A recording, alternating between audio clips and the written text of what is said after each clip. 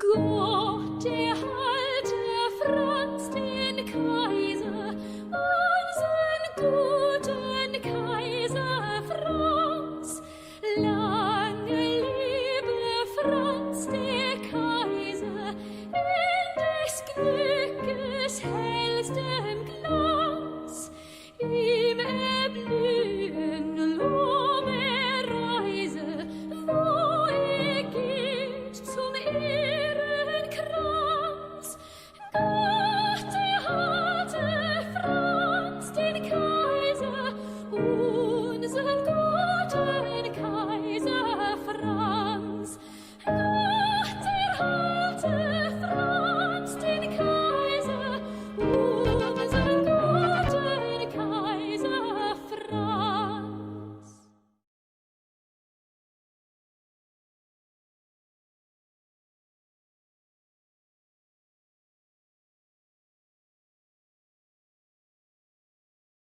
Greetings, everyone. Thank you all so very much for coming to join me today. I hope those of you who are in New England New England and the East Coast in general of the United States are not finding the incoming tropical storm too problematic yet. Although, Denim, it sounds as though you may be. I hope you guys are doing okay.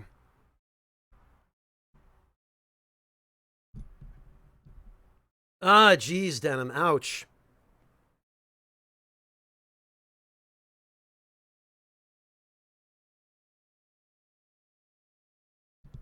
I hope everybody's all right.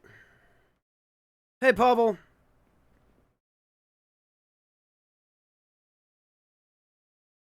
All right.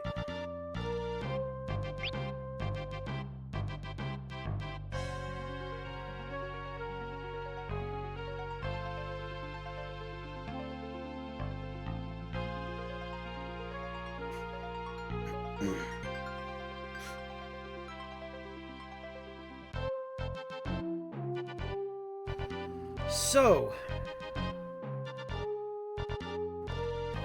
I guess probably I should bring everyone up to speed on where we left off and where we're at.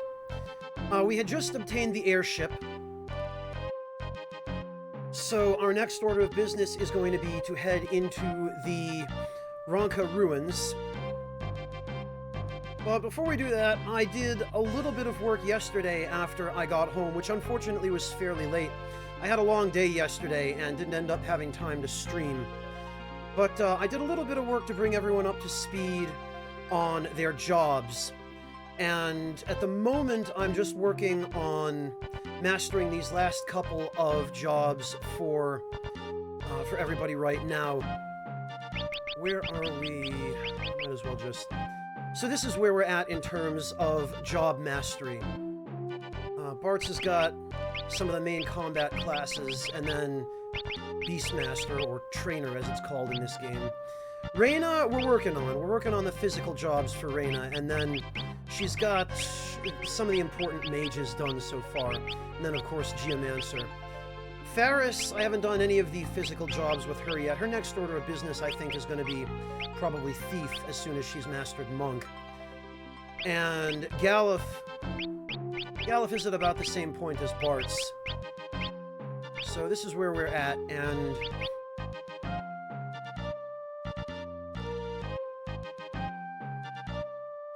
Oh, geez, laser beaming. Where on earth are you?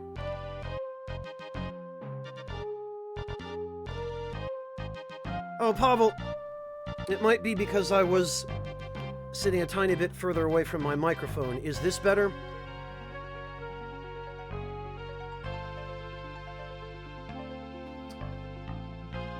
Might also be that...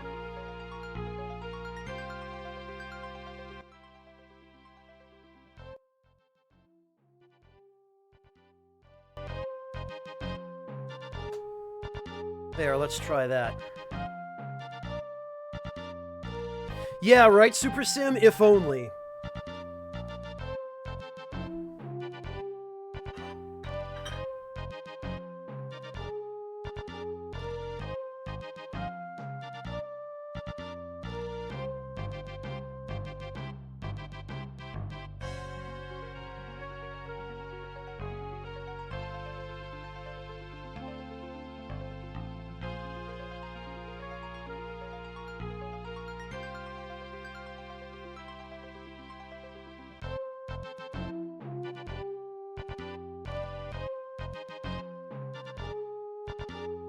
A little better, Pavel? Well, let's see, I might be able to...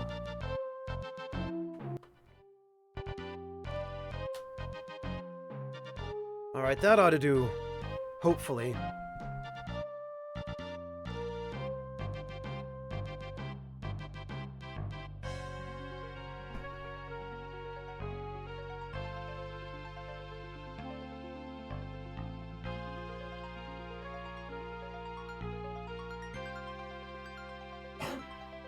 Okay.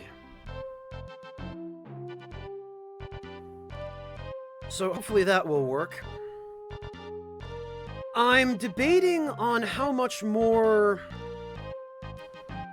farming I want to do before we head into the next area. But before we even think about that, let's go get the next scene here. We have to fly the airship toward this place. What's going on down there? Look at the town.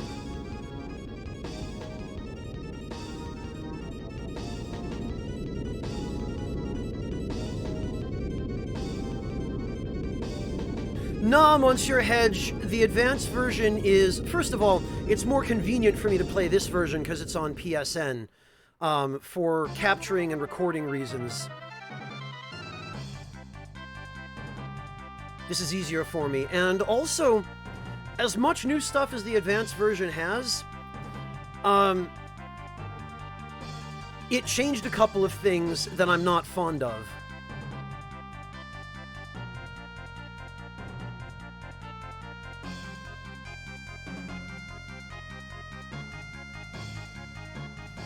Oh, gotcha, laser beaming. Okay. Jeez.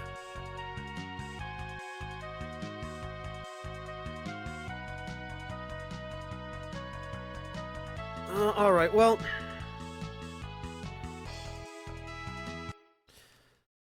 I think... What do we got? Bart's has 56... JP... Not JP, that's Final Fantasy Tactics. 56, what do you call them? Ability points, ABP to level up. Reyna has 60.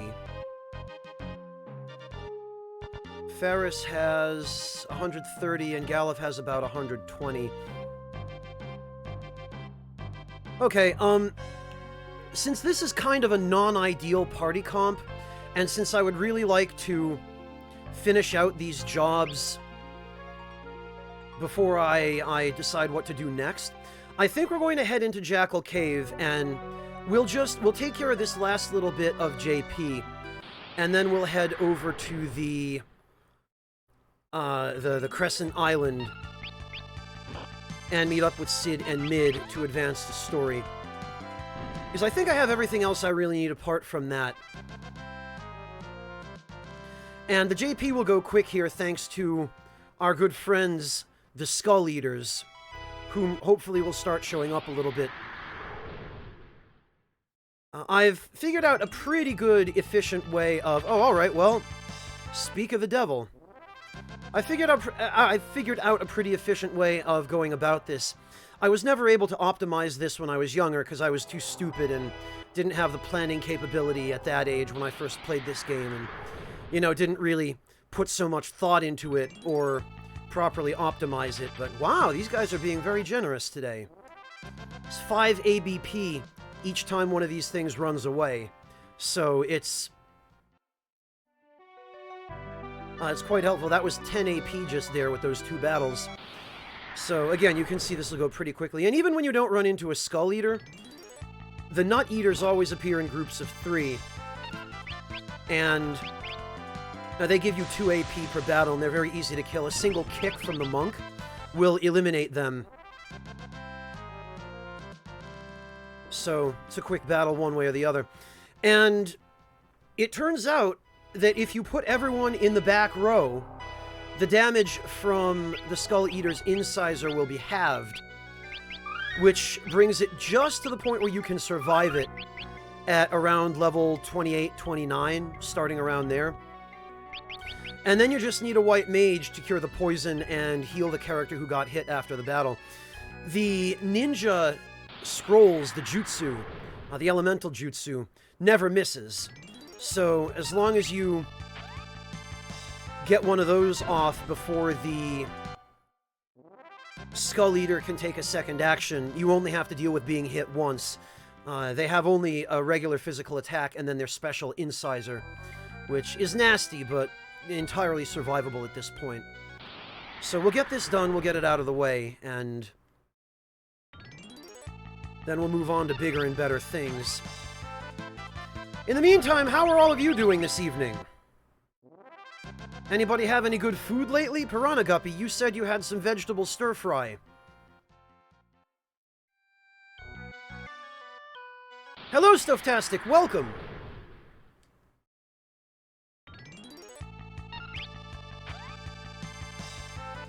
The nice thing is, your turn order is determined solely by your speed stat. So if you set your party up in such a way that the monk gets the first turn, you can begin the battle with a kick before any of the Nut Eaters can do anything, just by holding the confirm button.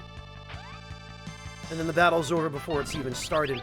And then if you run into a Skull Eater, you can just immediately pass the monk's turn, and then the person whose turn is after that has throw.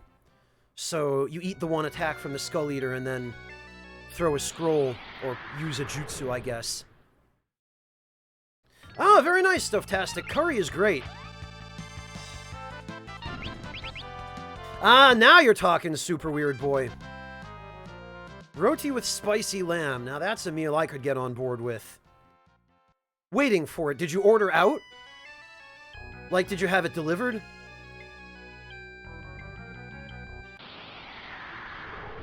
Oh, I'm sorry to hear that, Pabe. That's the worst, isn't it? When a place that you used to really love back in the day, you come back recently and they've changed all the recipes, or it's under new management and the food's just no good anymore.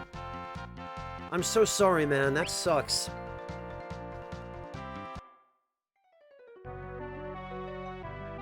That happened to a couple of local restaurants that I used to really like, too. There was a Japanese place that just made incredible, incredible food. But I don't know what happened. The management changed, or the head chef was replaced, or something like that. And now they're just really lazy. They don't put any time or effort into anything. The food's mediocre at best. Hey, Metagross! I'm doing all right, thanks, Metagross. How about yourself? Oh, pork curry. Okay, well, pork curry is just as good.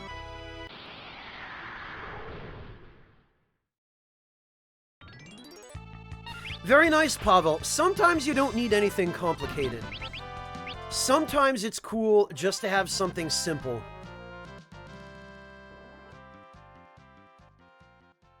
Ah, gotcha, Weird Boy. Well, my condolences. Weird Boy, at the very least, hopefully you're in an area where there are good Indian restaurants and you can just get that stuff. Of course, they always attack Ferris, and then we have to sit through a completely wasted counterattack. So one thing I really hate about the monk job in this game, as good as it is and as powerful as it is just right out of the gate, mastering monk is necessary for gaining the HP boost abilities, but it also forcibly causes your bear and mime classes to gain the counterattack innate, which you don't necessarily always want. So it's kind of an annoyance. Glad to hear it, Metagross.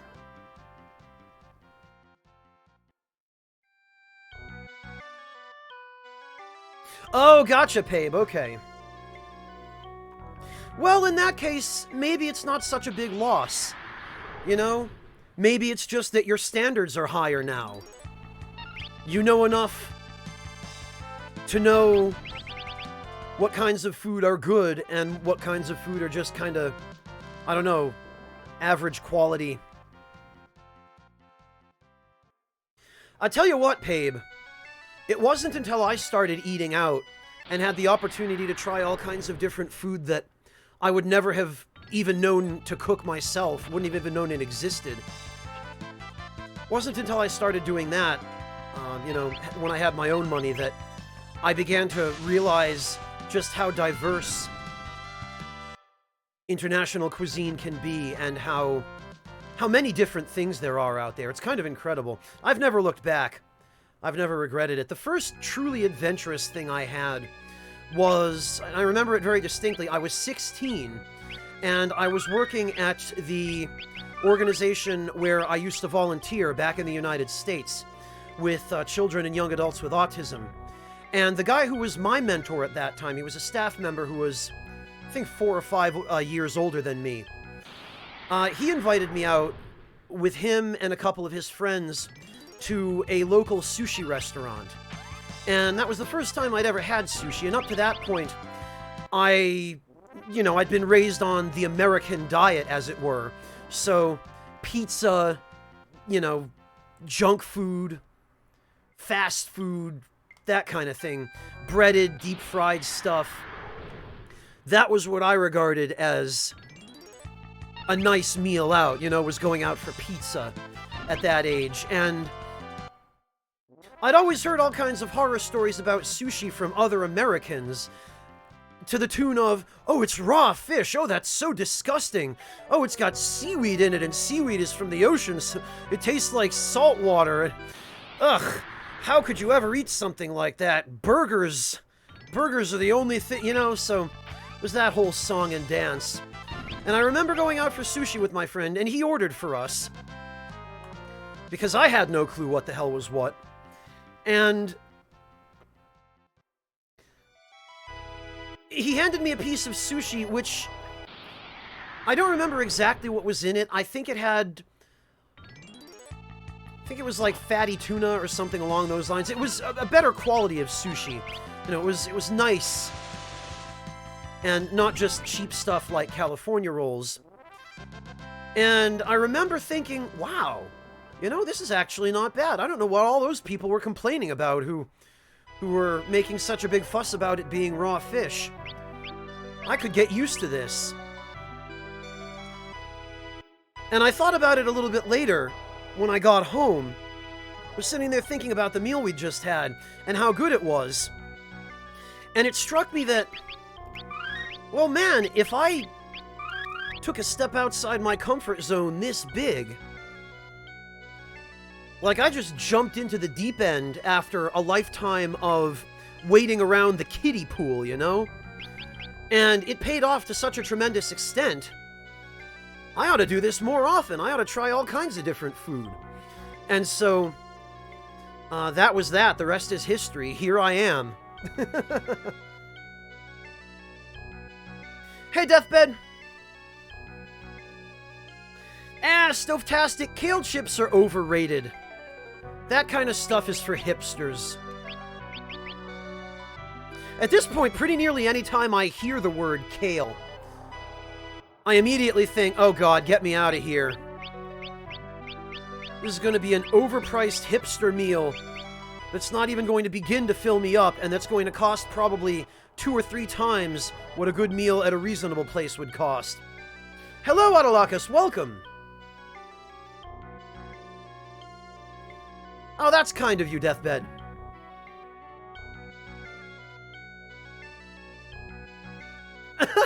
Well, Piranha, it can apply to anything. Be it food, literature, insert name of thing here, and stepping outside your comfort zone can lead to your standards increasing.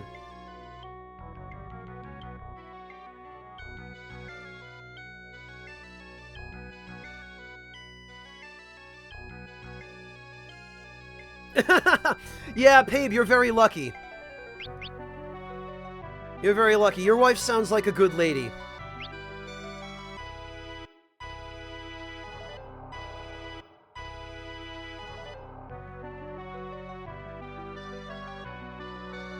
Yeah, Pavel, I'll take something like that, even, over the average fast food. Alright, what do I want to do with Bart's here?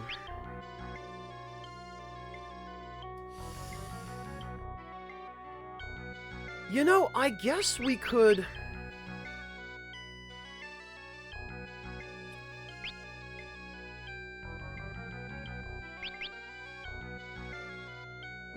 Oh yeah, Blue Mage can use rods, huh? Okay, well... And I will give Bart's a fire rod. Plumed hat, ninja suit.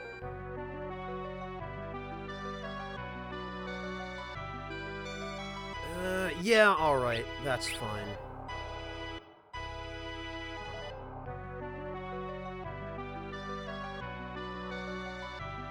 Soaring Spirit, it could just be the, the drugs McDonald's puts in it to make you addicted to it. I mean, the combination of flavors. Yeah, Pavel, the Blue Mage costumes had always kind of weirded me out a little bit. They look cool and all in their own right, but like, if you compare them, they all look sort of like, budget throwaway superhero costumes.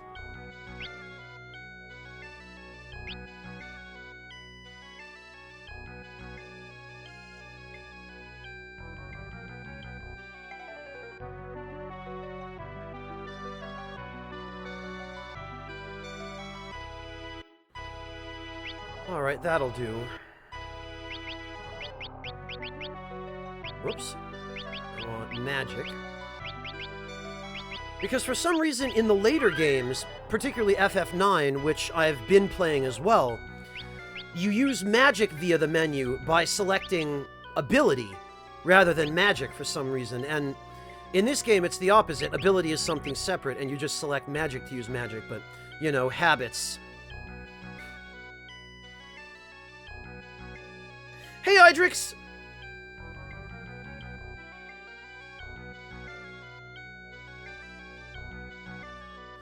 Citizen, there are one or two contenders with Blue Mage for style.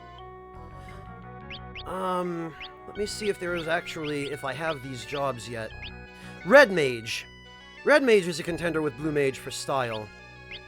And then Berserker is pretty badass looking. It's just a shame it's not a more useful job. And then Sorcerer. Always appreciated Sorcerer, especially Galif's Sorcerer, because he looks like Min Wu from Final Fantasy II. I don't know if that's intentional or not, but if it is, it's a nice little throwback.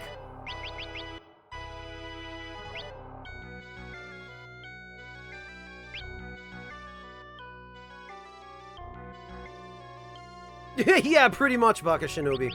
Alright, how are the party's speed stats stacking up? 27, 27, 31, and 28. Perfect, okay. So our turn order has not changed.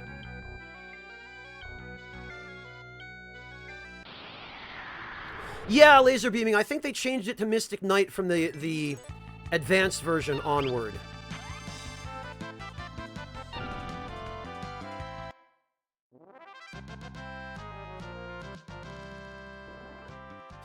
Yeah, you know, Idrix, I do like the Blue Mage costume in FF11. I actually played a Blue Mage in FF11 when I was still playing that game.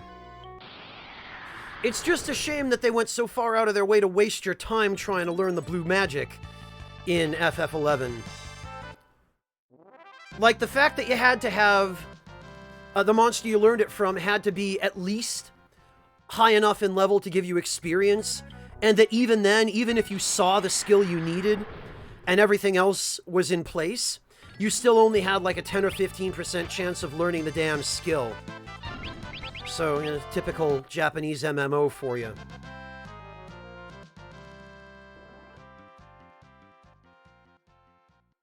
Especially...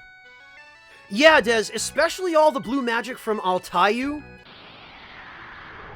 and all the other areas that were really restricted, like the places you couldn't get without special passes or quest completion or anything like that.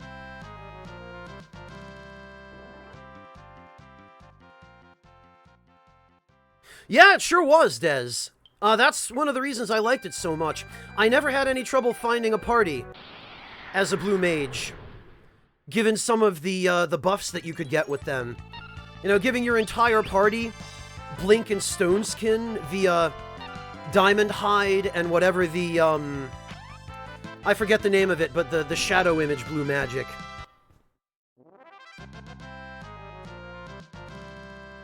It was pretty good. The blue mage could double in almost any role. It could be kind of a ghetto healer if it had to. Could be a damage dealer. It could be a buffer.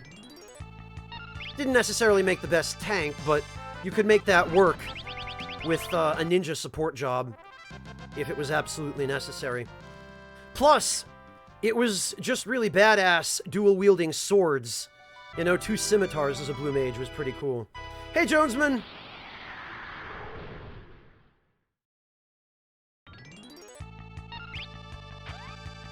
Ha! Is it Baka Shinobi? Yeah, Dancer, Dez rather. I ended up leveling Dancer, I think, only high enough. I think it was to level 15. Only high enough to use it as a sub-job in Promethean. Dancer, you wouldn't expect it, but in Final Fantasy XI, Dancer was actually a surprisingly good damage-dealing job, or surprisingly good support job for soloing, because of the ability to drain HP and MP on your physical attacks and all that stuff, and, you know, the self-buffs. Those are really good. I don't know, Laser Beaming. I haven't played it in years. I don't have the time for MMOs anymore. I can't be sinking the kind of time into those games that they require.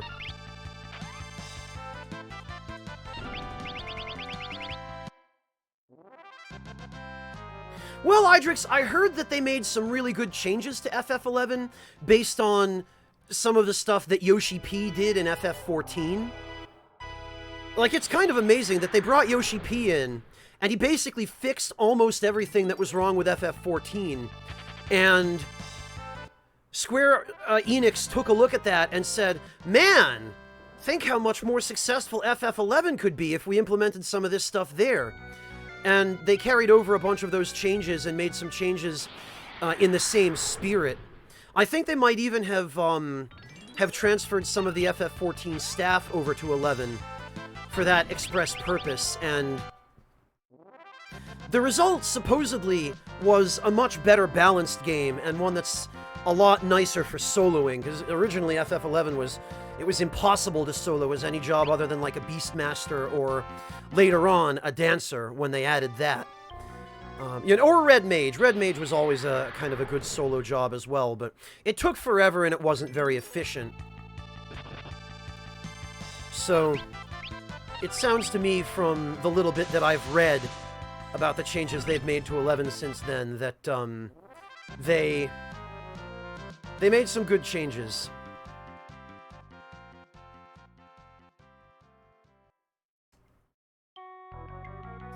Well, Idrix, that's what it always was. It's just that back before Yoshi P was part of the picture, FF11, in a way, it was kind of like Elite Dangerous, in that in order to get anything done, either you had to grind for a really long time, if it was something level-gated, or you had to have a full party or an alliance.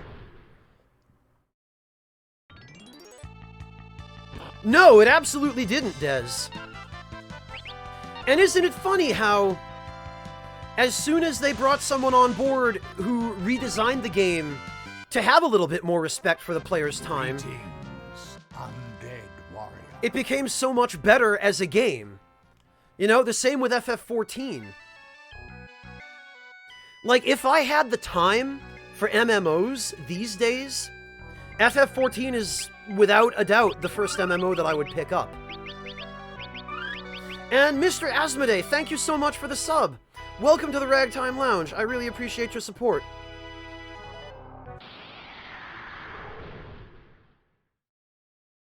Well, Des, or just counterclaimed by another HNM link shell, you know?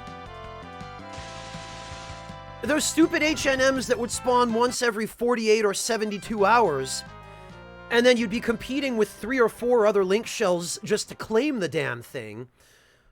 Forget actually defeating it, and then you defeat it, and it wouldn't drop the valuable item that you wanted from it, you know? It'd have something like a 1% drop rate.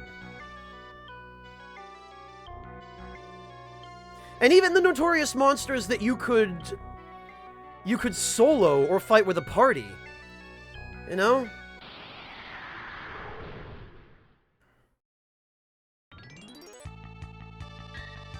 Oh yeah, that block. That's what I like.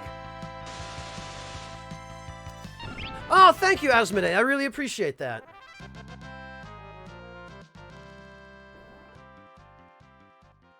Oh, it was the worst, Des. It was the worst.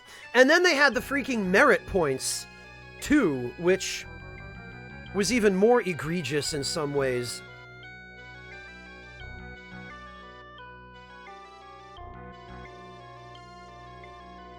Yeah, Stovetastic, anything online, some more than others, but generally anything online, they tend to want to force you to play for a long time, to retain player involvement and engagement by just walling stuff off behind grinds. Some games, the grind is well integrated and it's fine. Other games, MMOs in particular, and stuff like, again, Elite Dangerous, not so much. They tend to go way too hard on the grind in those kinds of games.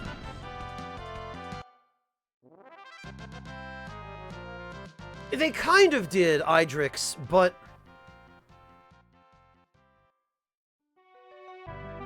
then you end up with the problem that there's competition for those items by people who actually need them.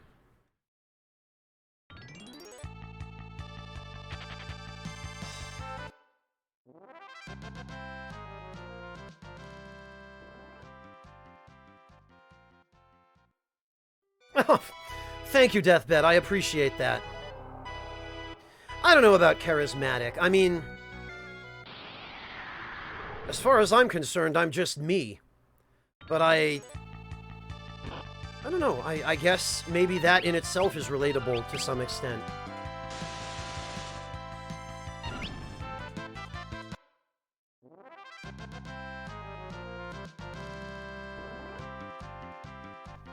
That was interesting, Des. The only problem with it was people eventually started to get bored of it. And then they just wouldn't bother going to rescue those NPCs. And then either you would lose out on a really important signet bonus from the Atargan signet, or a really important merchant just would be gone because they got captured, and nobody would bother going to rescue them.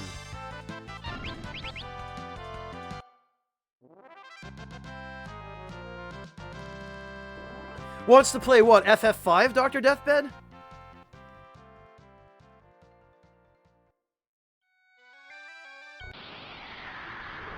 It was a neat idea, Des, and it was fun while people were still actually doing, what was it called? I want to say Assault was the name of the city defense event in Atargan. Ah, gotcha, Deathbed. Well, that's adorable.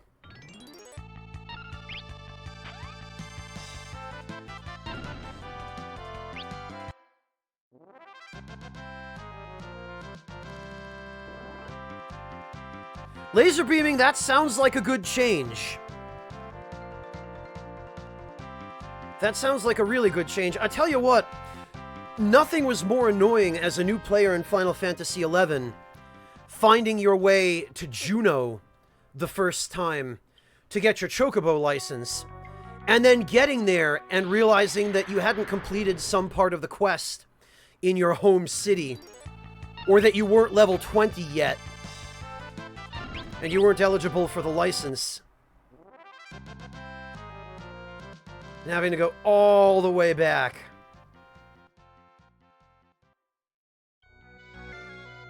Which airship glitch, Des? The one that let you fall off the airship? Like the one that let you just jump off the edge?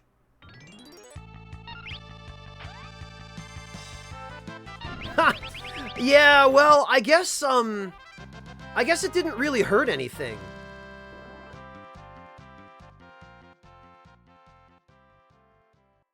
Not all the squirrels.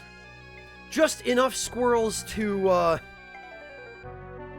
Oh, actually, Galuf has already mastered Trainer. Okay. Just enough squirrels to get my current jobs mastered. Pabe, thank you so much for gifting that sub to Des. That was awfully nice of you. Really appreciate that.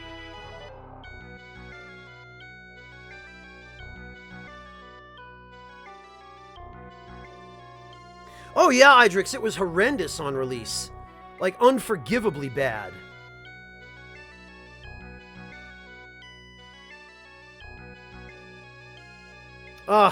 Yeah, that was pretty bad, Des. Hello, Windar, welcome.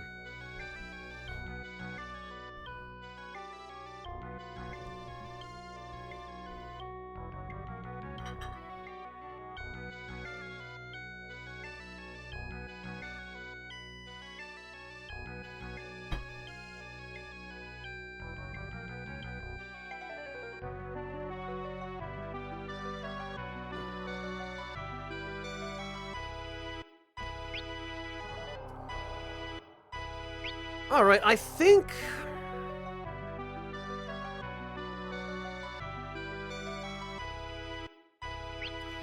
we're gonna go Black Mage for Galuf. And we're going to go Throw. And when I have an opportunity, I will explain why we're going Throw. And we're going to go... I think we're going to go Lightning Rod here, and then... Elf Cloak.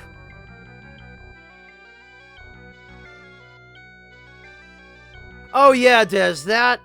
Or someone who couldn't find a teleport. Hey, Circular! Very nice, Citizen Strife. Strawberry smoothies are good.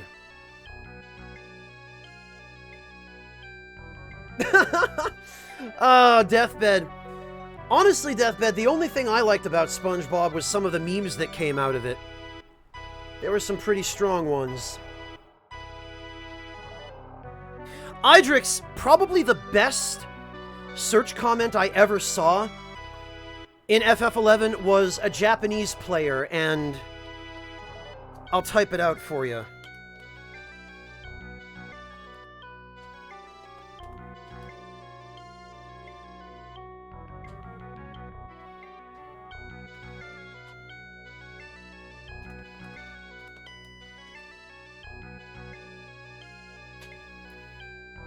There was a Japanese player who had that in his search comment.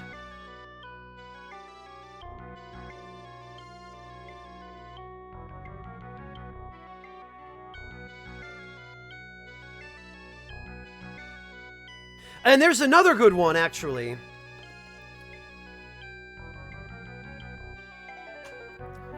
That I think was, let me see if I can remember it.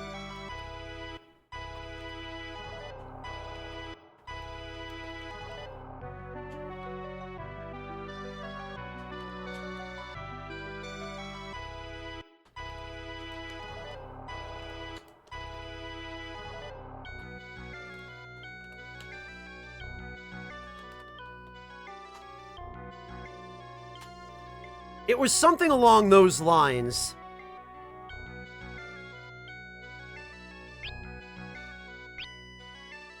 Alright, boy, where was I?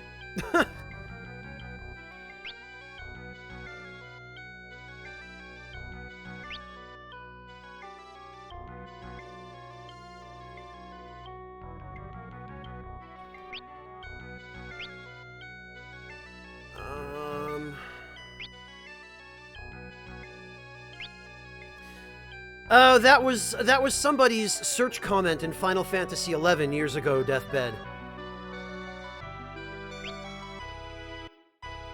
Alright, that's fine. One more JP, and Ferris will have mastered Monk. Excellent. Yeah, there sure was, Idrix. Sitting around Rulude Gardens, waiting for a party invitation. Right next to the 15 or 20 other damage-dealing jobs, also sitting around Rulude Gardens waiting for a party invitation. You ended up with some time on your hands.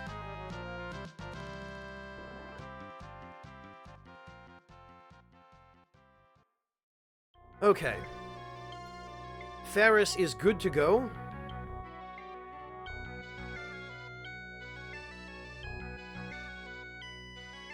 Yeah, exactly, Idrix, exactly. Dark Knight was my primary job. before Blue Mage was added to the game, so I can relate to that directly. Alright, Faris is going to go Thief.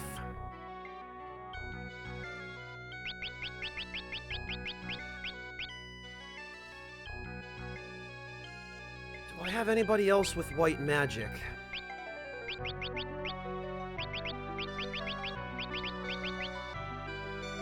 Throw...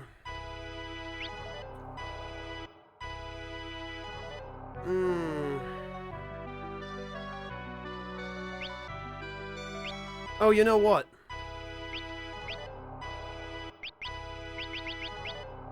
Reyna no longer needs caution.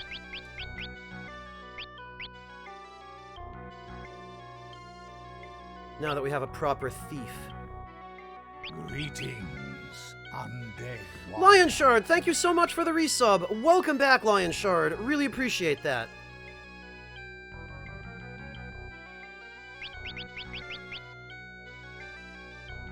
Alright, let's see.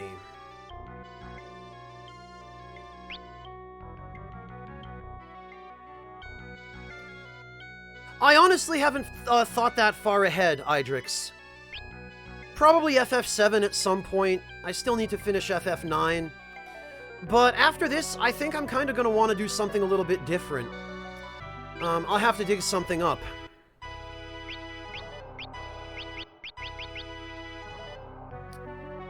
You know...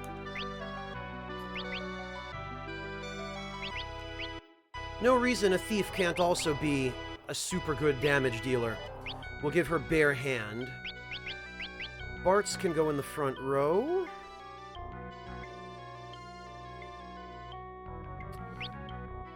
Reyna can also go in the front row.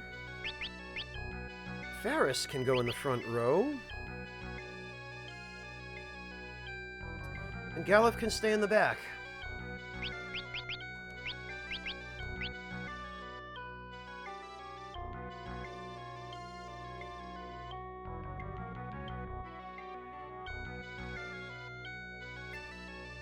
And let me just make sure...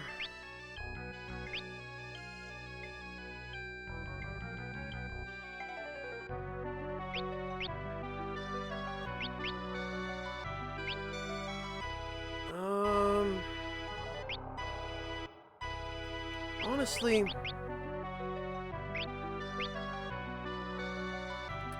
yeah, the elf cloak. Oh, we don't have another elf cloak there, so the fire ring is fine. I think the elf cloak is by far the best accessory I have access to right now.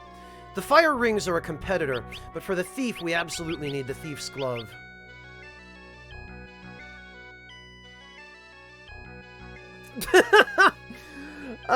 Reloaded. Greetings and welcome to the channel. Reloaded, I actually worked on the official strategy guide for Horizon Zero Dawn. So let's just say I've played it. I've played it a little bit.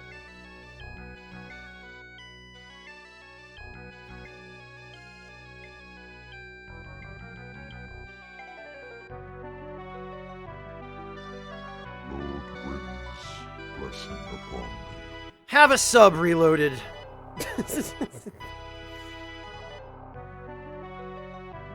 Just for asking. For asking a silly question like that, you get a sub. I mean, I guess it's not fair for me to expect everyone who comes through here to know that I worked on the official strategy guide for Horizon Zero Dawn, so... it amuses me every time someone says, "Hey, Spy, have you played Horizon Zero Dawn?" 'Cause, yeah. Yes, I have.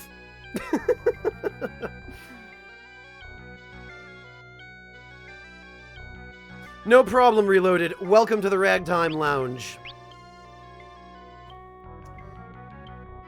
Alright, Reyna's gonna be a little while, so I think this ought to just about do it. That's correct, Pavel. I did also do a Let's Play of that game on YouTube.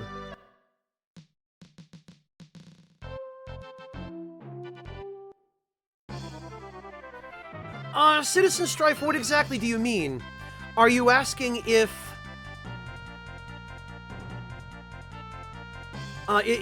there's a certain period of time that I would need to wait after LPing a game on YouTube before I would play it again on Twitch? Is that what you're asking?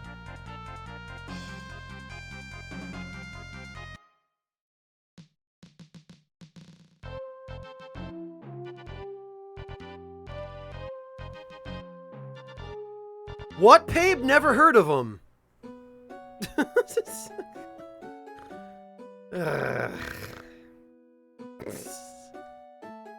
Pabe, how dare you?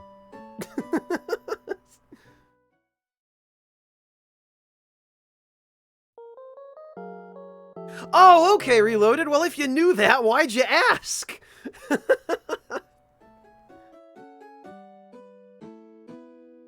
Oh, Aloy is her name, laser beaming.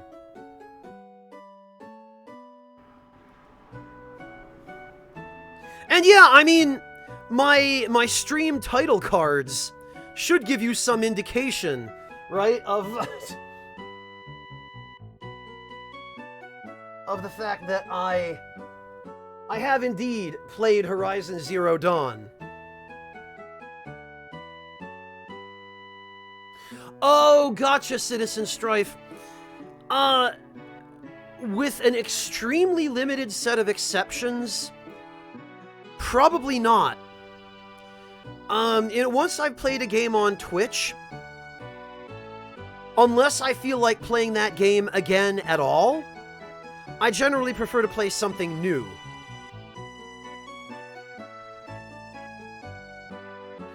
Because when it comes to replaying games, Twitch doesn't really have an impact on whether or not I feel like replaying something. If I'm going to replay it, I'll replay it, Twitch or no. And if I feel like replaying it at all, then I might as well play it on Twitch, right? Because then that way I've got something to play on Twitch. You know? Oh, gotcha, Reloaded. No, I don't mind. I don't mind at all. You're certainly welcome to poke fun at me. You don't operate on the internet in public, particularly on Twitch, if you don't have a thick enough skin to be able to not flip out when someone does a little bit of innocent teasing.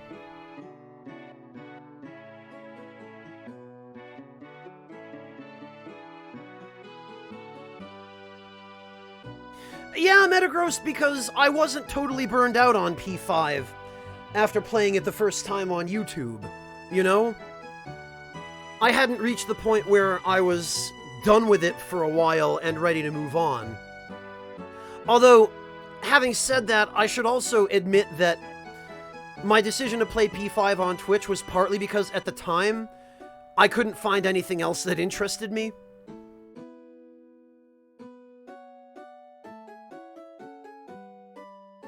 Alright, so I probably should actually turn off that title card before someone thinks we're actually taking a food break. We'll do that a little bit later if need be, but not now.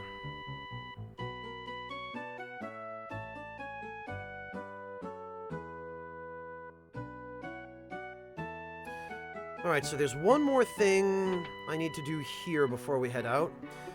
Since Rick's Village is the only place in the First World where you can buy the ninjutsu scrolls. It's the only place you can get these, or shuriken. So I want to stock back up on these. Because I need my 99 casts of Katon no Jutsu. Especially considering how ridiculous it is in the hands of a mage. And I guess I might as well explain that now. Because I know it's probably understandable that someone might say, well, wait a minute. Why would you, honestly...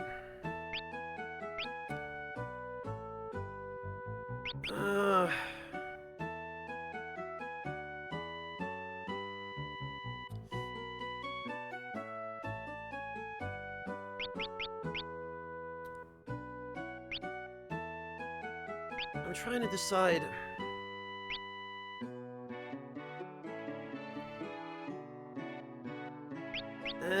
Yeah, you know, Bartz does need some offensive capability.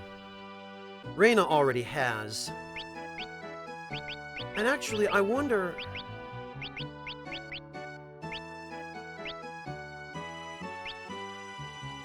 Oh, knights do not innately have access to two-hand. I could have sworn they did. Well, that sucks. Alright then, back on goes the shield.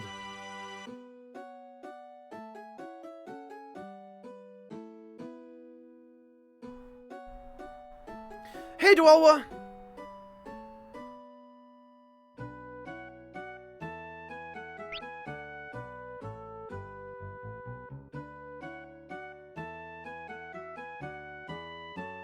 Oh good, glad to hear that, Sugar Crow. I agree, Reloaded. I really enjoyed Horizon as well. It had some goofy stuff in it, but overall it was a really well-made game, and I'm really impressed by what a great job Guerrilla did. And they were good to work with as well. Some really cool people on their team.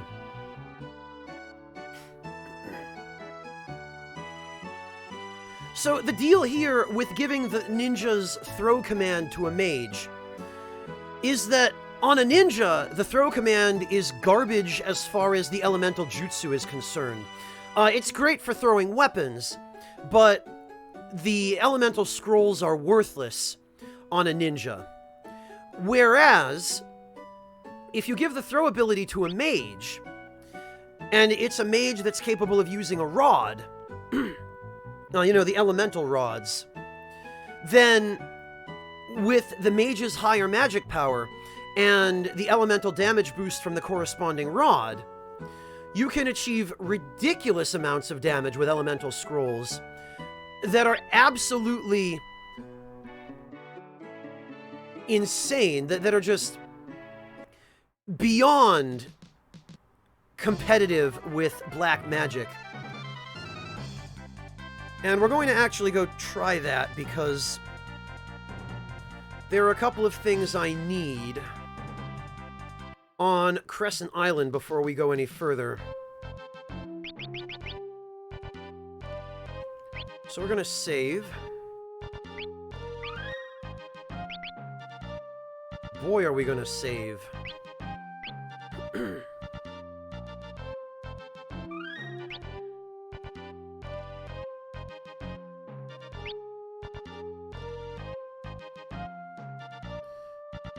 So what we're going to do here is I'm going to see if I can get another Death Sickle or two. Oh, more than that, Windar, more than that. Just watch. So I'll give you an example, actually, because... Oh, perfect. This is exactly what I want. So... Guard. Alright. So, let's start with some black magic as a test, right? We'll use Bolt 2, and we'll use it on all enemies.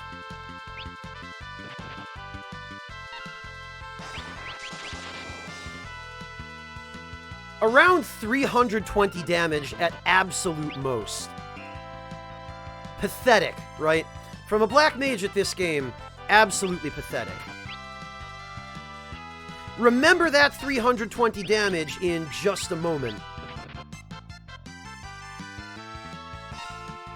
Because when we go to throw, and we use Raiton no Jutsu as a black mage, 15 or 1600 damage from that crap. Compared to 300 from Bolt 2, and that's with a lightning rod. So, Black Mage on its own in this game, without the abilities from other jobs, is just crap. Black Mage is doo-doo in this game. Literally shit. It's a burning dumpster fire. If you do not do something like this. black magic, whoever it was yesterday who was trying to tell me black magic is still useful. No. No. Black mage is useful as a platform for ninjutsu, but not for black magic, ironically. Because with the ridiculous magic power of the black mage, and with its ability to equip the elemental rods, it can do stupid amounts of damage with the elemental jutsu, but on its own,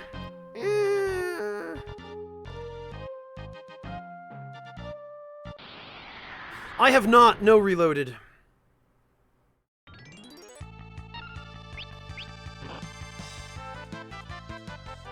Alright, so we are going to... We're actually going to find out how much... Actually, what did, Fire Rod, okay. Now, Blue Mage's magic power isn't quite as high as Black Mage's, but let's see... 15 or 1600. Alright. Not bad.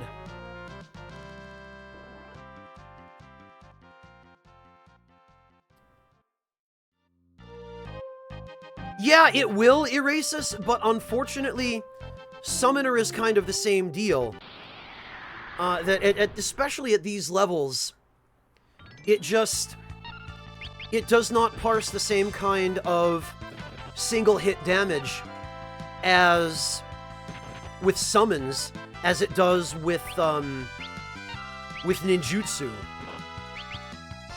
More's the irony.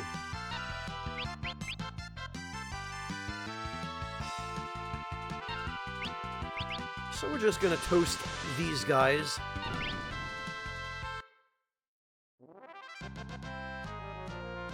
Yeah, Reloaded!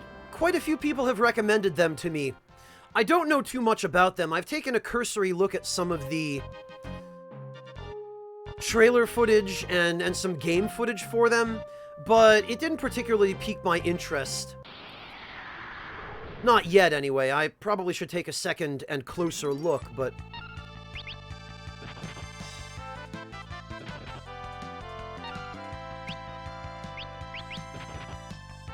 but as of now... Alright, let's see. Arena's Cure spells. Oh, not bad. Better than I was expecting from a knight. Although that's the really great thing about Final Fantasy V, is that the game is balanced in such a way that when you add the magic command from a Mastered Mage job to a physical job, it gives the full magic power from that mage job to your physical class. So Reyna's Knight is now just as good a white mage as a white mage. Well, that's about as broken as it gets, Dez, yeah.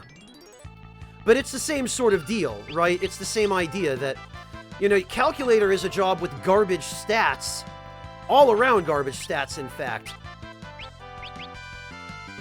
But if you put their command on a black mage and you stack magic bonuses on that black mage's equipment, and then you set the black mage to AI control so that it will calculate the best possible way to nuke every enemy on the field with flare, you essentially get easy mode plus. Laser beaming, there's a separate chat room for spoilers. Please put any spoilers in the spoiler saloon. You can access that room by clicking in the upper right corner of the chat window and switching over. The same rules for spoilers still apply here. Laser beaming.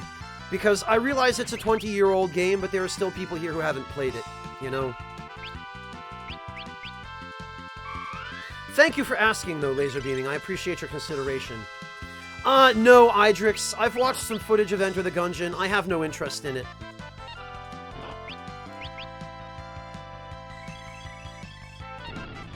Yeah, Pavel, and these battles give around 507 gil each.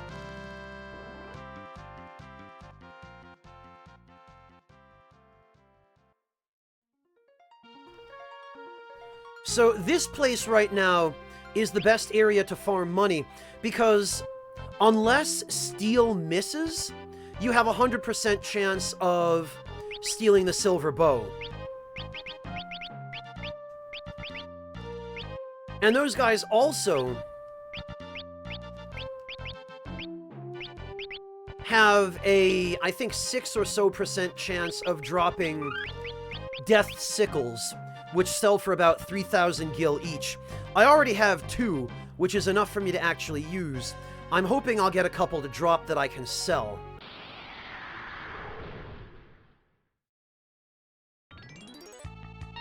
True, Des, although Black Mage with a calculator support job isn't even really that strange, all things considered.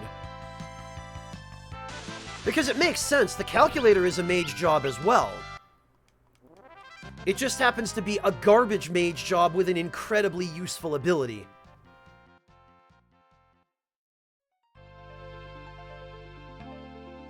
No, unfortunately, Reloaded, I'm not. I'm really particular about what games I play.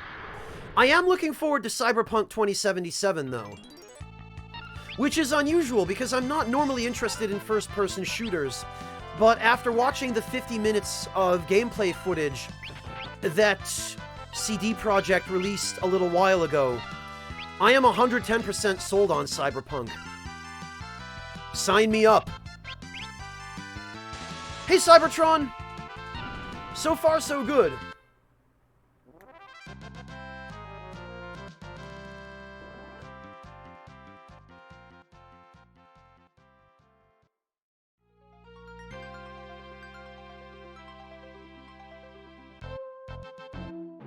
Alright, let's see. Yeah, Reloaded, that sounds exactly like Vandal Hearts and Vandal Hearts 2. Exactly the same deal, the same mechanics changes from the first game to the second. I liked Vandal Hearts 1 better, honestly. Although Vandal Hearts 2, once I got used to it a little bit, I realized how similar it was to chess. And I do enjoy a good game of chess. So I was able to kind of deal with the transition from the first game to the second in terms of mechanics.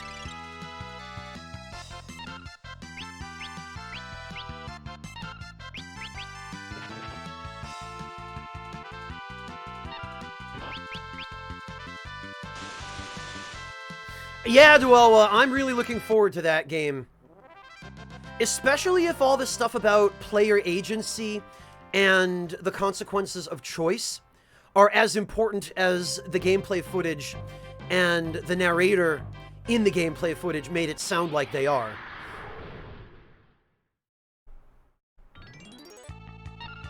I hope so, Baka Shinobi, I hope so.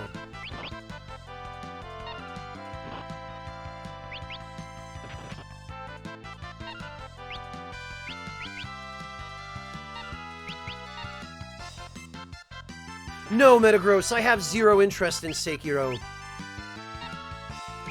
I'm kind of tired. Well, I'll be completely honest. I am sick to death of the feudal Japan setting.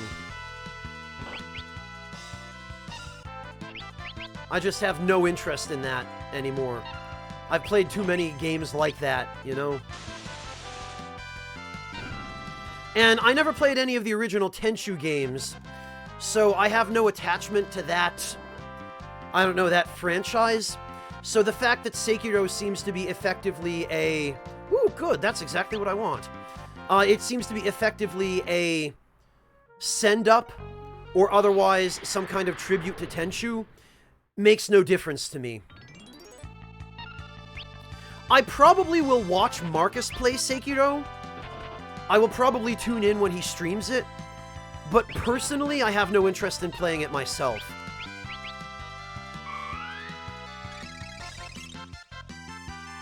Oh, Pabe.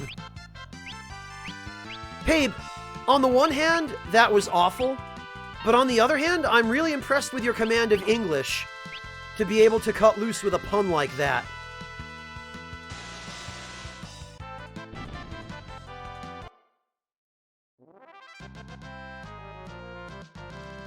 Yeah, believe it or not, Reloaded, I haven't been interested in the last couple of FromSoft games.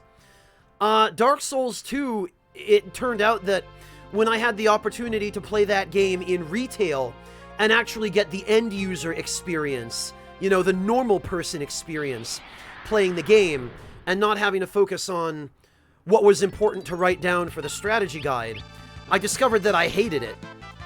And then Dark Souls 3, I discovered that I couldn't stand due to all the fan service and all the frivolous, nonsensical recycling of prior material. So no, there have been a few FromSoft games that I haven't been fond of, and Sekiro I'm not interested in. I'm honestly more interested in that VR game that they announced than I am in Sekiro. And I don't have any way of playing the VR game, so unfortunately that's off the table. You know, Erasus, honestly, I am more interested in the Metal Wolf Chaos HD release than in Sekiro. Although, that being said, I'm not too interested in games like Metal Wolf Chaos either. They're a hell of a lot of fun to watch someone else play from where I'm standing, but they're just not the kind of thing I enjoy playing myself. On the other hand, I am really, really happy that Metal Wolf Chaos is getting the HD release. I'm really glad that the Best Friends plan succeeded, and that Devolver was kind enough to pick that up and make it a reality.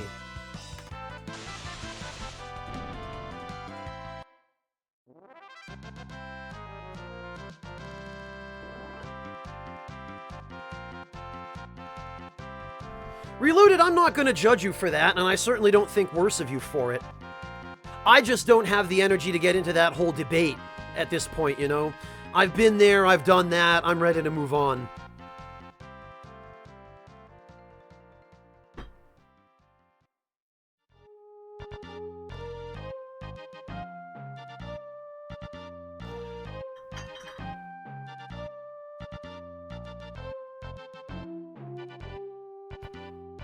It was Reloaded.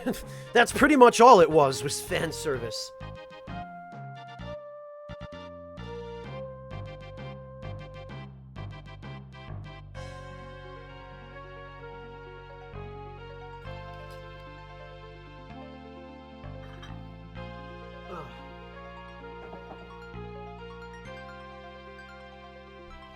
Thank you, Sugar Crow. That's very kind of you, and I really appreciate it. I'm gonna have to really dig down to the bottom of the barrel to find something to play after this, but I'm sure I'll manage.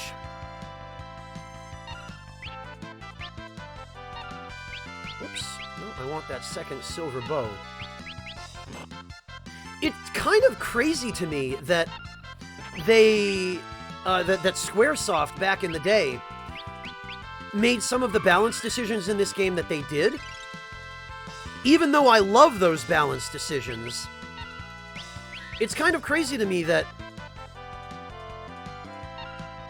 they would give players a way of farming money quite like this in, or close to anyway, the beginning of the game.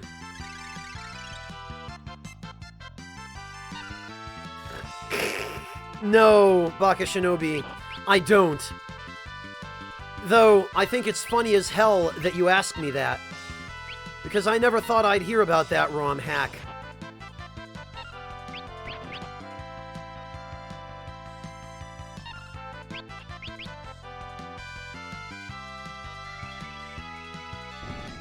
Fingers crossed, weird boy. Fingers crossed.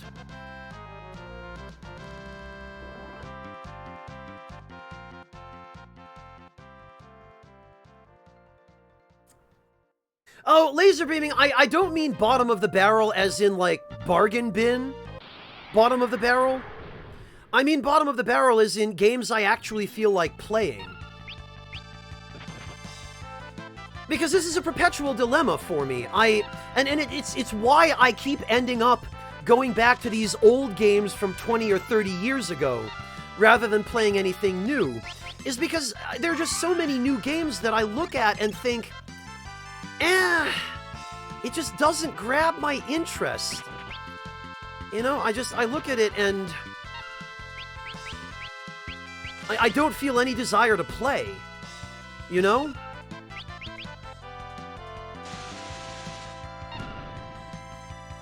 And it's the same, like, even when I'm digging through my personal cabinet of games, I've got a cabinet of all the games that I own. And even digging through that cabinet, ooh, another Death Sickle, excellent. Even digging through that cabinet, I look at all the games that I love, you know, great games. And as great as they are, I can't find it within myself to feel like going back to replay some of them. Because most of them I've done LPs of on YouTube in the somewhat recent past, or else I played them so much when I was younger that I don't have the drive to pick them up again. And then when I look through the PlayStation Store, you know, on PSN, looking for something to play, at least 50% of the games there are, you know, cheap, poorly made stuff like Life of Black Tiger, or,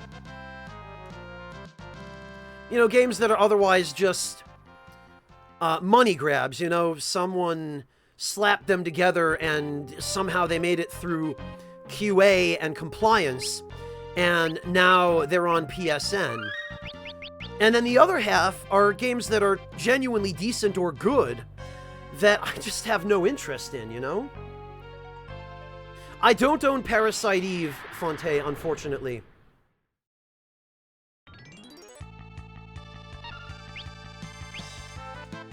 Honestly, Super Weird Boy, I've been kind of debating the idea of doing a playthrough of Valkyrie Profile 1 on Twitch when I'm done with FF5 and FF9. Maybe even before I'm done with FF9, honestly. You know, and actually, I do want to steal from those BIOS soldiers because they have a chance of having a poison axe.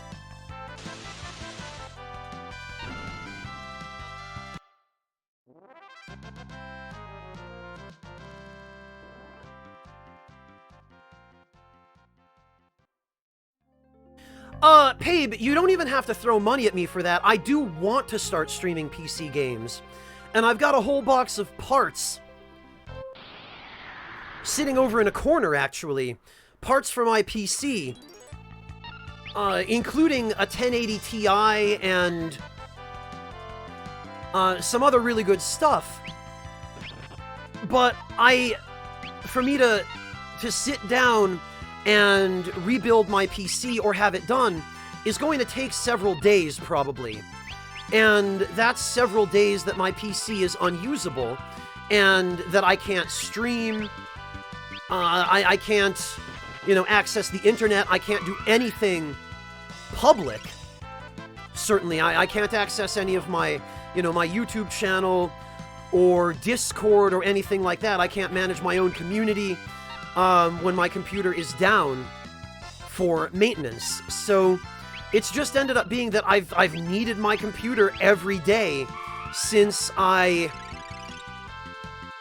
collected all the parts, and I haven't been able to find the time to, you know, to give up, basically, for installing everything, you know, for upgrading it.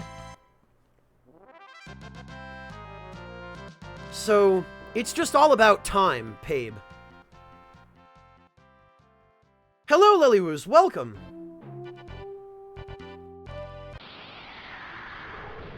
I have already Erasus, I just don't have the interest in those games.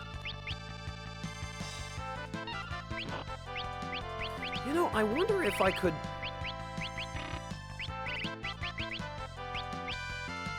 There we go.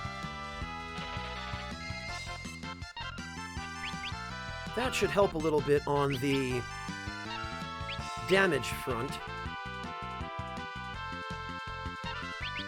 That way we're not constantly eating all kinds of hits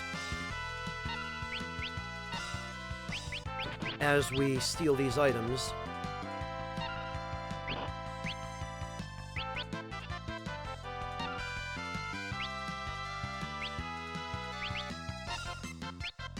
Huh, Pabe, that's very kind of you. But unfortunately, I'm at the point where I think I'd kind of like to have it professionally done, because I'm going to be switching over to water cooling, and I need to learn all about how that works. And I just, I want to have a professional on hand to sort of take me through that so that I can learn how to maintain it on my own, that kind of thing. But I want to make sure that it's set up properly the first time.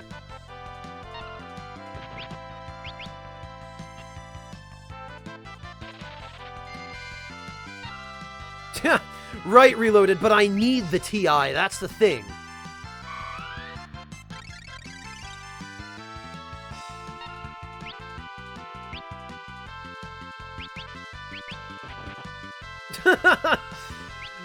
Sugar Crow. It wouldn't do you any good anyway, Sugar Crow, even if you did move in with me, because my computer is always going to be tied up, either with streaming or... less often these days, because YouTube has gone to hell, but video editing.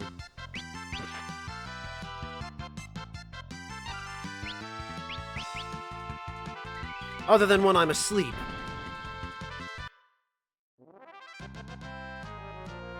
Yeah, Reloaded, I picked up all the parts. I got a water block for the 1080 Ti. I got a pump and all that stuff. I researched all of that stuff really carefully. But now I'm kind of torn as to whether I want to save up for a second 1080 Ti to use with SLI. Because for most people, for people who just want to do gaming, that wouldn't be practical.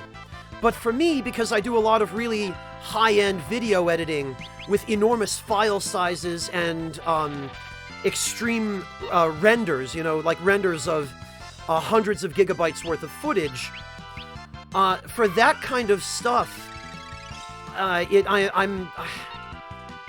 kind of think it would be really nice to have a second GPU that I could offload the burden of those huge renders in Premiere while still being able to stream a PC game at high settings without having my computer catch fire. So I don't know. I'm still weighing all of that and trying to figure out what would be worth it and what wouldn't.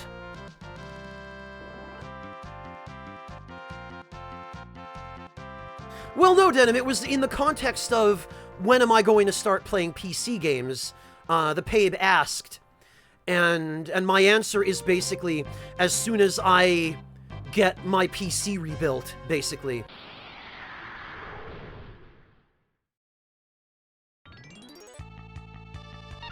Oh, it's terrible, Super Weird Boy. And honestly, some of those ads you should be ad blocking, because YouTube is now running like racist and conspiracy theorist and anti-LGBT and super extremist kinds of ads. They're running those things on sensationalist videos with those same kinds of content. It's a recent thing they've started doing. So, no, like, YouTube is deeper in hell than it's ever been now, or it's well on its way to the ninth circle.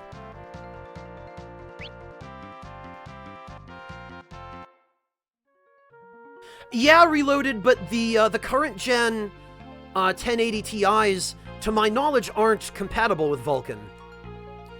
Vulkan is for the new NVIDIA stuff that's coming out, isn't it?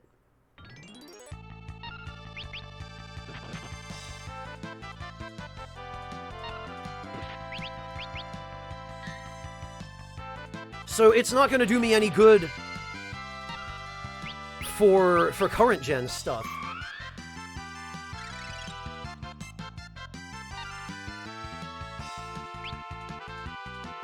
Yeah, Pabe, which would certainly explain why so few games are able to take advantage of SLI.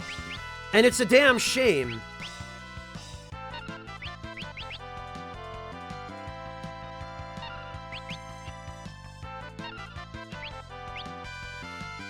Denim, there are people who are willing to watch ads on their favorite content creators' YouTube channels for the sake of giving the content creators the ad revenue, or on Twitch for that matter, because many ad blocks do work here on Twitch. My personal stance on that is, I totally understand. I hate ads too. So when it comes to my own channels, I don't begrudge anybody from using ad block. You know, if you want to use ad block, go for it. I have no problem with it. Because I get very little ad revenue from Twitch or YouTube these days anyway.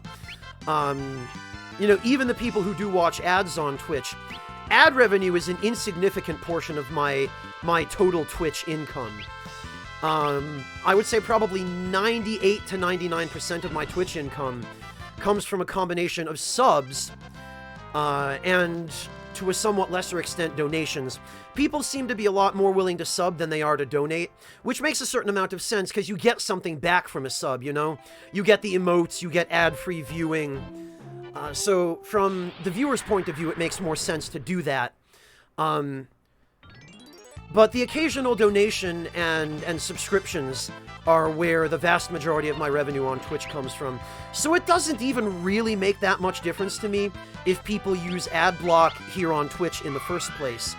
And on YouTube, since I haven't been making any new videos since YouTube decided that they were going to sell their souls to the devil, literally, I don't get enough ad revenue there for it to really make a difference either.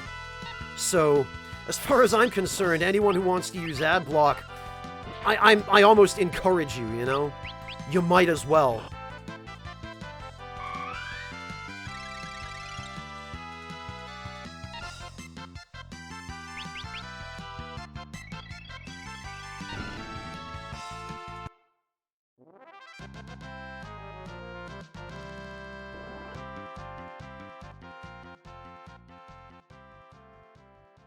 Yeah, weird boy.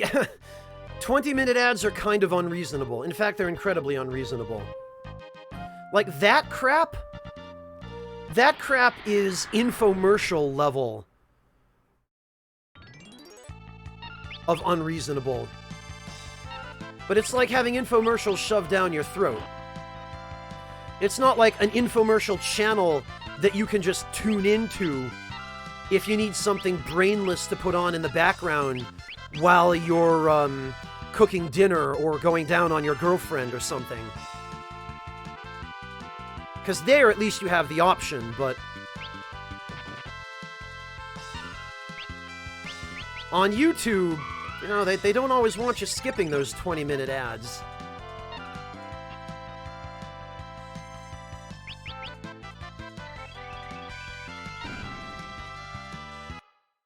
Yeah, that's a pretty good balance, laser beaming.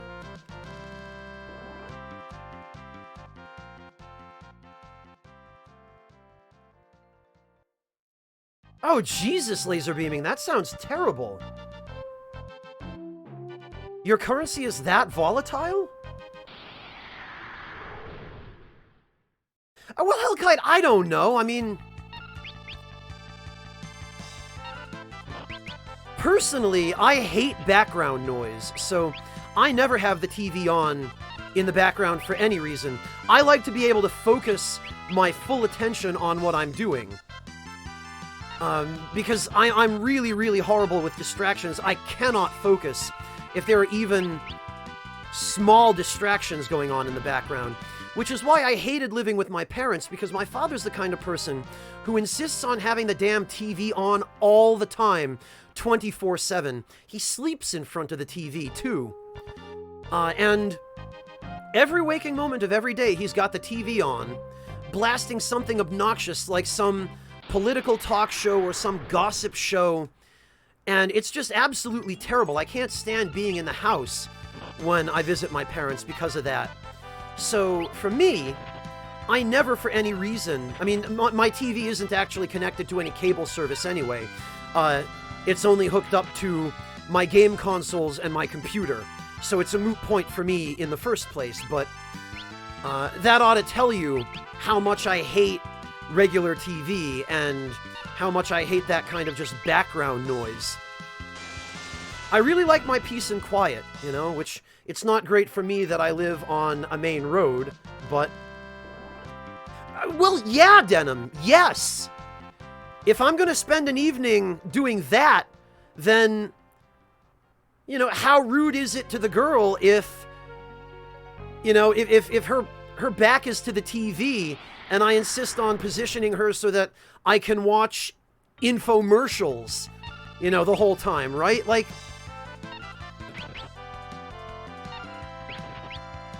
what a way to say, yeah, I'm not even really interested in you. I'm just trying to kill an evening.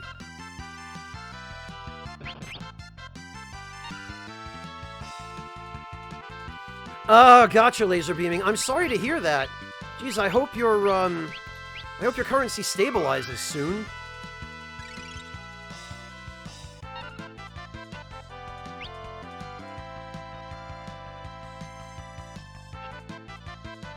$1 million gets a loaf of bread in Venezuelan currency? Christ, babe.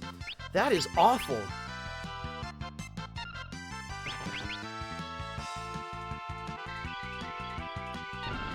Lily, I don't play music while I work. Because the kind of work that I do, I mean, this kind of work, streaming, there's already music, right? There's the game. And I know that some people like to play music in addition to the game when they stream, but that's way too distracting for me. And it tends to clash with the soundtracks of the games I play. Because I like to play games that have good soundtracks, which are worth listening to without having to turn something else on, you know? A game like Elite Dangerous, yeah, okay, I could see playing some music over that. That makes sense to me, but a Final Fantasy game? No way! Those sick Uematsu tunes are all you need.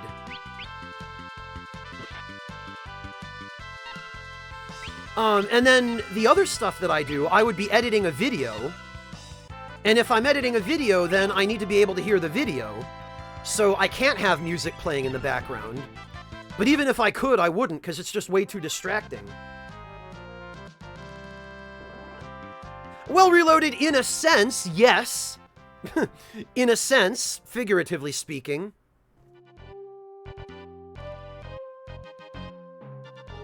Oh, sorry to hear it, Circular.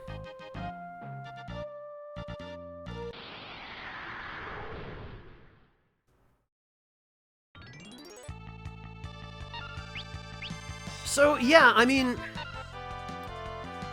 I do love listening to music, but about the only time I will listen to it is when I don't have something else pressing that requires my focus. Like yesterday when I finished running all of my errands, and I finally came home and had dinner, and all the day's chores were done. I sat down to do a little bit of grinding here in FF5 to get a little bit ahead on everybody's jobs before the stream today. And when I did that, I unhooked my headphones from the game and listened to some other music instead. Just so that I'd have a little bit more variety than the same 3 tracks over and over again for a couple of hours of farming. But I was only able to do that because that didn't require too much attention. You know, it was the Jackal Cave farming system that I showed a little bit earlier, where I was just fighting Skull Eaters.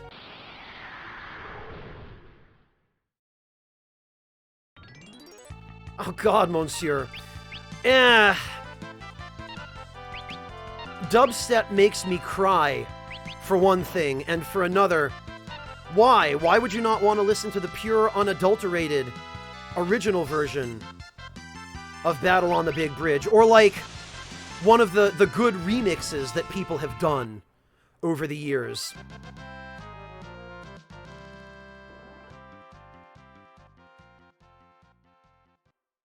Yeah, Pabe, those, well, editing for me is a no-go for music, but eating lunch,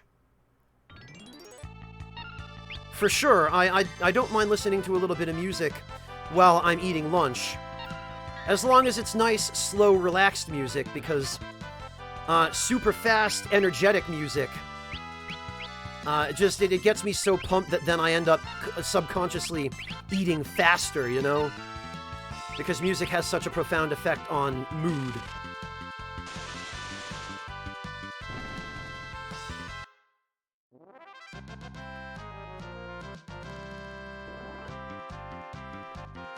This kind, Lely.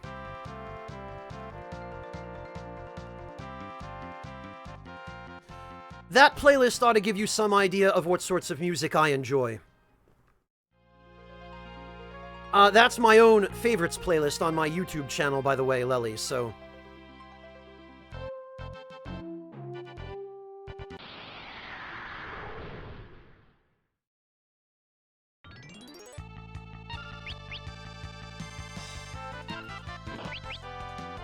Alright.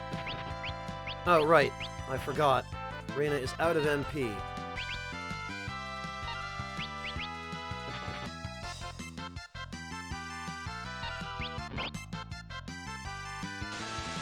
Alright, so after this, I think we'll head into town and... I'll rest at the inn, because...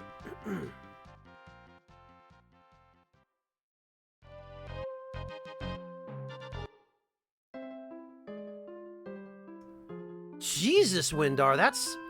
I don't know what the currency conversion is to euros or US dollars, but that sounds terrible.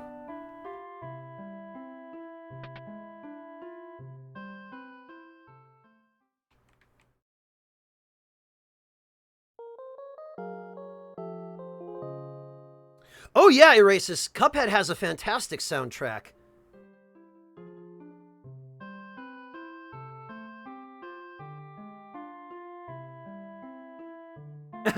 Yeah, I can relate to that, Dez. I'm with ya.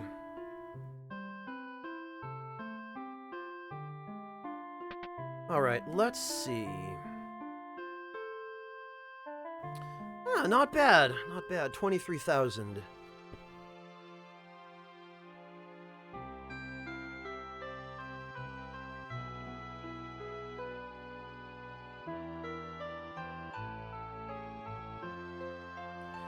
Editing at work, Pabe, so if you don't mind my asking, what do you do for a living? Are you also in video production?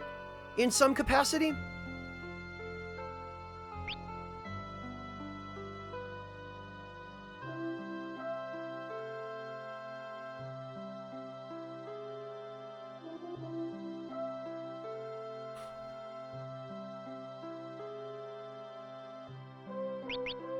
Alright, let's see. 53 silver bows. Oh dear. I might have gone a bit overboard there.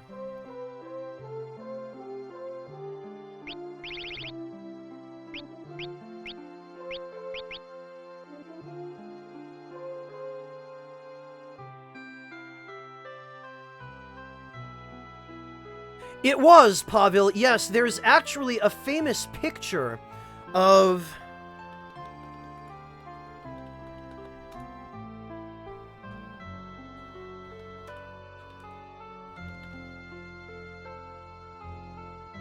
let's see.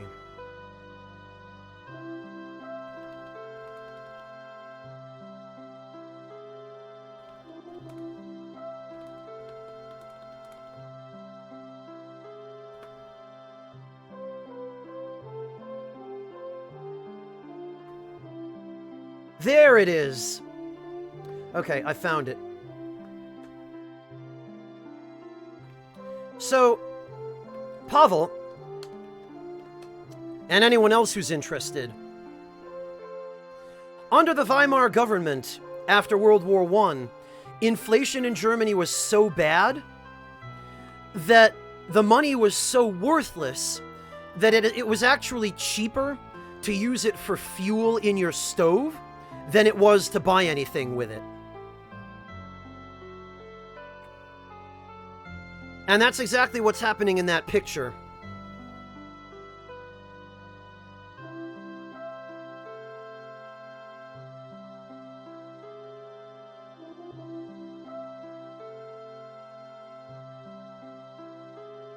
Oh, okay, Pabe.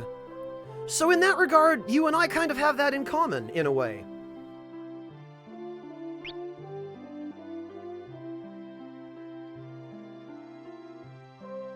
Yeah, laser beaming, I first saw that picture in one of my high school history textbooks.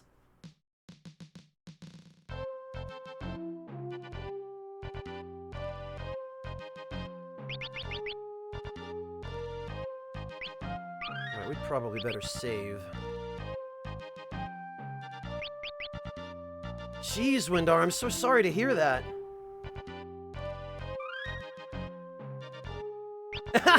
Not bad, Idrix. Network admin is not bad.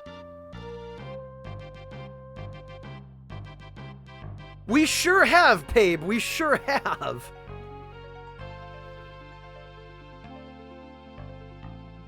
Fortunately, I would say that at present we're at one of our higher points in history. Of course, it'd be a little bit nicer if Greece would pay us back the money they owe us, but apart from that...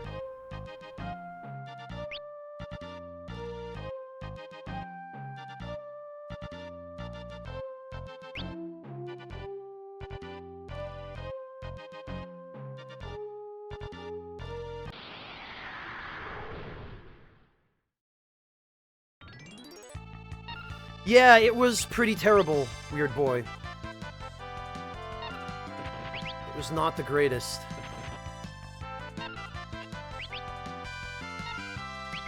Alright, let's see here. Ah, damn it.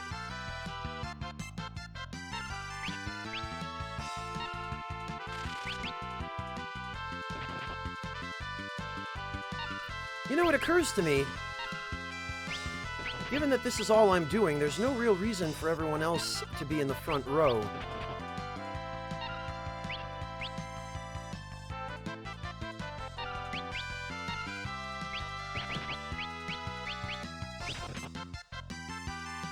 There we are.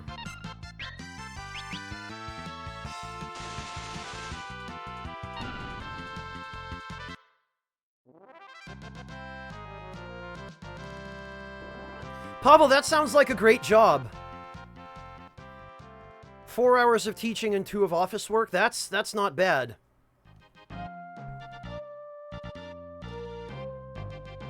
Right, so we'll switch these 3 to the back. Whoops. Right, Reina has my white magic now.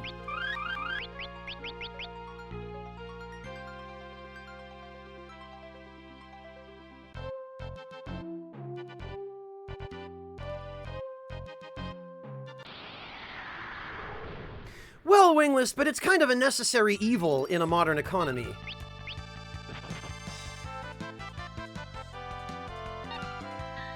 Because barter economies on an international scale would be kind of difficult.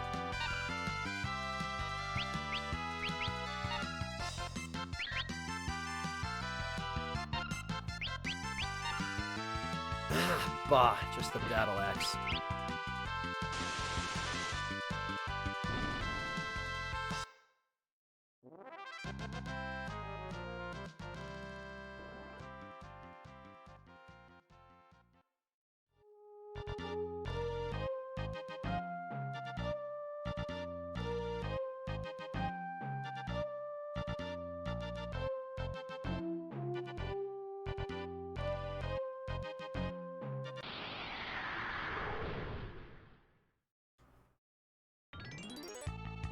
Alright, come on. Just a few more silver bows.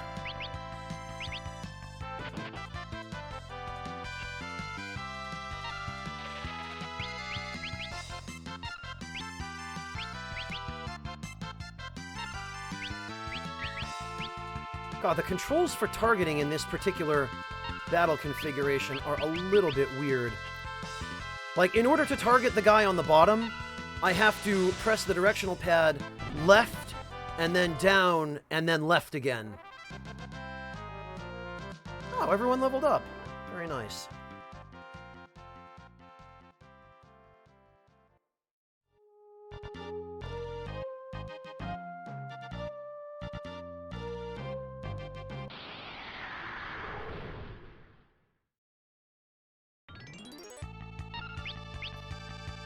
Ah.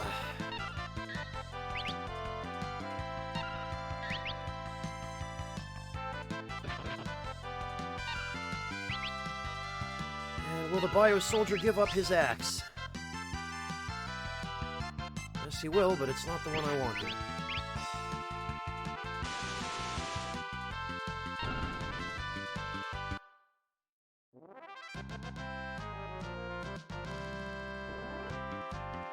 Did we get something good? Please, please. Ah, boo, just a tonic.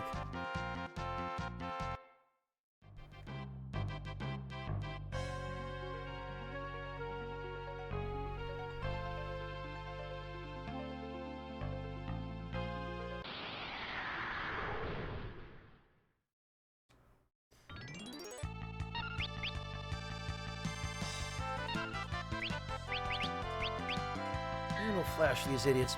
Denim, I'm just trying to save up a little bit of money for when we make the leap into the next area.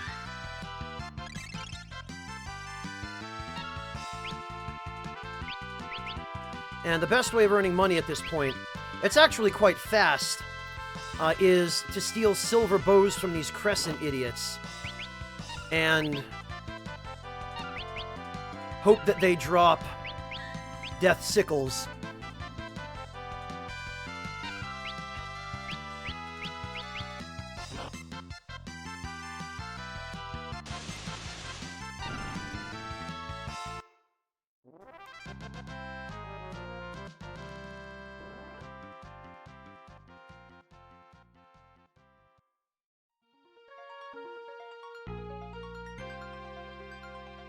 Yeah, very true, Pabe. They can.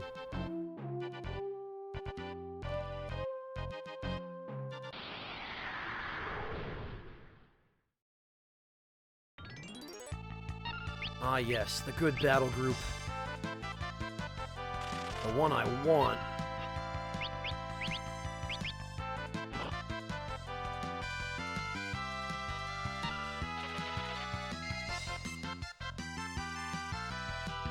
Oh, no kidding, Windar. I didn't know that.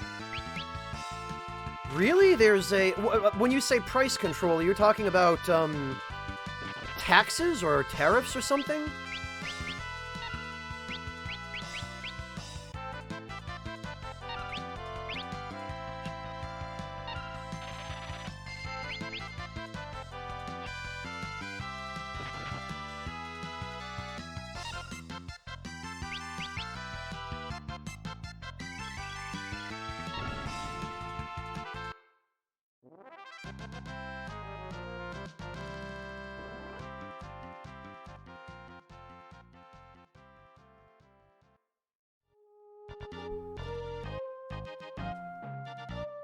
Alright, let's see.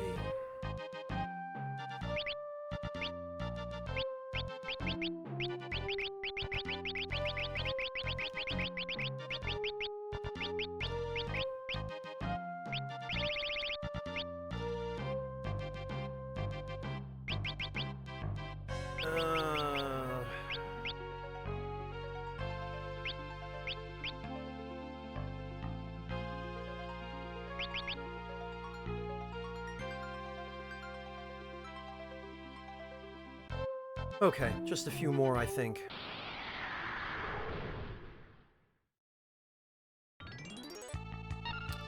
Yeah, agreed, Kata. I hope everyone who's dealing with that tropical storm is fine now. I kind of wish we'd get a little bit of rain around here. I do really like the rain, especially this time of year when it's the weather is starting to finally cool off a little bit.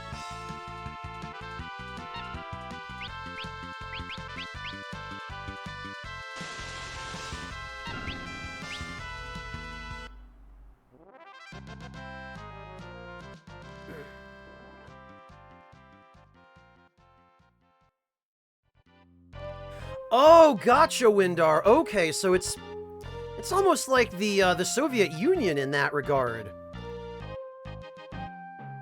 with prices fixed by the government. Wow, that's rough. Oh, geez, Idrix, hang in there.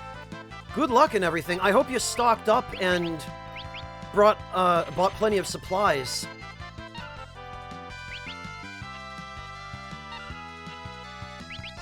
Yeah, totally, Idrix. Stay safe.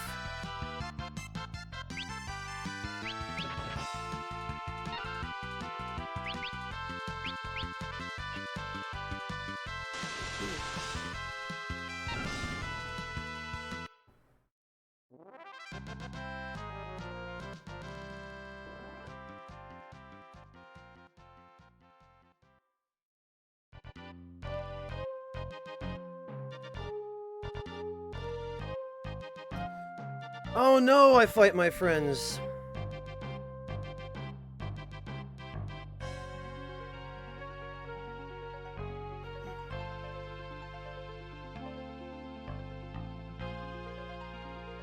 Yeah, Windar, well, there's a good reason why almost no socialist government that has ever existed has worked.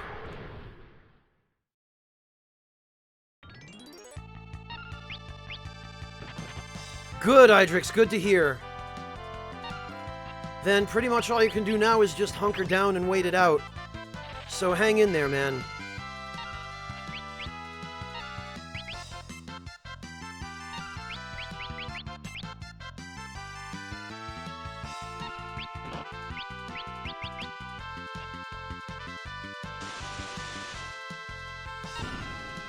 Yeah, laser beaming. It's the never good in the long run part that's the problem, isn't it?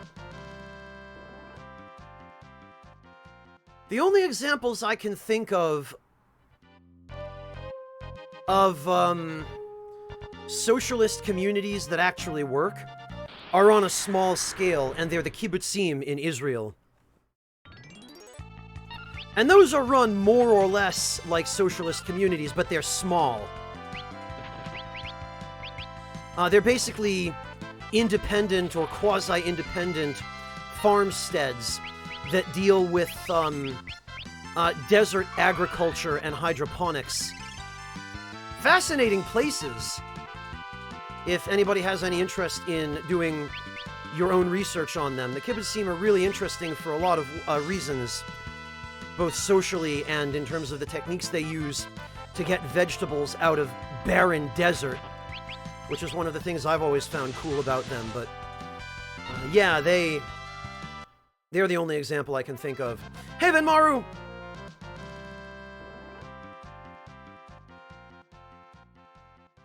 Oh, I hope you feel better, Venmaru. Got a headache?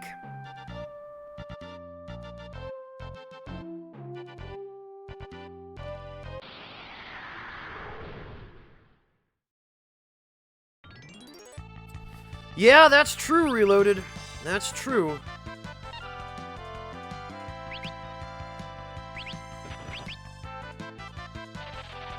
Oh, from laughing too much? At what, Venmaru?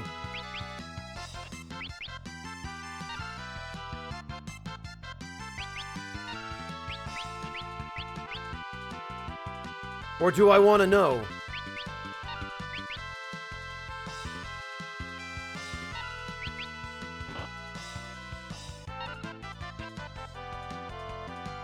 Jesus, Kata. So, Kata, she's in Puerto Rico, then?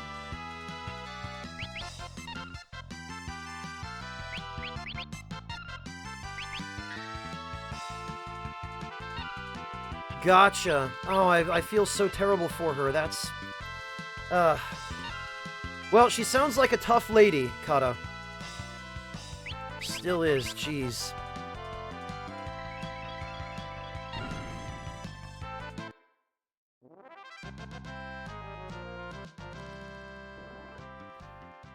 Well, I'm sorry to hear that, but I hope she's doing okay.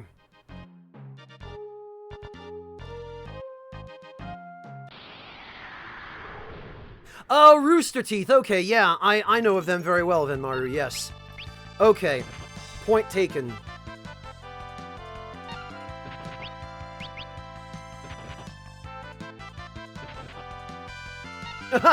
Oh, I see, Kata.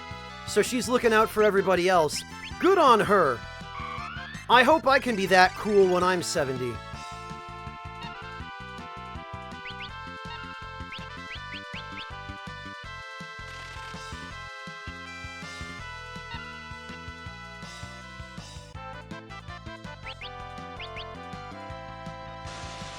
That's honestly kind of incredible.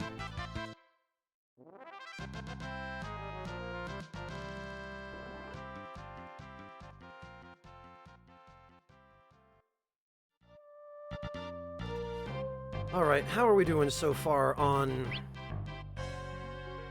23?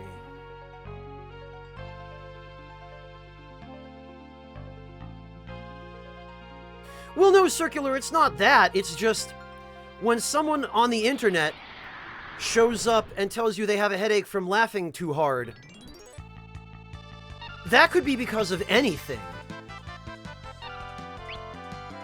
You don't necessarily want to know what they were laughing at that made them laugh hard enough to get a headache. Which is why I asked.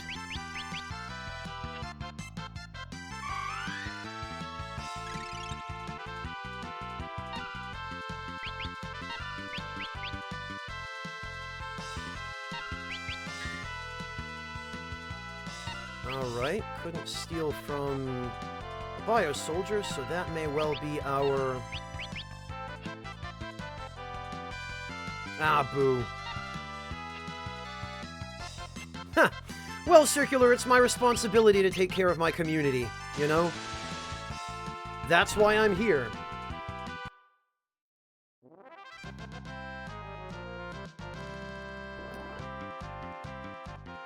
Right, Venmar, you could have just finished watching 5 hours of industrial accident videos.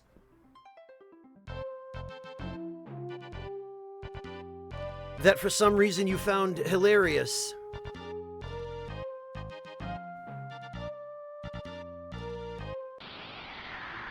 Huh. Yeah, for a little bit, Tatsumi, for a little bit.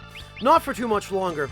I just want to get plenty of money with which to buy new equipment when we get to the next segment of the game.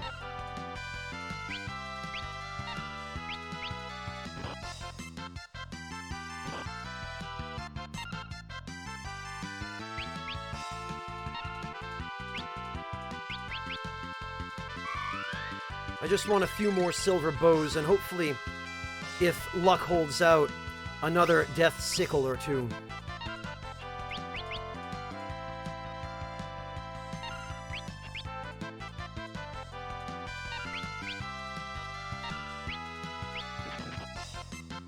Yeah, me too, Venmaru. I think I accidentally skipped Ferris's turn. Because I was reading chat. There we go.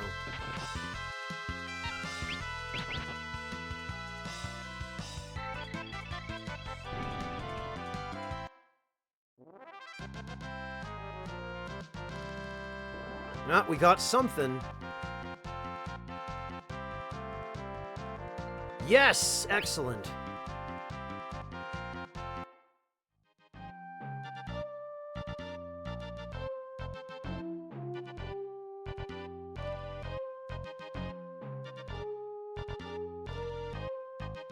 Yeah, Venmar, I believe you're talking about 1,000 Ways to Die. Why would you ever watch that? I wouldn't. I mean, I know there are some people who do, who find that stuff entertaining, but I can't.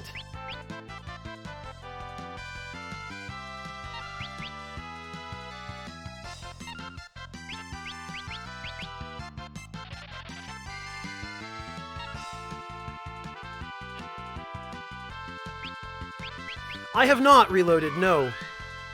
Reloaded, I really should take a page from Marcus's book. I should just have a command, a chat command that lists to people what games I have or haven't played.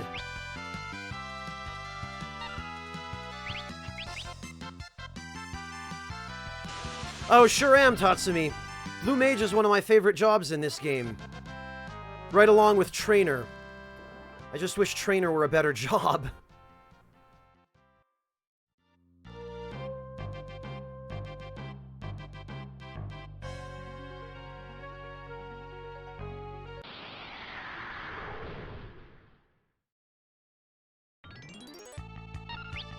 Yeah, then Maru, I think that's probably the point. That's what those kinds of TV shows are meant to do. They're meant to just horrify you so much that you can't stop watching, you know? Because that's how the network gets ratings.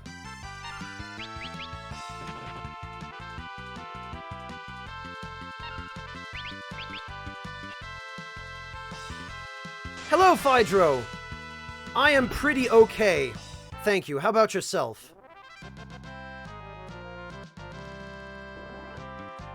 Did we get anything good? We didn't.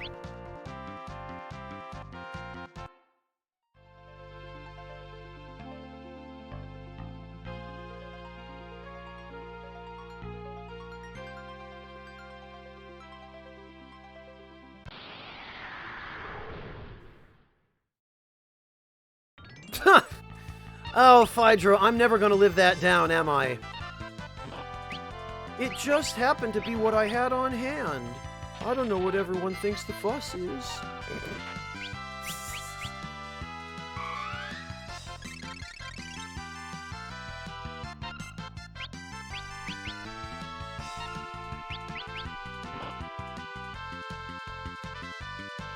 Bah. Oh, damn it, I didn't want to use Flash there either.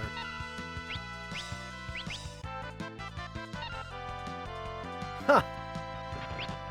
Yeah, it has been quite a while, Phydro. Money! Reloaded. Money. I am stealing the silver bows from those sickle guys. And hoping that they drop death sickles as well. But I'm nearly done here. I just want to make a little bit more money so that I can afford the good new equipment in the next segment of the game.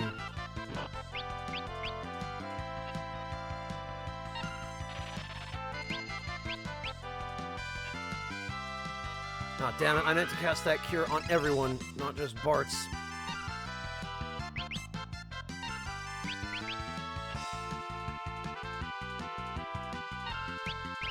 Ah, and I forgot again. Greetings, undead warrior. Phydro, thank you so much for the sub! Welcome to the Ragtime Lounge, Phydro. I really appreciate your support. And I am very grateful to you for your generosity.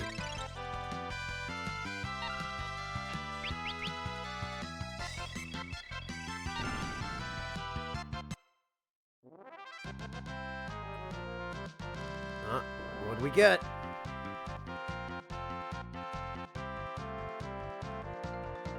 Just a tonic.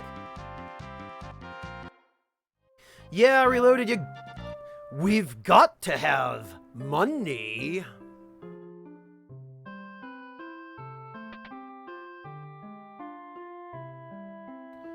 Alright, well, let's see.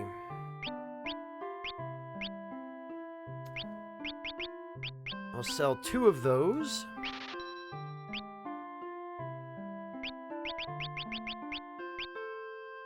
And I'll sell a bunch of those. That's fine. And where the heck are the... Oh, yeah. We'll sell some battle axes.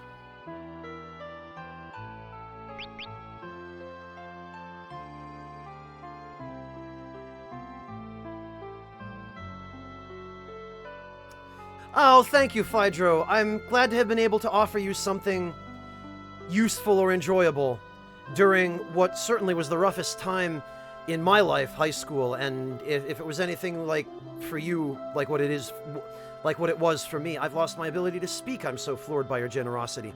Then, yeah, I can relate. So thank you, Phydro. I really appreciate that. Alright, I got the money.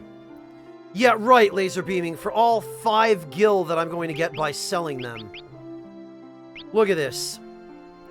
It's criminal that these things aren't worth 10,000 gil each. Because Final Fantasy V is the only Final Fantasy game ever where you could realistically find yourself up to your armpits in elixirs and not know what to do with them. Which personally is how it should be balanced, so that you actually have some incentive to use the damn things.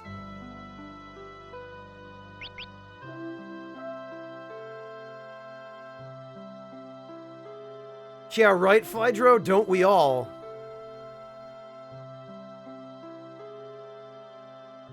They always are, laser beaming. There is no Final Fantasy game in which elixirs sell for more than a pittance. And I guess they're probably balanced that way specifically because the developers don't want you selling them. But because the games are almost always set up so that elixirs are impossible to get, the games incentivize you instead never to use the blasted things. Like, I would rather eat a game over than consume an elixir.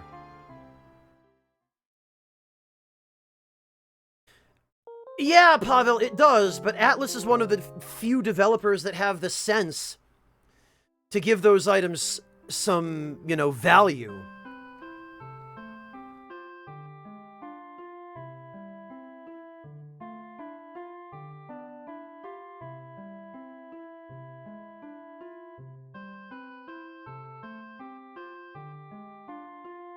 Do they, Denim? I've never played 12. I guess maybe Square Enix finally decided to make them worth something by that game.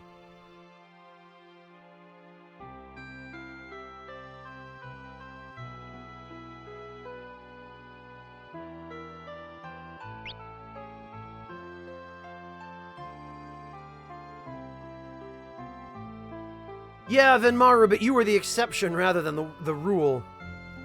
Not everybody is fortunate enough to be endowed with all of those things. Pretty much, Wingless, pretty much. So fortunately in this game I don't have that problem, so I can actually feel free to use elixirs when I need. And elixirs are probably more useful in this game than in any other Final Fantasy game, owing to the chemist's mix command. Elixirs are really useful to mix.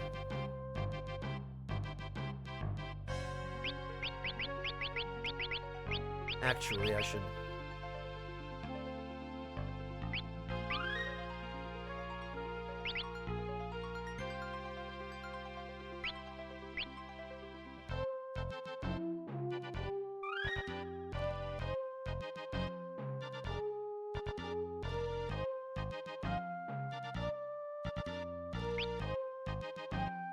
Right, laser beaming. Although Golbez wasn't really hard enough to fool most sensible people into thinking he was a final boss.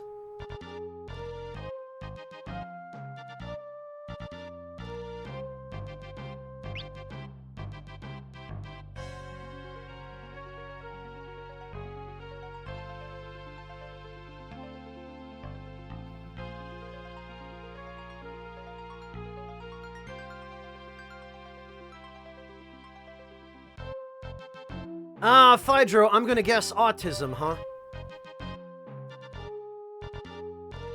Because if that's the case, you'd be in good company here.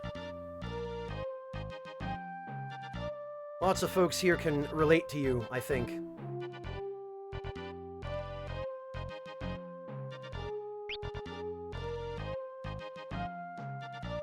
Alright, let's see.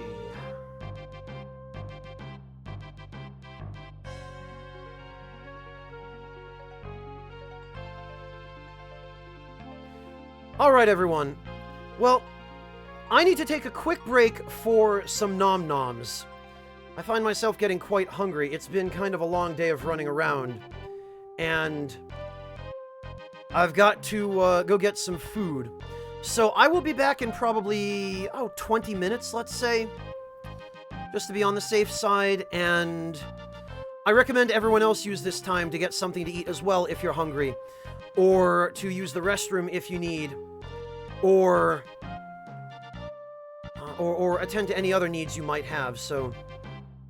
Oh, okay, no problem, Phydro. No problem at all. If you leave before I get back, then have a great day, and thank you so much for stopping in.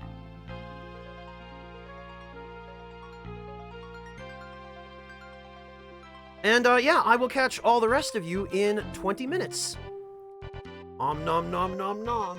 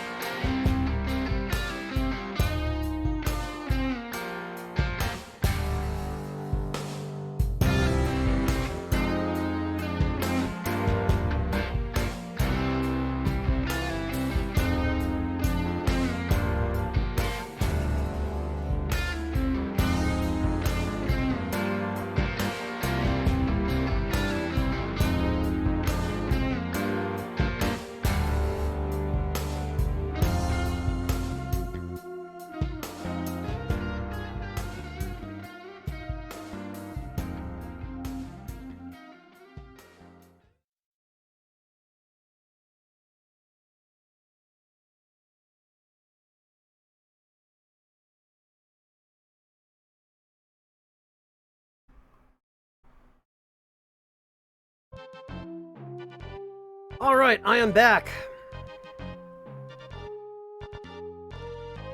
I've actually been back for a couple of minutes, but I couldn't resist the opportunity to finish listening to the sick guitar riffs of Shoji Meguro from the Digital Devil Saga soundtrack.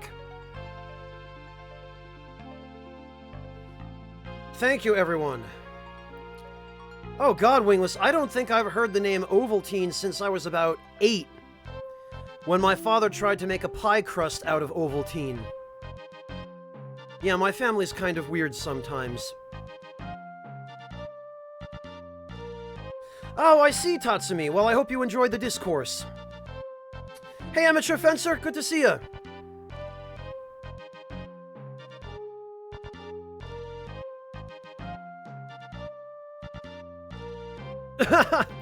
Good, Phydro. I'm glad that you have been able to keep yourself occupied.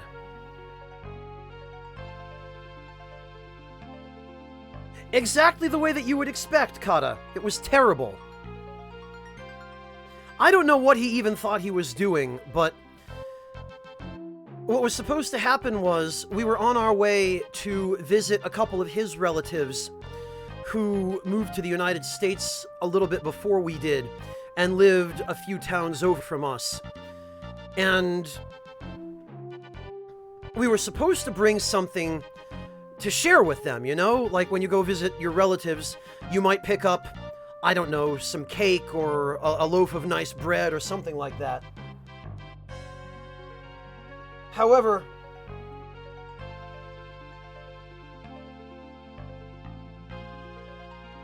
my father, after his typical fashion, being the insufferable procrastinator that he is, never bothered picking anything up until the morning of the day that we were supposed to go visit my relatives. And so, half an hour before we were supposed to leave, he goes, "Oh, I don't have anything to bring." And my mother says, "Well, we don't have time to stop anywhere on the way to get anything, because you waited till the last freaking minute to say something, you big idiot." So my father says, "Oh, don't worry, I'll slap something together." And he digs out the Ovaltine. And in half an hour, he tries to put together a pie crust, which naturally was a disaster.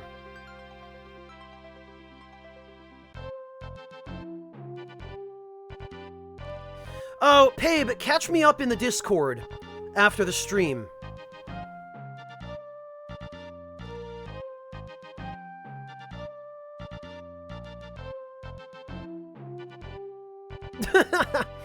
Well, Phydro, sometimes simple is fine. Like, think of all the pet cats, right? Whose families buy them all these fancy cat toys, these fancy hutches, and wind-up mice. And then the cat doesn't care about any of those things, it just wants to jump into and out of a cardboard box. I guess you're like that. It is, Raz, especially when you try to turn it into a pie crust. Again, I don't know what he thought he was doing, but maybe he just wasn't thinking at all. That'd be very like him.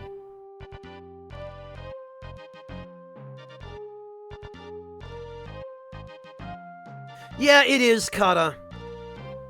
I don't like blowing people up on stream, but my father kind of deserves it for that.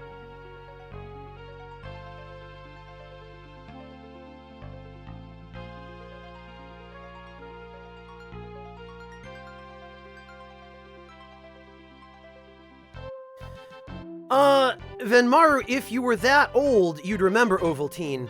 Ovaltine was a sort of a dietary shake mix that was popular in the 70s and the 80s when I was a kid among bodybuilders and dietitians and exercise fanatics and stay-at-home moms with too much time on their hands. It was one of those, I guess you could compare it to a modern protein shake. It was a powder, and it came in like a, I don't know, it came in like a quart-sized aluminum cardboard tube with a lid on it. The same as the Folgers instant coffee used to, that kind of container. And it came with a plastic scoop, and you would measure out a portion of it with a plastic scoop and mix it with, God, I don't know, milk or something, or heavy cream, or antifreeze, or whatever the hell people did with it. And it was supposed to be a nutritional supplement.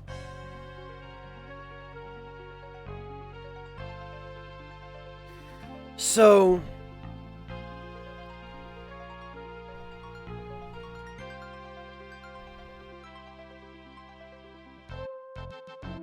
that's what Ovaltine was. Well, Corrupt Dictator, they had a couple of different products. They had the chocolate stuff, which I was never allowed to drink, because my parents thought that it was somehow, that they equated it with, like, candy or junk food or something like that. And then there was, Ovaltine also made, if I remember correctly, some like, bodybuilder and exercise supplements as well. And that was the only thing we ever had on hand.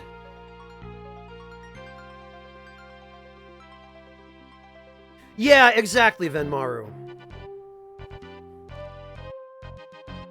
So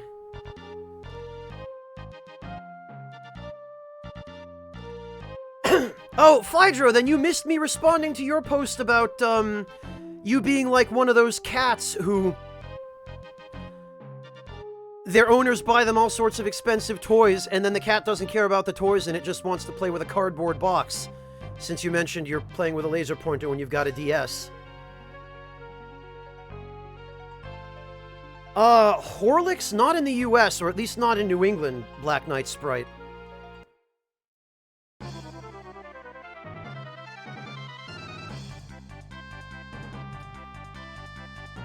Yeah, Sugar Crow, I'm somehow not surprised, but it's also kind of depressing that Ovaltine still exists.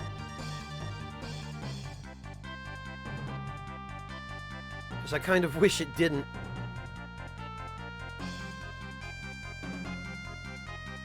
Alright, we need to go to the Library of the Ancients, if I remember correct. Oh no, you know what? No, we need to go back to Crescent Island, to the catapult. Because we have to tell Cid about the big, dumb, floating continent that's in practically every Final Fantasy game.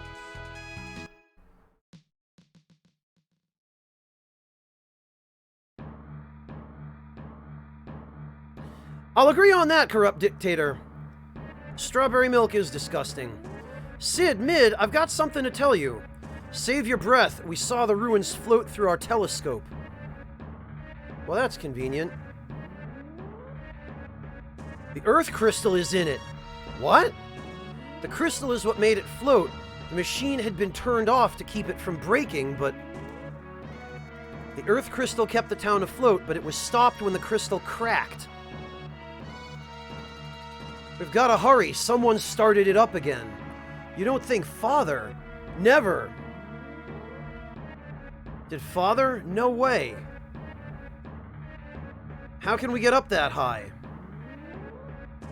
Also, that wonky little bit of dialogue there that was just repeated is clearly a leftover vestige from the original translation that they forgot about.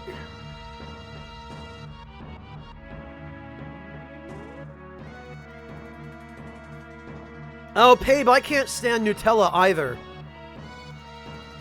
With this, adamantite. If we reinforce the ship with this, it will fly higher. Which makes no damn sense. Yeah, how about we add some weight to the ship? That'll help it fly higher. I knew that. I remember seeing some in the meteorite I rode in on. You sure? What, you don't believe me? But your memory. I remembered the adamantite, didn't I? Better see it with me own eyes. Yar har har. We'll stay and get things ready. Hurry and bring us back some adamantite.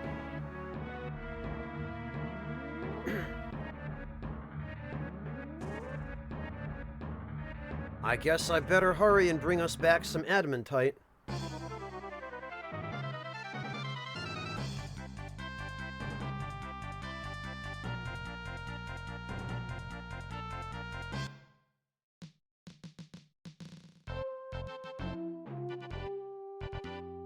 Alright.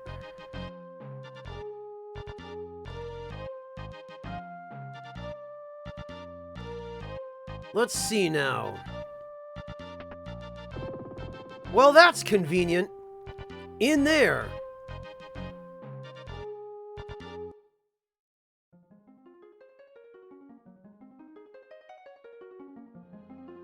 Oh, look, some convenient adamantite.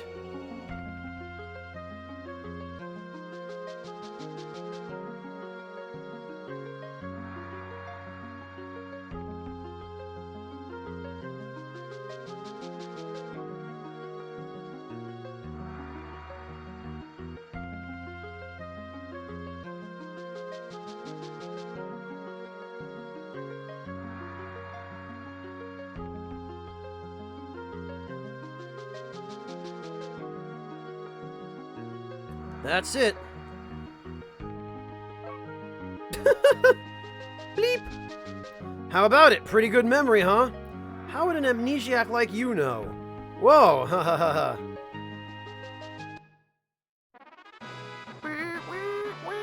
Yay, we got adamantite.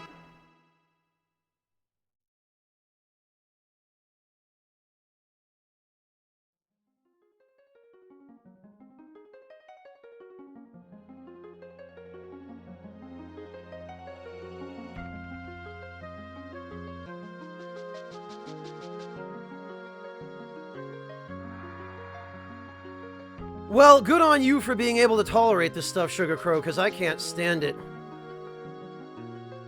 Something is in here! Watch out! Oh no! Someone is in my spaghetti!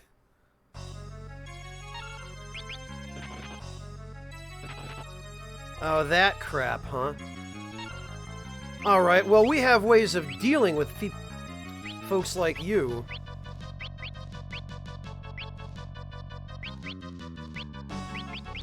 Get on out of here. So the stupid thing about level 5 death is that it works on bosses. It bypasses resistance to instant death.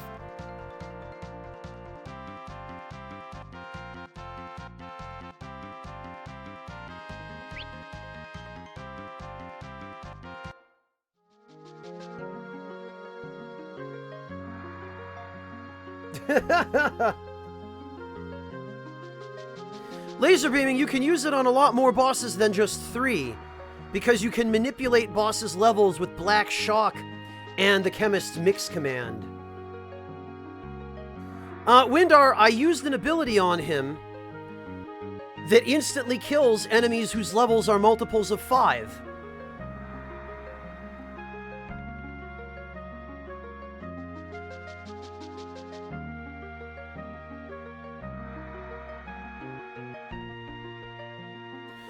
Probably tourists, Phydro.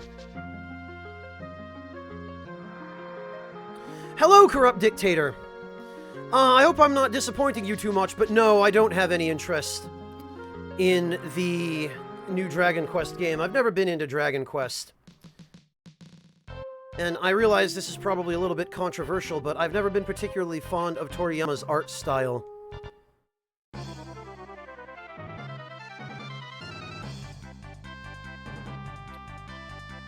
Alright, we got the adamantite.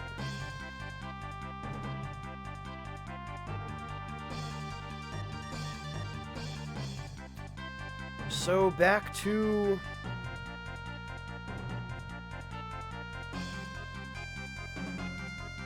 the Crescent Island. Oh, Tatsumi, when you initially just said, "My man," I freaked out because I was like, oh god. He's gonna disown me and unfollow and unsub because I don't like Toriyama's art style. You really built up the suspense there, Tatsumi. Oh, thanks, Sugar Crow, just when I thought I was safe.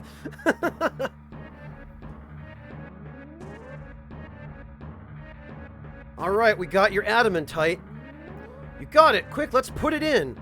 Bartz, you and the others rest up.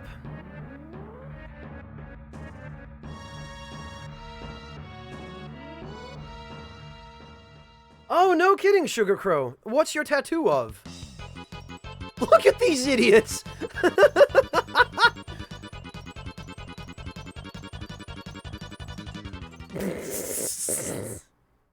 Oh no, they drowned!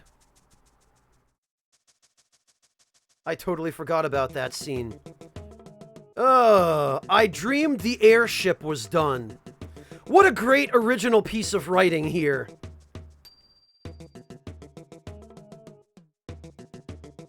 It's done! Oh. That was fast. Yeah, man. We busted open the special reserves of cocaine for that shit. After liftoff, press the X button to fly higher. Great, I've always wanted to fly higher.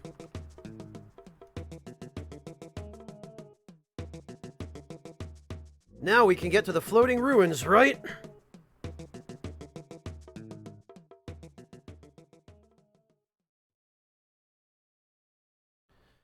Well, it's not that easy. Better take a look at this. Unless we disable all of their cannons, we won't be able to get in. The book says the cannons are extremely powerful. Yeah, right. But we have to try! Aye. What are you all worrying about? It's just a couple of measly cannons. Thanks, Sid, Mid. Now let's get to that crystal before it's too late.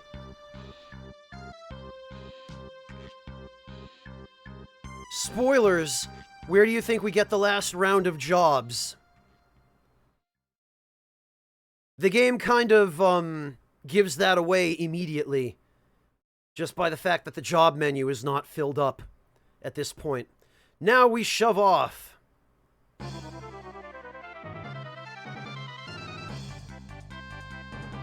Hello, Fairy Queen! Welcome! Oh, not finished yet, Sugar Crow. Okay.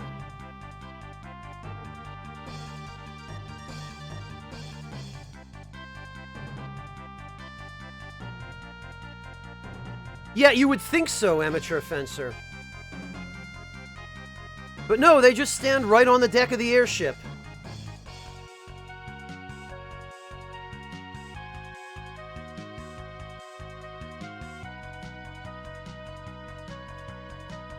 Yeah, Denim, I think that's probably my biggest issue with his art style.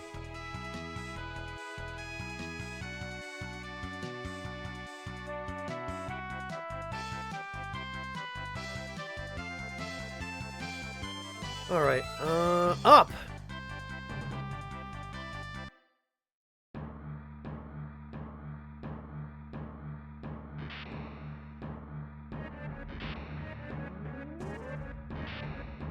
Oh, that's right, yeah, we have to go over here.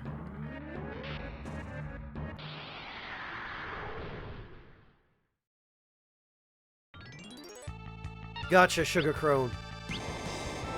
Oh no, not Burn Ray.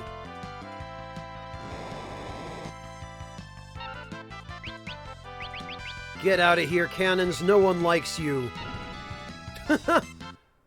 Galif is right. It is just a couple of measly cannons.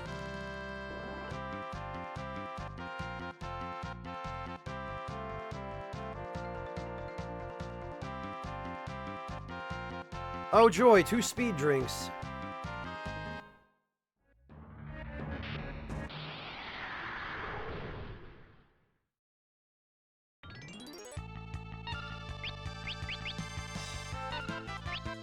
Well, I didn't have time to read whatever move they were trying to use, but... Oh, alright. Rocket gun, huh?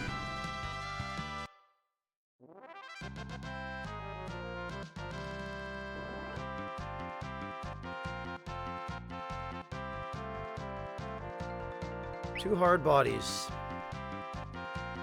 That sounded somewhat different than it was meant.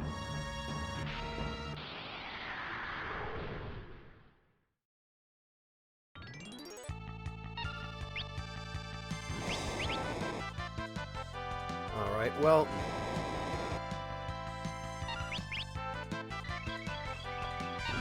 Later...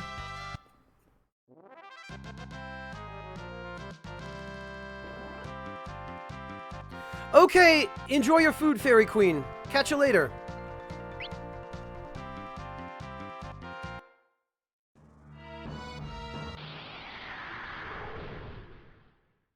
Right, Phaedra, that's actually the exact first thought that I had. Oh no, not flamethrow! Thanks, Japan.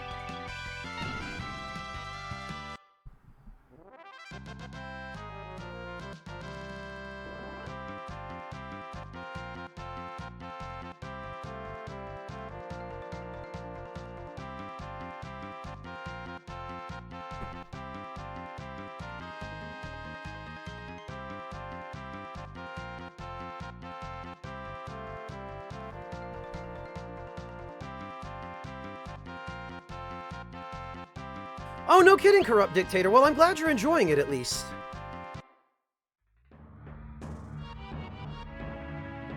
See, look, even at this altitude, we're just standing right out there on deck. That's all of their cannons. Wait, what about that?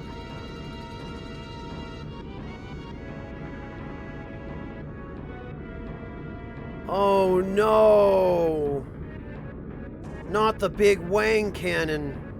It's huge. 'Twill trouble us greatly, I'm afeard. No, it will trouble us not at all.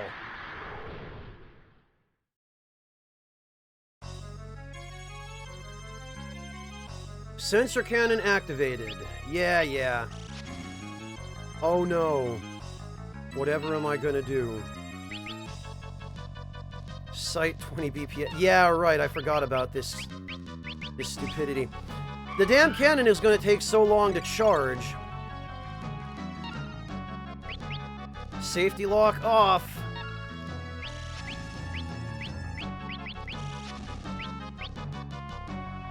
Ether. Barrel pressure rising.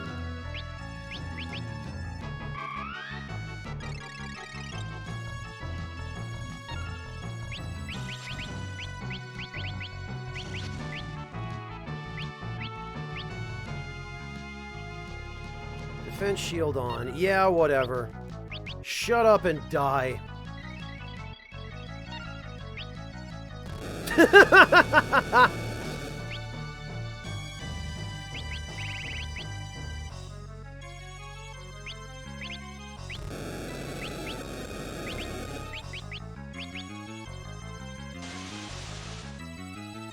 Power level 128%.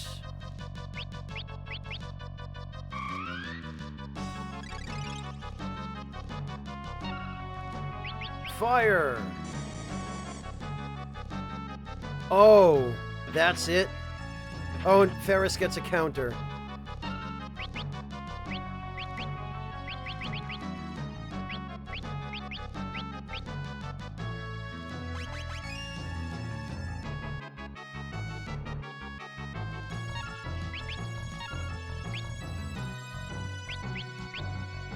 And now it has to go through that whole song and dance all over again.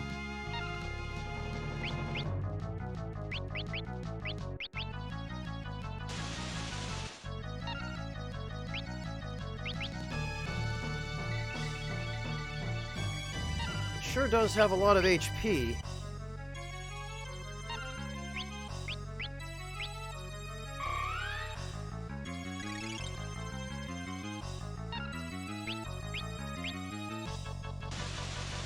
I don't, Corrupt Dictator, no.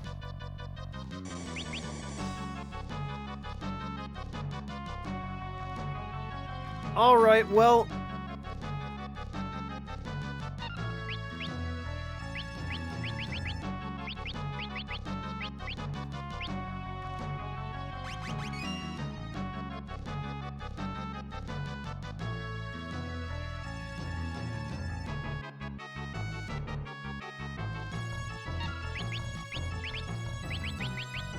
Tell you what, now would be a great time.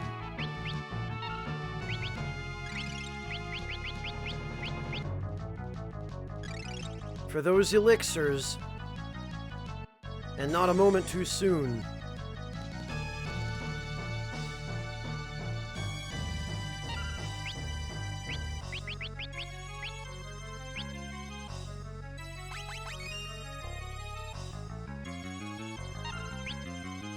Whoops, Phoenix down.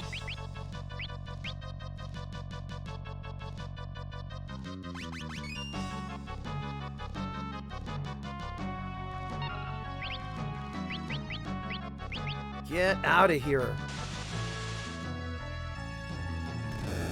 There we go. Well, that was a bit more of a pain than I was expecting. I don't remember it being quite that irritating. Yeah, it does fire faster after the first time, Wingless.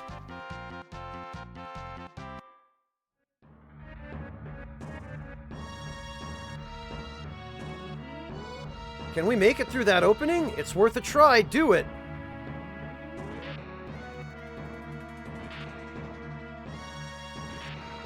Before we do, though, we are bloody well gonna go rest.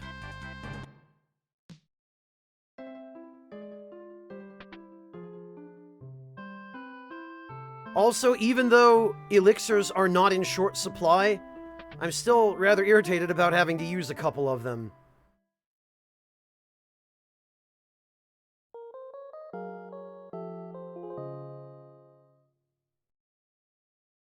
Yeah, Wingless, I don't remember having trouble with this boss when I was a kid, but I must have when I was a kid, and I'm just forgetting, because a boss like that, I probably would have had trouble dealing with way back then, due to my, lack of...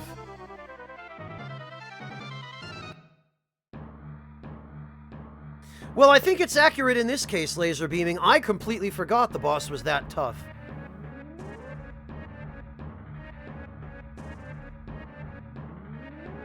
Not even a sky background here. Ruins of Ronka.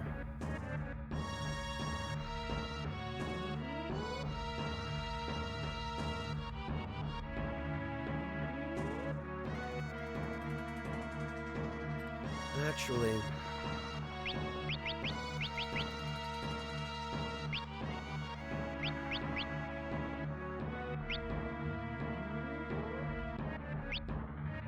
Okay, yeah, that should be good.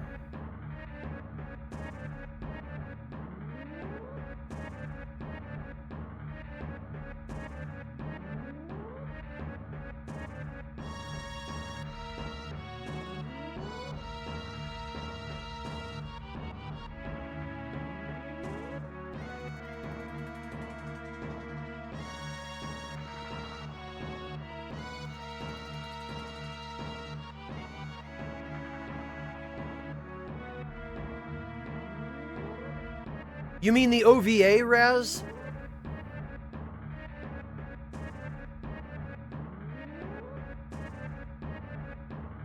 +1 level is kinda worthless, Baka Shinobi.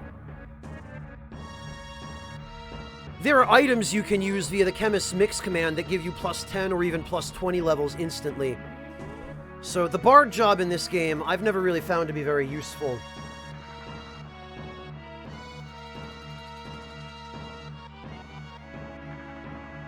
It's not even that much of an apology, Baka Shinobi. Bard in this game is still pretty worthless.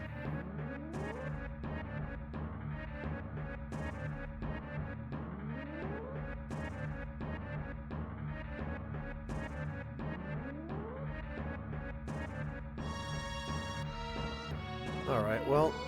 Oh.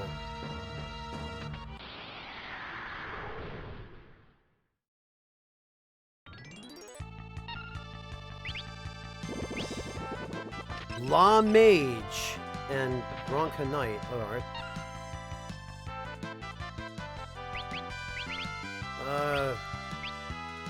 Bye!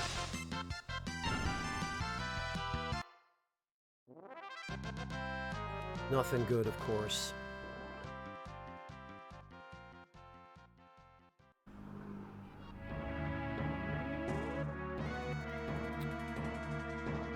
Okay, that's fine.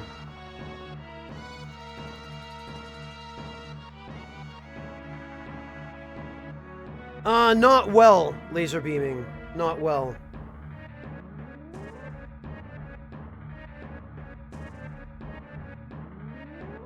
A Dragon Fang, Erasis. Take it easy, Strav. Thank you for joining us. We'll catch you next time. Oh, right. There's this stuff.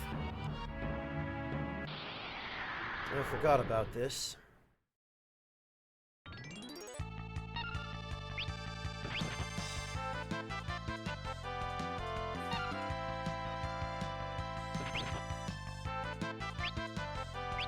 Alright, well, whatever.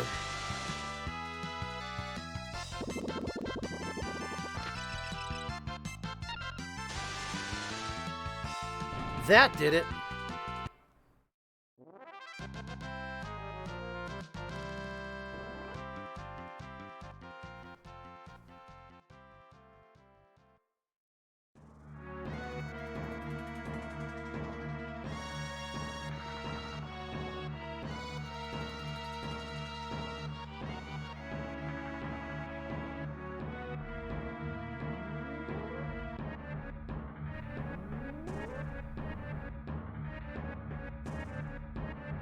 Oh, geez, Phaedro.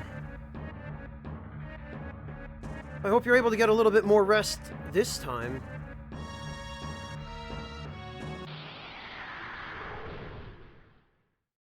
Raz, to be fair, the enemies here would be a lot harder if I were not prepared. Oh, you know what? I think these things...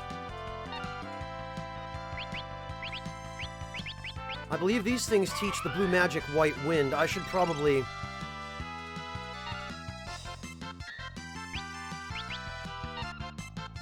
I think you have to control them. I should probably set somebody to... Fair point, Corrupt Dictator. I do try my best. And I suppose, to that end...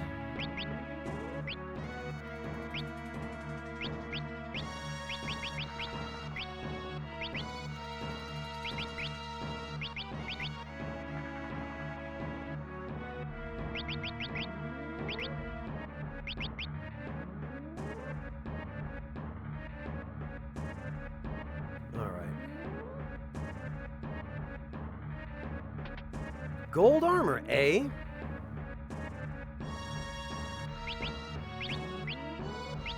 And, no, Blue Mage can't wear that, of course. But Knight can. And it's actually terrible. Alright.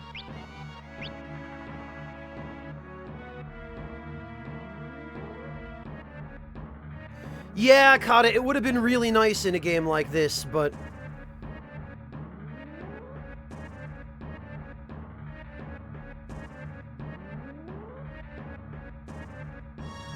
Oh no, Phaedro. You gotta set an alarm or something, man.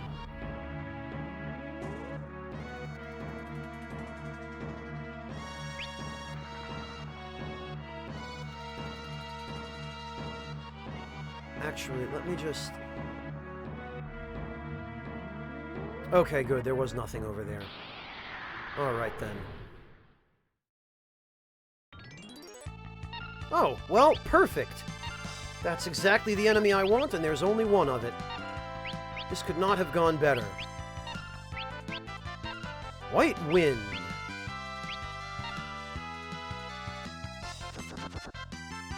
Why, thank you, sir. Now then, time to die!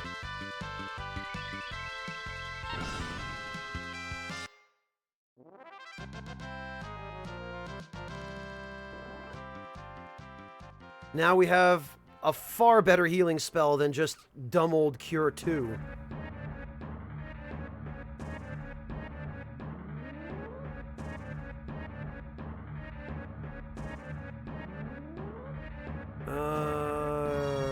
Alright, well, this is fairly straightforward. Oh, but this isn't.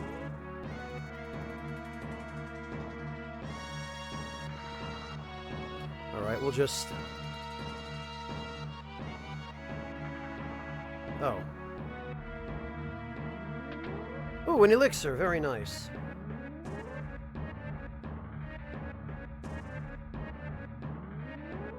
Actually, it looks like there's only one other path we can actually take here, so...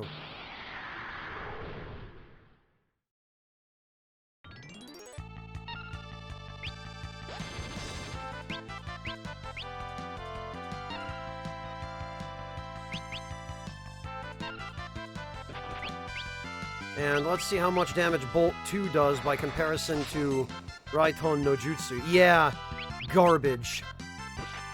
Less than half. Well, we might as well get some free healing out of this.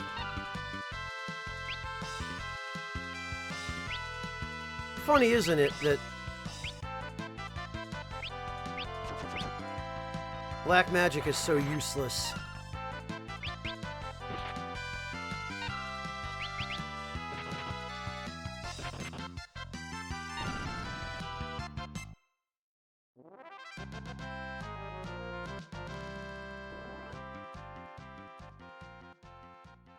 What kind of round does the cheese prefer? What? Phaedro, I'm not 100% sure I understand what you're asking.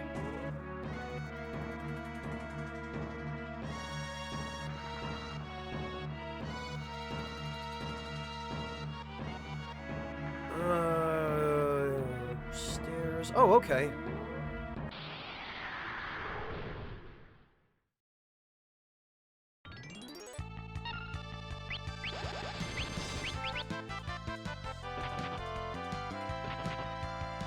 Yup, Ferris has got this.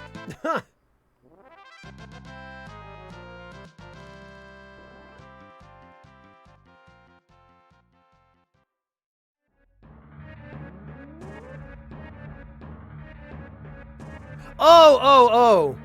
Bullets, of course. When you said round, I wasn't sure. Because of the cheese.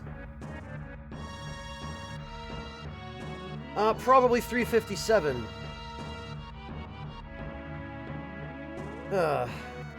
Well, laser beaming, you were a step ahead of me.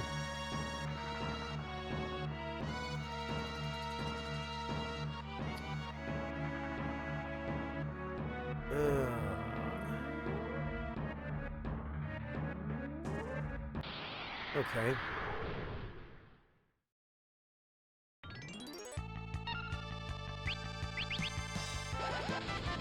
Good old arrow 2.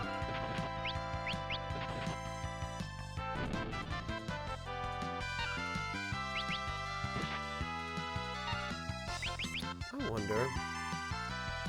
Alright, well that's not bad.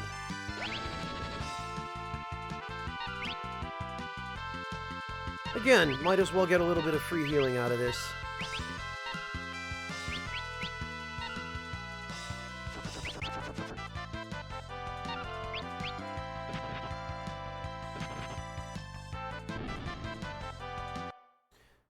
In case I forgot to answer your question, Phaedro.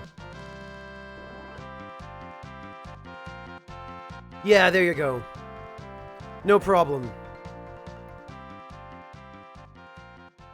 Yeah, that's what I was thinking, Wingless. I was like, what? What cheese? What are we talking about here? A gold shield. That might be more useful.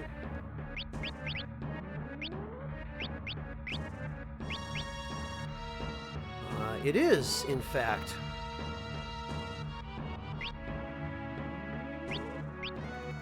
No, Phaedro, you don't need to apologize for that. Stop apologizing for being you. I wouldn't change you.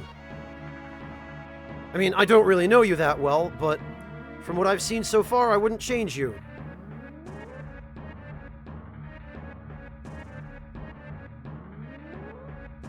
But at any rate, don't apologize for being the way you are. You're just fine.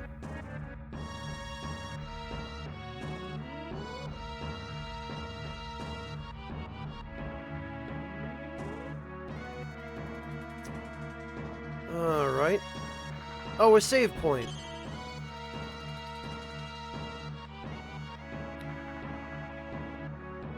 I guess we'll memo. No, you know what? We should probably...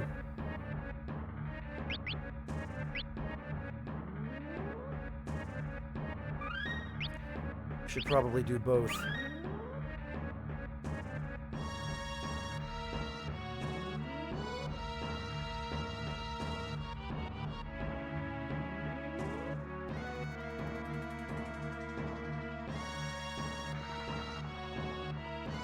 Oh, is Bravely Default still that expensive, Phaedro? That game's been around for a while now. How much is it?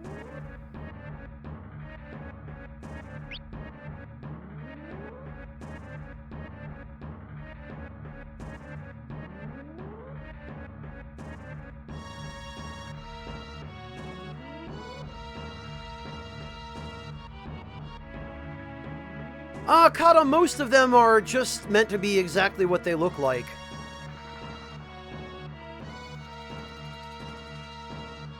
The only one that really has a story behind it is the fridge one. And that comes from Persona 4 The Golden.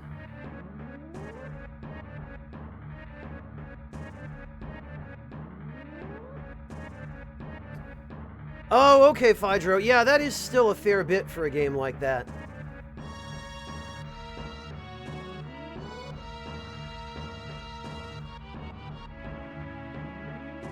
Yeah, I guess so, Angry Guy. I guess so.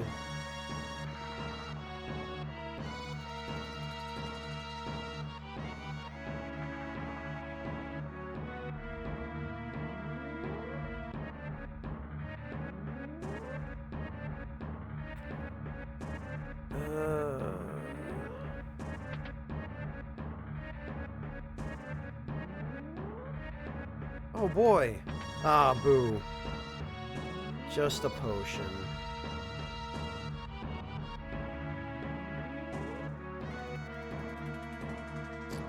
Alright.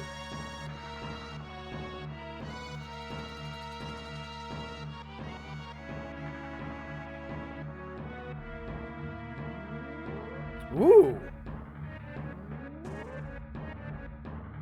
This is quite a... Oh, God!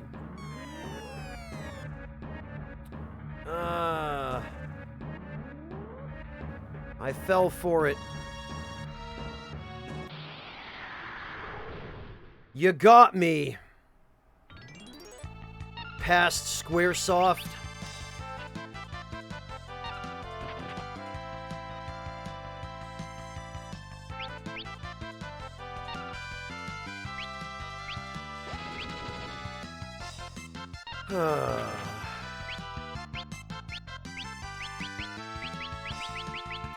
I wonder how many of them this will work on. None. Great.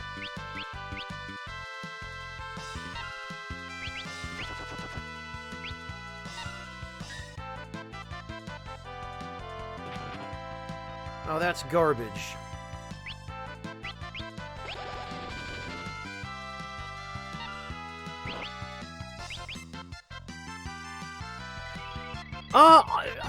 What versions of them tend the rabbits? Because that could be any of 2 or 3 different versions of those games, some of which are more worth it than others.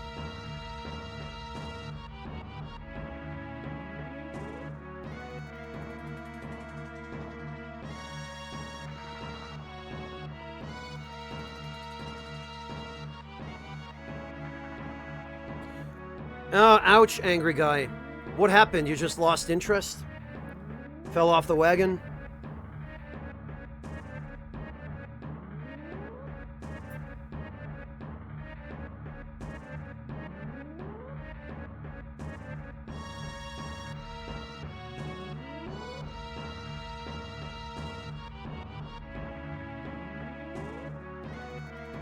Well, amateur, or it's something like that. You know, there's just a trap somewhere in the room.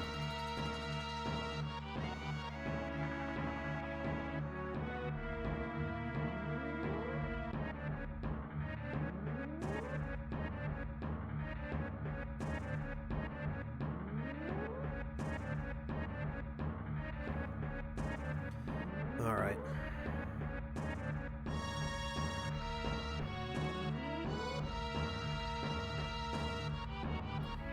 Let's try this again.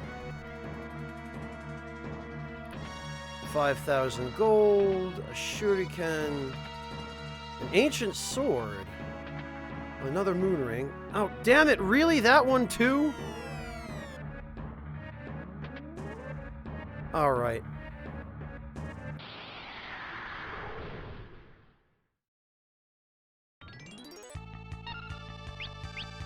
Archaeotoad. Wonder if they have anything of use. Oh, lovely.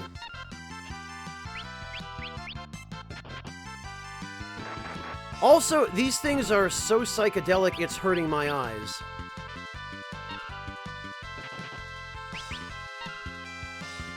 Oh, right. They're immune to Toad's song because they're already Toads.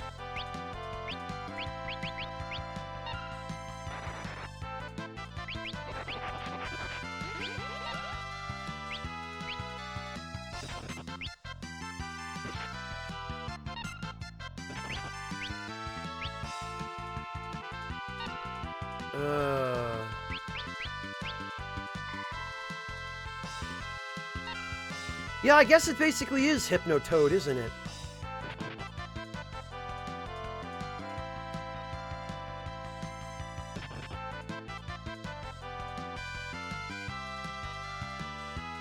Right, we should do something about this, shouldn't we?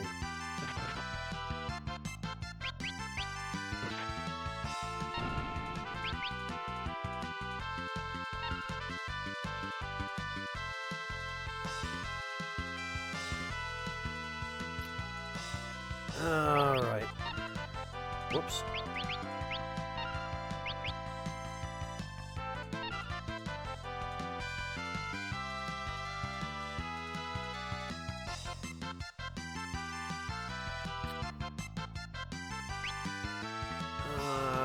A quick check on the item this thing has to steal reveals that it's not worth it.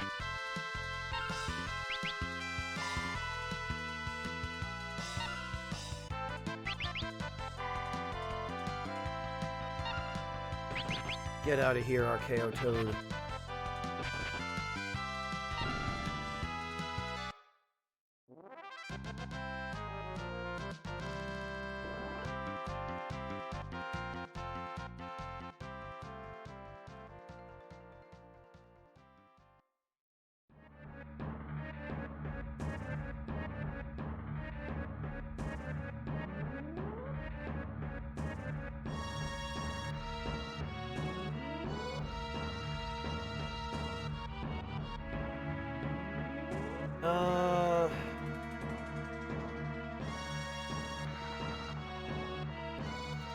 Yeah, Ten the Rabbits, if you're gonna emulate them, I would say that's probably fine. They are worth trying out, but I don't know how well they're gonna hold up for you now.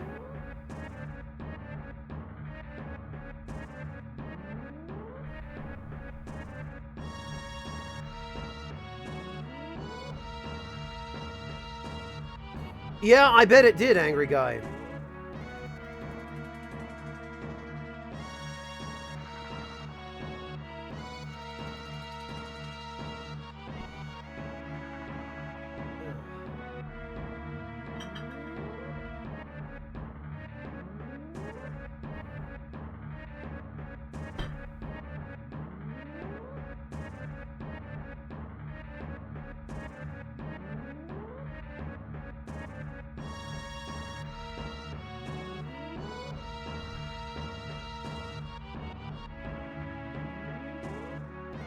No, nothing quite as serious as that, Phydro.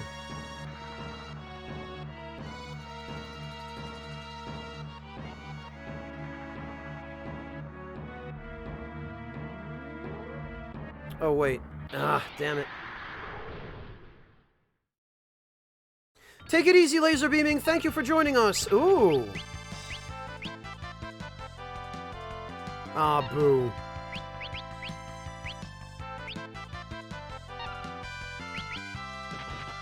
Don't ask me why, but for some reason...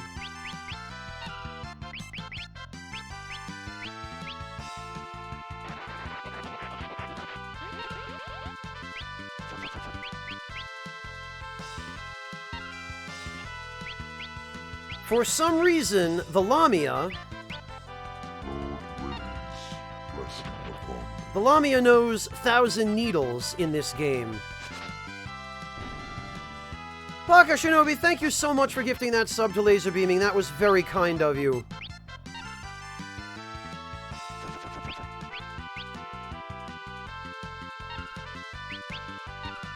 Alright, and we'll muddle him, so that hopefully he will use White Wind on us. Damn it.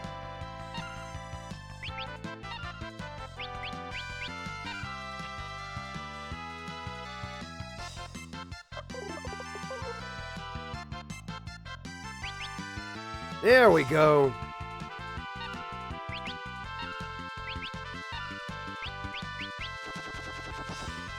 Thank you kindly, sir.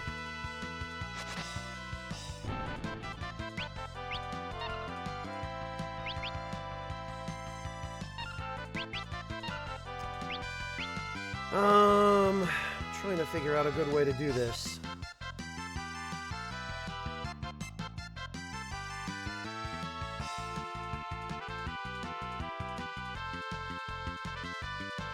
Oh, actually, Bartz has enough HP to just survive this.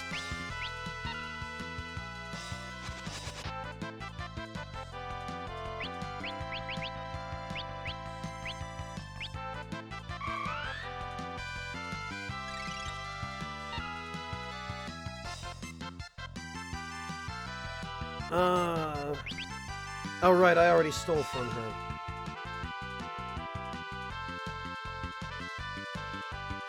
I could have sworn you could get the Lamia's tiara from her. Hang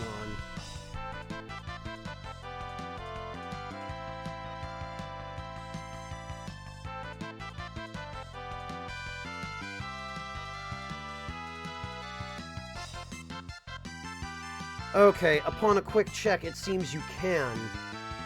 But it's a rare steal. It's like 4%.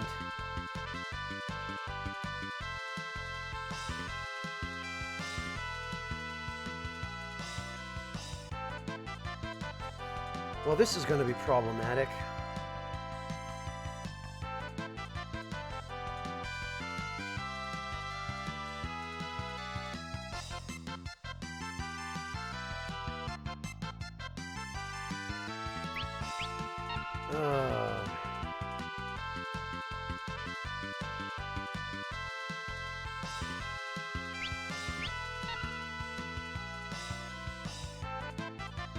Oh, not enough MP. Alright, well.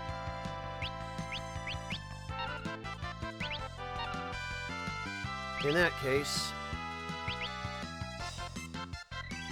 Yeah, Tatsumi, it looks like I'm going to have to. Because you can either get the Lamia's tiara here, or you can wait until the very end of the game to get it.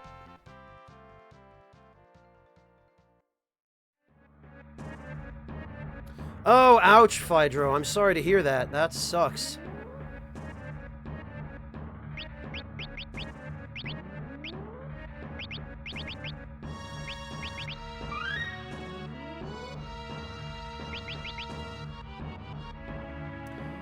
Wingless Monkey, first of all, it gives you +3 magic, which is tremendous at this point in the game.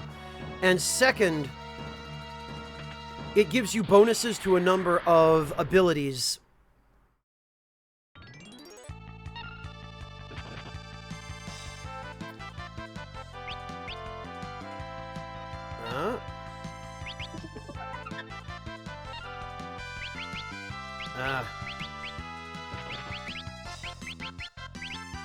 Snap out of it, Bartz.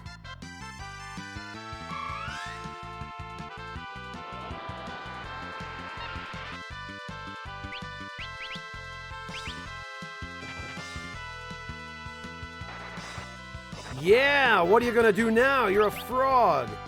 Ah, boo.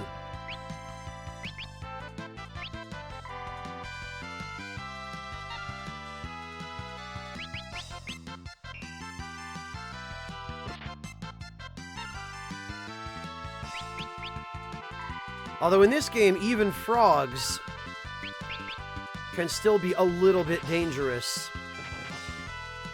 if it's the wrong kind of enemy.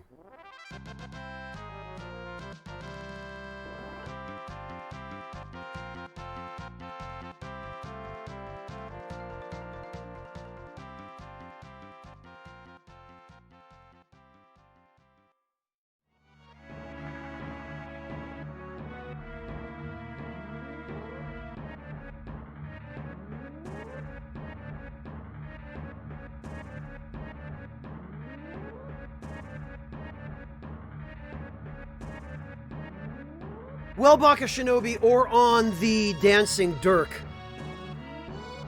Because the Dancing Dirk can use Sword Dance regardless of who's equipping it.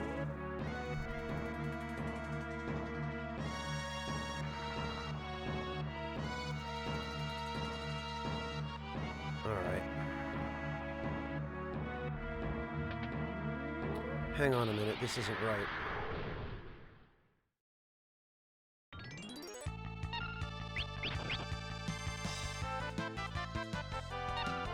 Well...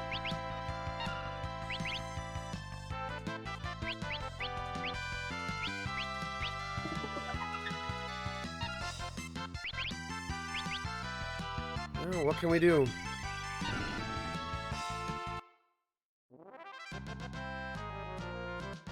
Yeah, I bet it was Kairos. If you can bloody get one.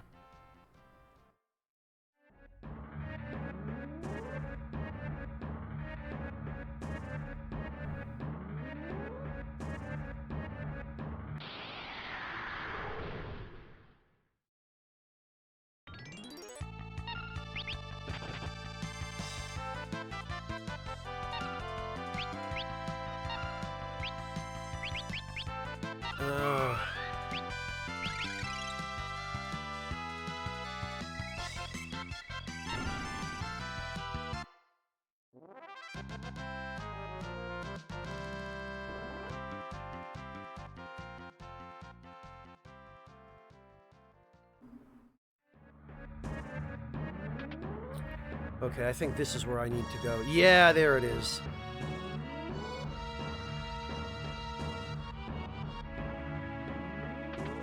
Oh, a power wrist! Man, I sure am glad I didn't miss that.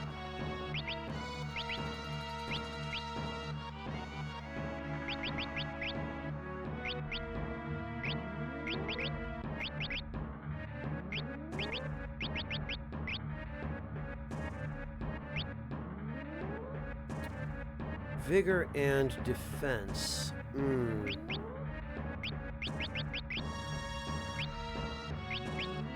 Of course, Reina can't use it as a knight, the job on which it would be most useful.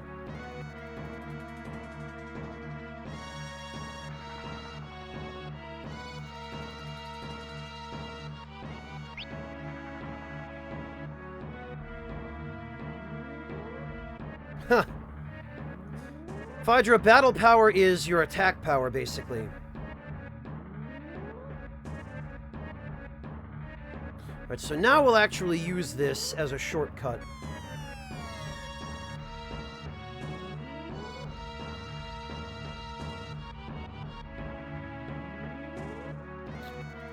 To get here.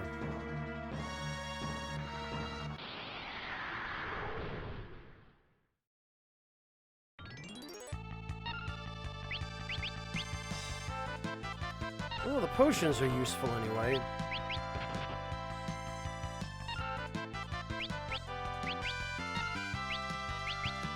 Later, losers.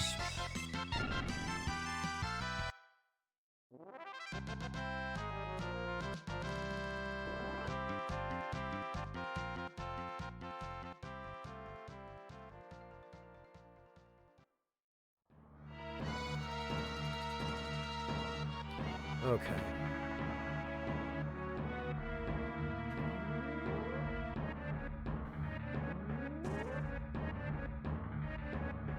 And I guess here.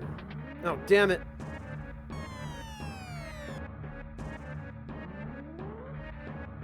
All right.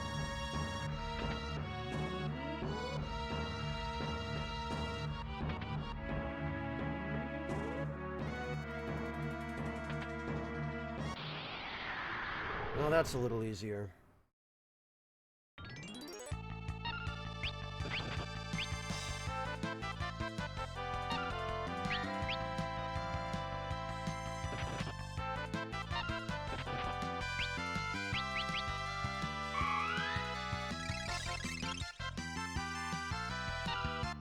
Get rid of them all. All of them. Kill them all.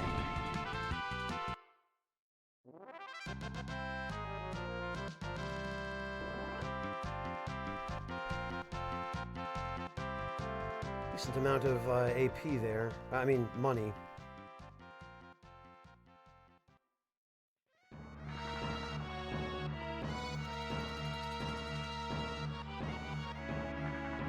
Good night, Lillywoos. Take care of yourself. Thank you for joining us today. We'll catch you next time.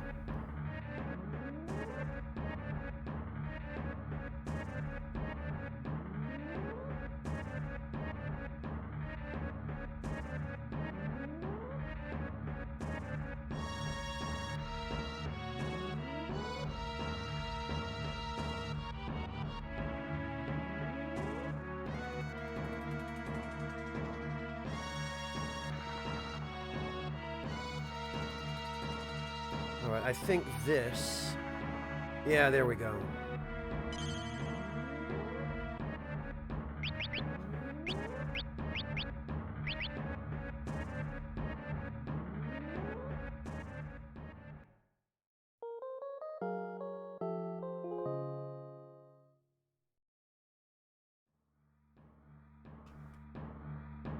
Huh.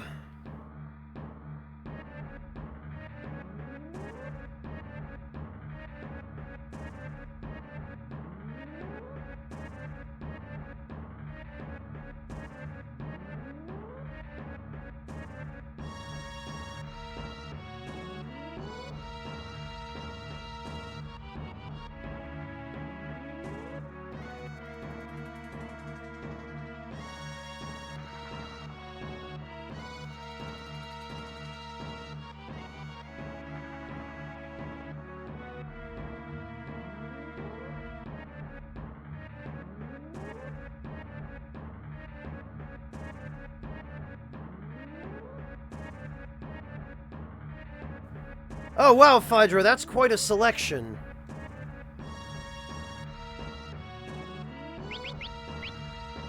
Quite a selection, and a bit of a tough one. Out of that selection, I'd probably go for Shovel Knight, honestly.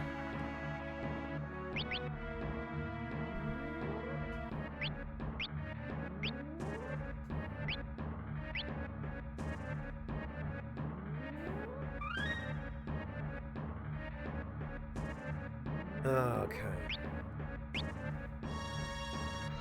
Well, now to see if we can get one of those Lamia's tiaras.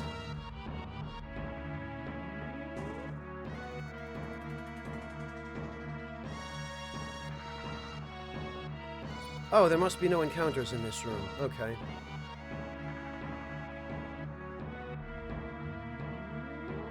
What about here? There we go.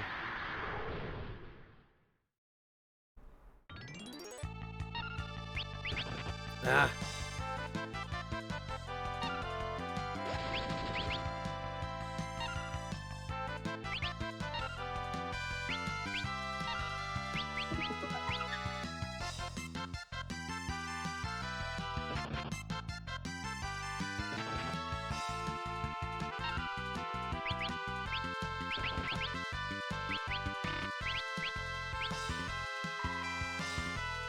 Oh, alright. Well, that's fine, I guess.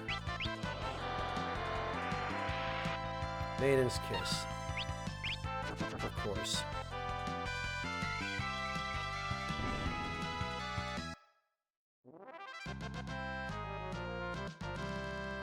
Well, we got something. Ooh, a dark bow.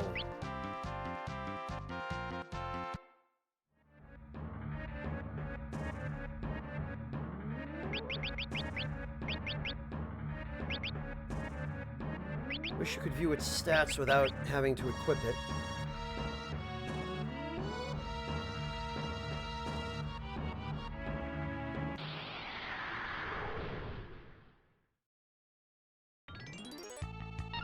Phaedra, do I understand correctly you work in a movie theater? Is that it?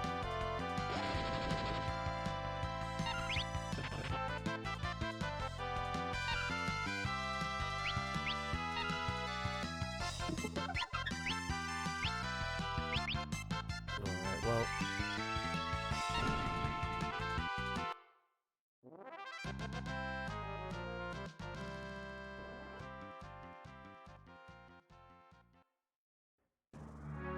Oh, very nice, Wingless.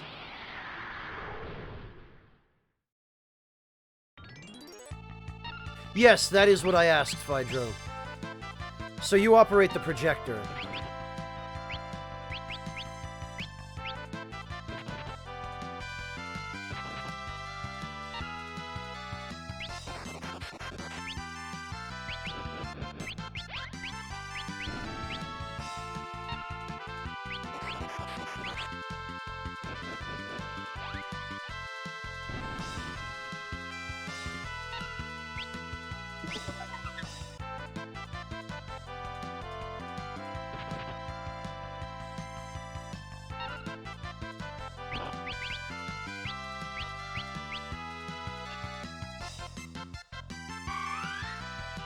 Alright. Enough of this, then.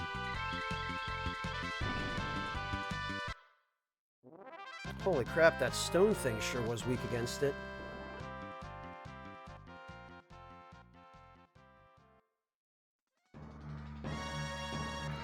Oh, gotcha, Phaedro. Kansas City Union Station, no kidding. That sounds like a neat job. They do erase this, but the FF9 ones, I think, were meant to look more like monsters and less like humans.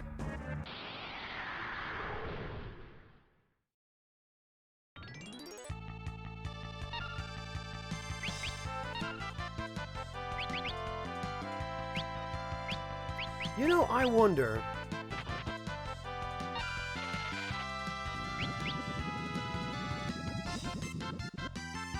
Oh, I guess that's all right, but...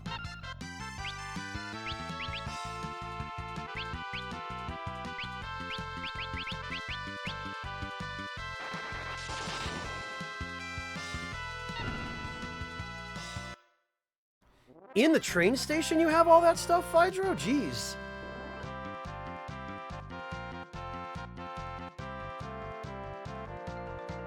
Another dark bow. Wonder if those are worth anything. I imagine it is, Phaedro. It's, what, the main station? The main rail hub in the city?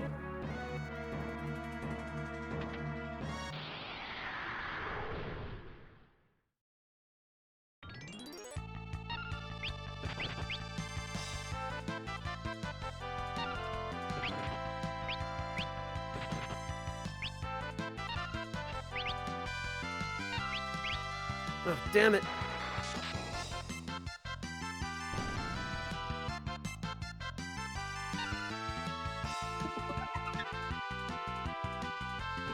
You know, and I keep forgetting.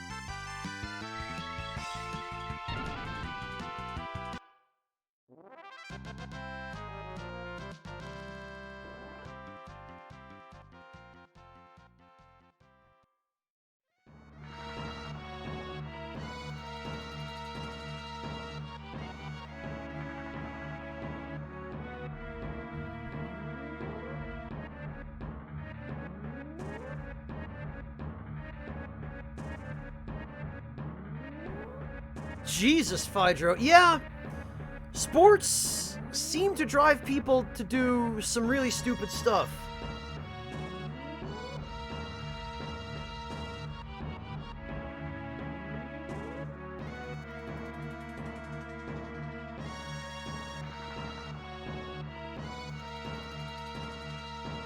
Phaedro, you're not going to have to worry about that here.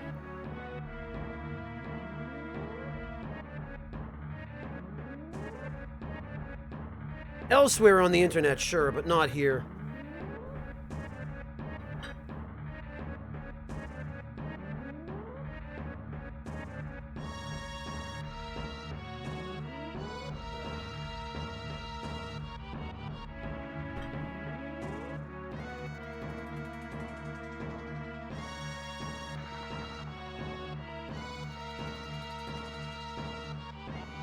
In fact, I don't think that would have occurred to anybody if you hadn't said anything, Phaedro.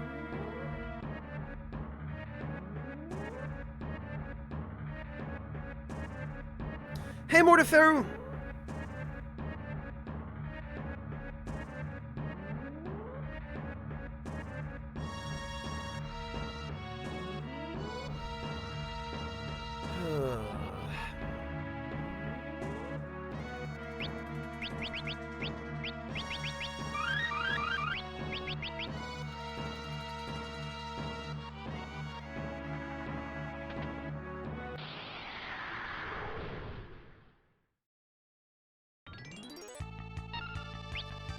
I can be certain enough, Phaedro. The kinds of people who hang out here aren't the kinds of people who would do something like that. Ah, damn it. I keep forgetting.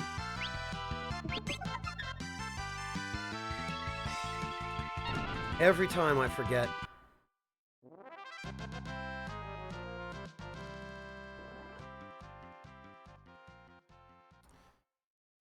I forget that I need to put that back.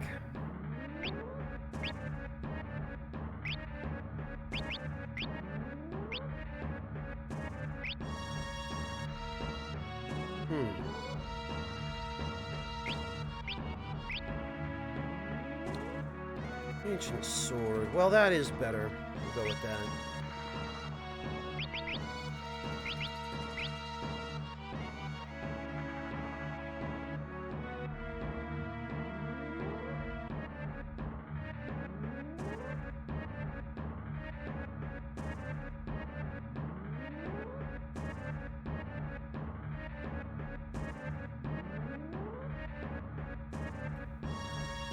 Alright, yeah, that ought to do.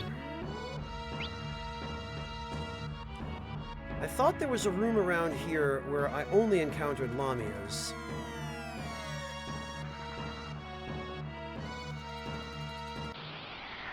Like without any other enemies. Let's just check. Clearly it's not this room.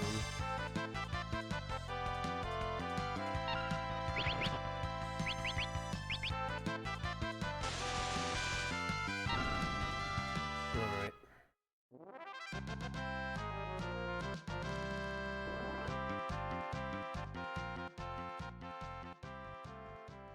To be fair, Phaedro, you kind of asked for it. Maybe it was here.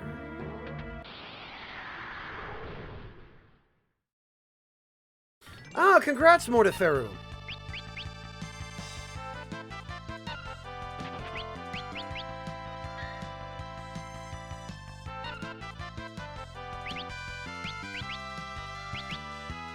Actually, I just realized Bartz and Reyna might have exactly the same speed stat.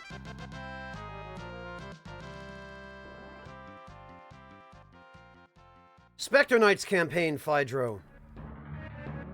Ha! Good answer, amateur. Good answer.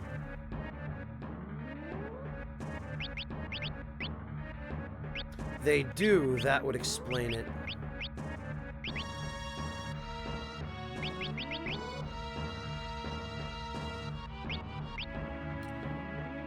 Well, in that case, I do want Bartz to get his turn before Reyna, so we'll just give her the crappy gold armor, sadly.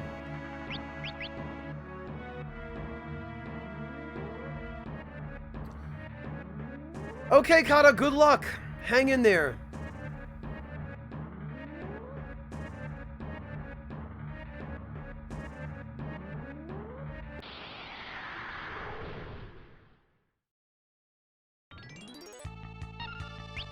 Okay, in that case, there is no point to having come all the way back here. The enemy spreads in each room are identical. You know, I learned something.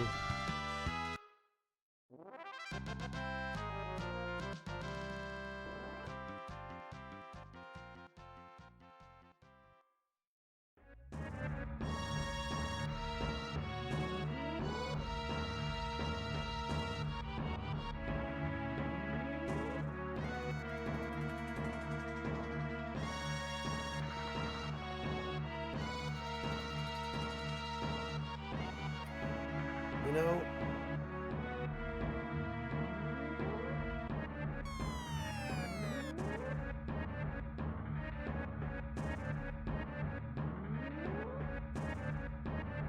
I forgot again. This is where I need to go.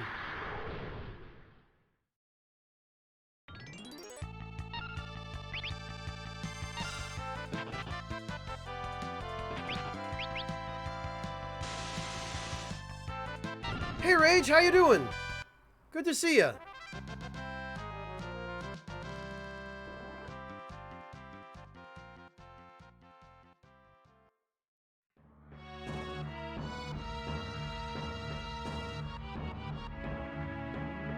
Ah, that blasted pit again. I always forget. They knew you'd be in a hurry.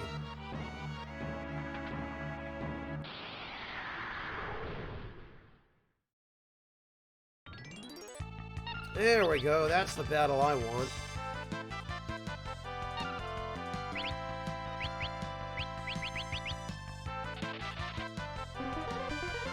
Yeah, eat toad, loser.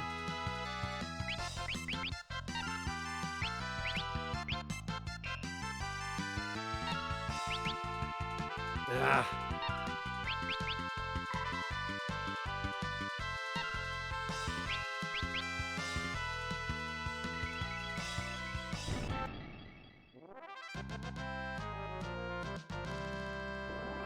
Oh, Raz, I appreciate it. It's just... I don't know if I can even put my finger on it. I've watched Peeve play Dragon's Dogma on stream before. And it just... mechanically, and in terms of the writing, I just can't get into it.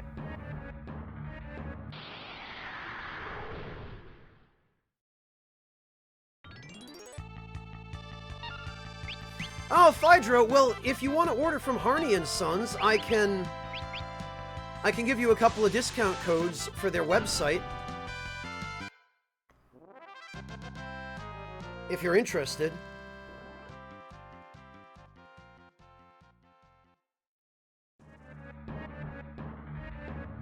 Be more than happy to do that if you like.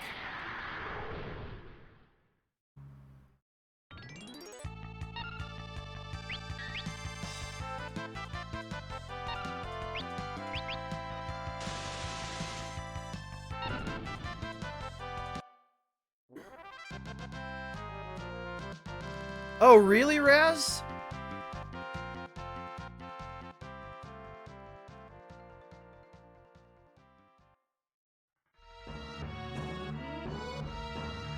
Huh. True enough, Corrupt Dictator, unless people are looking for the Parry King, in which case, yeah, you want to go to Peeve.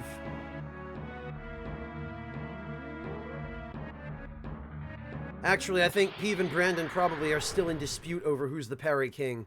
I don't think either one of them will ever concede that title to the other.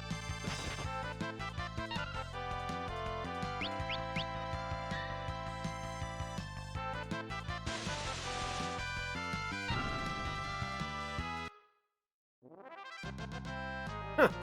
Yeah, Raz, I remember Peeve throwing lots of NPCs off cliffs. I remember him rescuing the princess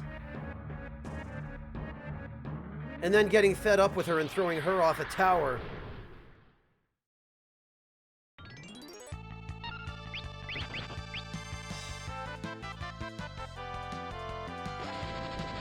Ah, very nice, Phaedro. Yeah, Nick's pawn really seems to get around.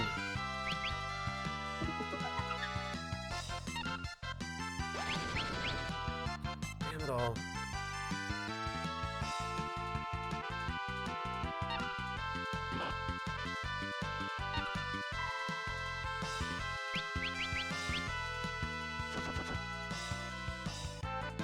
Oh, lovely.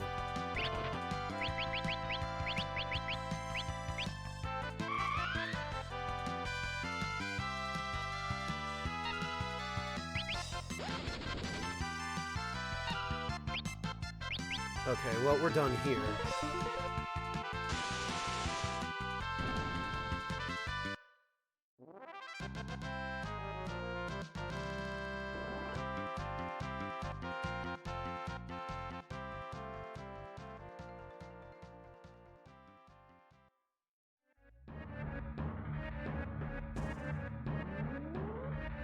Ha!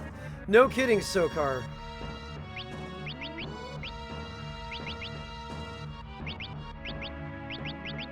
Whoops. Didn't want to turn my whole party into toads.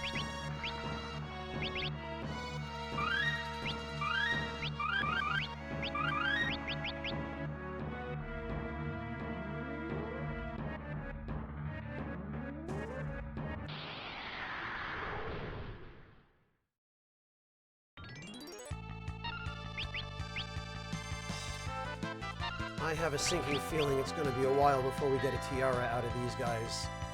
Girls, whatever.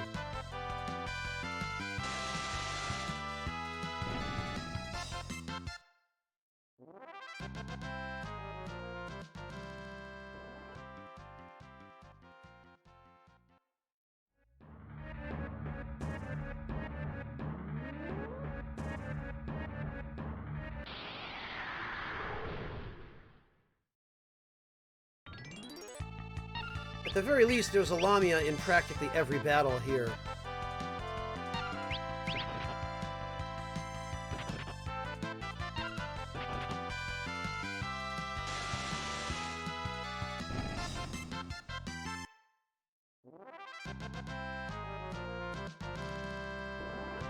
Oh, gotcha, Raz. And I take it the pawns know what to do? Or are they just on a kind of a blind AI where they just attack?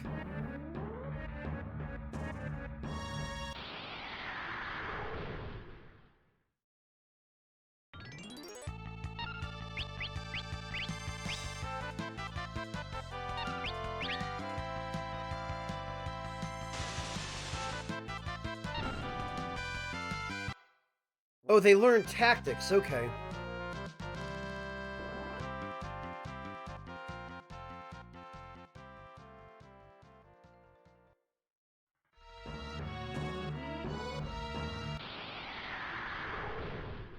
I see, Raz.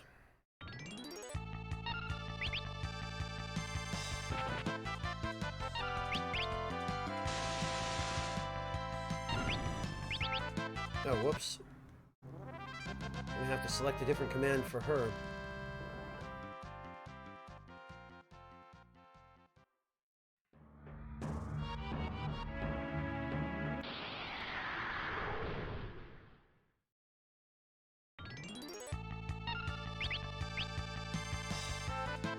Bah, Maiden's Kiss again.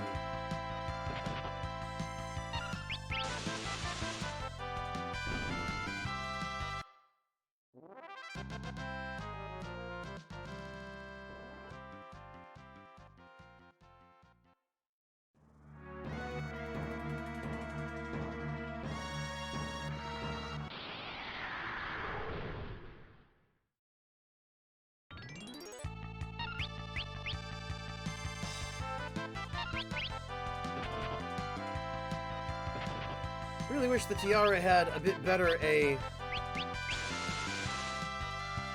acquisition rate. Oh, but everyone leveled up, that's good.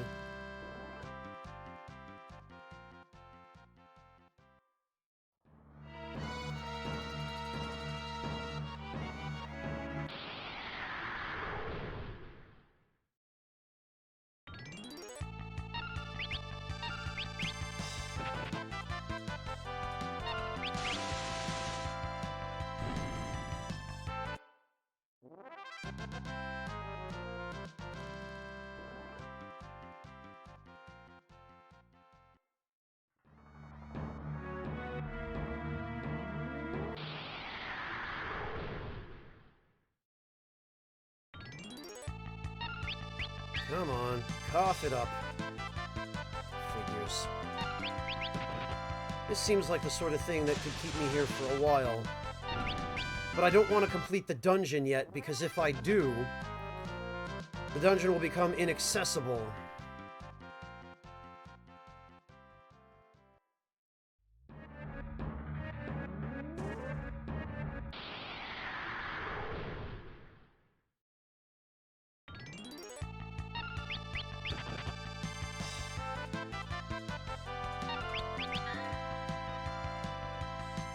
And this is the only place in the game you can run into regular Lamias. Thanks, truck guy.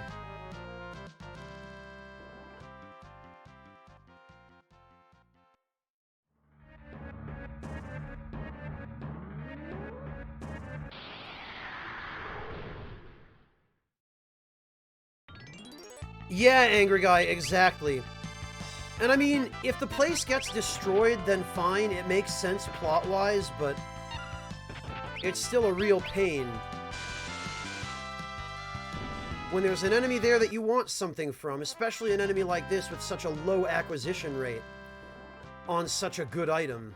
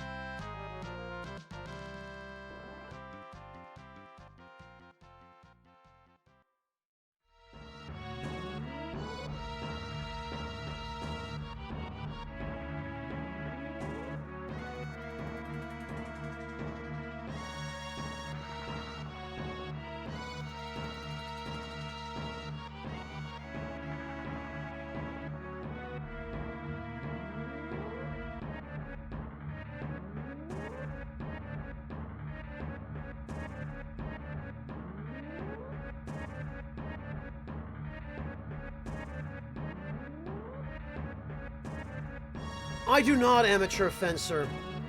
I know this is going to sound a little bit elitist, but I have no use for a low caliber like that. Why do you ask? Out of curiosity.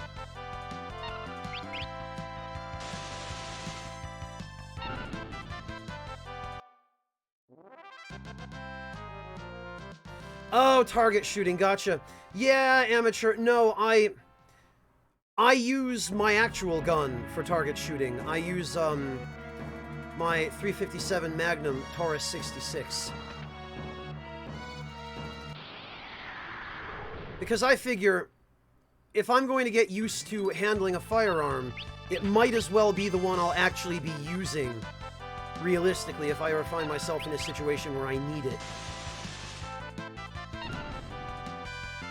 And beyond that, I really, I figure I need to get accustomed to the recoil from my,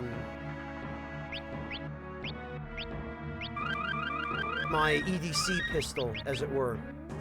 I mean, not that carrying is allowed here, but, you know, the one that I would be using if someone broke into my home or something. Oh, look, there's King Tycoon.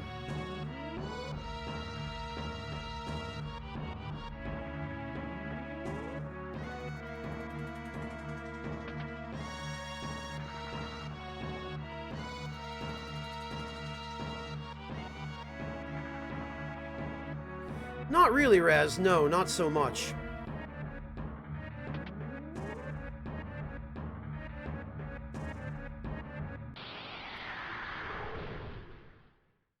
Raz, in Germany, you are generally only allowed to own a gun if you are part of one of three different groups of people.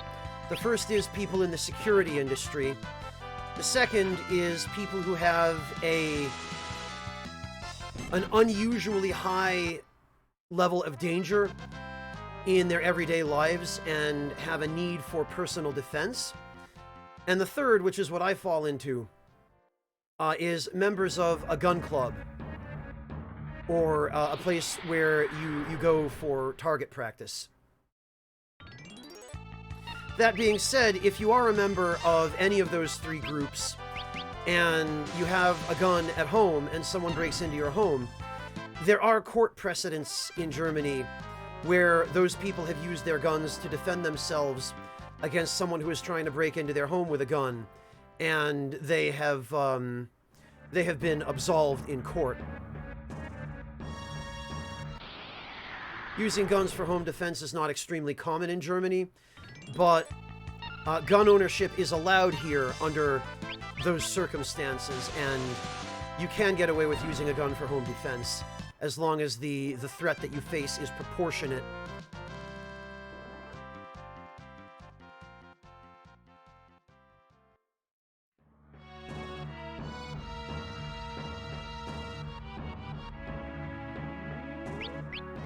All right.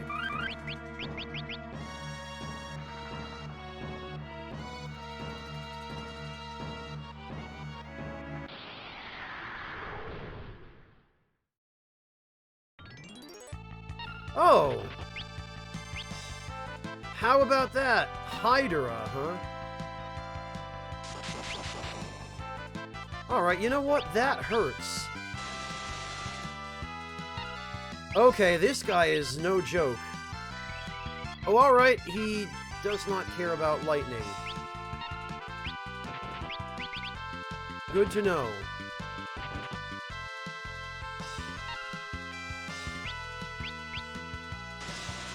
I don't remember ever running into one of these things here. Hello, Faulkner! I'm alright, thanks. How about yourself?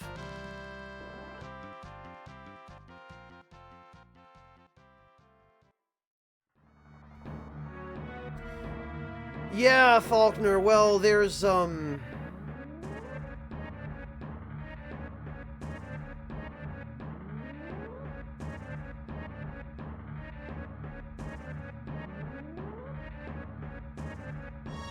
there is the fact that we are playing the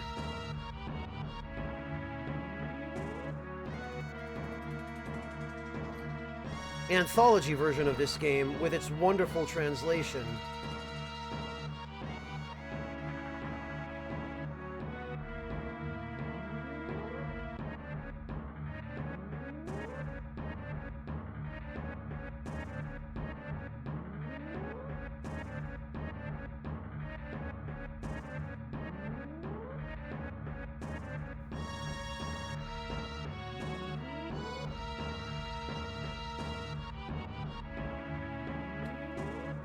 Rage, that depends on whether you care about style or practicality.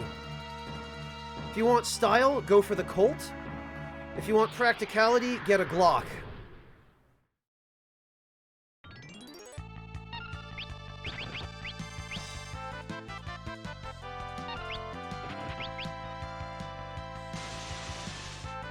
And probably a Glock 22 would be the most practical for everyday carry or personal defense, but, if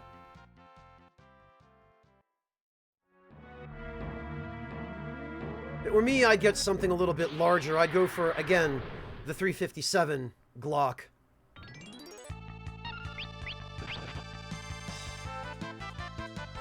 Oh, couldn't steal, huh?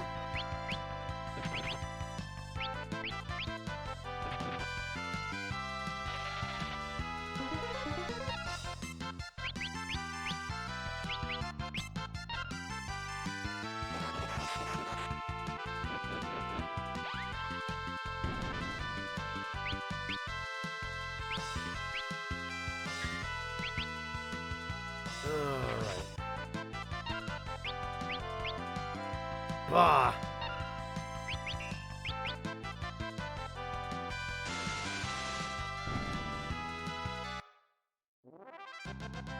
I'm well aware of that, Raz.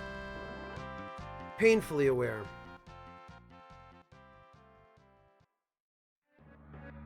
Yeah, Raz, the reason I'm aware of that is because the laws like that, the laws in Connecticut where I grew up are like that.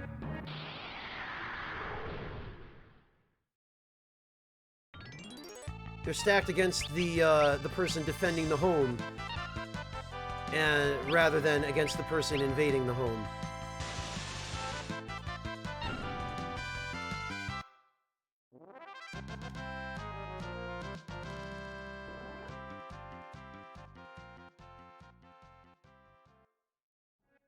It's kind of stupid.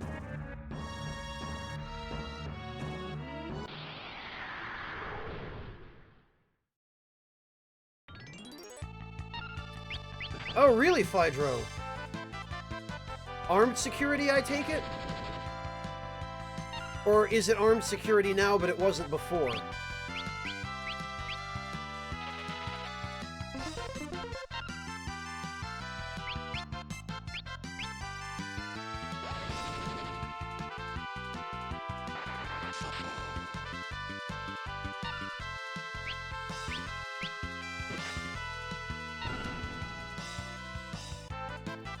Oh wow, Phydro, what were they supposed to do? Throw furniture at someone?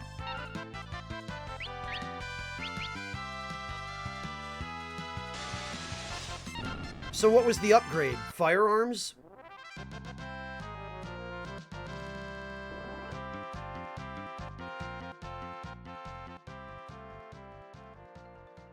Faulkner, refresh my memory. Where are you?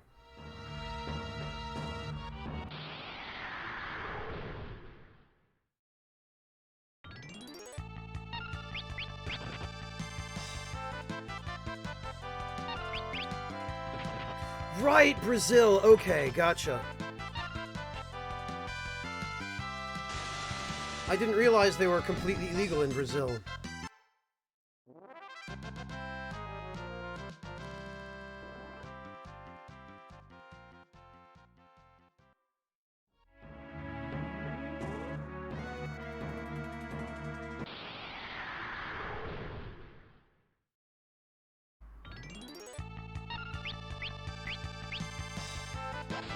Jesus, Phaedro. Yeah, well, I bet that'll convince the management to invest a little bit in better equipment for security. Jeez.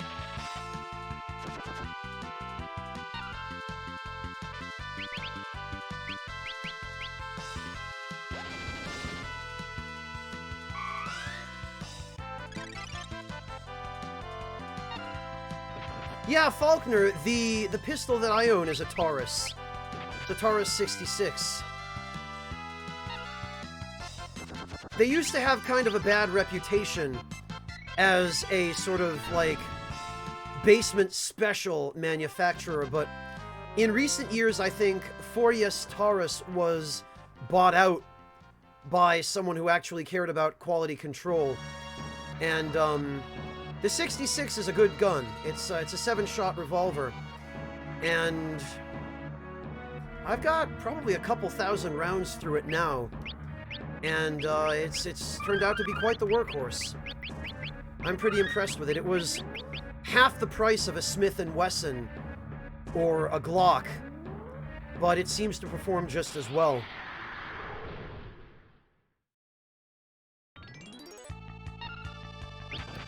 Figures, Phaedro.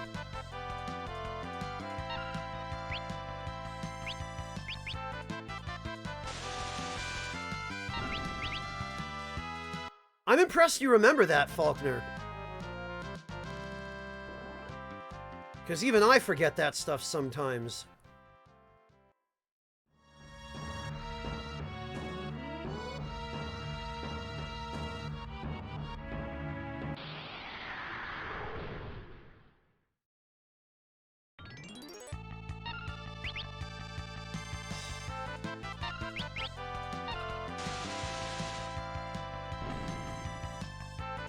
They do, Amateur Fencer, yes, and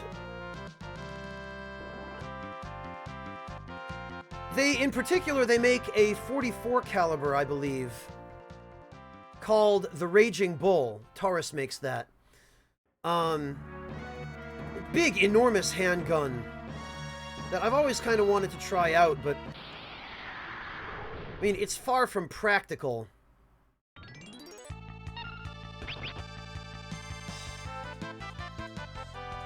Of course, if I could pick any one gun that I would want, it'd be a JTL-E 500.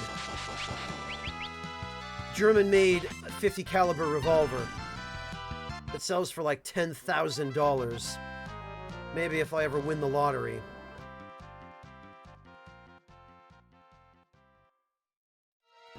Yeah, Faulkner, Smith & Wesson does make the S&W 500. The problem with the 500 from Smith & Wesson is that it's not really all that well made. I've heard lots of complaints from people who own them about how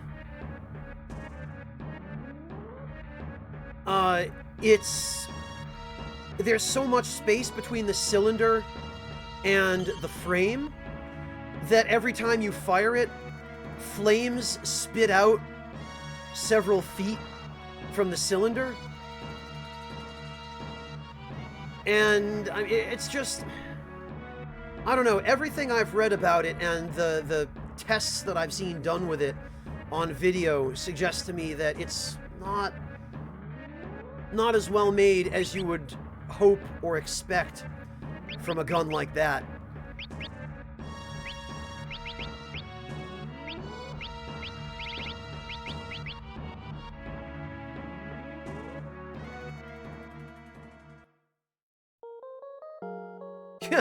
Yeah, right, Black Knight. A 50 caliber revolver has so much recoil.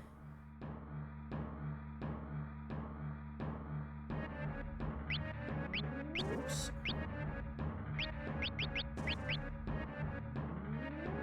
Trying to fire it one-handed is just asking for your arm to be broken.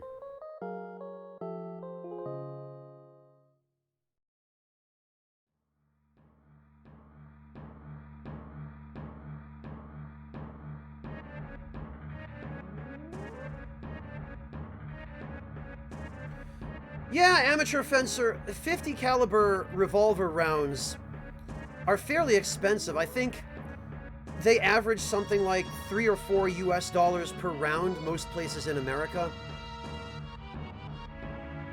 So, unless you're really wealthy, that's a lot of money to be just pouring down range.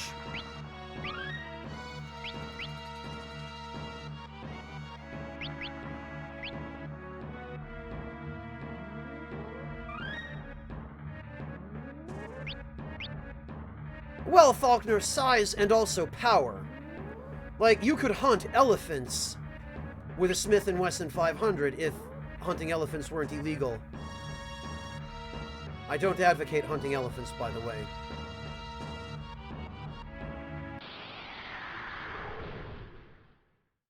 I think people use them for buffalo hunting in Africa, matter of fact.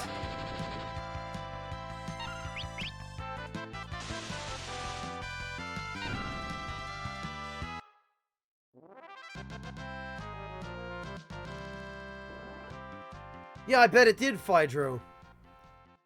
I don't want to know how you found that out.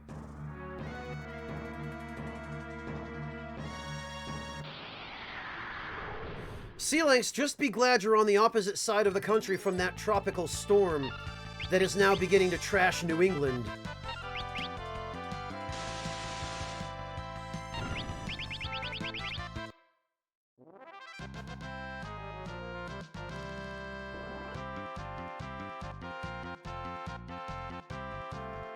Yeah, Phydro, that's not a bad idea. And I mean, you're in Kansas, so you shouldn't have any trouble getting whatever kind of firearm you want there.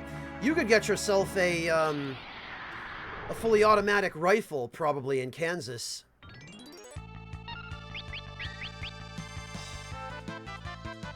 Plus, you guys in Kansas, you have, I think, you have a castle doctrine there, and I believe also a stand your ground, if I'm not mistaken, so you can actually use whatever you get without going to jail for shooting a burglar.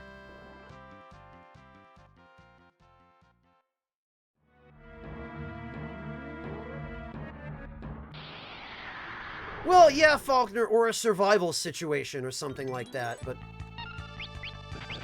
I mean, I grew up in the countryside of Connecticut, where people on a fairly regular basis would hunt things like deer, just to help keep the deer population in check. And, I mean, venison is nice. But cleaning a deer is a fair bit of work.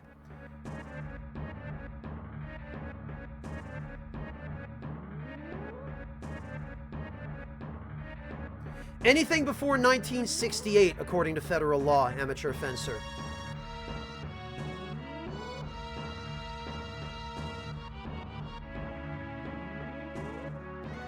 Oh, geez, Phydro. You guys get up to some odd stuff in Kansas.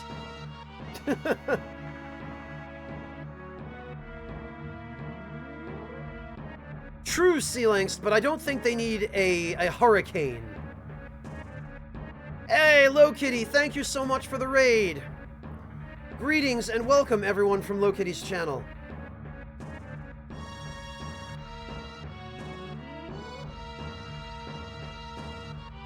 Oh, Missouri! Okay, Phydro. I gotcha.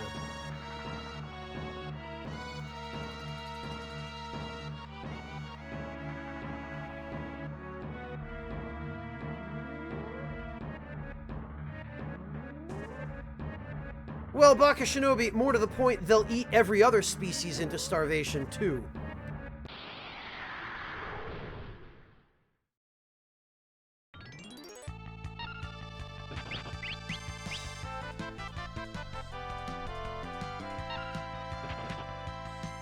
Yeah, Phaedra, I thought you meant the Kansas City in, you know, Kansas.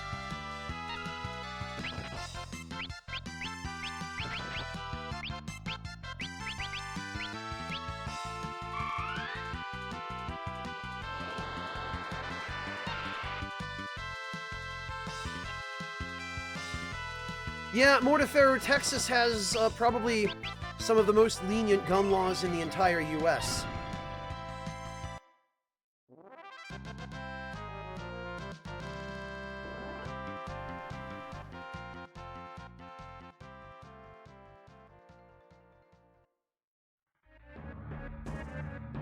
Yeah, Venmaru, venison is good if you like lean meat, which I do, but...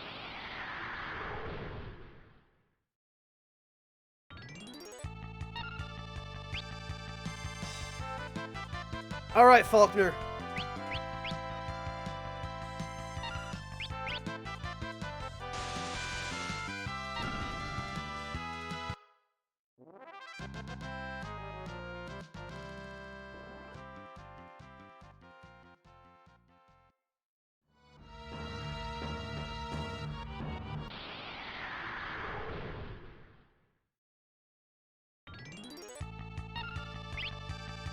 Alright, come on. Cough up that tiara, damn it. Ah.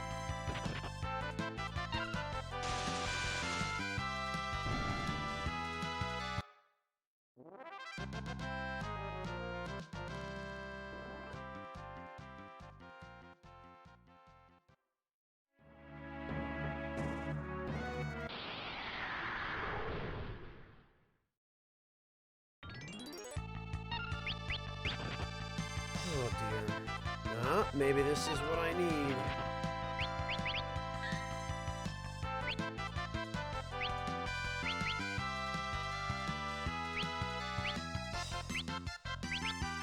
There.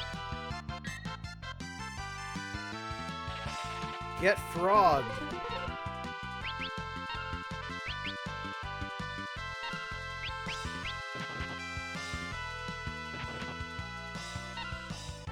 Bah.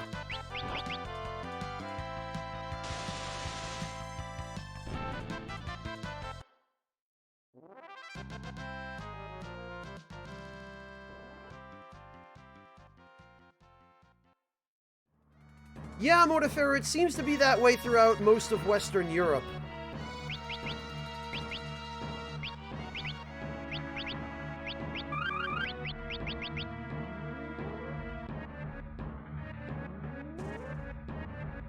And I mean, I know people have their reasons, but...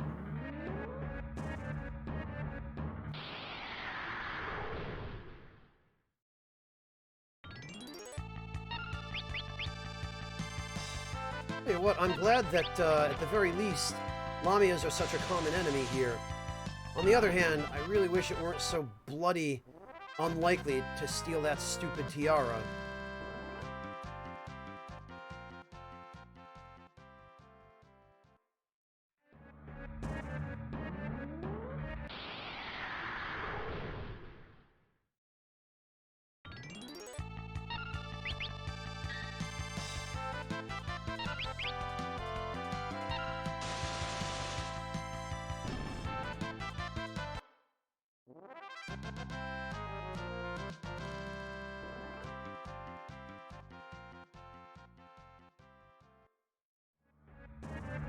Yeah, it is, Mortiferru. It's not something that's really practical for anything other than, flat-out combat 50 BMG.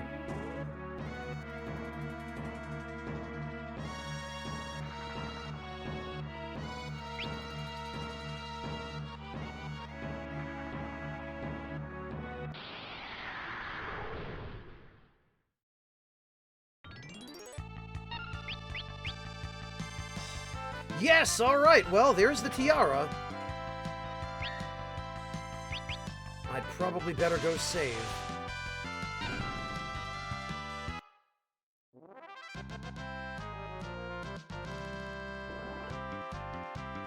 Yeah, Geneva Convention stuff going on there, amateur fencer.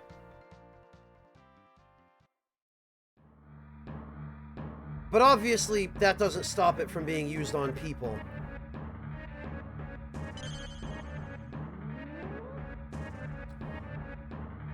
Alright, let's see.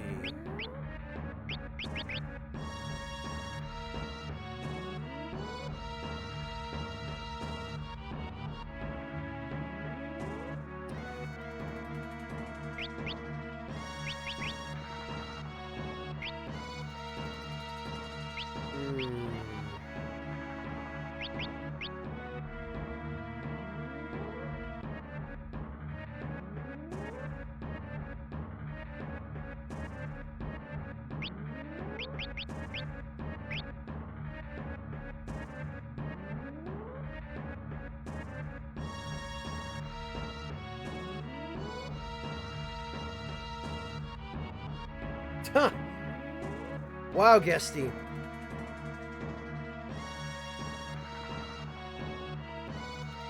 Alright, well, who needs this the most?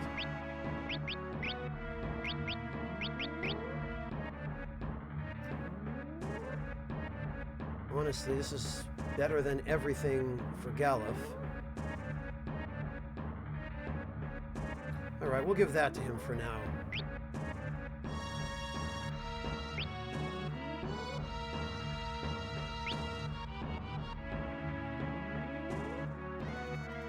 And as much as I hate to say it, I think I could really use one more Lamia's tiara. I really don't want to have to wait for the Phantom Village for that.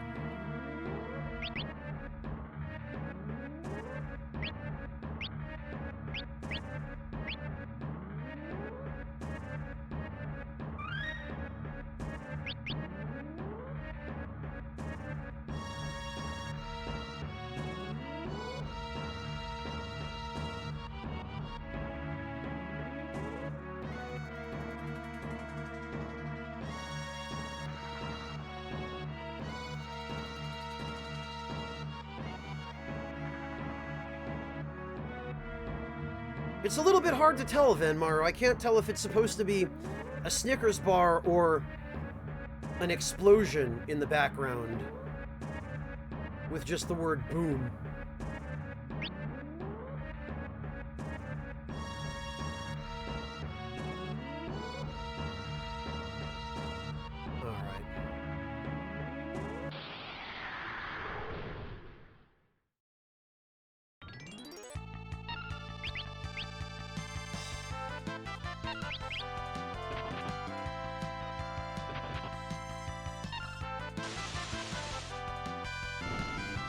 Here we go again.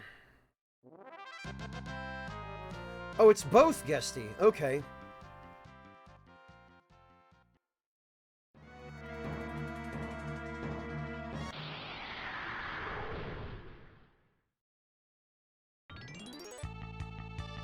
Yeah, first strike. That's what I like.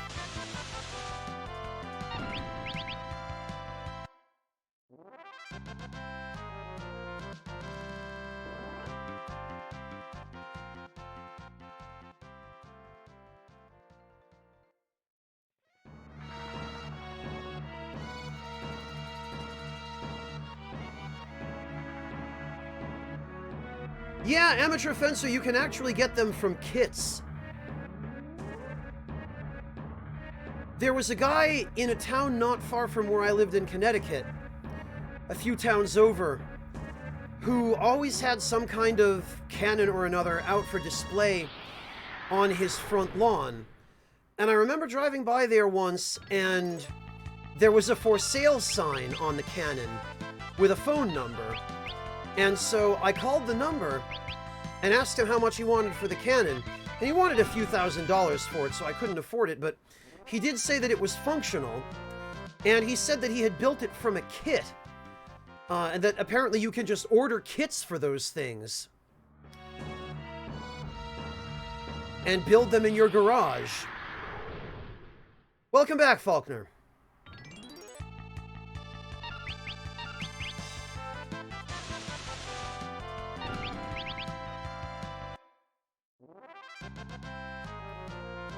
Not really, Amateur Fencer. You can order the ammo from the same companies that make the kits.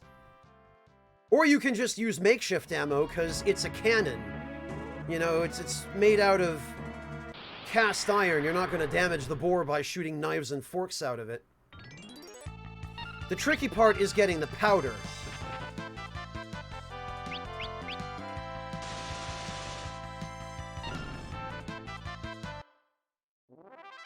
And if you really want, you don't actually have to use powder. There was a guy in the town where I used to live who made his own cannon. And he would fire it with a portable oxygen acetylene blowtorch. He would fill up the combustion chamber of the cannon with the blowtorch, with the gas without lighting the torch. He'd spray some of the gas into the ignition chamber, and he would light it off with a rag. And when he fired that thing, you could hear it across town. Normally, he'd use it to shoot tennis balls soaked in starting ether.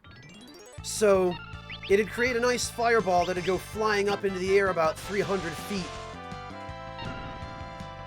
You could see it for quite a ways away. Not today, PS2 girl, no. I need a change.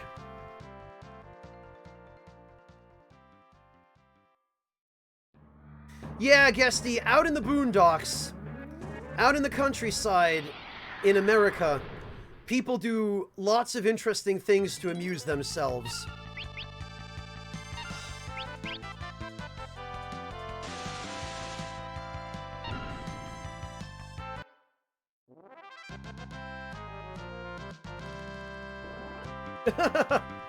Alright, Sugar Crow, welcome back.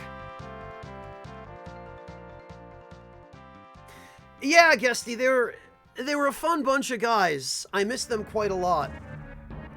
They were my father's friends. He'd been friends with them ever since we moved into the town. And they got along really well. One of them owned some property out in the woods, owned a sawmill that he would use for part of his livelihood. He ran the sawmill. And he had all kinds of stuff out there that was neat. That was where I first learned how to use a table saw, in fact. Was from him. I kind of dabbled in a little bit of woodworking in my younger days. I'm not too good at it, but I always found it fun. But those guys they were very much the classic American rednecks in most ways. The guy who owned the property had a 1957 Chevy Bel Air that he spent the course of several years restoring. Beautiful car. Gorgeous thing. I got to take a look at it and sit in it a couple of times, but unfortunately he passed away before he finished it, and his family took over running the property. But those guys were tons of fun. I fired my first gun at that guy's house when I was 12. He had, I don't even know what kind of revolver it was, but it was a revolver that there was kind of a weird story behind it. He had found a...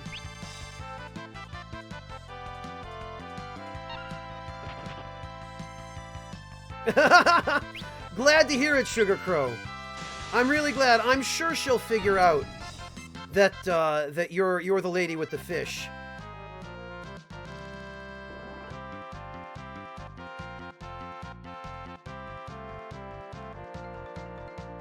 Oh yeah, see, Guesty, in the town where I grew up, people are all about dumb, risky stuff that can kill you.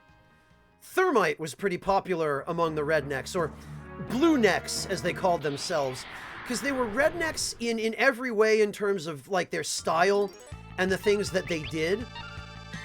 They did all the redneck kind of jury-rigging things to replace really expensive home appliances and that kind of stuff. But they called themselves Blue Necks or Blue Neck Hillbillies or something along those lines. I forget their term of choice, because instead of being hyper-conservative like most American rednecks were, they actually leaned left, which was kind of funny in retrospect, because they completely bucked that stereotype. But they were a fun bunch of guys. So the pistol that this guy let me use when I was 12, he had found an injured owl out in the woods, and he brought it home and rehabilitated it. And one day when he had a bunch of his friends hanging out with him, they had come down to, I guess, get some beer and just chill and hang out with the boys. One of them apparently offered him to trade the owl that he had rehabilitated for a revolver with an owl engraved on it. And he accepted the trade. And then my father brought me down there one day and said, "Hey, Franz, do you want to learn how to shoot guns?" And I said, "Yeah, I guess. Sure." And so they set up some bottles on a stone wall, and they put the revolver in my hand, and they said, "Okay, you point it that way and you pull the trigger."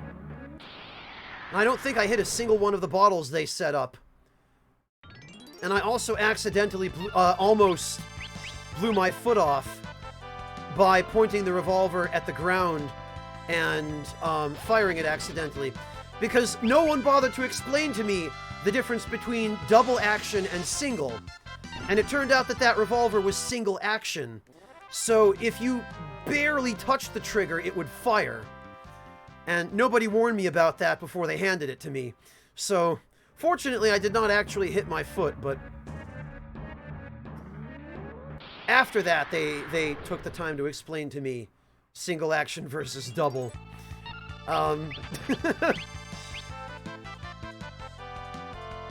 Well, I would still be anyway, Guesty. I would just probably have a scar on my foot and a limp and a really embarrassing story of how it happened.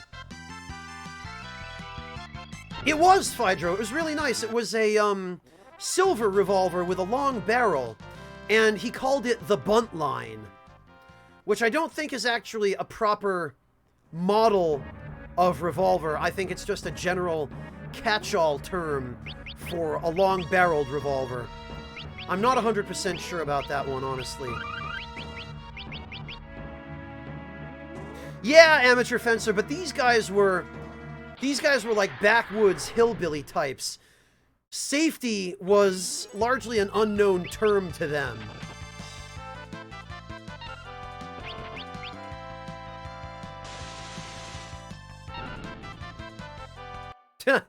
Yeah, it's a little bit better a story since I didn't actually get hurt, Guesty.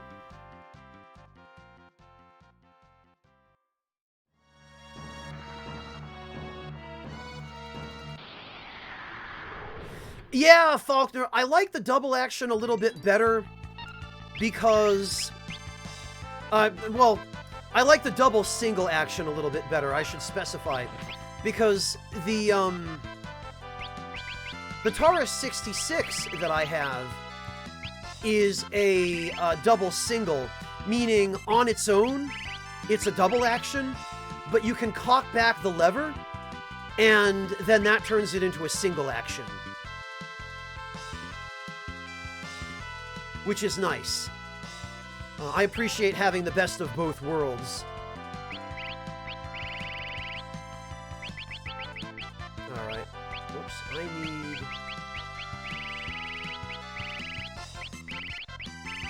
Since I've apparently used up all my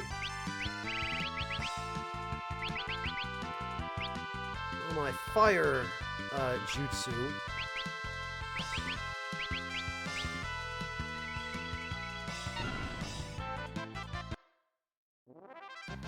Phydro, Pale Rider is such a good name for a gun.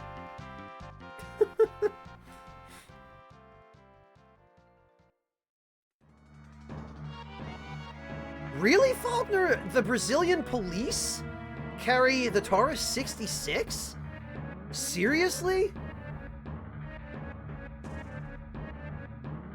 That's not the kind of firearm I would expect a police force to carry. I would have thought they'd have semi-automatics. You know, I would have thought they'd have, something a little bit faster to reload. Yeah, I bet you did, Phydro. Fanning the hammer is just a bad idea. Oh, gotcha, Faulkner. Okay, so way back. I see.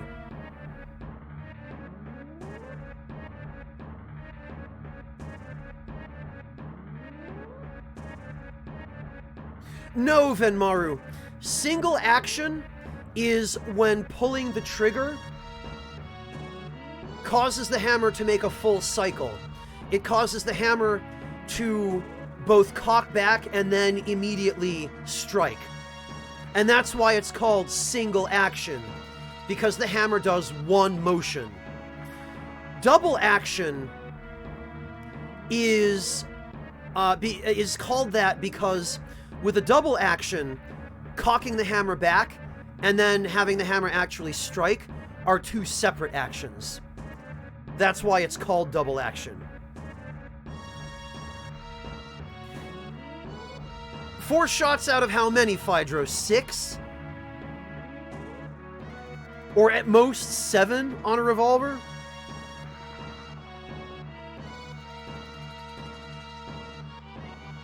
Yeah, Guesty. See, single action is better for combat situations because the firearm is more responsive.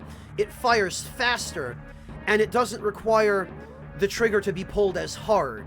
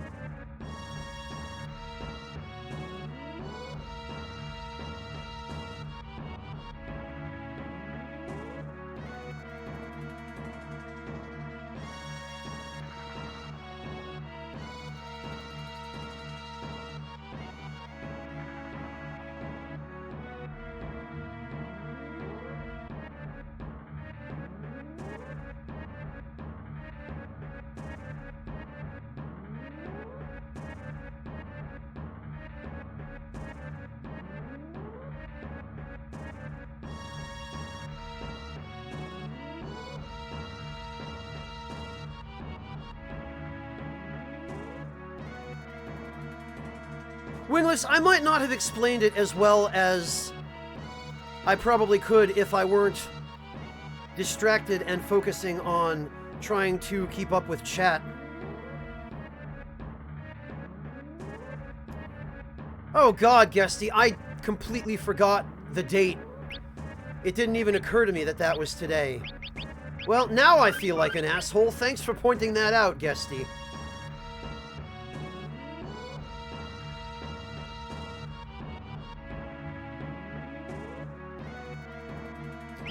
Well, Guesty, you might as well go watch Street Fighter now. Everyone's fired. Now I'm gonna have to cancel the stream and quit being a streamer. 'Cause I forgot.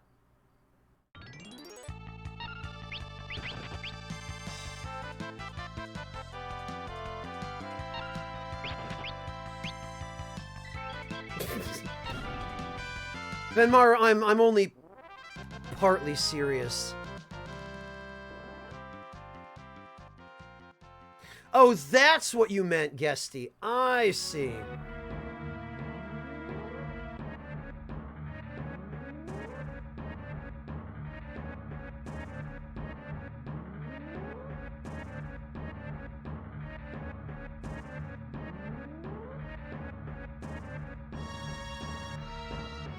Yeah, Sokar. Well, I don't really feel like I have an excuse because it's been all over Twitter and pretty nearly every other major social media outlet. And I still somehow managed to forget.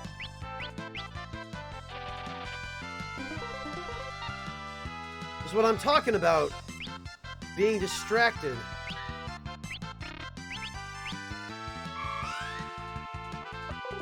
I forget important things. Yeah! Another Lamia's tiara!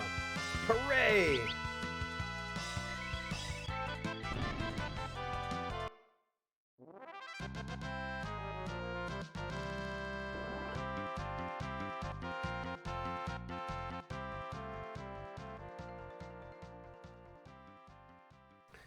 I guess technically Sokar, yes. Oh, look at that! Oh, I completely forgot about this. Oh, fear the wrath of the almighty frog. Oh, joy. And another Hydra. I wonder... Ha! Great, you can still use those as a frog. That is impressive. But as cool as that is...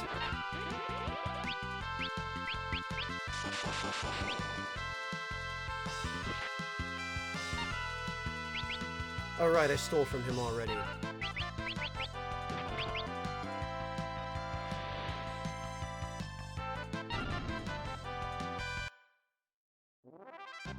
Yeah, Faulkner, but at least it's easy to get rid of.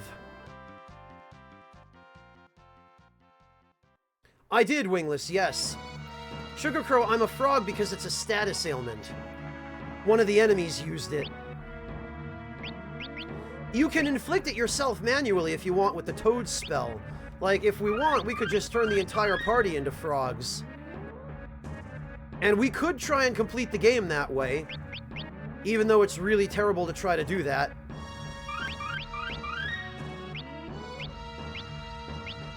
And why would you? But you can.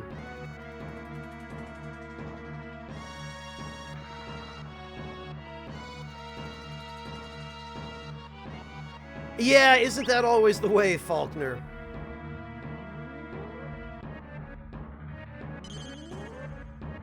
Always at the worst possible time.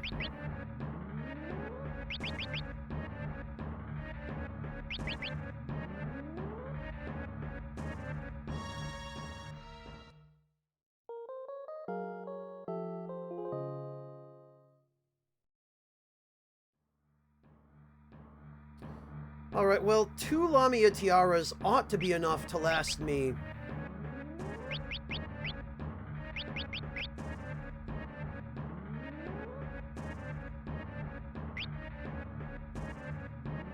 Until I can access the Phantom Village.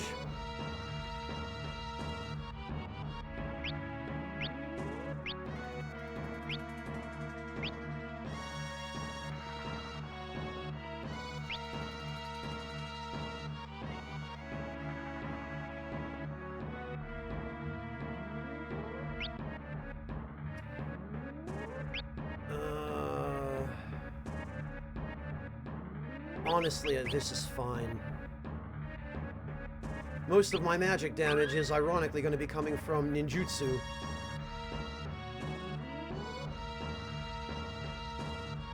So, I don't think we'll have to worry too much about the rest.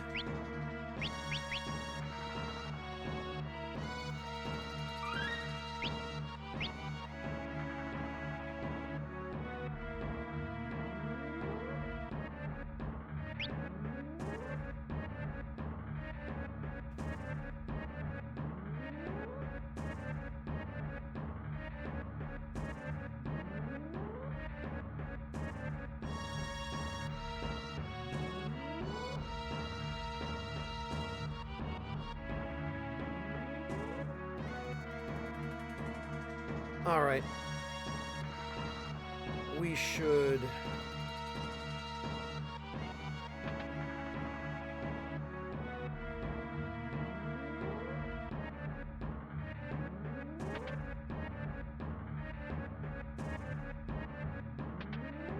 There we go. We should press on. Aquaos? Couldn't steal, eh?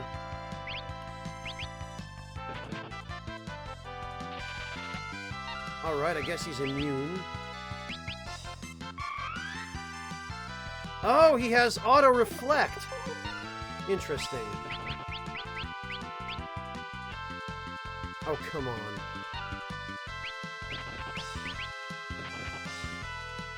Alright, fine.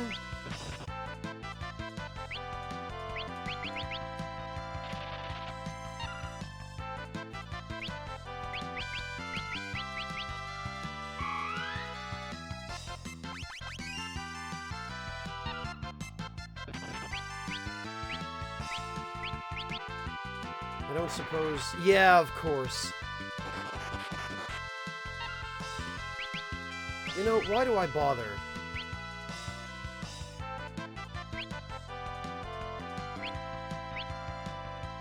Where the heck there it is.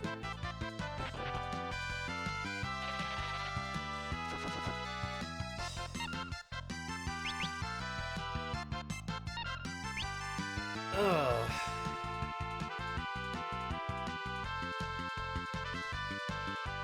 Yeah, pretty much. She just punched herself to death.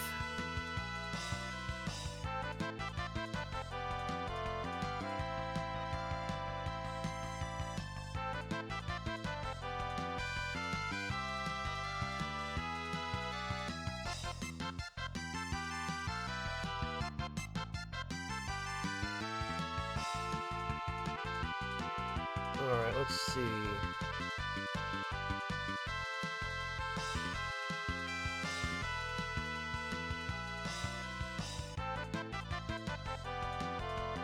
Let me see if this... Let me just check and see if this enemy has a, an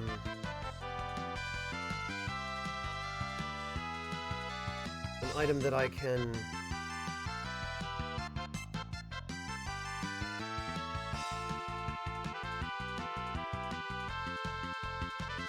steal, or if the item it does have is worthwhile.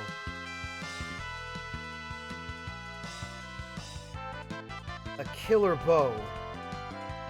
Okay, yeah, I think that is something that I would like.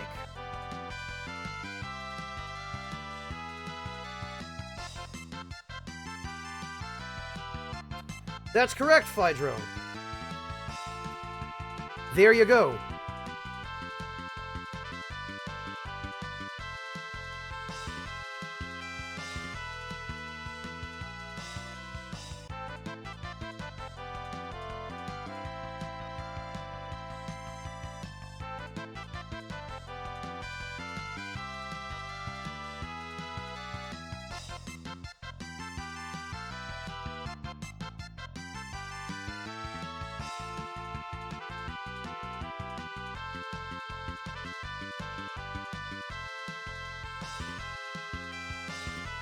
Alright.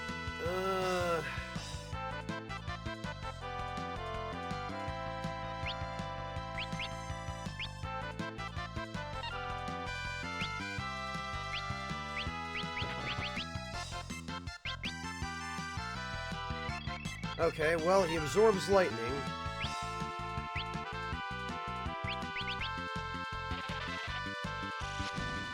Alright, yeah, that's okay. I'll take that. Honestly. Oh.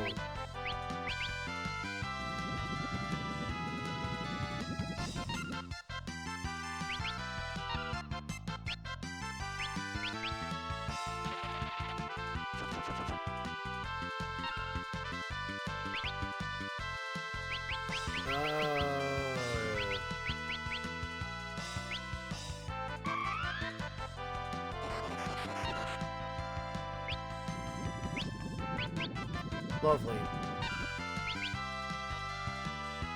Crossbow. Alright.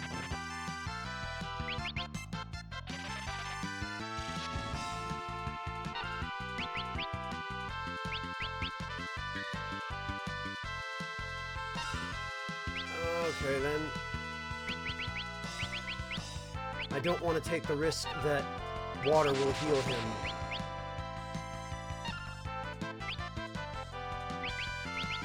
So we'll just...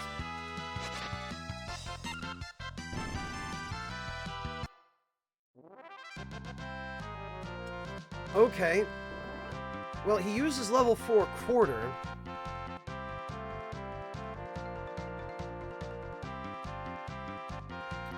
Oh, and I got a Phoenix down?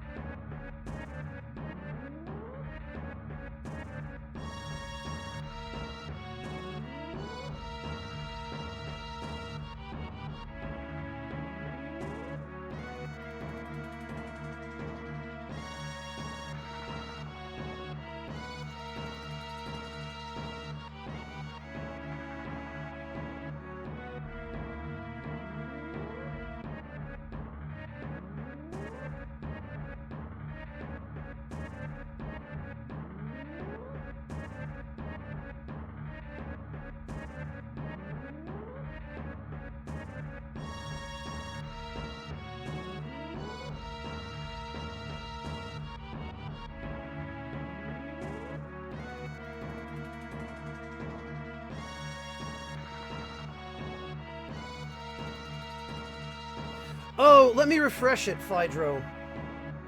Sometimes resyncing the server can help, so let me...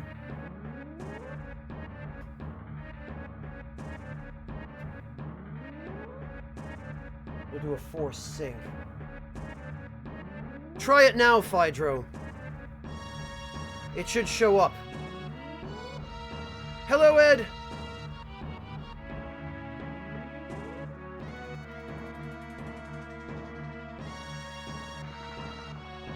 Oh, good, you made it in, Phaedro. Okay, excellent.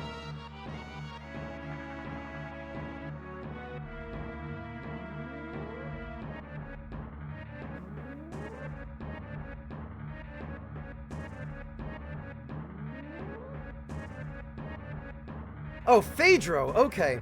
That definitely was not clear by the spelling, but thank you for letting me know. I apologize for mispronouncing it.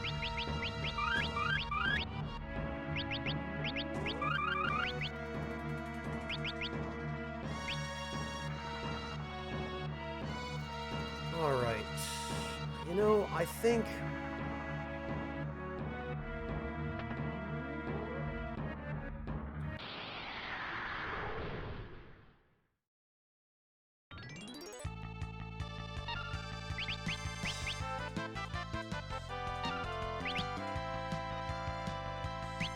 Oh, that's where it ended up.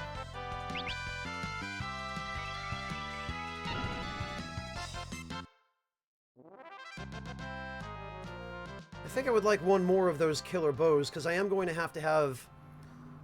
I'm going to have to level... Oh god. English, help me. Karyudo. Ranger.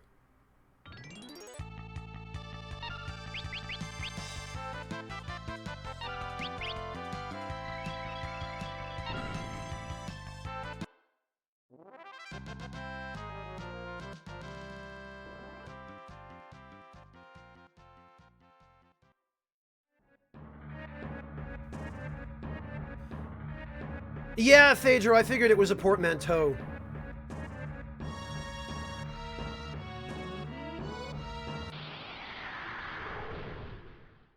Yeah, the yes at the end of the battles is really goofy. What a translation, huh?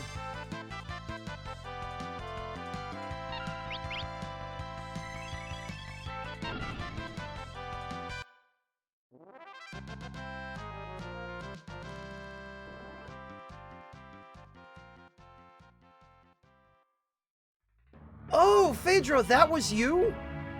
I remember you by that username. Okay, I did not know that that was you. But now I do.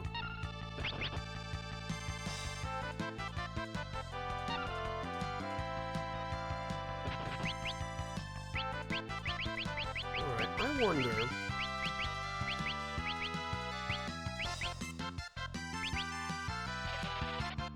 It does work!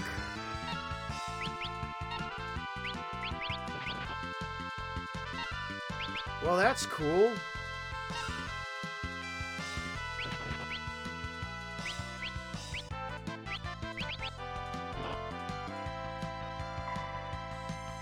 Oh, damn it, right, I forgot.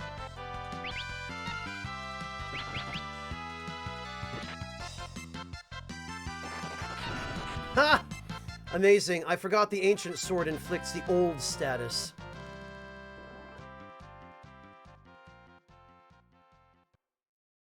Okay, Mortiferu, have a good one. Thank you for stopping in. Oh yeah, Wyvern. Faulkner for Wyvern. It's the dumbest. Like, that kind of translation is on the level of some of the games coming out of China on Steam Early Access.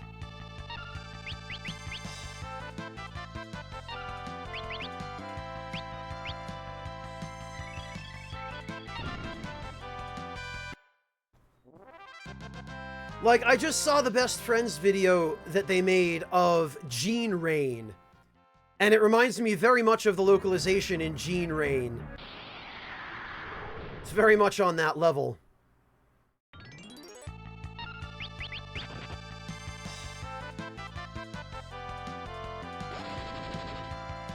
Hello, Trepus, welcome!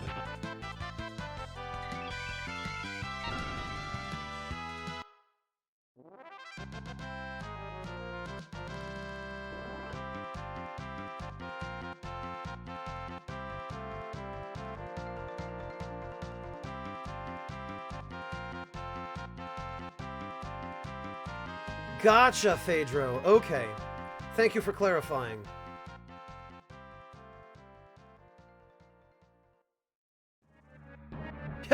Yeah, me too, Erasus. Me too.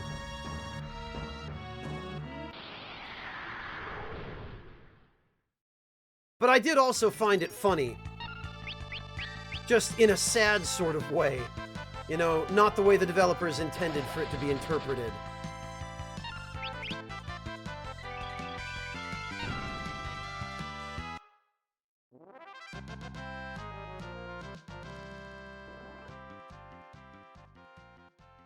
But it was one of those games, you know? Like Life of Black Tiger. That sort of trash.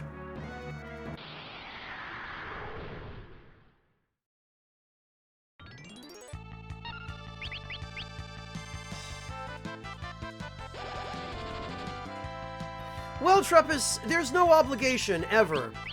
I'm always happy to have you. But you're never obligated to show up.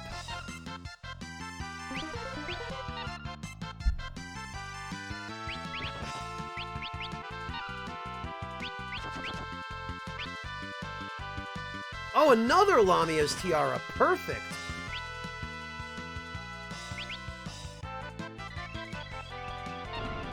Look at little frog Reina. Yay!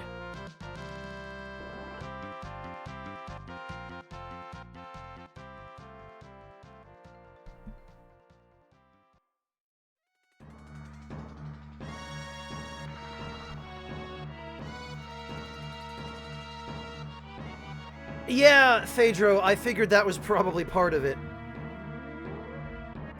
Final Fantasy V is going great so far, Trepus.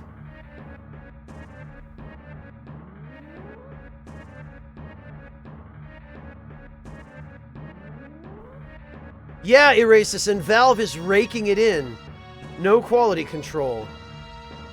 Well, Amateur Fencer, that's not far off, actually. That's pretty much just what happened.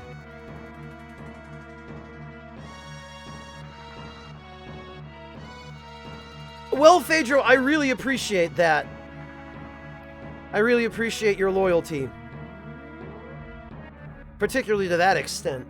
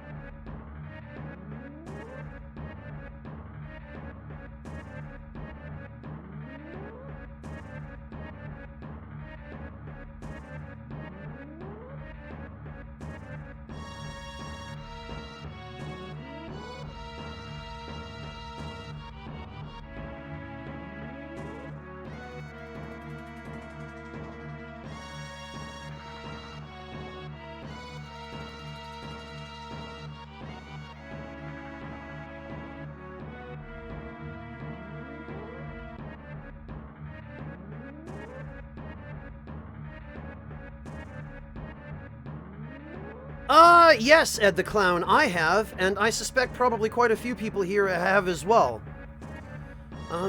Many of the people who hang out here are married, Ed. Why? Are you looking for advice? Have you just been asked out for the first time and aren't sure how to respond?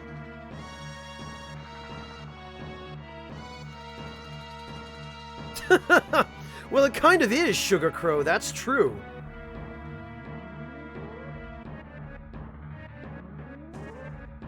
Oh, Phaedro, don't worry about it. Believe me, I understand how it is.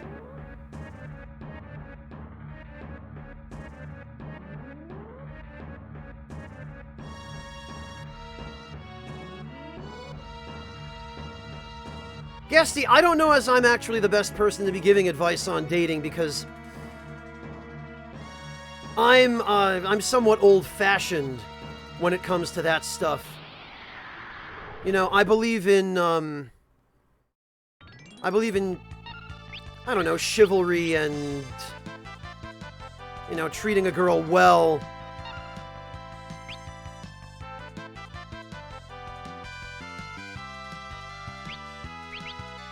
I mean, I say that, but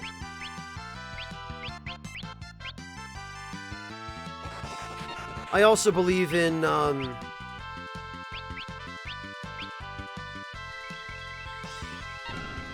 don't know, I believe in, God, I lost my train of thought. I believe in equal opportunity, I suppose, and both people having the same say in stuff. I don't even know what I'm trying to say here. This is distracting. Oh, you are, Ed! Okay, congratulations! Yeah, Guesty, but sneaking up on them tends to result in, having the police called and ending up with a restraining order. I will advise that that's probably not how you want to go about it.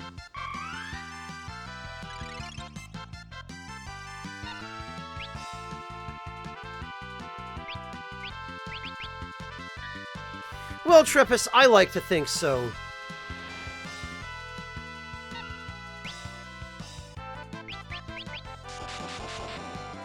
But it seems like... Well, maybe I'll hold off getting into that unless someone actually...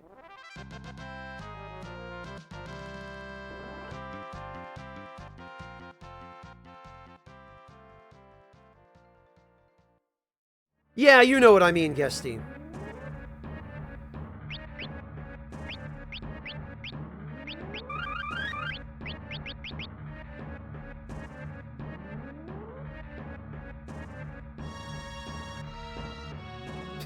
Sokar, you better hope you don't forget you're dating someone.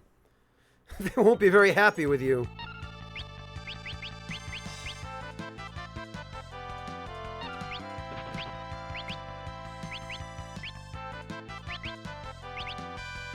Alright, where the heck are all those...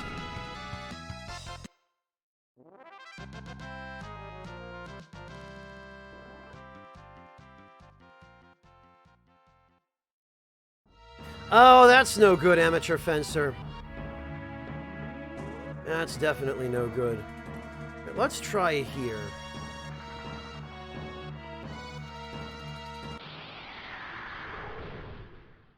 Welcome back, Wingless. Oh dear.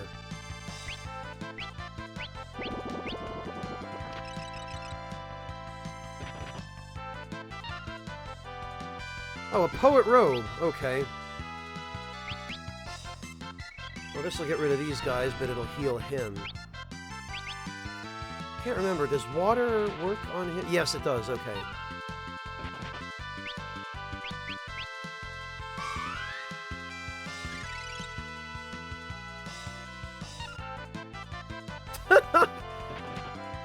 Really, Guesty? I'm not sure I even want to know what happened there.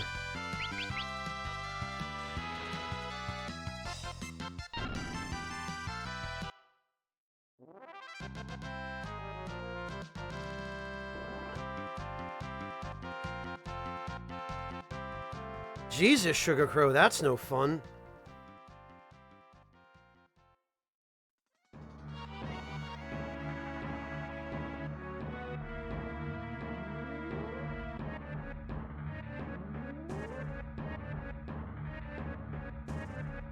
Sugar Crow, it might be time for an actual honest-to-goodness restraining order there.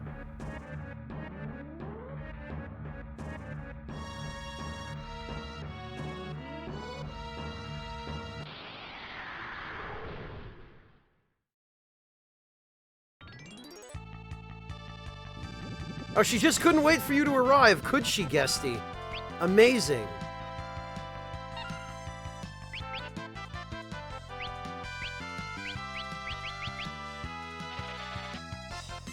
Oh, great.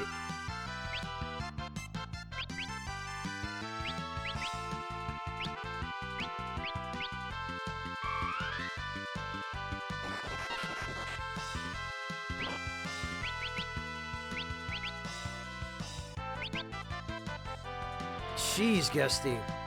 Okay, water heals him too. Alright.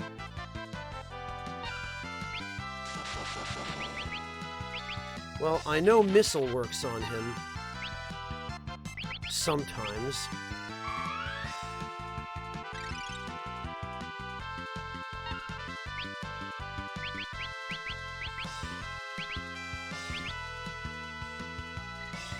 Wow, damn it. Right, lightning heals him too.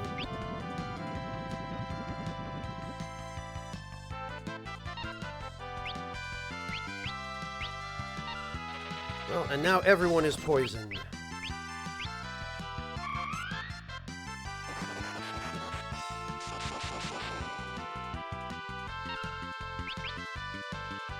Come on, give me that weapon.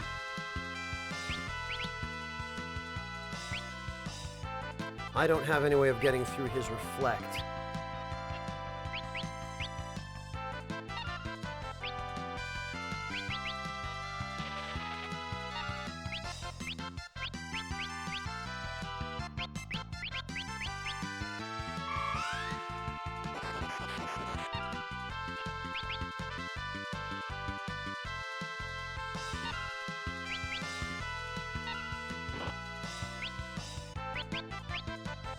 All right.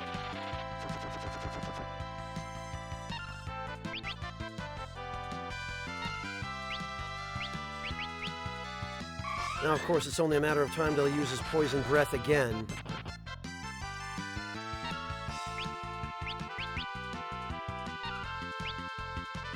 Yep, there we go. That's what I need. That's better.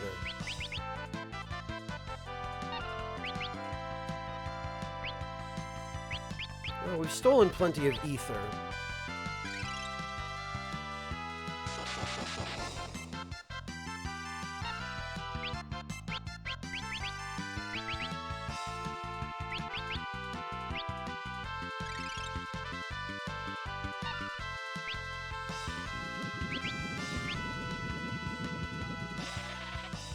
Sheesh.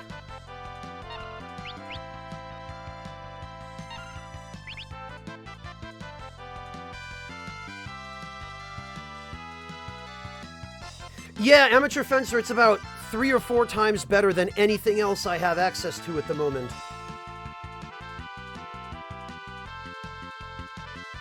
Because unfortunately, black magic and white magic in this game are kind of trash.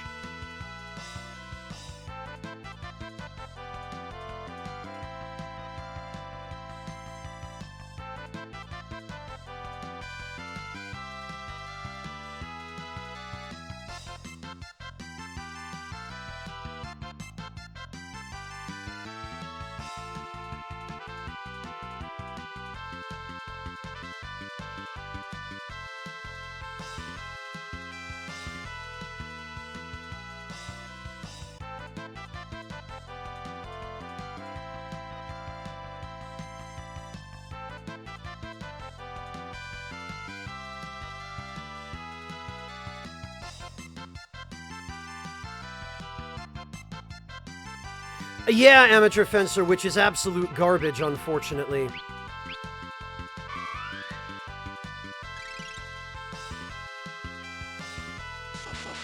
In this game, White Wind does the full amount of your current HP. Whereas in FF9, it does a third.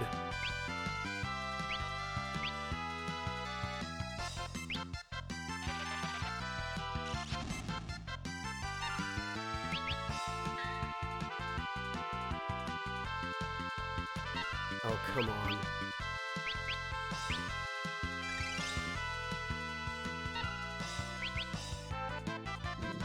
There we go with that poison breath crap again.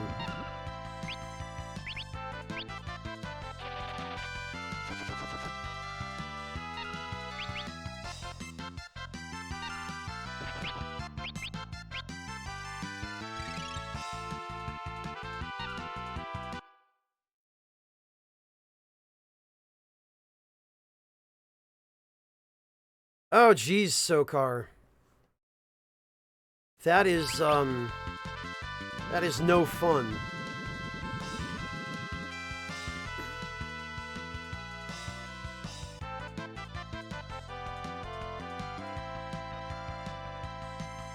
Sokar, if that's the case, if they can't make up their mind, you better just leave them alone.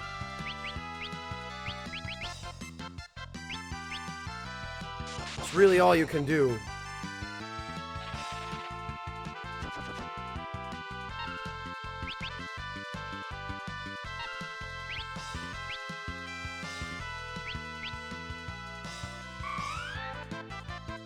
Now, I can understand that, Sokar. It's always difficult.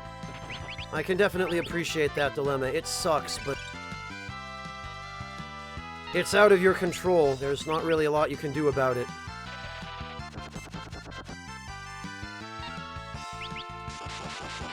Alright, this...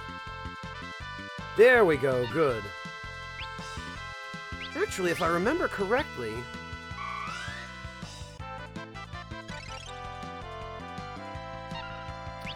Oh, that's right, in this game,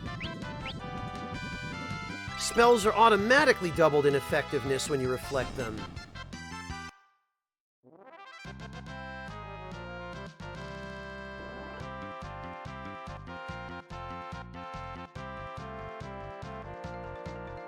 Faulkner, I don't have the Dragoon job yet. I'm about to get it, but I don't have it.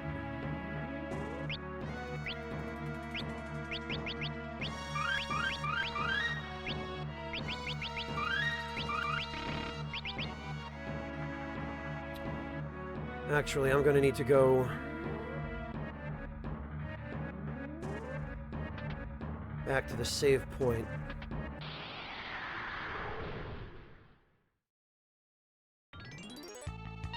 Erase's Dragoon is a fantastic job later on, when you get the right equipment for it.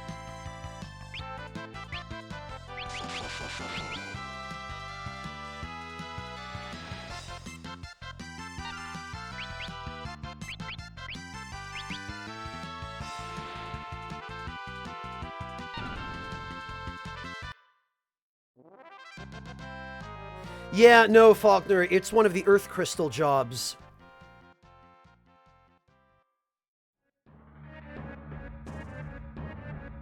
Well, Sokar, it's totally understandable that you'd need some time to just chill.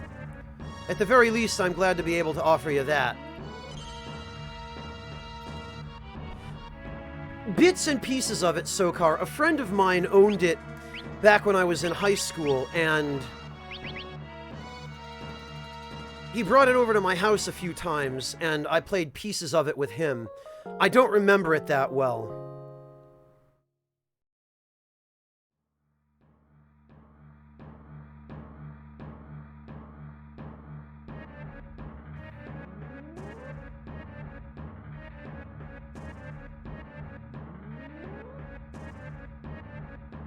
Ah, that's never fun, Ed. I can certainly understand that. Well, Erasus, I'd love to, but I can't right now because I don't actually have the job. But 4 Dragoons dual-wielding Dragon Lances can take out one of the optional super bosses in a single turn.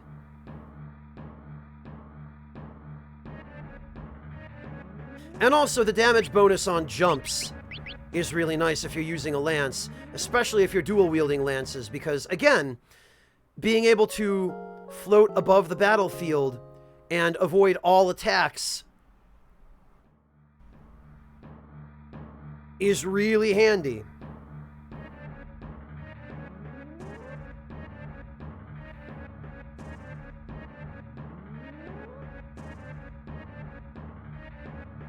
What, Legend of Dragoon, Sokar?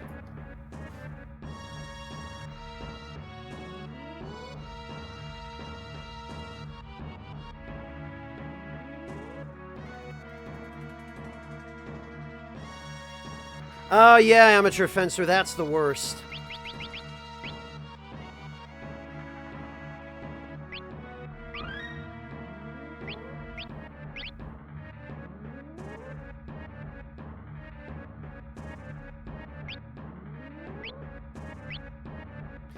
Well, Ed, that also depends on your emotional fortitude. If you're not a sensitive person, you know, if you have a thick skin, and you have the self-control and self-coaching ability not to take that kind of thing personally, then yes. But if you are sensitive, it can be a lot harder.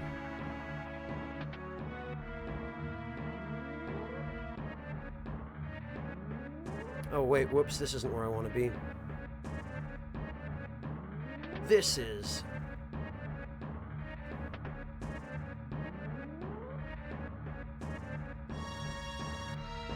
One turn, Guesty, not one hit.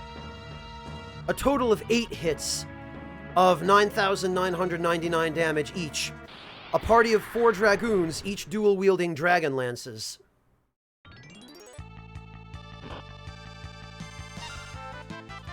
Alright, this guy...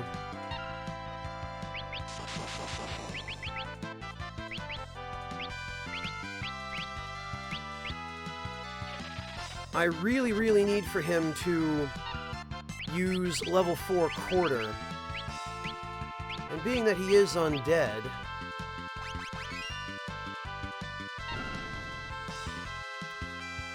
Oh,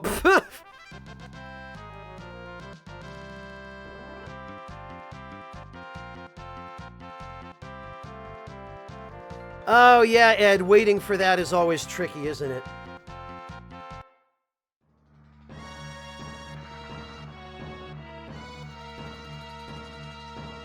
Post-Sabin suplex. Sokar, that's clever and also kind of depressing. But I can certainly understand. I was like that in my younger days as well.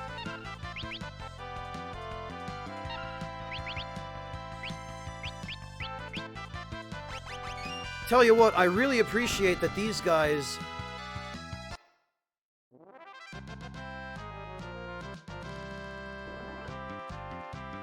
always drop Phoenix Downs.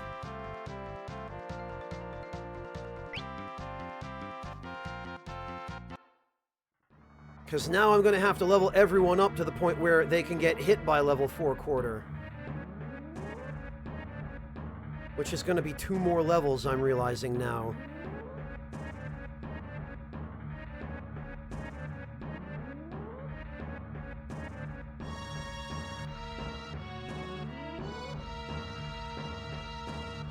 Oh yeah, Sokar, I'm not comparing us in age. I'm just saying that when I was younger, I was really sensitive to that kind of thing. You know, especially when it came to women. But these days, honestly, becoming a content creator and I guess being in the public eye on the internet, kind of center stage, has really taught me, probably better than any other life experience, to grow a thicker skin. Which has been invaluable to me not only professionally, but also in my personal life. So, Sokar, I guess you could say,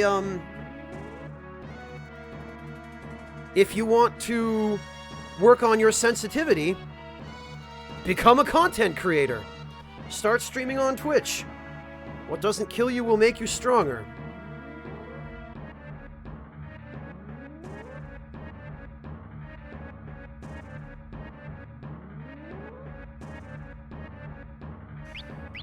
Alright, how close are we? 5,600, huh?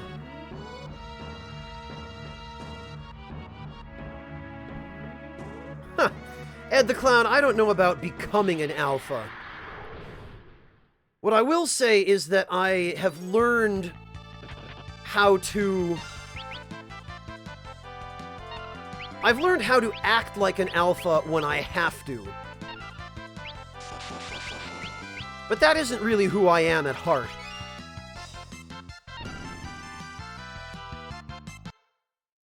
It sure is, Erasis. It's come in handy more times than I can remember.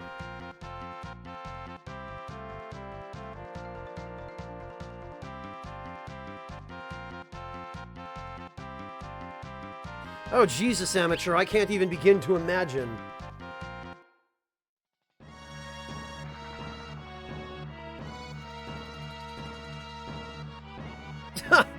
Thanks, Guesty. Sometimes I wish I did have a staff to write jokes for me. Because some of the ones I end up coming up with on my own are, well, not the best.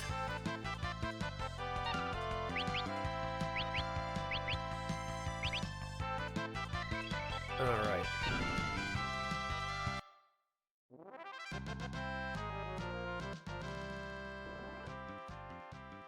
Well, Sokar, making better choices is always something you can learn how to do.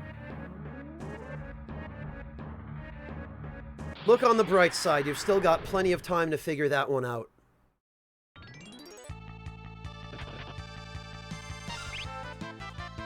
Alright, I need to pay proper attention here to how much experience I get from killing this guy.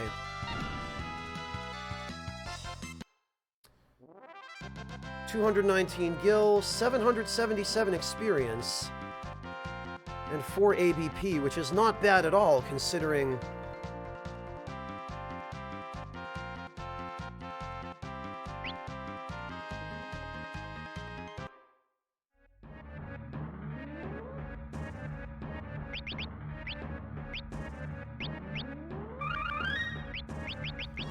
Yeah, I guess those guys will do.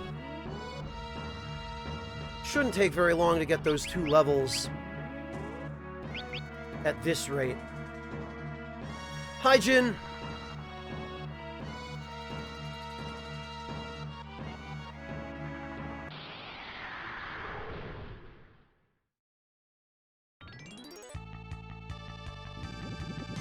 Oh, that's nice.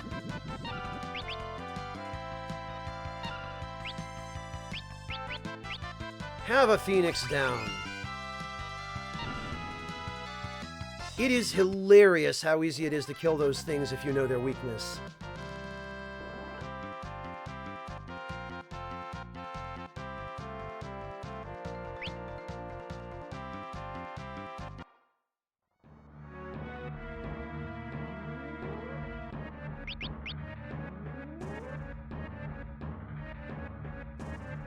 Well, Sokar, that's not necessarily unreasonable, unless you have no carpentry experience.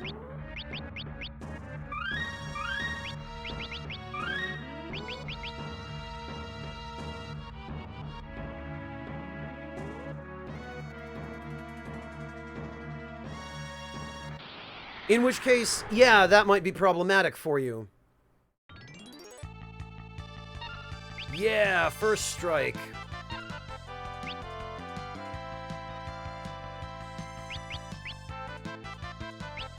Well, I tried.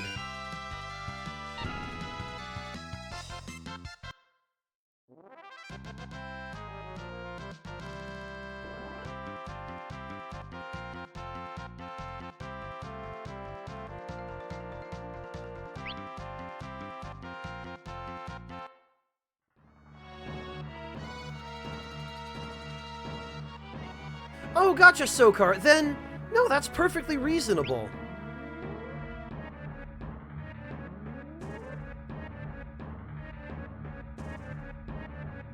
If you already have experience, but you just want more different experience, then that's a great way to do it.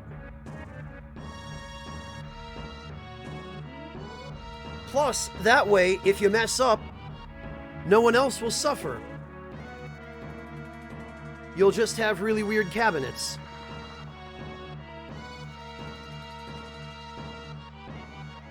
Yeah, Amateur Fencer. It is just called Hydra in Japanese. Haidora.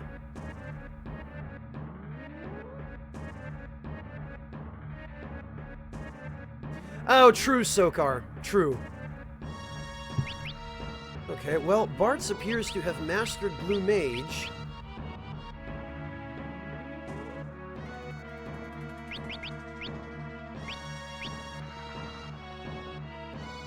Ah, you know what?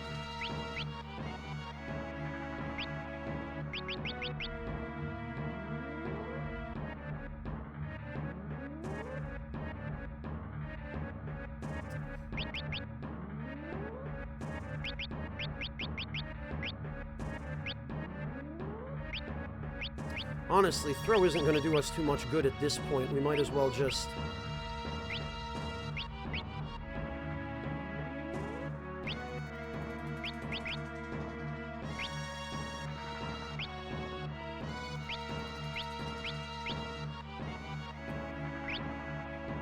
Oh, really? Sorcerers can't use the Lamia's Tiara? That sucks.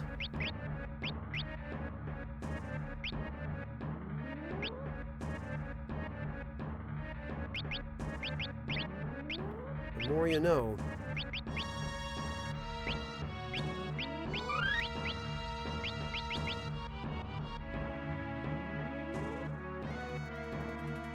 Oh, it sure would, Sokar. You'd probably get a terrible party comp that just didn't work. I mean, as it is, I've had to make some sacrifices just for the sake of leveling up everyone's jobs.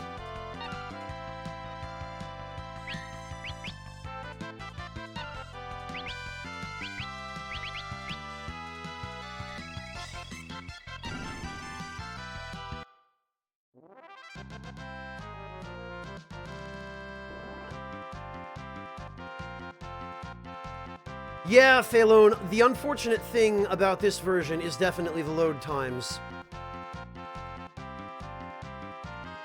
Yeah, Jin, I was just talking about that earlier. Galuf is the one who actually looks the most like it. You're talking about Min Wu from Final Fantasy II, Jin. And if we go to Galuf... Tell me this isn't just Min Wu. Right?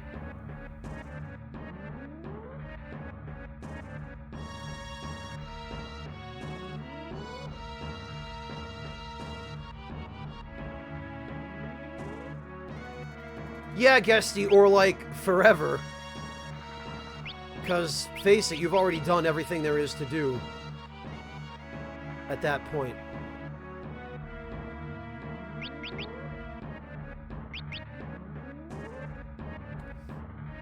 You know what? We can switch Reyna over to Blue Mage. I think that'll work out nicely.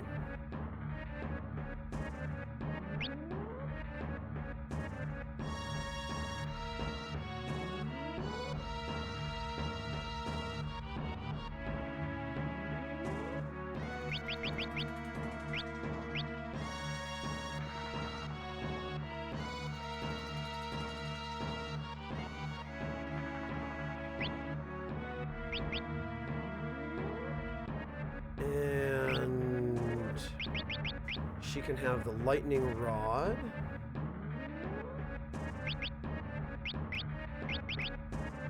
She can definitely have Alamia's tiara.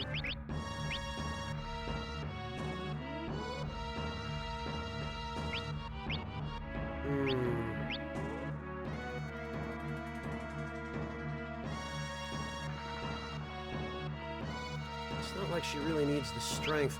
I think the fire ring is going to be better for her.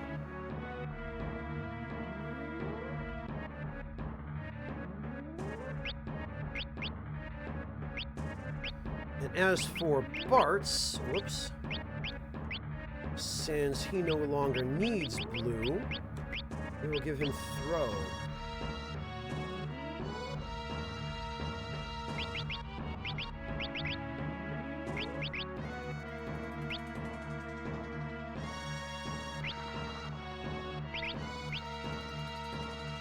Also give him the elf cloak.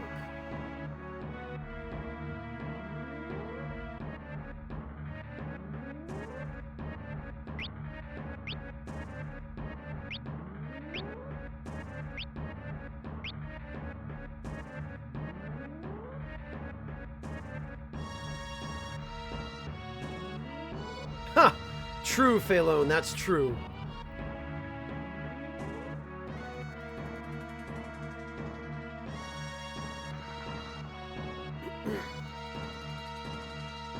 Puh! Sokar, is that supposed to be some kind of joke? I mean, yes. Because why wouldn't you? Minwu's the best.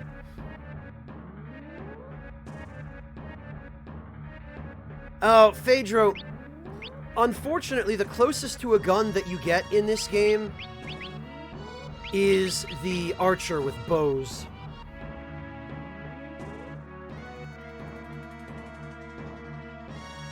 It's not like Final Fantasy Tactics, where there are actually classes that use actual guns.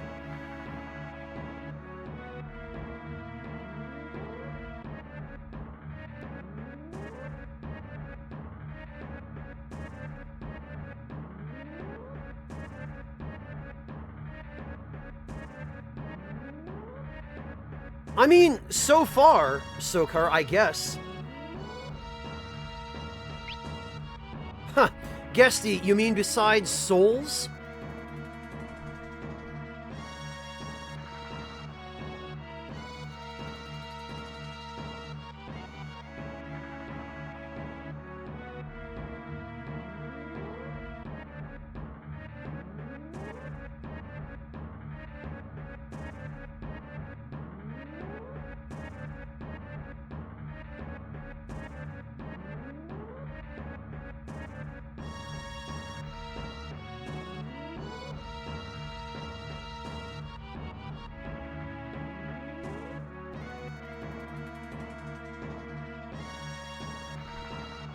Yeah, Guesty, but I was brought on Plague's stream to talk about bricks and octopus genitalia, not souls.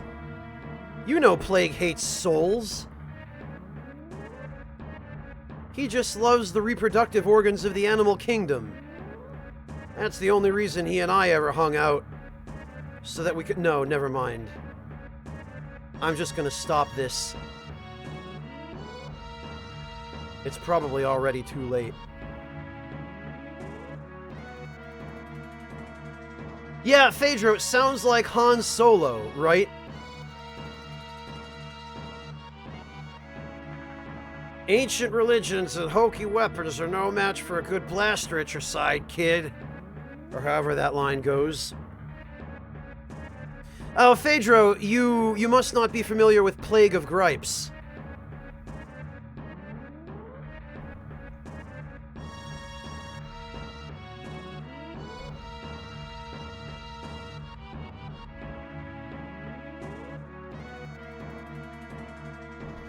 Plague of Gripes is a Kentucky farm boy who draws furry porn for money on Reddit and 4chan.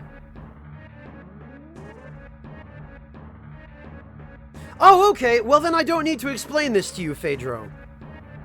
If you know who he is, then there's no need for any further explanation.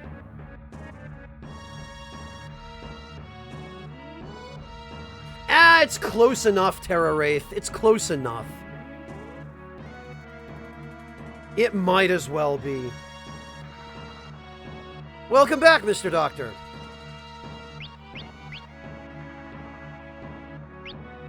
Alright, actually, where does that put Bartz's... Oh, wow. Puts his magic power considerably lower.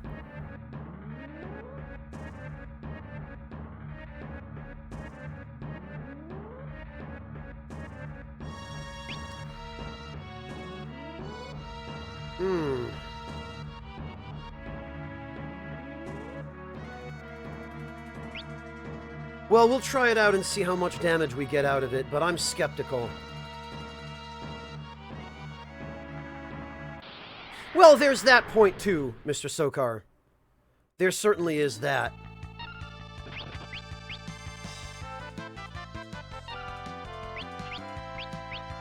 Alright.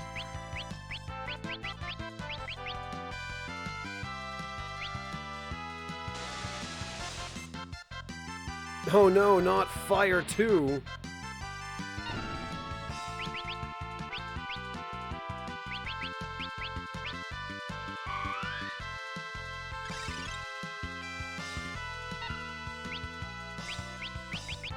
Water is what we want here.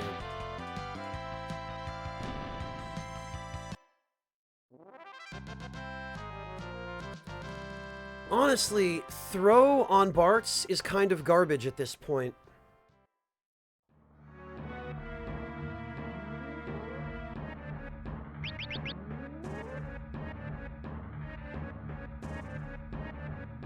Hello, Drax!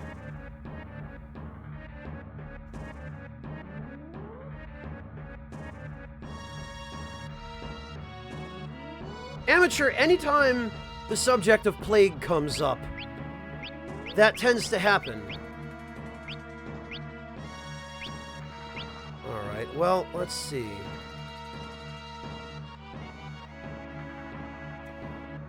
Honestly, I kind of feel like... What do we get out of this?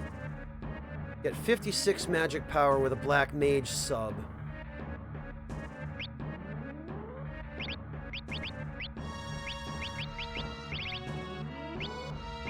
With blue mage sub, we get 48. But blue magic is a lot more useful than black magic.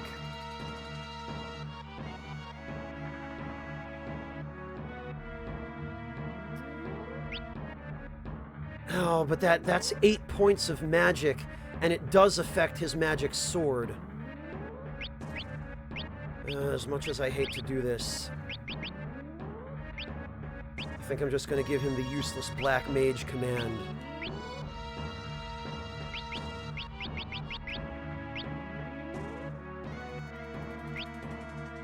$57 magic with the Elf Cloak, even.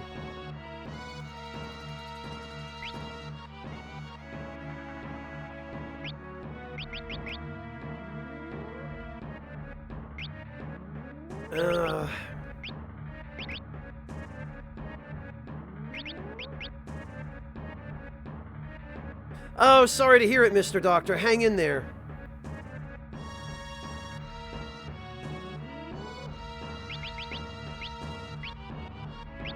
Okay.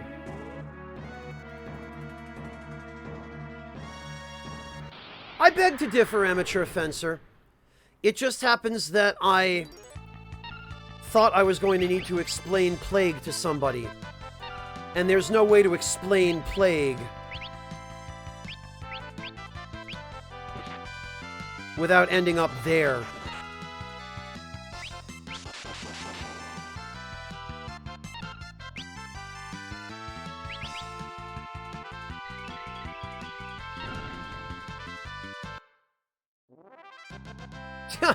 Yeah, Phaedra, I think that's the highlight of FF6 for a lot of people. Well, which collabs are we talking about, Amateur Fencer? Because if you're talking about the stuff that I've done as a guest on his YouTube channel, I think that the discussion there ended up being pretty tame on my part.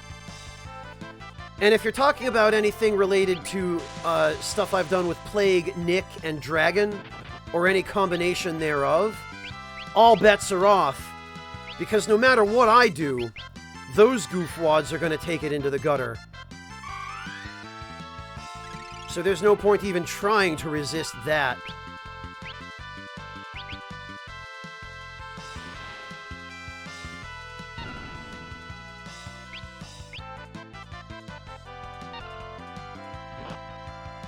Huh. Nice, Terra Wraith. That sounds very much like something Eli would do.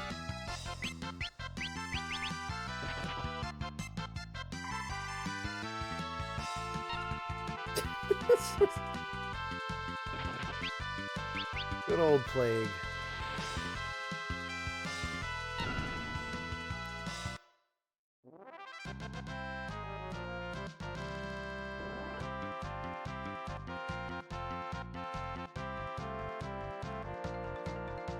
Ooh, a Dragon Fang.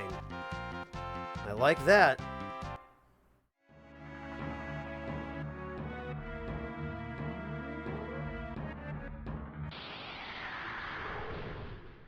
Well, Faulkner, not necessarily. They do it on their own, with or without me. But I think they go out of their way to do it more when I'm there. Just because they know it's not my favorite.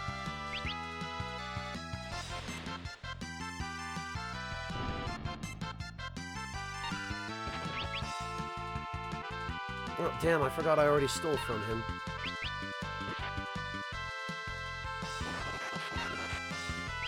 Oh, nice to know that the old status works on this guy.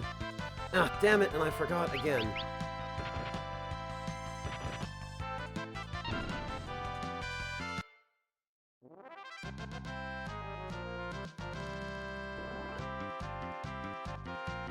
Alright, excellent. One level down, one to go.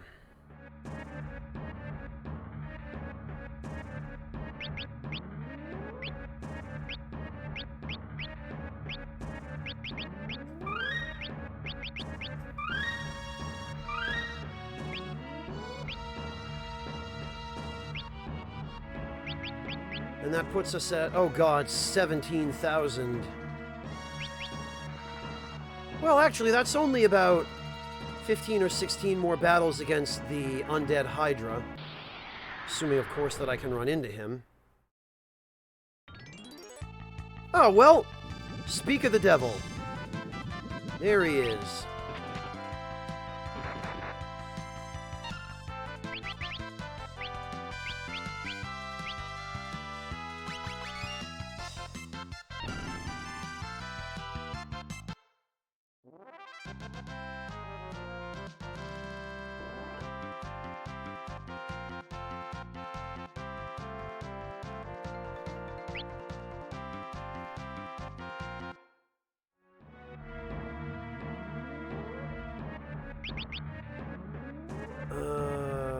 Right.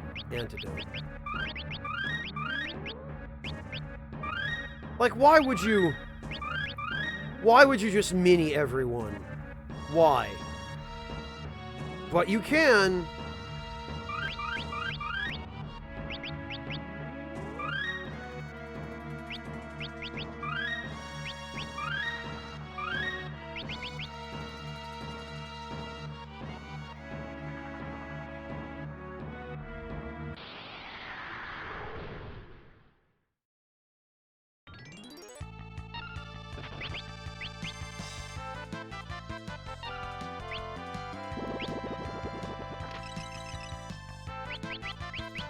I wonder... No, okay, it doesn't work on anyone.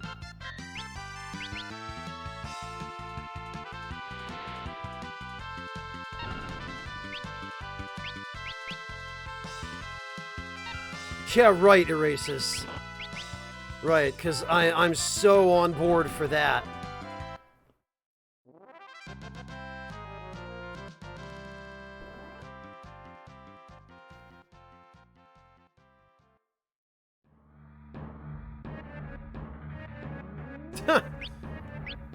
Sparrow, that'd be even worse.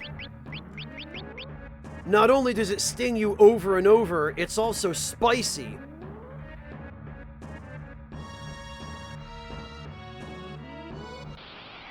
What, Terraraith? The Suzumebachi? Yeah, those things do not mess around. 30 or so of them can destroy an entire hive of 3,000 bees. And they don't hesitate to do that just because they can. Because they're jerks like that.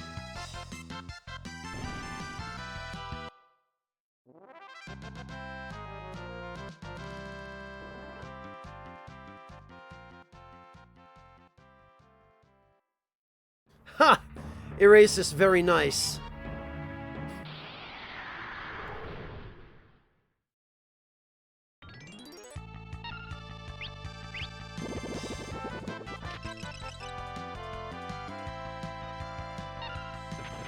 Well, plenty of poet robes, at least.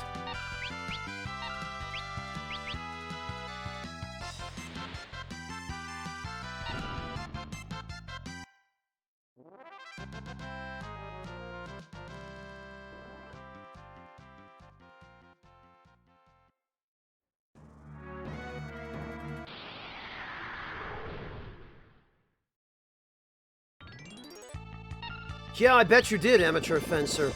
At the very least, you didn't find the wasps out there slaughtering the bees. because that's usually the bigger problem.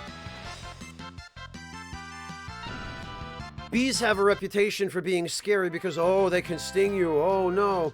But they're actually not all that violent.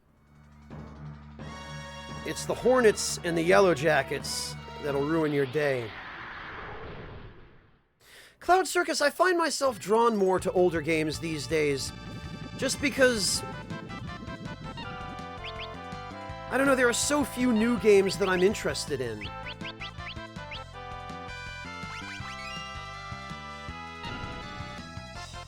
So few new games appeal to me, you know? I just always find myself falling back on the ones that I enjoyed back in the day.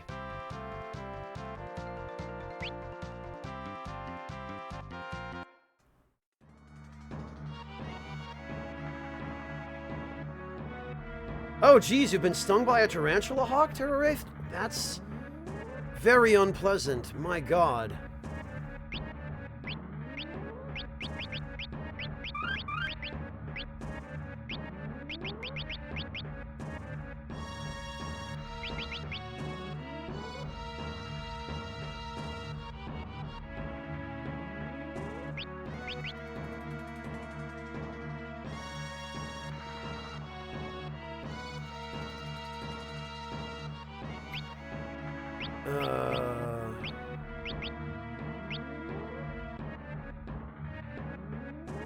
Actually...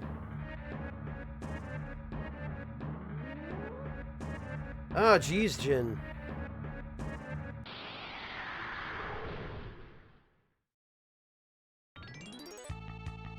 Yeah, no kidding, Sparrow.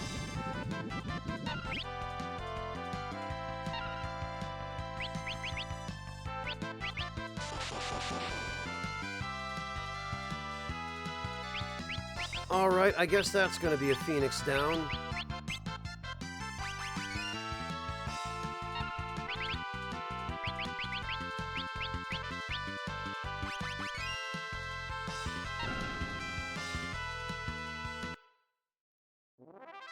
Well, Cloud Circus, I'm just glad you were able to find some new games that you enjoy.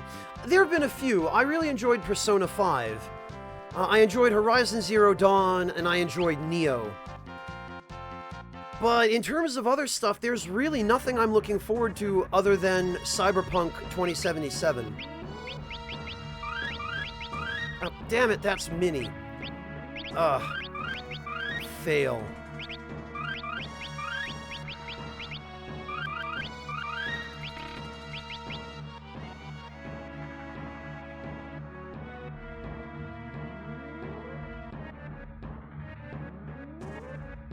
Yeah, Erasus, I can well understand that. I find myself in that position quite a lot now, too.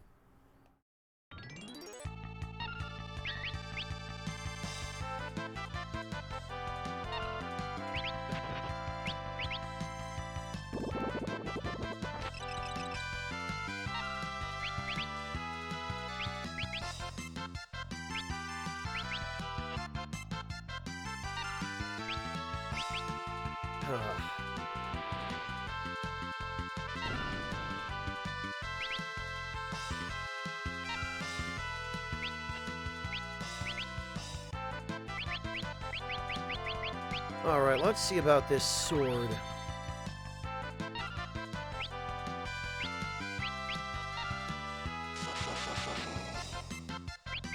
Well...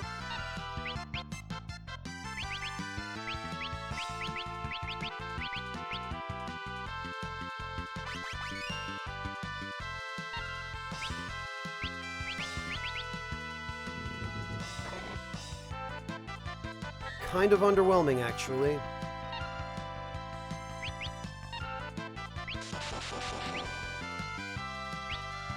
Amazing.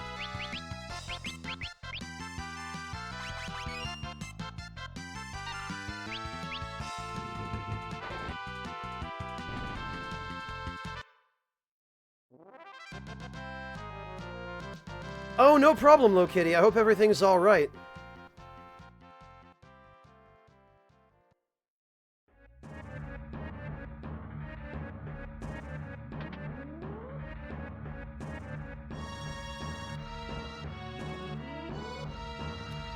Alright, well...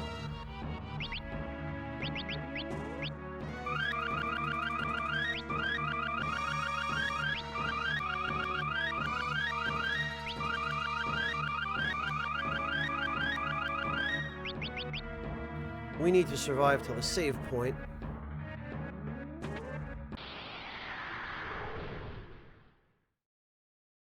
Oh, gotcha, Low Kitty. Yeah, that's difficult. That can be a tough thing to trace.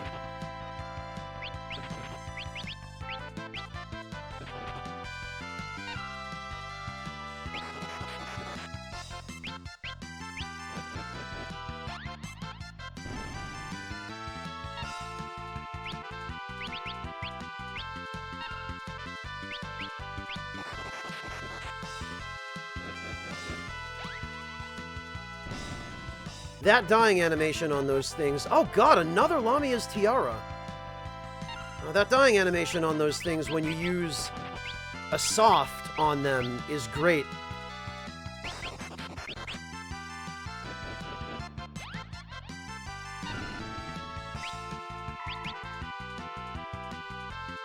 Well, Miss Lamia, thank you for the tiara. Now I have one for every party member.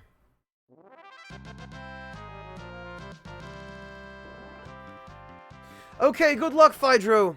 Phaedros, sorry, I remembered. Take care of yourself, and thank you again for joining us. We'll catch you next time.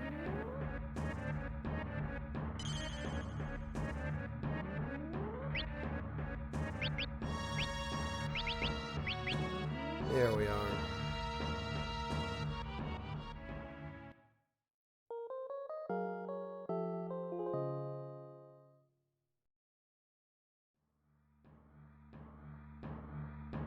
Yeah, Terra, thank Japan for their character limits.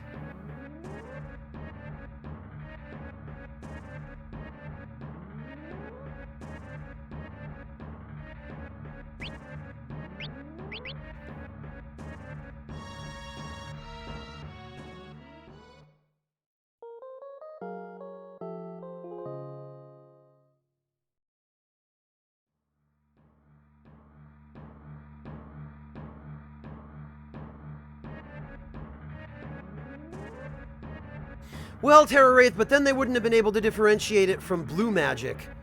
Because what do you do with black magic and blue magic, both starting with the same letter?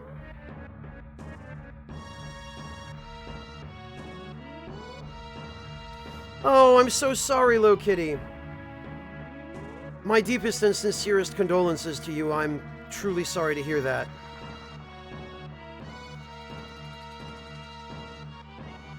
Oh, hugs to you, Low Kitty. I hope you're hanging in. If there's anything you need, if you need to get anything off your chest, you're welcome to message me on the Discord.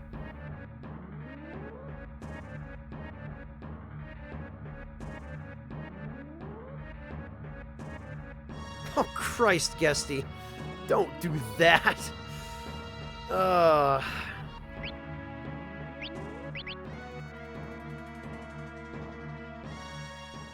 Yeah, it sounded like it was, Low Kitty. Nevertheless, I'm still really sorry to hear it.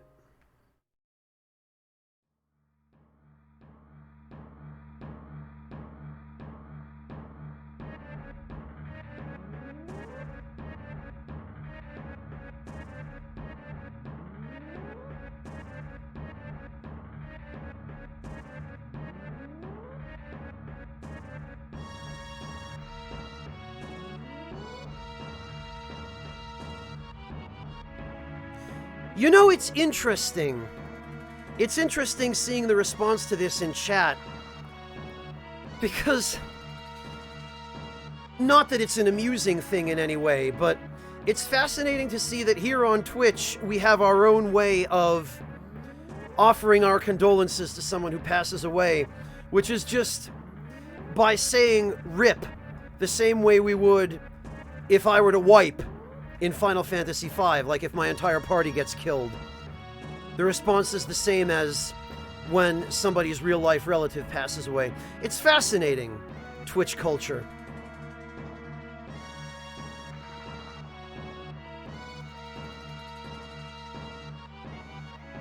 Terra, look what you've done!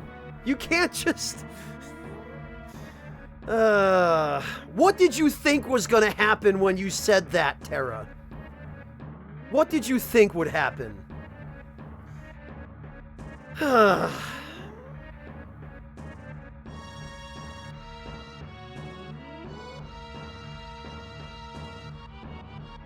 It doesn't, Amateur Fencer. It doesn't.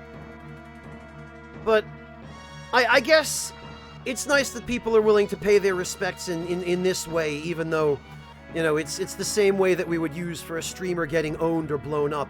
Low Kitty, at any rate, I'm glad you got some support. I'm glad that, Terra Wraith, it's okay. I'm mostly just teasing you. I know nobody meant any harm by it, and people are trying to lighten the mood a little bit. Don't worry about it. It's fine.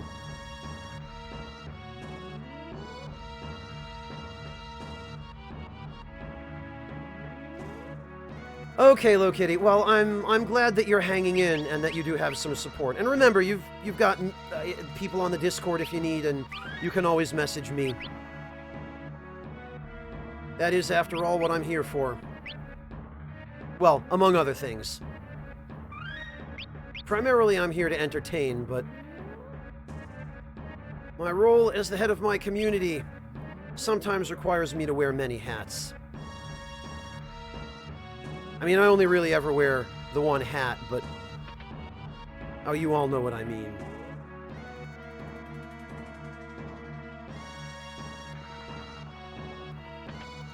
Well, Amateur, that's always the most fun, though. Is when the local authorities get involved. Well, I'm glad being here helps, Low Kitty. We try, we genuinely do try.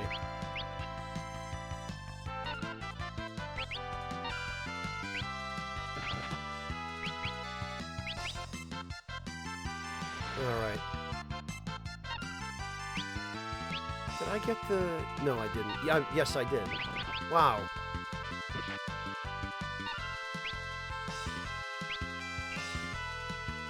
Oh, of course.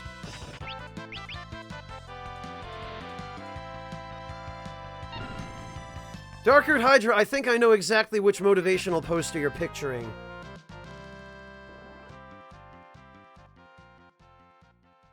Oh, Torrent, you are officially in the doghouse, my friend.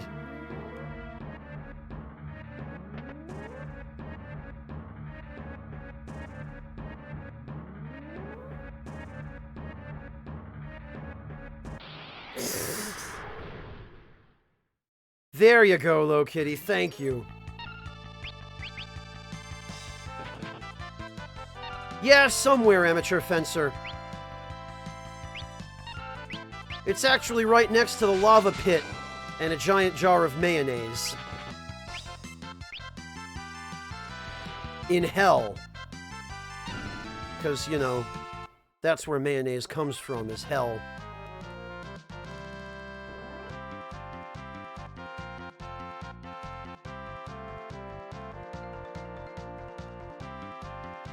Oh, an elixir.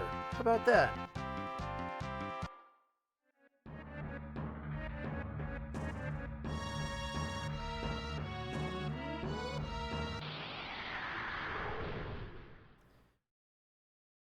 Well, Mr. Soaker, the premier brand of mayonnaise in the United States is Hellmann's.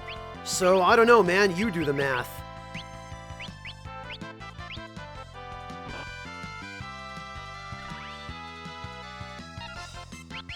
Alright, let's see.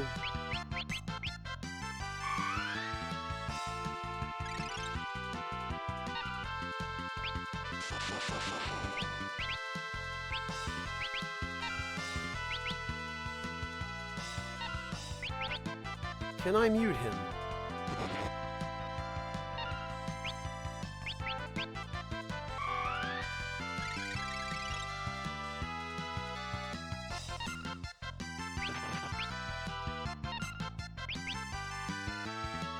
It would be really great if I could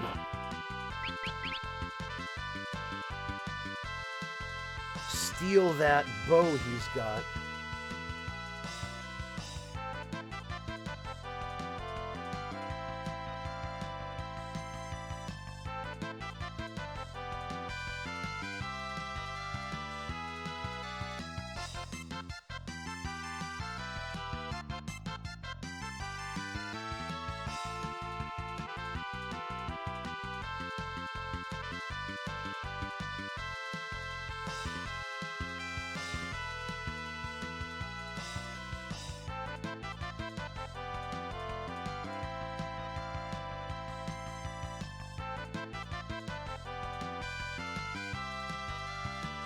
Yeah, exactly, Terra Wraith. You have to wonder what kinds of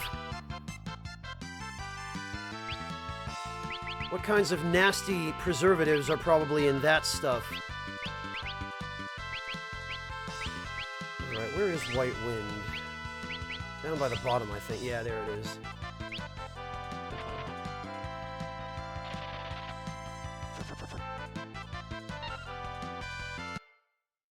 Oh, God, Sokar! Sokar, I'm sorry, but please use tinyURL for links that long. That's a little bit too big.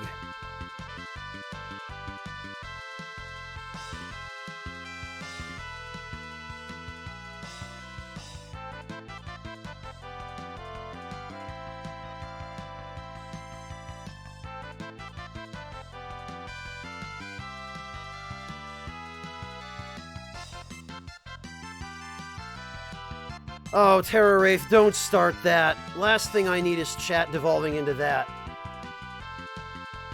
Welcome back, Rage.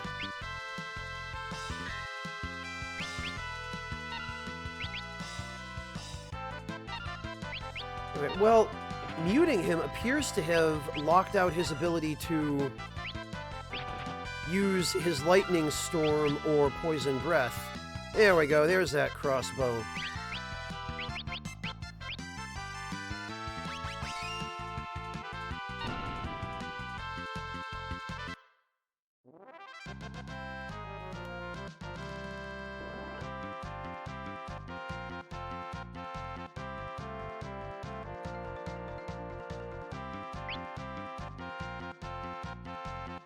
Oh, yikes. Sorry to hear it, Rage.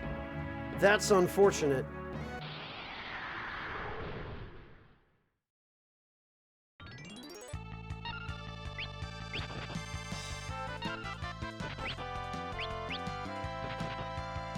Isn't that always the way, Circular? I can't escape it. No matter what I do or how hard I try.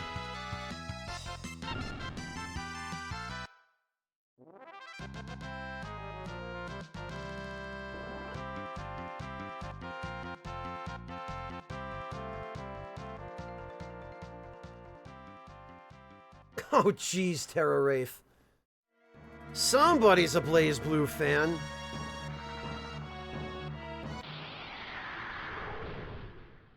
Amateur, the deal is, I can't stand it.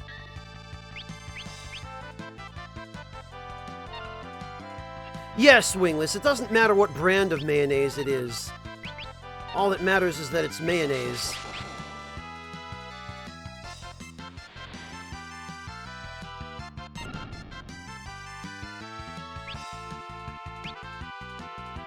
I guess, Amateur.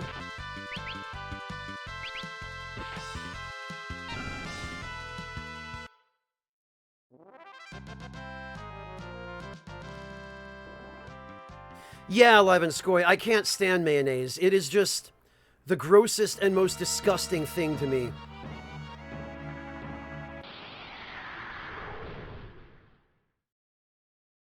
Yeah, Sokar, every time I tried it was a bad experience. Mayonnaise is basically just the worldly incarnation of everything that is terrible about American food.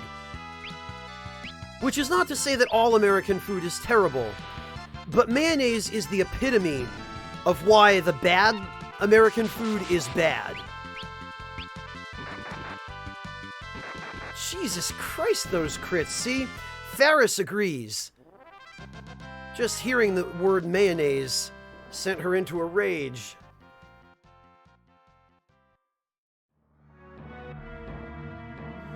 Well, Okitty, the whole fast food stuff is terrible, yes. There is good food in America that is native to America. Barbecue, for example.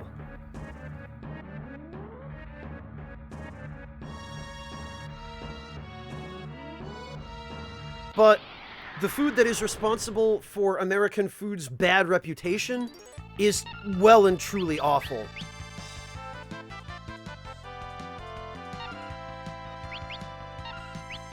Circular, it isn't just the feeling, it's the taste, the smell. the knowledge of what's in it. Mayonnaise is basically just, hey, let's take tons of fats and oils and mix them together and turn them into a condiment.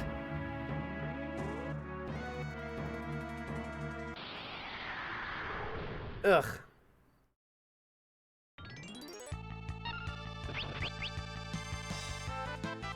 Yeah, sorry, Guesty, sorry. It's making me sick just thinking of it, too.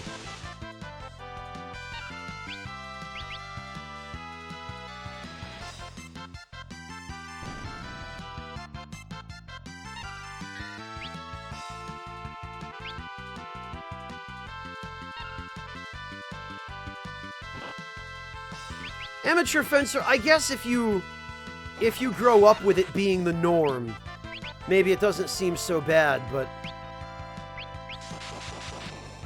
it is, in my view, anathema to good food.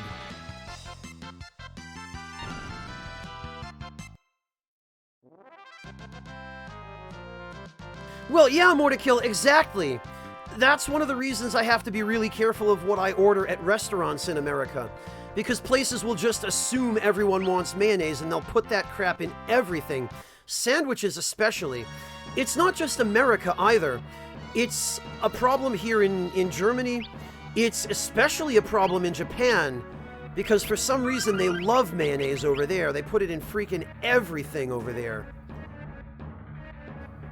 That's one of the reasons I like Indian cuisine so much, because they don't use mayonnaise. They know better.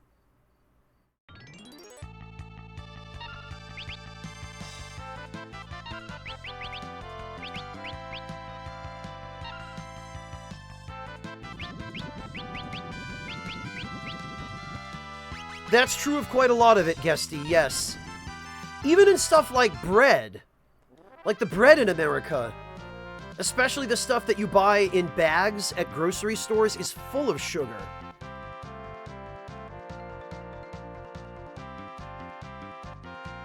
Oh, interesting, Artista. I'll remember that if I ever happen to be visiting Chile. Yeah, More to Kill. It is, and heaven forbid you should try to order a lobster roll anywhere outside of New England. You will always get it with mayonnaise.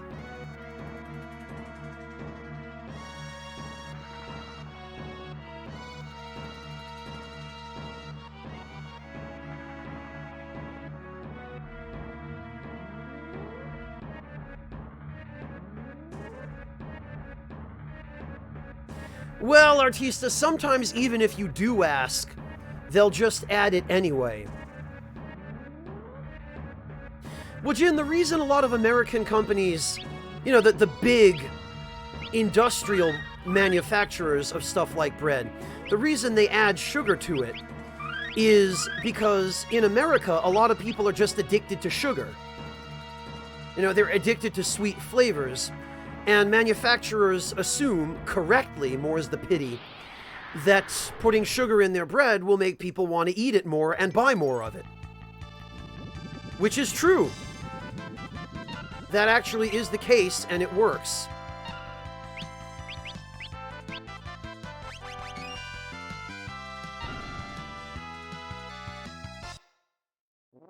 Yeah, Erasis, that's one thing I don't miss about America. After having moved back to Germany, is being able to get bread that does not have sugar in it. You know, a good, proper loaf of nice, fluffy bread with a really nice, thin, slightly crispy crust that's soft on the inside like cotton candy. In terms of consistency, I mean, not taste.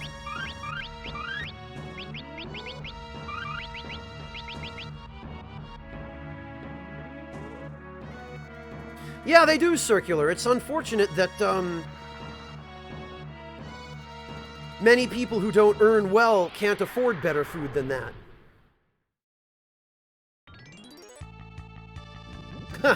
Don't let it go to your head, Sugar Crow.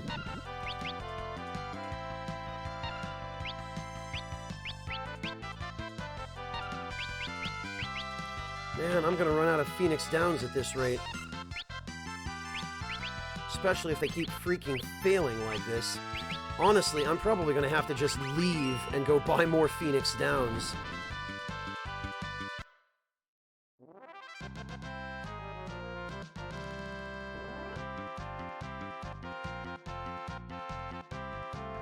Well, yeah, Wingless, because cake is just flour, water,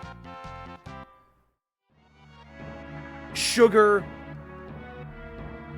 maybe a little bit of baking soda, and some eggs. It's really cheap to make. It's really bad for you. But boy, do Americans love their cake. I ought to know. I lived there for 14 years.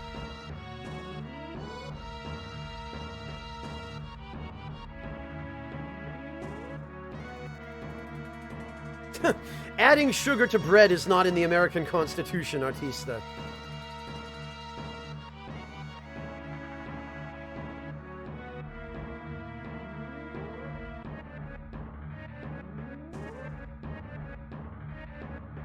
What, Wingless, by just going nuts eating pancakes that you've made?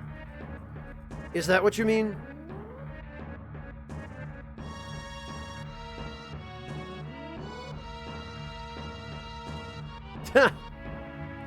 Yeah, Wingless, I can understand. I don't generally like sweet foods unless I'm at a restaurant and I'm specifically making a video. But,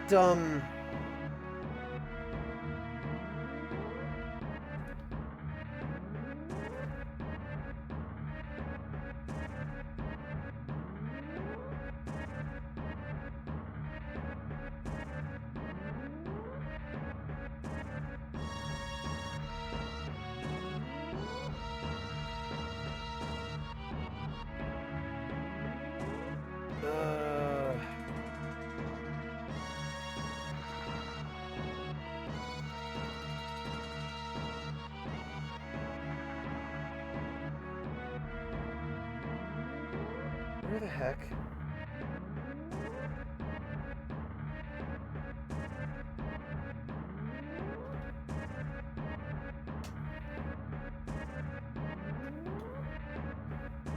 Alright, Wingless, somewhere around here.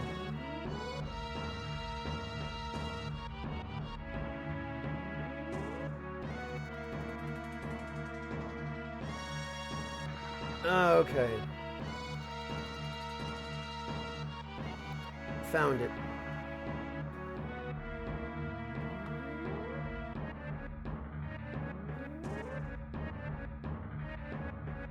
That was quite literally the last time I had pancakes. Was when I made that video. And they were really good pancakes, but my god, they were probably a week's worth of calories. Hello, Random Purse, welcome!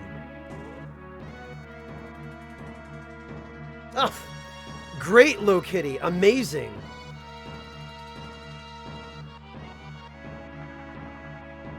Yeah, stay away from that sale.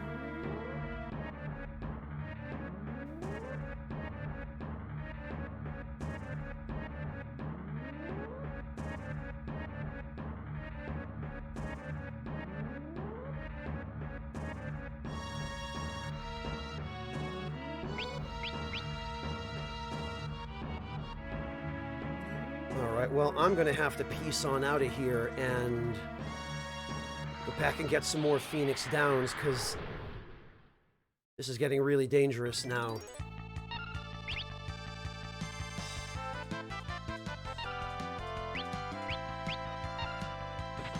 Actually, what level is this thing? 25, eh?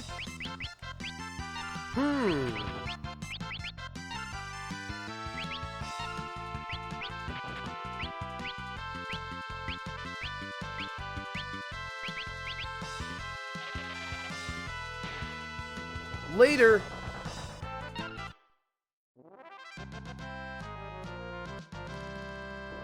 Oh, good, Low Kitty. I'm so glad everyone enjoyed that stuff. Did you end up having to boil it down a little bit? Did you end up having to concentrate it in that way? Or did it come out good just brewing it normally?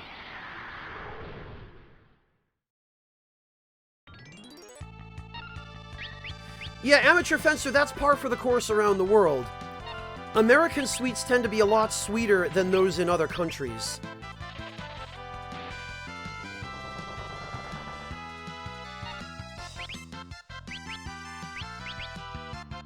That is not just a coincidence. Oh, excellent, Lokitty. I'm really glad. Even better, then. Good that you didn't have to do any extra work on it.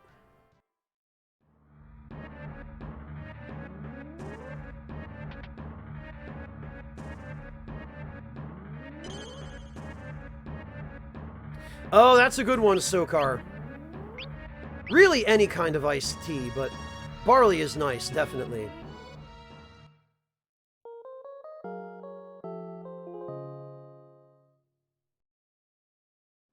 Well, Randompers, but that's precisely the joy of traveling, isn't it? Is that you get to try all kinds of new foods that you've never had. You get to see how different they are from what you're used to, you know?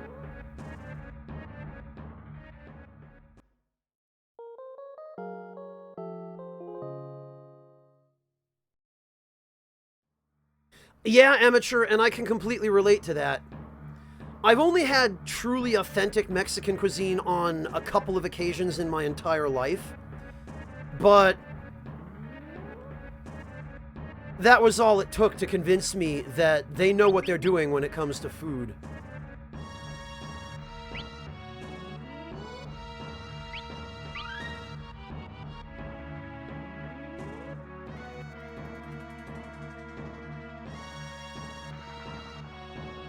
Huh. Yeah, Lokitty, but that's the best, isn't it? When you do your own cooking or baking, because you have complete control over what goes into it and how it's prepared, other than, of course, maybe not being able to afford the most expensive ingredients. But beyond that... Terra Wraith, I don't even know if Taco Bell deserves to be called Mexican. I get what you mean, but... Yeah, exactly, Lokitty. Why not just make it yourself?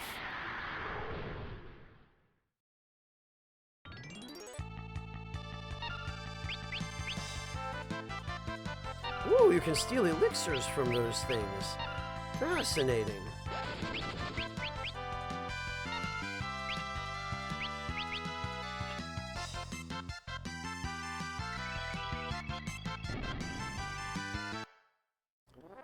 Honestly, Jin, you're probably better off for that.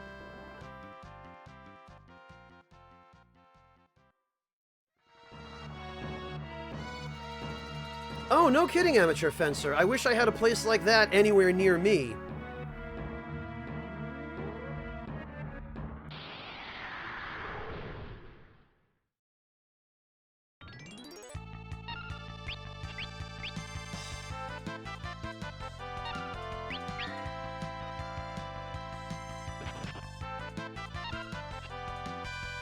Ah, very nice, Lokitty. See, just by that, I can tell that you're a classy lady with high standards. That you use German chocolate rather than Hershey's. Props to you, Lokitty, for that.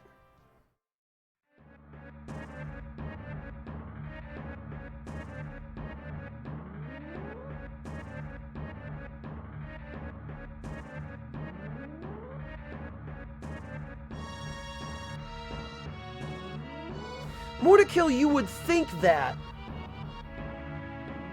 But in a lot of cases, in my experience, it has turned out that those kinds of restaurants don't always keep ingredients on hand to make the more traditional versions of the dishes that they serve as kind of Americanized or otherwise watered down renditions of the original recipes.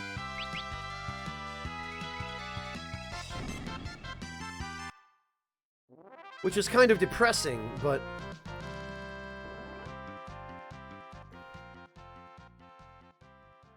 Randompers basically save the crystals, stop the evil bad guy from resurrecting, and that kind of thing.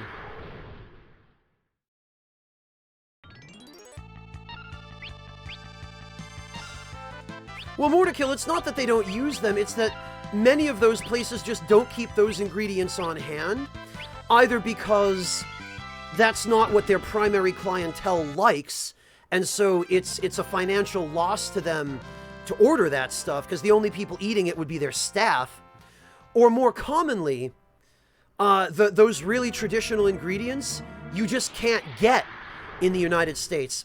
Like, there's a Thai restaurant in the town where I used to volunteer in Connecticut. And it was a great Thai restaurant for a long time, but there were a number of ingredients that they eventually just stopped carrying. And even entire items they stopped carrying. They used to, for a while, they used to carry young coconut juice. But they stopped, and when I asked the manager why, she explained to me that it was because the only people who would drink the young coconut juice were her employees, and they drank it all. And so she was just losing money on it. So she didn't see any point keeping it in stock, and so she just stopped ordering it.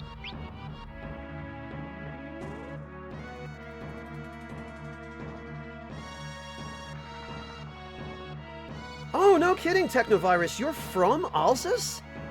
I had no idea. Well, I'm really glad that you approve of their Paris flavor. It's a good sign. If a genuine Frenchman gives it the thumbs up, then that's good enough for me.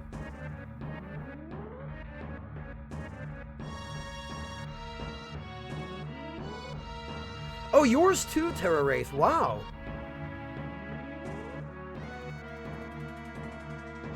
Ah, jeez. Those tomatoes have been extinct for 150 years. That's incredible and terrible.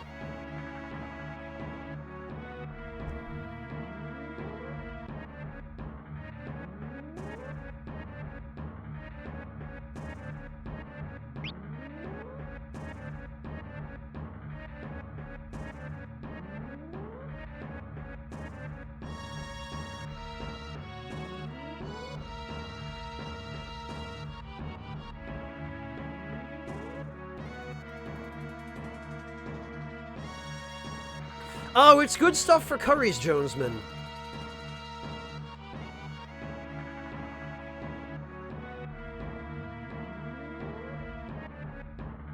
I do see that a lot, Circular. It's not universally true of all Americans, but I do see it a lot there. Mortakill, you're not serious, are you? You've never had curry before, Mortakill?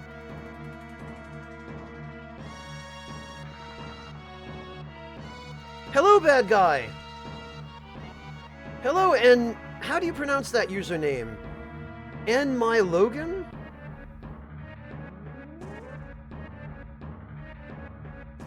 Not knowingly. Well, Mortakill, curry is basically a roux, which is, it's a sauce that's thickened, usually with flour, and it can have any number of different ingredients in it, any combination. There are savory curries, there are sweet curries, there are spicy curries, and there are different parts of the world where different curries are common. But,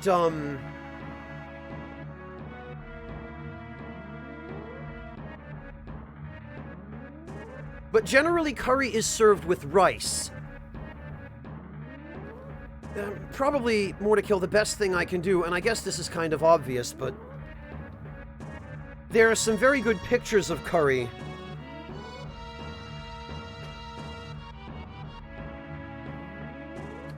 Here.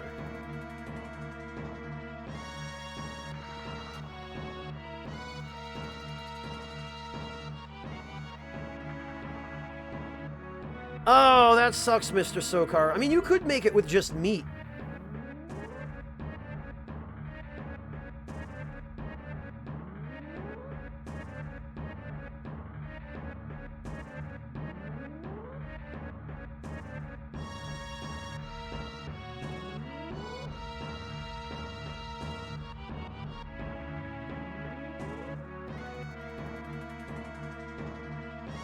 Nemai Logan? Is that...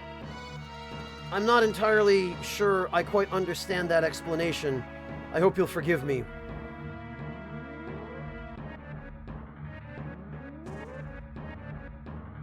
Oh, that's good stuff, Wingless.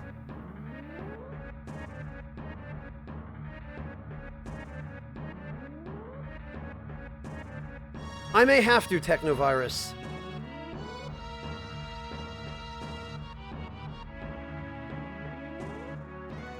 Oh, enemy Logan. Okay, I gotcha. Yeah, if Logan's alright with you, that would be quite a bit easier for me. But, thank you for explaining.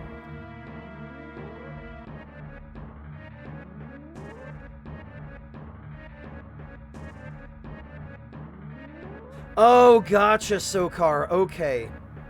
Sokar, you're not in the area that's being affected by that tropical storm that's hitting New England now, are you?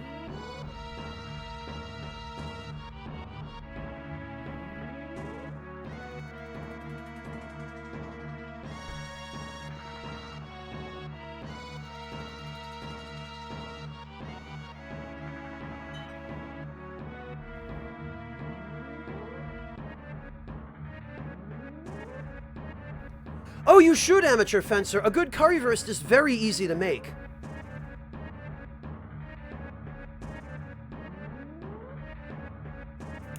Guesty, it's a large chunk of the East Coast that's being hit. It's not just the Carolinas. Denim was saying earlier that they're being hit by it as far north as New York.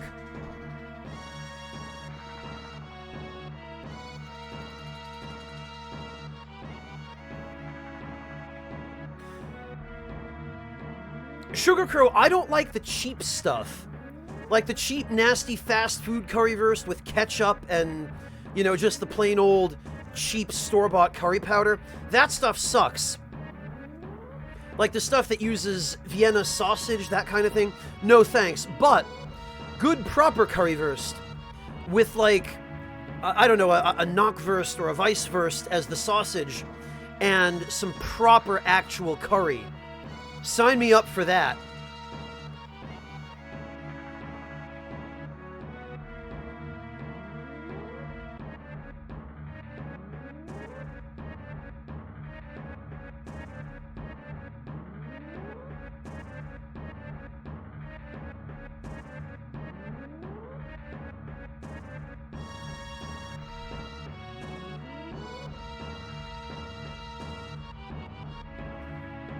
Yeah, Terra Wraith, you might want to, because there's a pretty nasty tropical storm heading toward the East Coast currently. Alright, Amateur Fencer, let's see.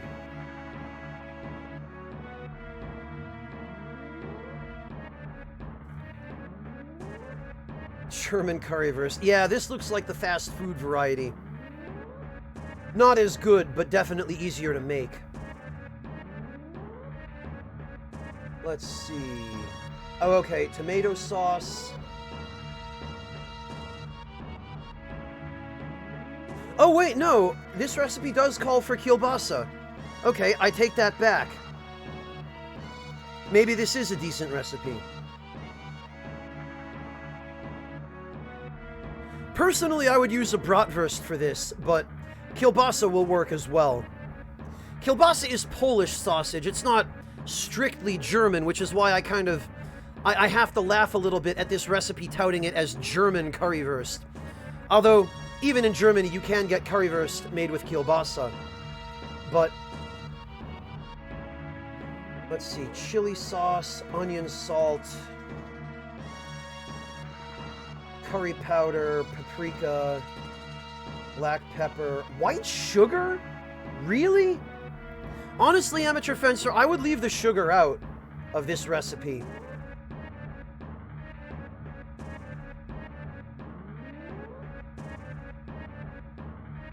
Like, I wouldn't add any sugar to this at all. That is ridiculous that they suggest adding sugar.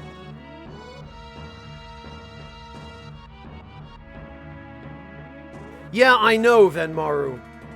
I've been kind of keeping an eye on it because my parents are still in Connecticut and I have relatives in Boston. But it doesn't look like the storm is going to hit that far north.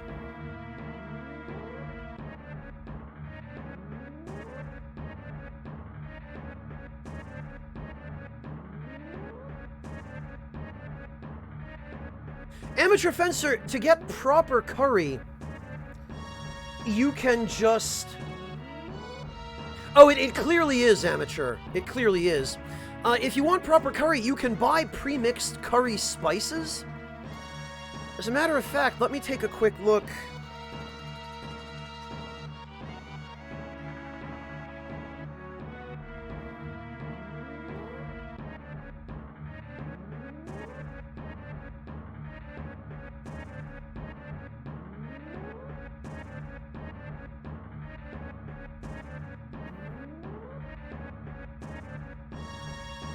Amateur, you can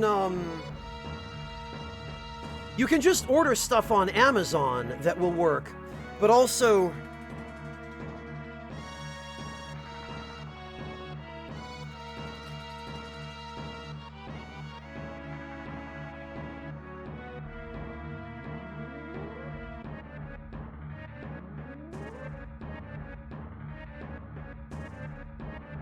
Let me see if I can dig up another one, because... Also, there is stuff like this.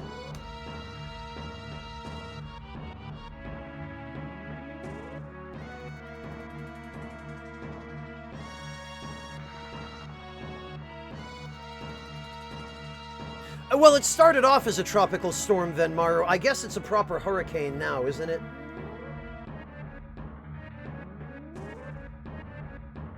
Because it was originally a tropical storm, and then it gathered strength very quickly and turned into a hurricane.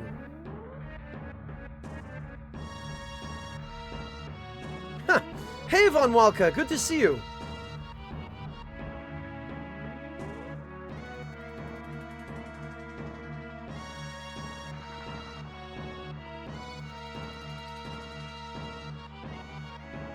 Yeah, Amateur Fencer, if you have an Indian market near you, or like a Muslim or halal market, any of those kinds of places would have stuff like that.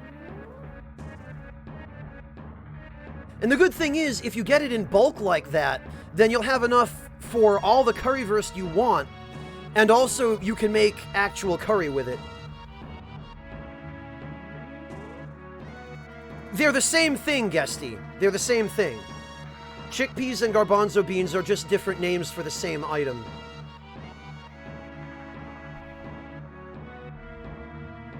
Yeah, Venmaru, the American Weather Services had been tracking it for, I think, 5 or 6 days now. And it only recently, I think, like within the past 24 hours or so, gathered strength into a hurricane.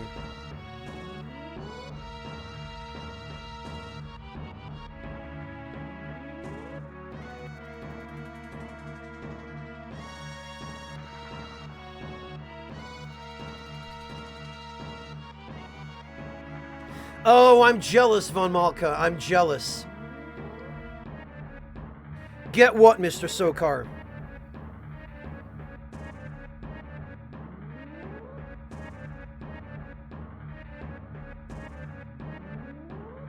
Did you make a joke that went over my head, or did I just miss it in chat?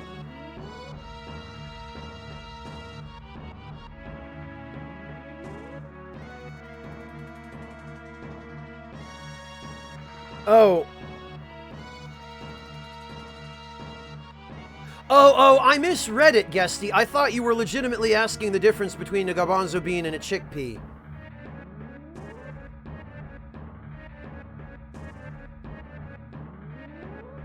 Yeah, Guesty. I got it.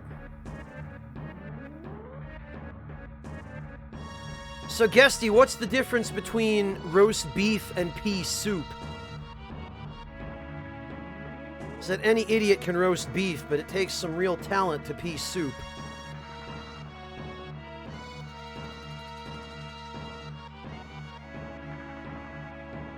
Congratulations, you brought me down to your level.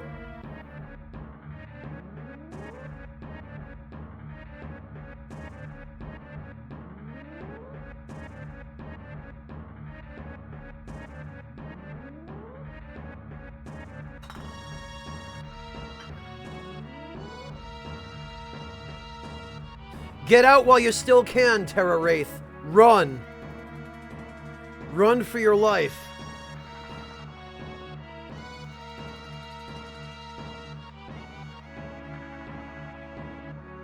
Have you more to kill? I don't think it gets much lower than that.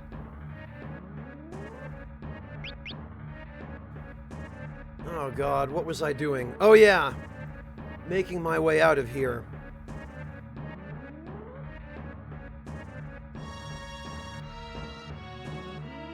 Sokar, I don't think you have too much to worry about in Pennsylvania. Pennsylvania is far enough inland and it's far enough north of where the hurricane is probably going to hit that you should be fine.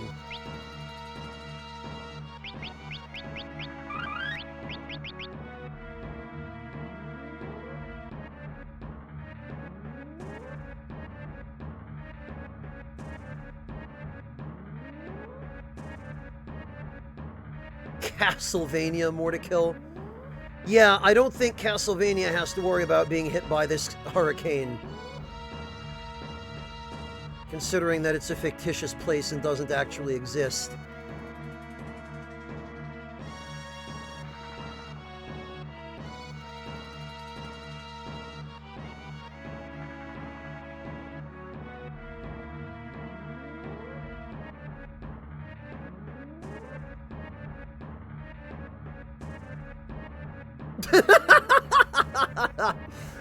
Alright, Terra Wraith. Alright, Terra Wraith. You know what?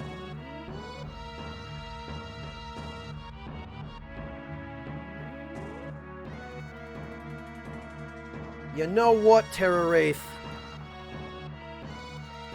You get some points for that. That was clever. Lord Wind's blessing upon thee. Welcome to the Ragtime Lounge, Terra Wraith. Now you can't leave. Oh, Guesty, thank you so much for the $5 donation. Well, Guesty, consider that you just paid for Terra Wraith's sub. Guesty says, for humoring me, if we'd call it humor, Earth Crystal when? Ha ha ha. Okay, Venmaru, take it easy. Thank you for joining us. Guesty, I'll deal with the Earth Crystal after I resupply, because I am running desperately low on Phoenix Downs.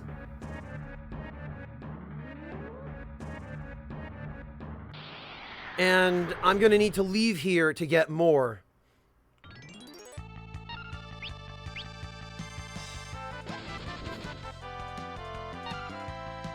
Seriously though, Guesty, thank you. I really appreciate that. That's a tremendous help.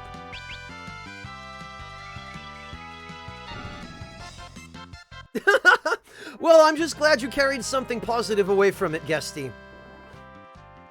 And I'm glad you enjoyed being here. I don't really know a lot about anything, but I know a little bit about lots of things. And I find that's actually kind of ideal for streaming. Because even just knowing a little bit about a wide variety of topics gives you something that you can relate to lots of people with.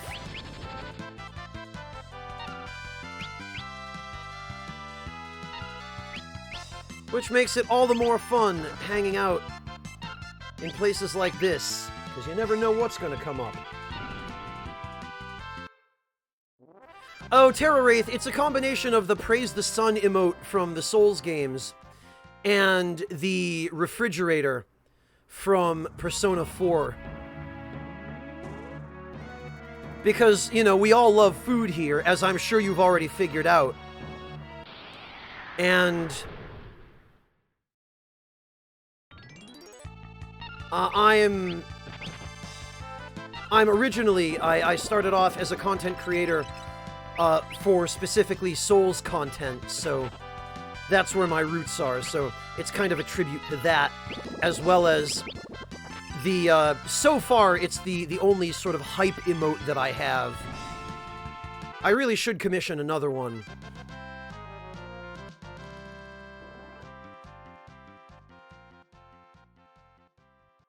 Terra Wraith, the fridge in Persona 4 was the source of ingredients for cooking. Like, you could go to the fridge and prepare your lunch for the next day, and sometimes you would find stuff in the fridge that you could eat.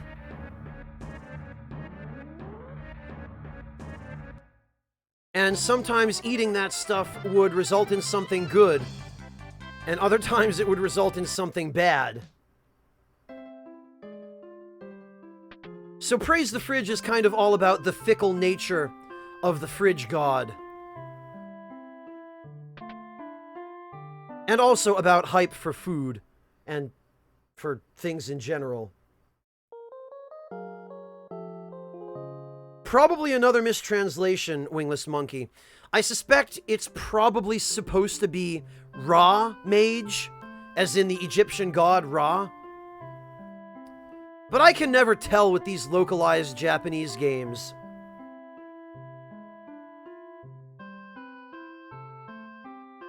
Oh god, Circular.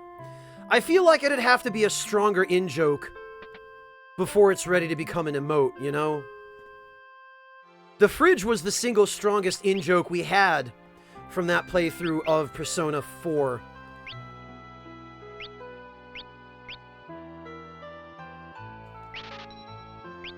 So that's how it ended up becoming what it was.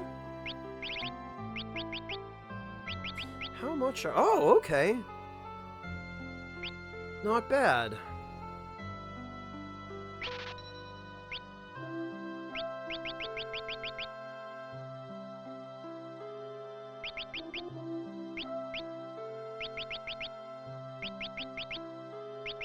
Alright. Actually, I can get rid of that silver bow now.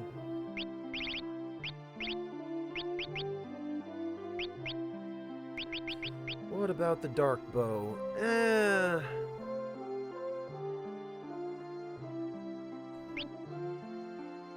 I guess I could hang on to those. Wow, that's all for the Lamia's tiara? That's disappointing.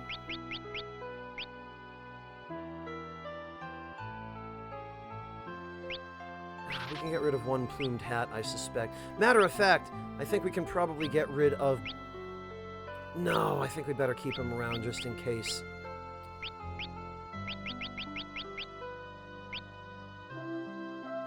Get rid of a couple of those.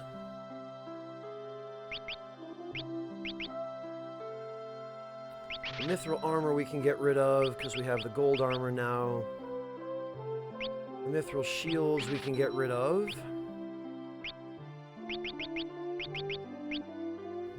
$2,500 for one Dragon Fang. How about that?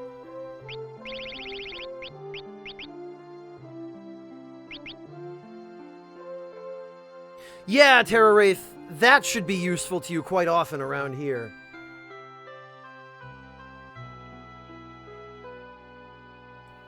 Alright.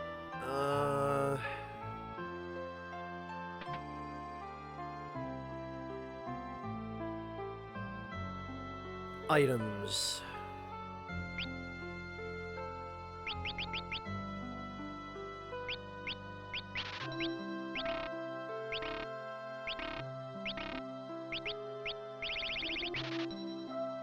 That should be fine.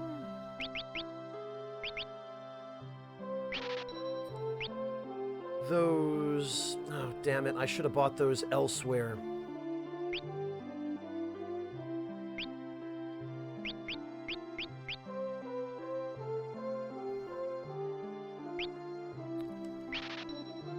That will do.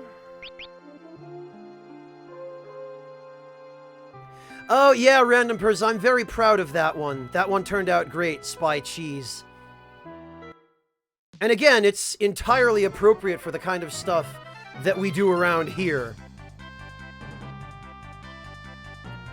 Okay, that's Tycoon, so...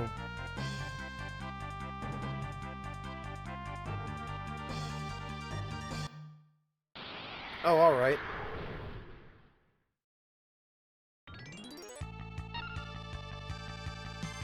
Oh, great. I've been attacked by cats. Get me out of here before they start begging for fish. No, not the stray cats. You know, Mortakill, tons of people have suggested that, but I don't want to gratify Motorcycle Guy by turning him into an emote. He doesn't deserve that. Motorcycle Guy can piss right off and get his own emote. I'm not furnishing one for him.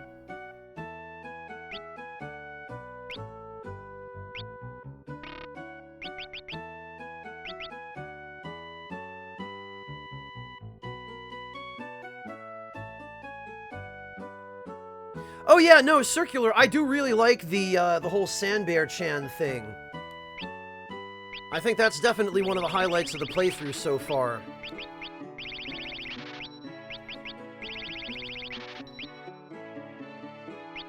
Yeah, I bet he does, Torrent. In fact, I bet he runs his motorcycle on mayonnaise, the bastard.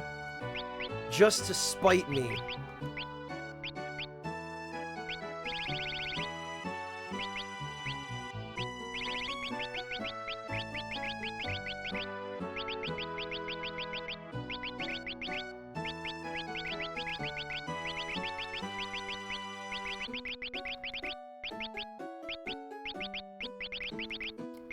Okay.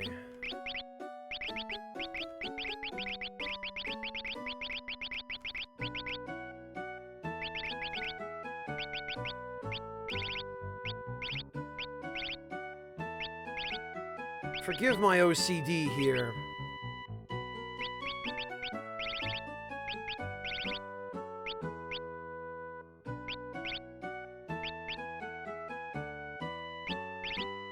But this also helps me keep on top of what equipment I have.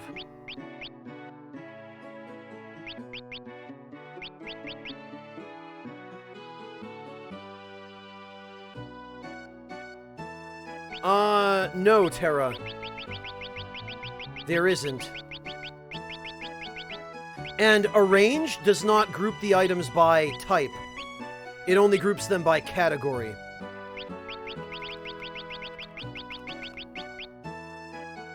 So, see, even if you select Arrange, it doesn't group them by type, it only groups them into weapons, armor, consumables.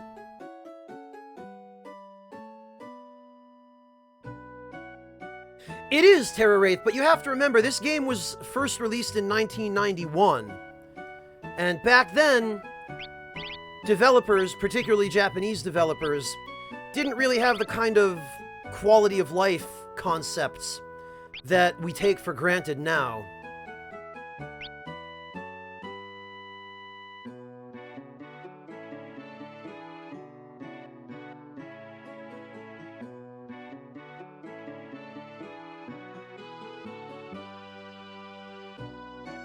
Oh, did it, Terra Wraith? I don't remember that being an FF4.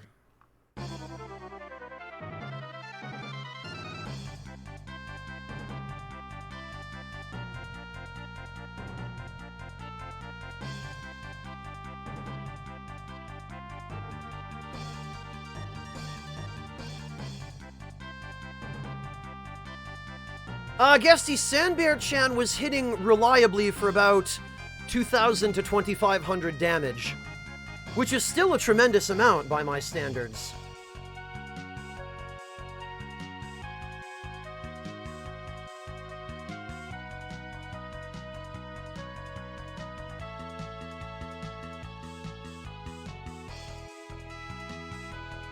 Oh, Sokar, Paige has been streaming FF4? Really?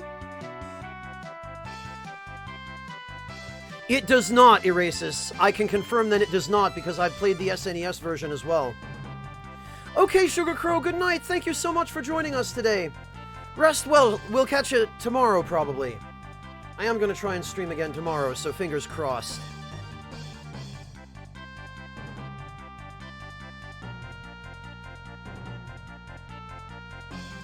Oh, no kidding, Sokar. I'll have to check that out.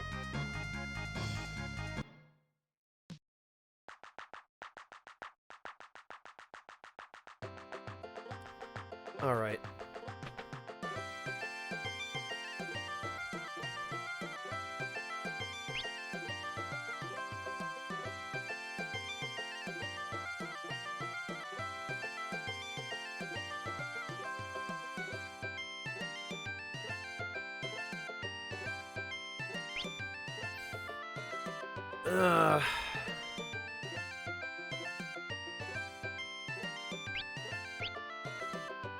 I'll get a couple of coral rings, actually, because these will come in handy where we're going next.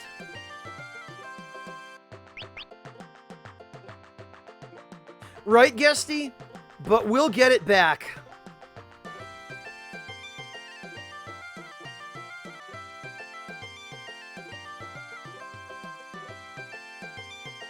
It's a shame angel rings don't also protect against instant death. Only zombie and aging, which sucks.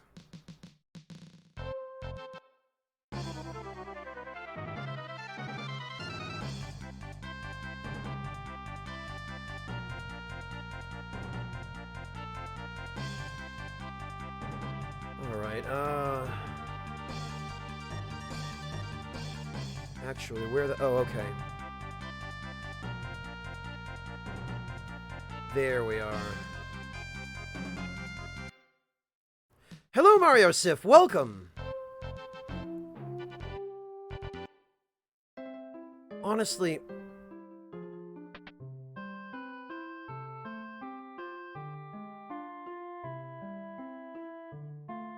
Well, only accelerated aging, amateur fencer. There's a status in this game called Old, which basically just cuts your character's stats in half and generally weakens them in battle.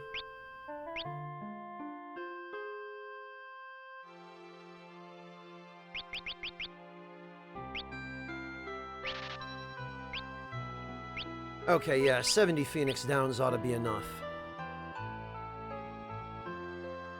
Doing alright, thanks, Mario Sif. How about yourself?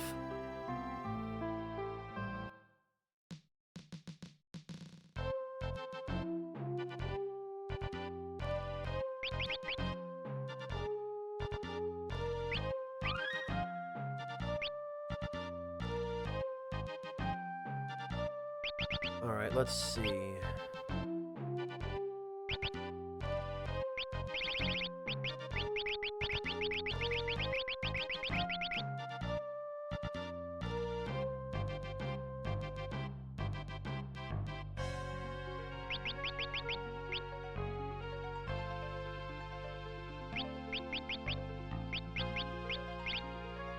Yeah, I think we're all set for the rest of this, I guess. Hey, Luis, good to see you!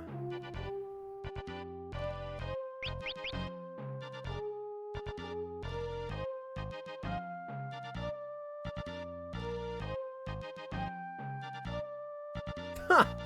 Oh, Guesty, don't worry about it. If you're strapped for cash or something like that, there's never any obligation to sub. I appreciate those who aren't able to pay just as much as I appreciate those who are.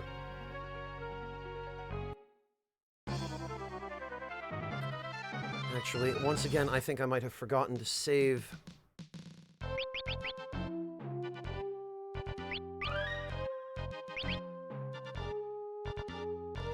Hello, the Soch Method! I'm alright, thanks. How about yourself? Ah, excellent, Von Walka. Cooking is good. And food is even better.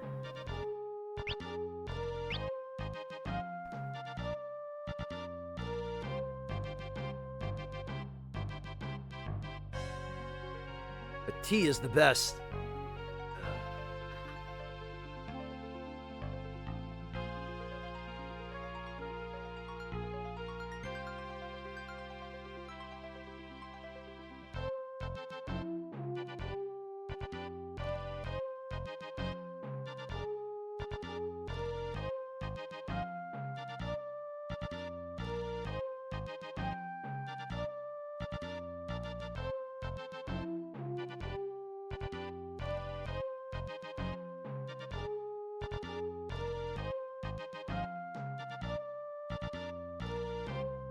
Oh, okay, Soch Method, thank you for stopping in to say hi. Good night to you, rest well. And yes, Random Pers, that's true. But you only get the sub icon and the donation, the emotes, if you sub. So it's kind of, you know, some benefits one way, other benefits the other way.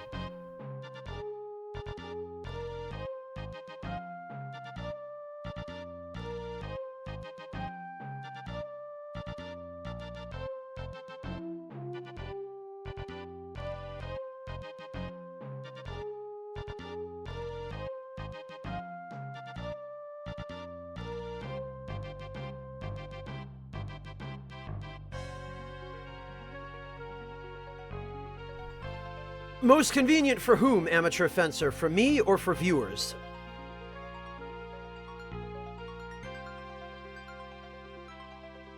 Well, no, Terra Wraith, you made a fairly clever joke about Konami. It was for the joke that I gave you that sub.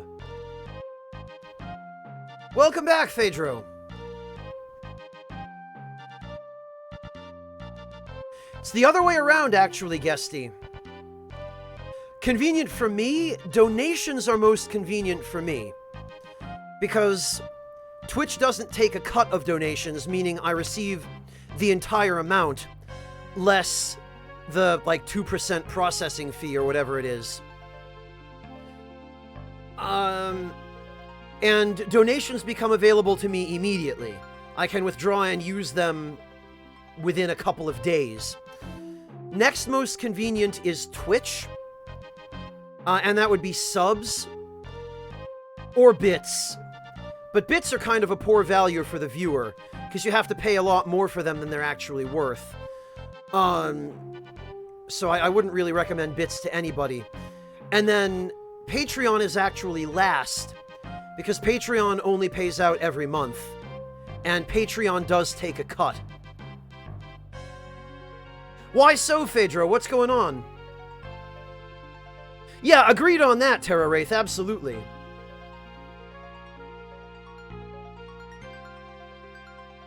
I'm just not fond of the gameplay or the story in Assassin's Creed, Lord Louise.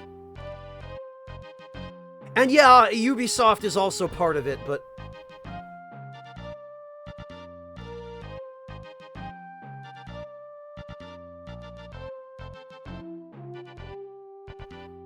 Oh, what do you think of it so far, Mario Sif?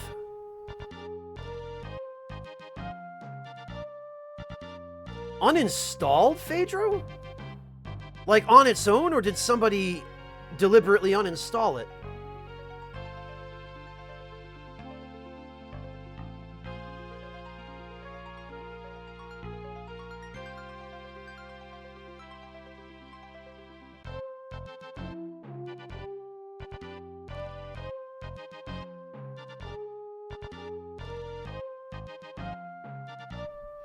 Amateur Fencer, you might as well go through Twitch. Because if you go the subscriber route, then you get all the emotes and the ad-free viewing and whatnot. And if instead you go the donation route, then you'll at least be able to know that 97.5% of your donation goes where you want it to go, rather than 50% of it going to Twitch.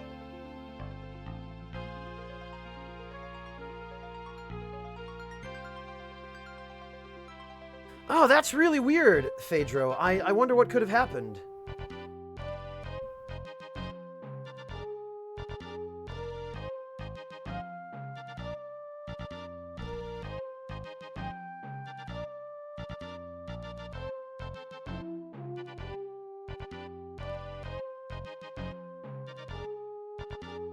Not so much that in Zombiac. Bits are an attempt by Twitch to cut into donations that streamers receive. Because since Twitch doesn't take a cut of donations, because they kind of can't, under the current system of rules, Twitch makes no profit on donations. And naturally, Twitch's shareholders don't like that, because that means less money for them, the greedy bastards. So Twitch implemented a system of bits in order to be able to take a cut of the donations that streamers get. Bits is Twitch's way of doing that. And it's a very poor value proposition. The viewer has to pay about 40% more than what the bits are actually worth. 1 bit is equal to 1 American, like 1 US cent. But there's also a roughly 40% markup on the bits that you buy, depending upon the quantity in which you buy them. The markup is a little bit lower for higher amounts of bits, so they get you either way.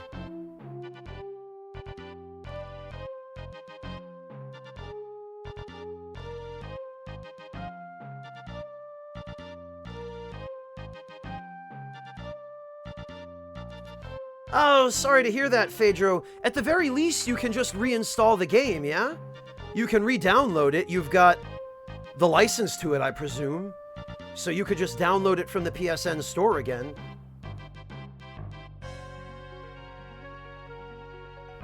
I mean, yes, it'll take time, and it's annoying to have to wait the whole night to download it, but...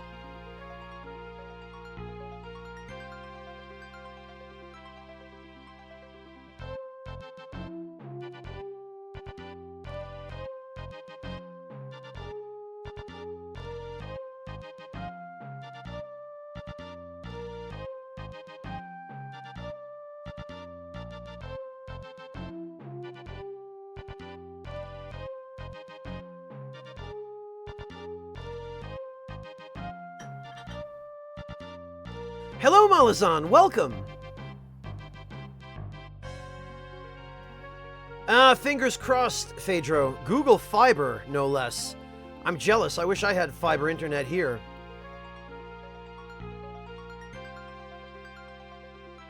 Terror Wraith, it's probably just the fact that so many people are downloading stuff from the PSN servers at any given time.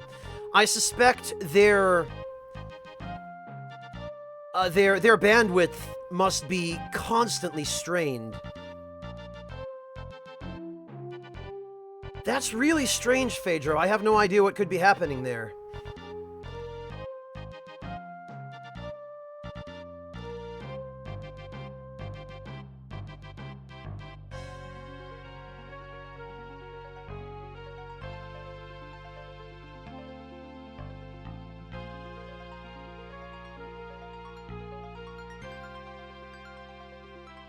Yeah, Random Purrs, but I care less about that than I do about my viewers getting their money's worth if they're going to spend anything on me. And bits just aren't worth it. Yeah, Phaedro, make yourself some dinner or something. Grab a snack.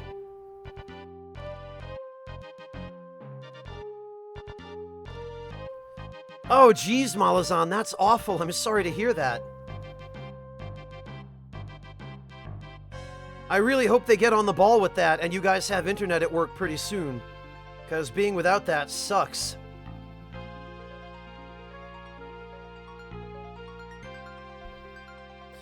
Well, Wingless, Patreon takes, I think, anywhere between a 5 to a 15% cut depending on what country you're in.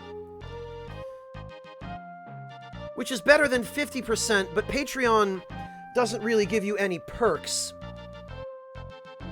At least not any that you wouldn't get by subscribing. I was able to integrate Discord access into Patreon, so at the very least my patrons now get that, but you get that for subscribing as well.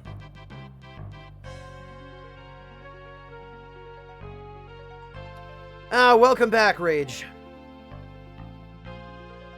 Wingless, honestly, Patreon is less convenient. Because, again, first of all, they only pay out every month, so I can't access those pledges until the end of the month, or really the beginning of the new month, a few days into the new month. And beyond that, Patreon seems to have lots of trouble processing pledges. They constantly get returned transactions or declined cards and that kind of thing.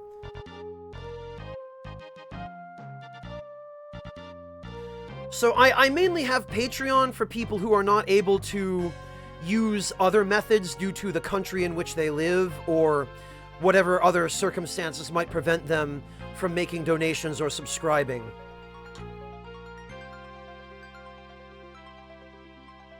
Yeah, Phaedro, if I had a nickel for every time a girl has told me that, I'd be broke.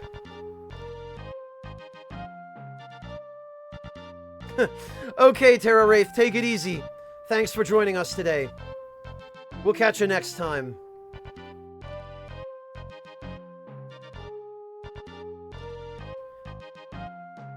Don't we all, Wingless?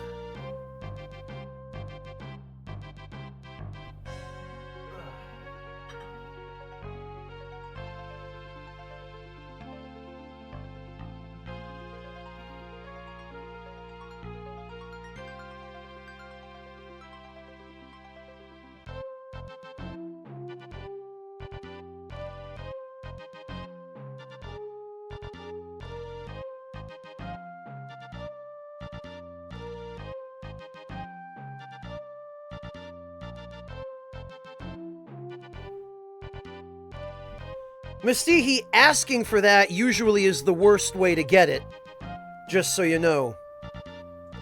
It's poor etiquette on Twitch to do that.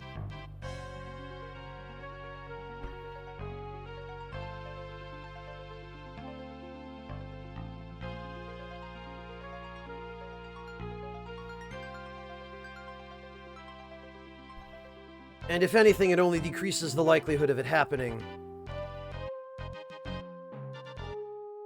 Oh, no kidding, Amateur Fencer.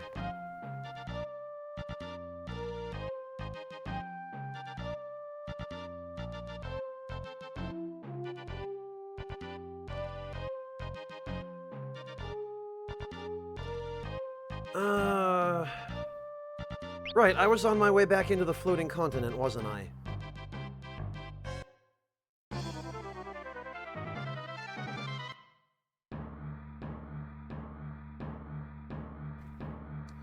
Oh, I have not, Malazan. I've never had any interest in the Dragon Quest series. I'm actually not a fan of Toriyama's art style. And the Dragon Quest games are always just a little bit too, I don't know, plain and bare bones for me. I just never had any interest. Sorry to disappoint you, if that's the case.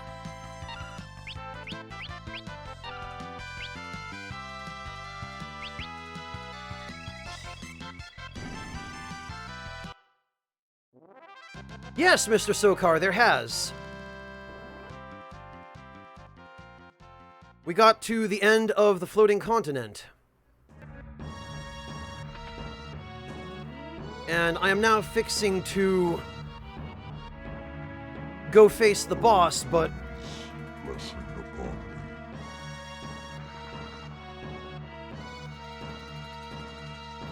Oh, good job, Wingless. Good job with that. Way to gratify that. But all the same, Wingless, thank you for gifting that sub to Mistihi. I very much appreciate your support, and I'm very grateful to you.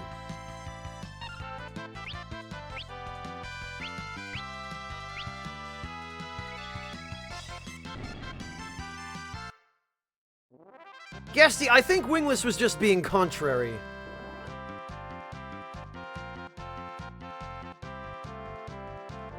Mistihi, my initial warning to you still stands, though.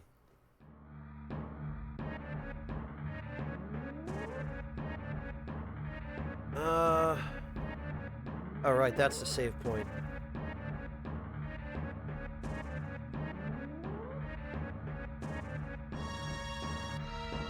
Okay, yes, this is the right way.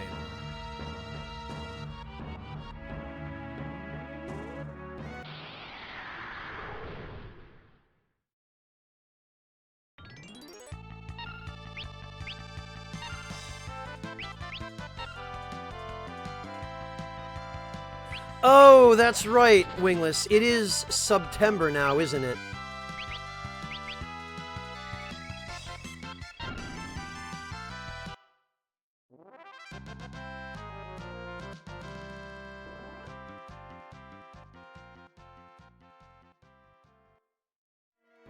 Oh, dear. Oh, wait. Maybe this wasn't the right way.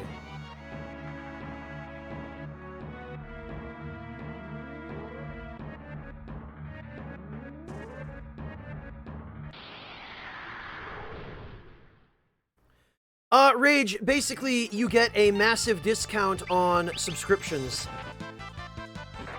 during the month of September.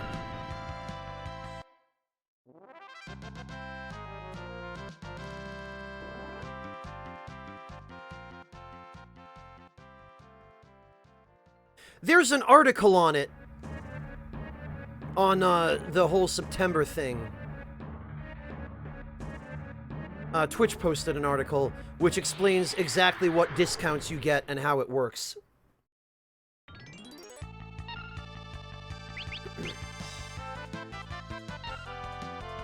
Oh, really, Guesty? That's... that sounds like kind of a desperate way for them to get people to watch that movie. How bad could it possibly be? that they're willing to give away a free 400 bits just to pay you to watch it.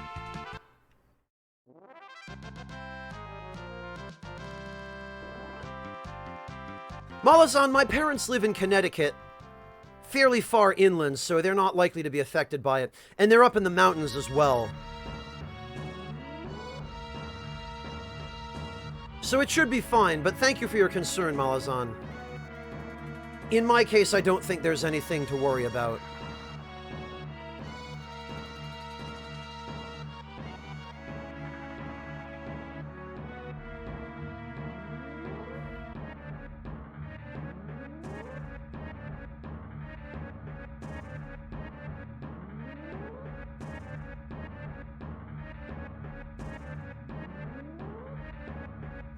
Oh, geez, Rage. I really appreciate that, but I hope you didn't, Oh, really, Wingless? Well, that's karma for you, isn't it? That's what you get for trying to troll me. You can take your generosity and... No, that's terrible.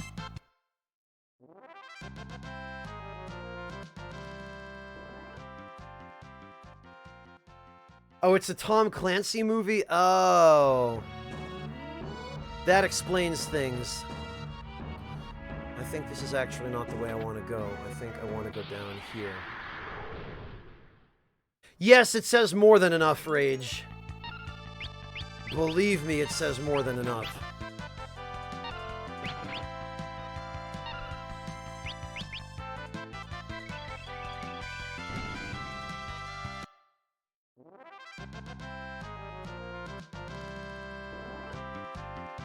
Well, what'd we get? Another mithril shield.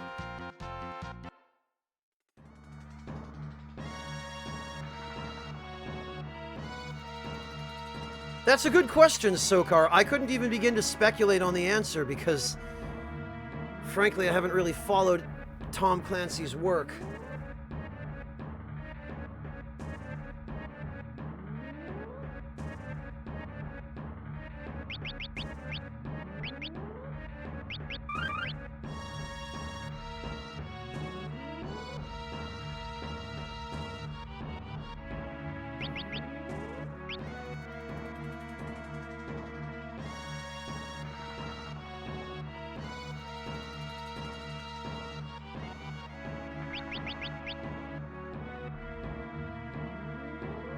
Fair point, Guesty.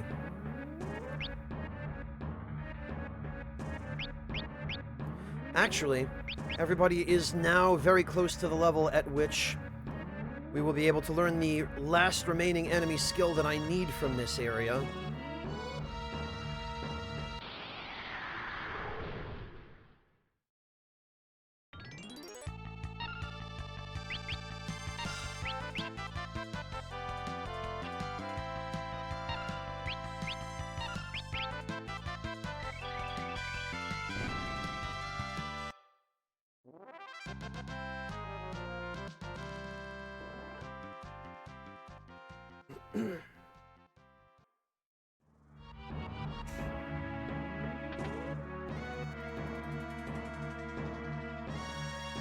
Jeez, Malazan.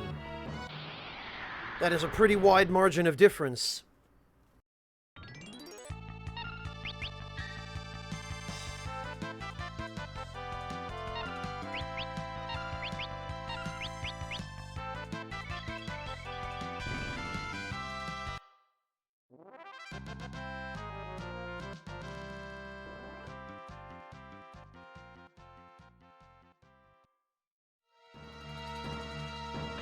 Alright, we are nearly back.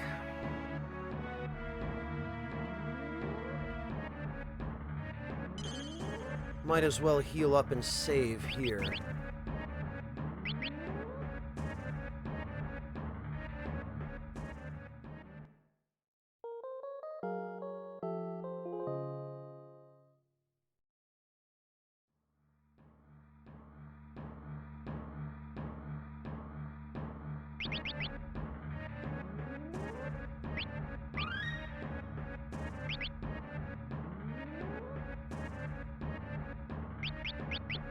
Yeah, there, that'll do.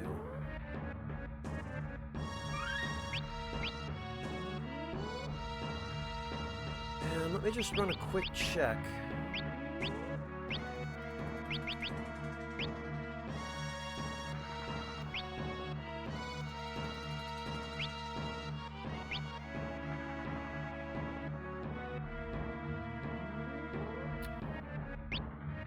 All right.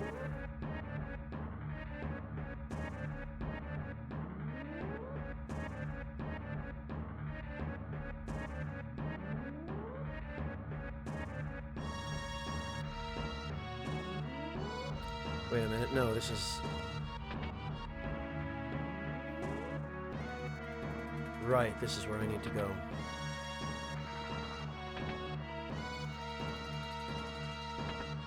There we are.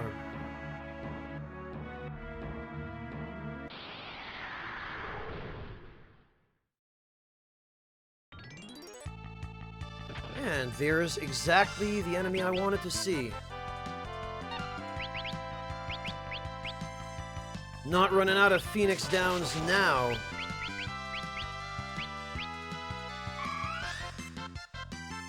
Oh, right, I forgot. Bloody auto-reflect. Get out of here.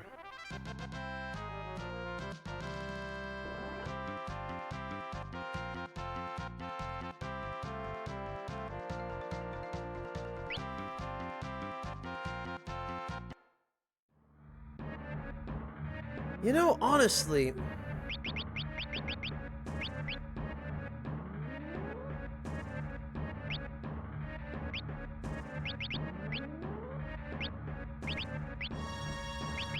just for kicks.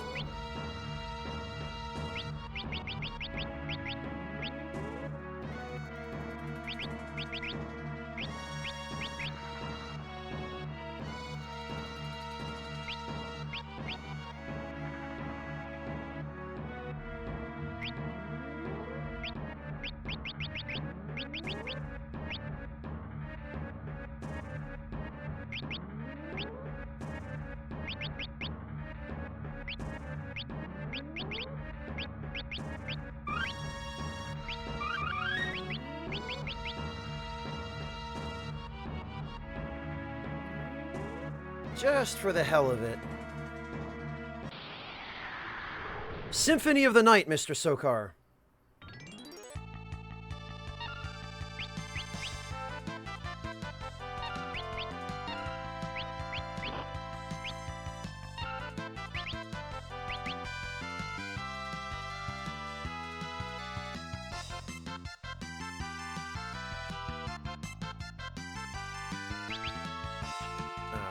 This'll have to do for now, I guess.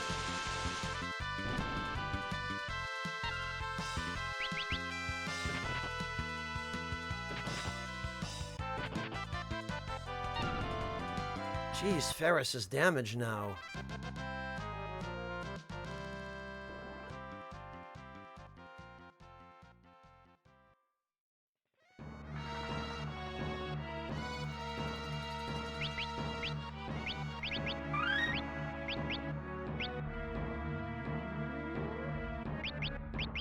Right. I wanted to give Galuf the Fire Rod, because a bunch of stuff here seems to not care about lightning attacks. Mainly the two enemies that I would naturally want to... Malazan, I'm looking forward to Cyberpunk.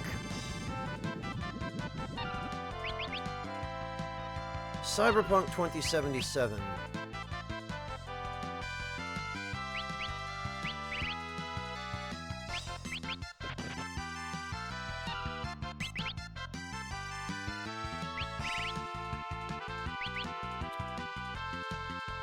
You know, it occurs to me...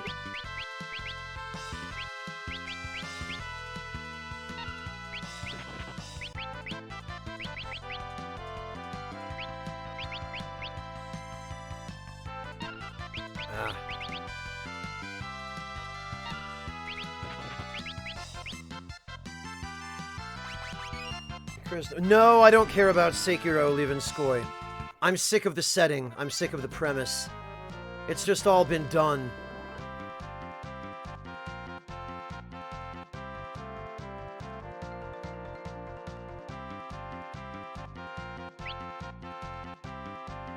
And I've played way too many games with that setting already. I have no interest.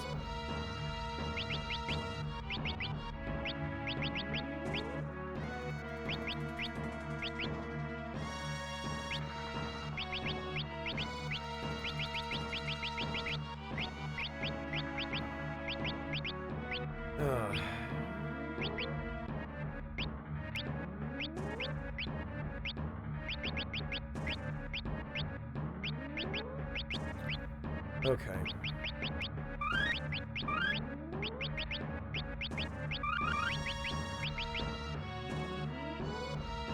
No, Malazan, I'm just tired of that setting.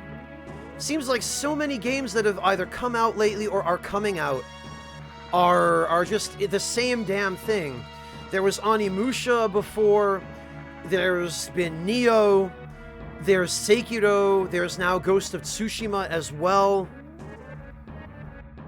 I don't know, I can't be bothered to care about that stuff anymore. I need something different.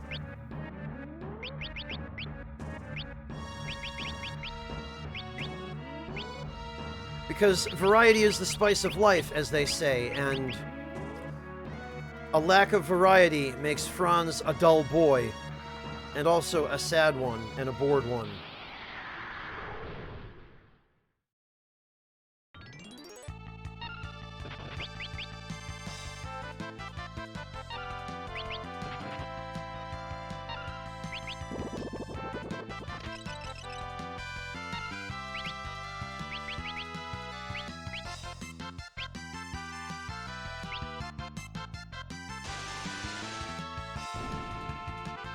That's better. Rage, what I just described made me play Final Fantasy V.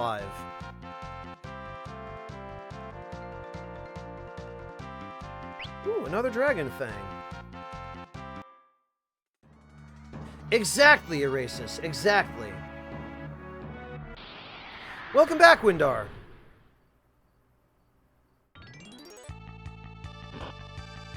There's the guy I want.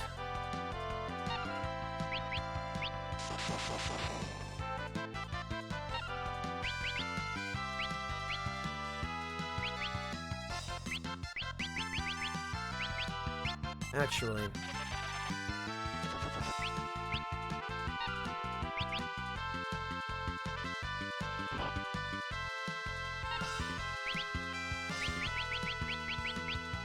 I believe the Mute Sword worked on this guy last time, so...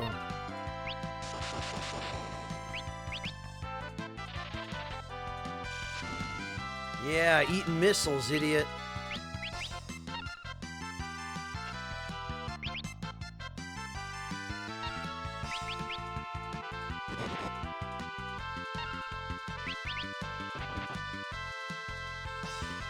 Still?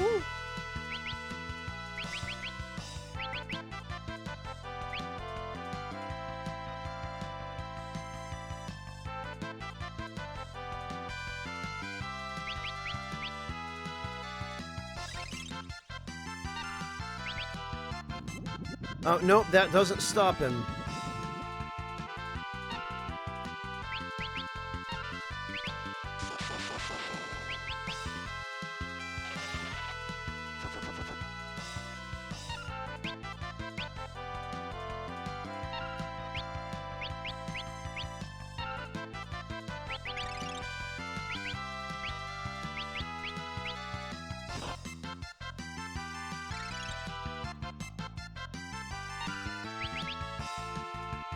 Gotcha. I'm sure he'll come in handy later. Yeah, Guesty, because... Oh, you better believe it is, Windar, but I didn't want to kill that particular one. I'm saving him.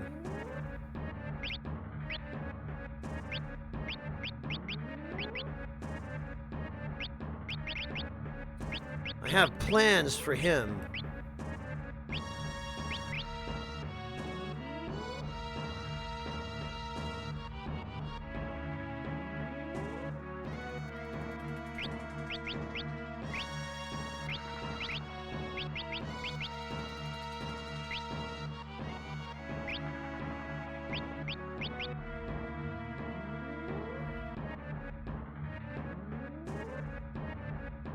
Not even stealing, Guesty. There are a lot of enemies in the early game that just drop elixirs.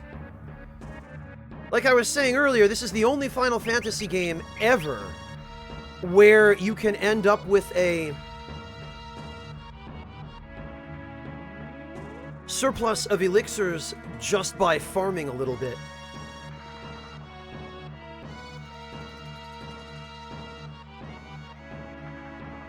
Sokar, remember this is Activision you're dealing with. They want your money as soon as they can possibly separate you from it.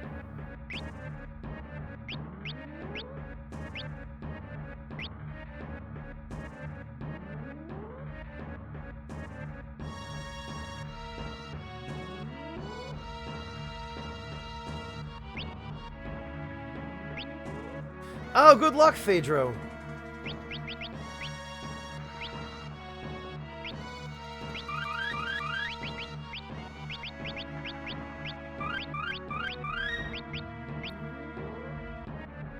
All right. Let's see if we can run into another one of those.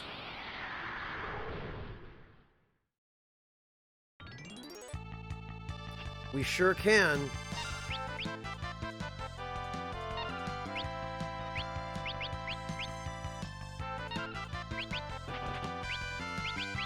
All right, come on.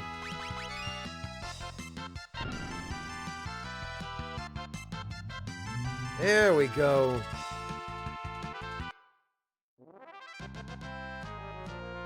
Learned level 4 quarter. That's what I wanted.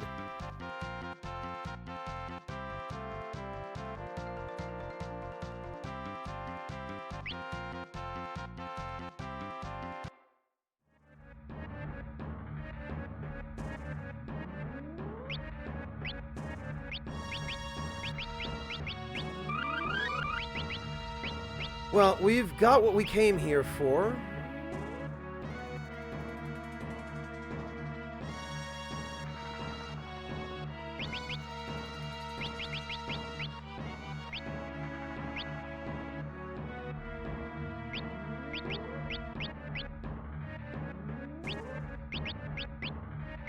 Let me just check.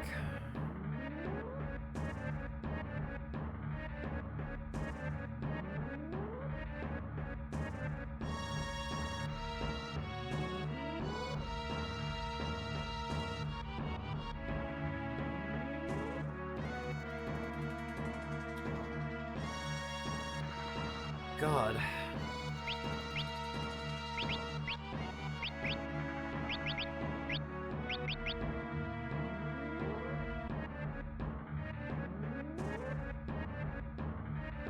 I've not personally played the Banner Saga myself, Malazan, but the best friends just finished a Let's Play of the first Banner Saga game. And it's clearly a great game.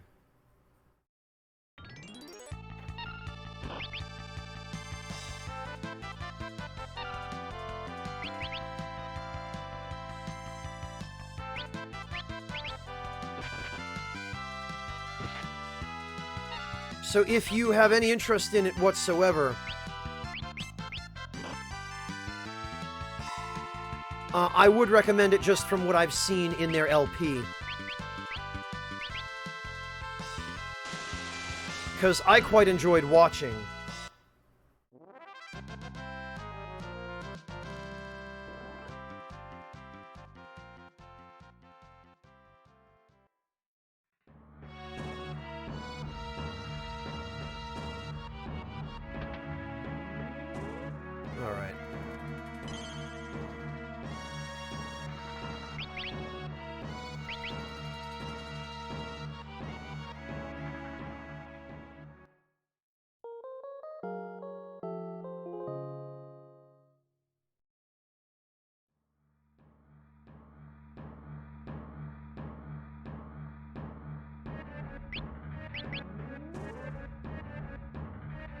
It's unfortunate, but tents in this game only heal 1000 HP and 100 MP. I could use a cottage, but I want to save them because I can't get them now.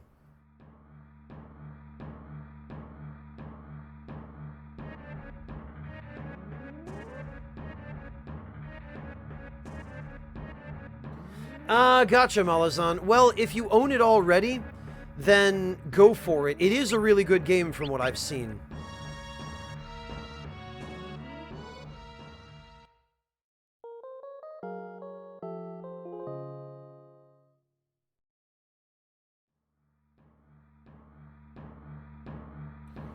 Alright, are we all healed up?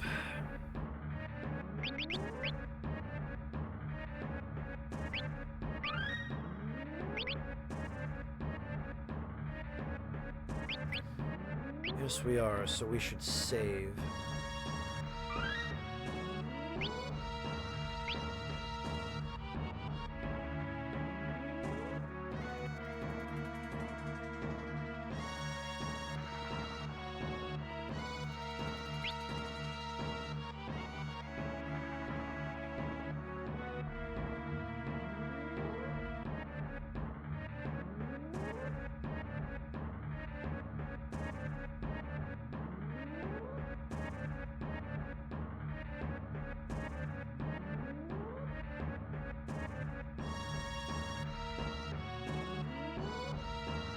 Oh wait, no, that was... Again, I went the wrong way.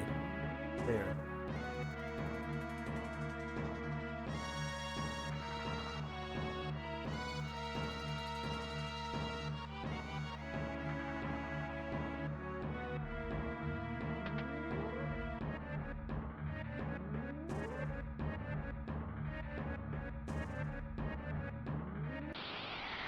Ah, and again, that's the wrong way. Anyway, whoops.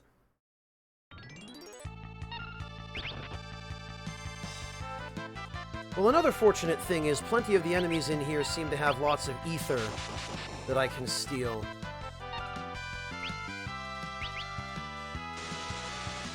Get out of here. God, I love being able to one-shot those guys.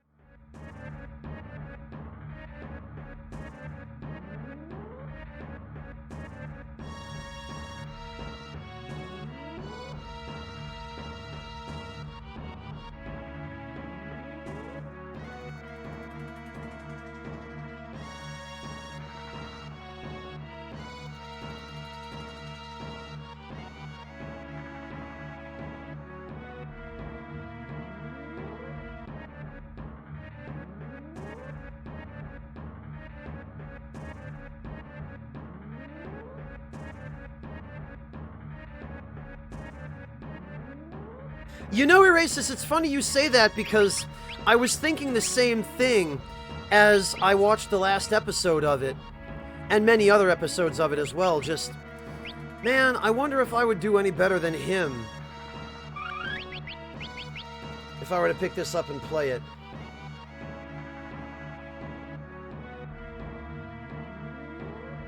It can, Guesty, but the preferred thing to do is to use a sorcerer with dual wield and X attack, which actually I think can only really be properly done as a brave or a mime. I mean, a bear or a mime.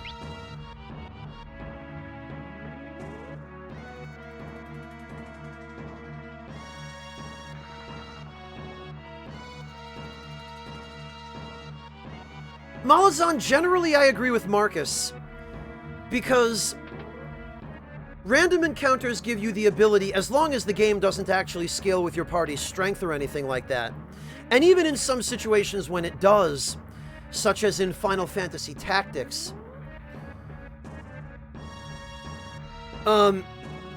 random battles give you the ability to, at the very least, prepare yourself a bit better, you know, to grind some rewards or experience or items or money or whatever it might be.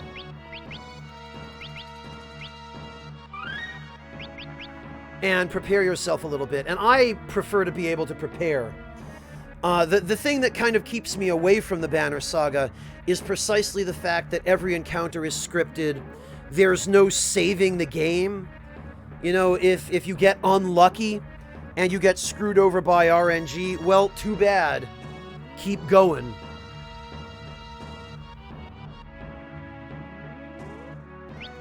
I'm not really fond of games like that.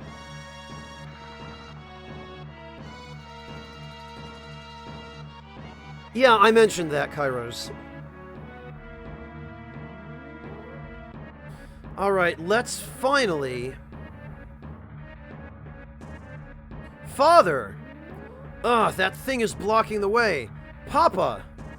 Silence, beat him quickly. That monster is the guardian of these ruins. He can change his weakness at will. How does Galuf know that?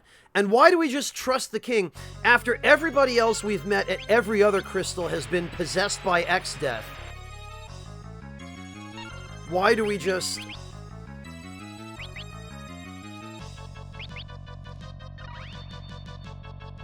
Why do we just assume, oh no, everything's fine?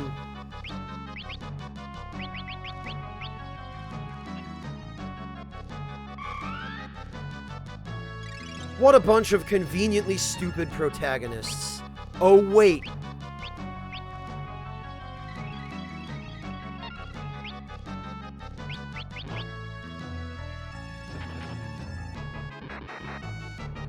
Yeah, Ferris.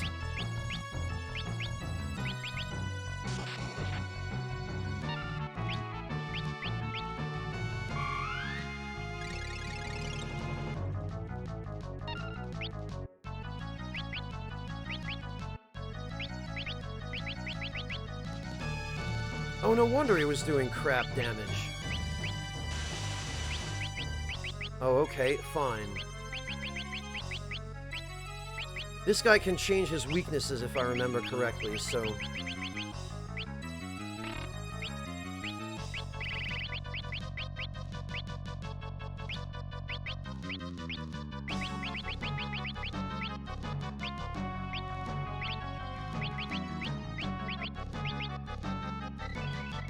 That's better. I do, Sokar, but she is fast redeeming herself here. Oh, great.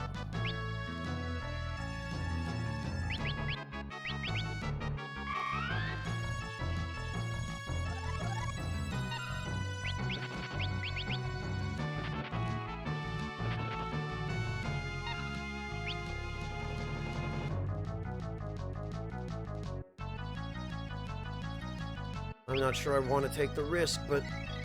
Damn it, yep, I was afraid of that.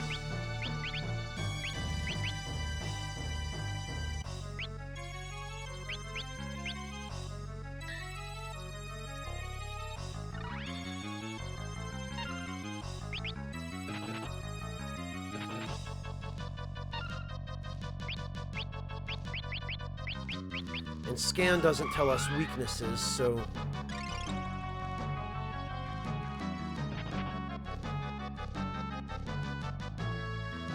We just have to wait. Okay, well...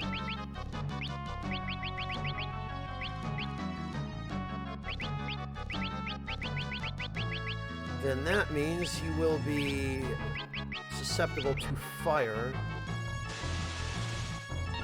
Oh, okay, well... Oh, alright. Revived Archaeo Avis. Tycoon? Yeah! What life energy!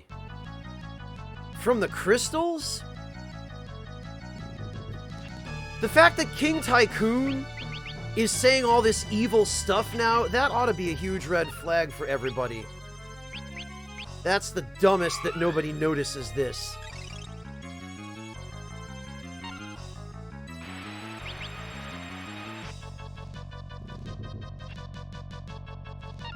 Oh, and now I can't hit him.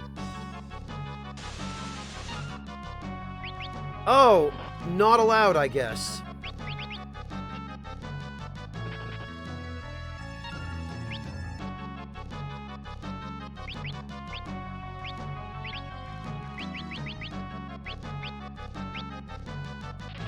The elemental attack I used just did nothing.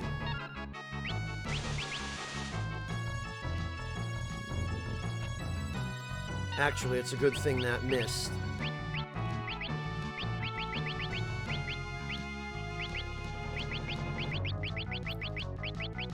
It's kind of annoying having to switch these rods out, but...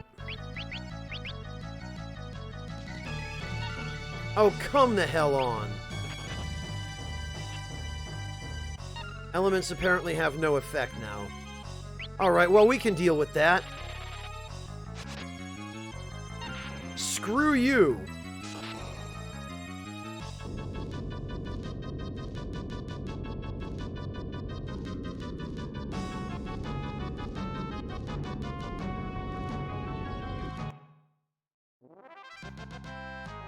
Yay, 10 ABP!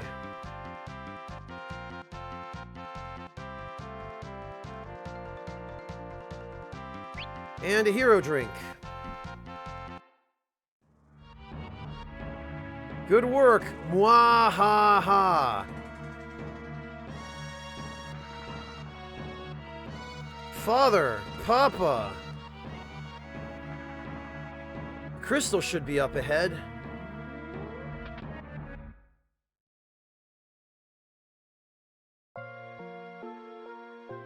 Father, Papa, this is bad. Something's controlling him.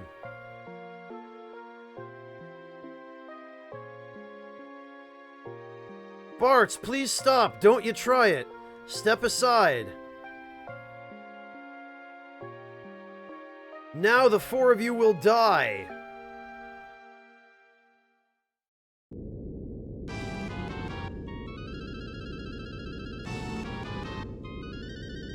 Sure was, Malazan. That's a really annoying boss.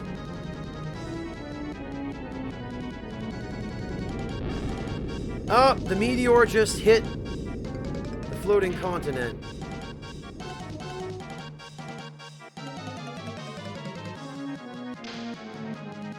GG, Kryl.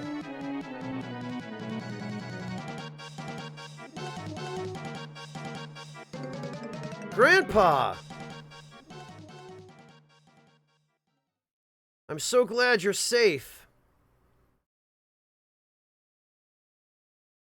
What? I have plot amnesia. Well, there goes the amnesia. Kryl? It's a nice touch that he just throws away the question mark window. Galuf conveniently got his memory back all at once. Sokar, her name in this version of the game is a reference to a series of islands in the vicinity of Japan, the Kryl Islands. Oh, Grandpa, I missed you so.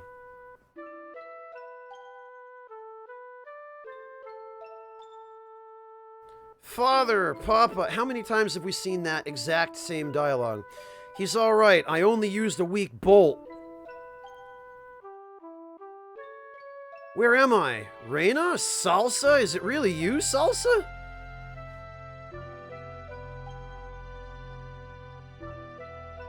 You are Salsa. You're alive. Papa.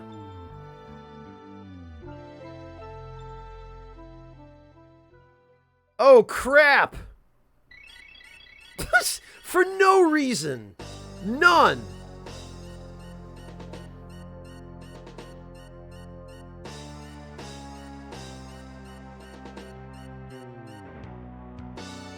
I don't remember if it's Russia or China, Sokar.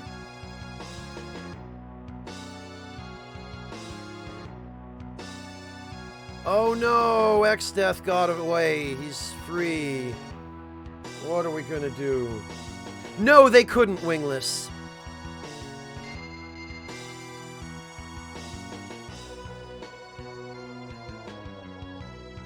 X-Death! I'm back! Miss me, Galuf? Mwahaha!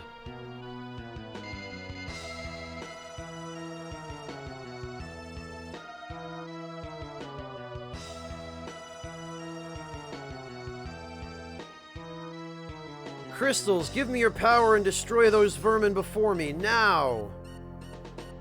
Damn you! Ow! Bartz, are you alright? The crystals are gone. Next is your world, Galuf. Father, Papa. Salsa, Reyna, and Bartz, your work is unfinished. You must not let the world end like this. Raise your swords and fight.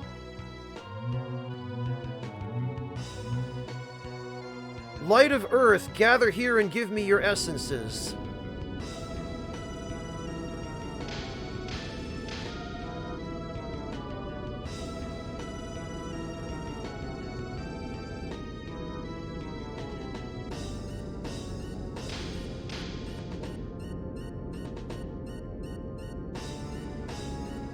No, stay back!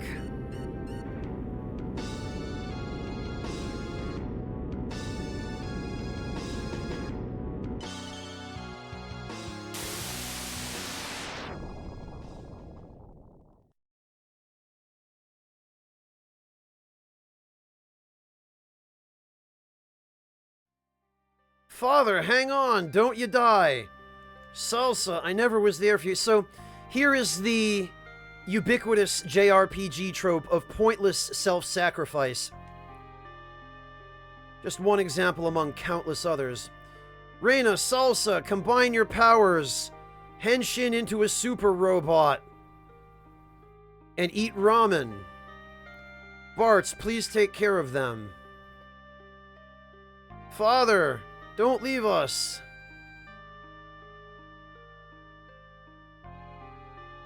And he just blips out of existence. Another good old JRPG trope.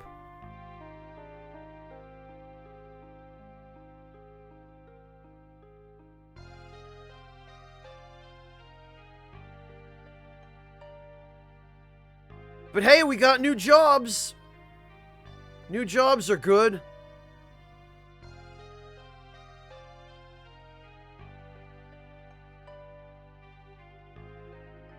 Jonesman, that's just a fan translation. Bartz is the official translation as of this version of the game. There are some shenanigans with Dissidia, I'm aware, but this was the official translation back in the day.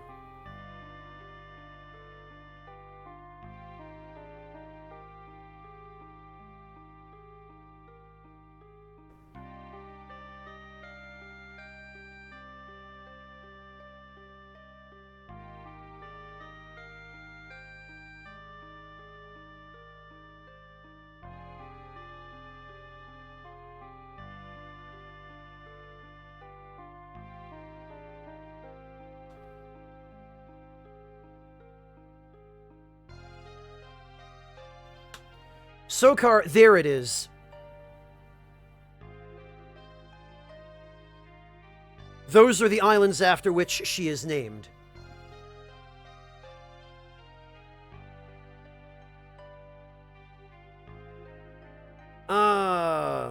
Samurai, Lancer, Dancer, and Chemist. Chemist is what we really want here.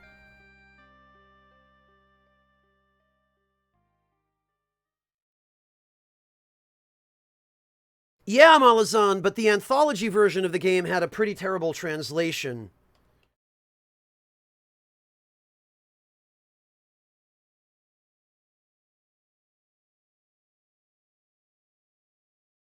That's just one example, Malazan. What? The ruins are falling apart. Everyone out to the airship.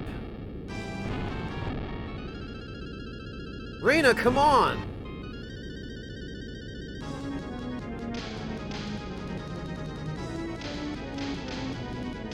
Just a general playthrough, EB.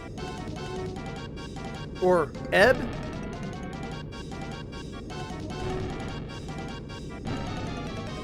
But yeah, I'm not following any particular restrictions. She's gonna shake. Hold fast, all of ya. Oh, Sokar, that's an idea. I'm not sure how I feel about it, but...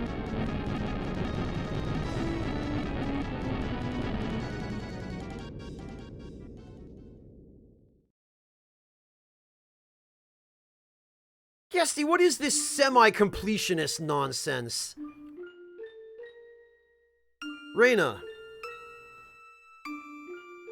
father is gone, isn't he? I mean, yes, he blipped out of existence, which in these old games usually means somebody is dead.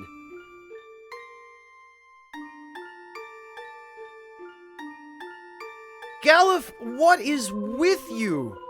Don't you think that's a slightly dangerous place to stand? Galuf, what is it? We've got to move now. Huh?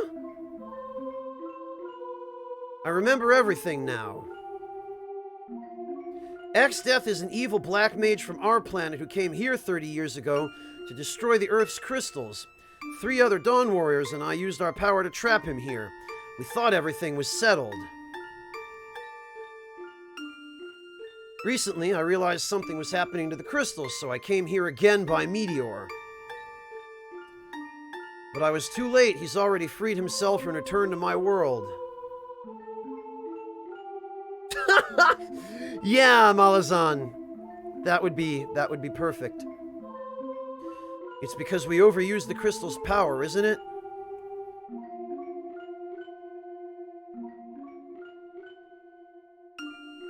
We're the ones who sealed Exdeath in this world. If only we'd taken him back with us like he begged. No, if only you had killed him.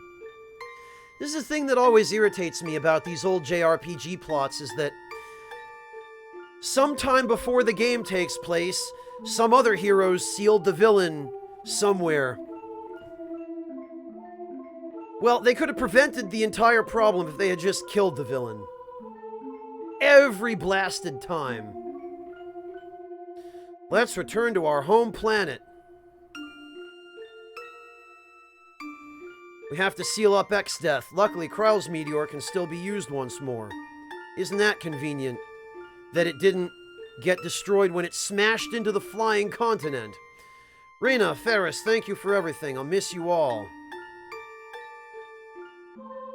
Wait, we're going too. No. This is the last meteorite. Even if you went, you could never return. Oh, because you guys can't just build more meteorites. Like you did the ones that you used to get here. Kairos, that's usually not the case. The case is usually that they chose not to because they're heroes and the writers don't want to reduce heroes to killing. Which is the most pathetic excuse. Because by killing the one villain, how many lives could they spare of people the villain would have otherwise killed? No, Venmaru, I don't buy that. I don't buy that at all. Often the previous heroes were more than strong enough to just kill the villain. But they chose not to because it's not right. We can't take a life, even though we killed thousands of monsters to get here. And probably also some people.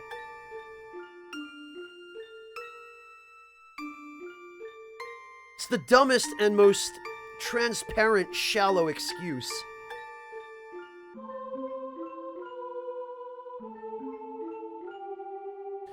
Farewell.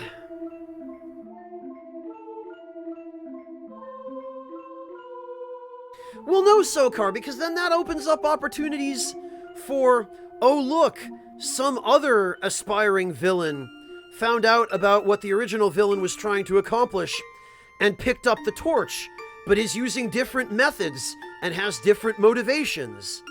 You know, there are so many things you can do with that, so many places you can go.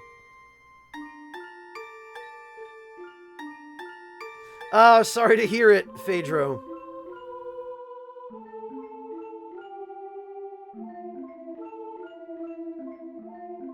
Yeah, if only.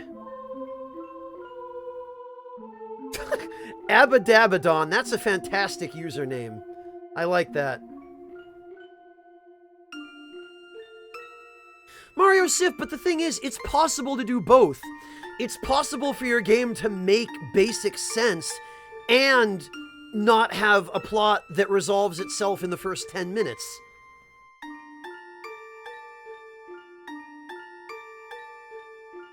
Goodbye.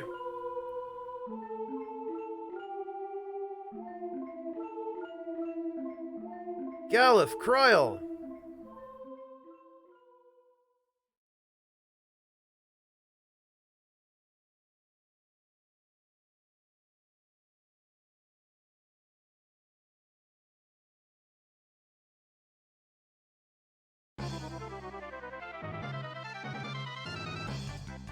Oh, alright.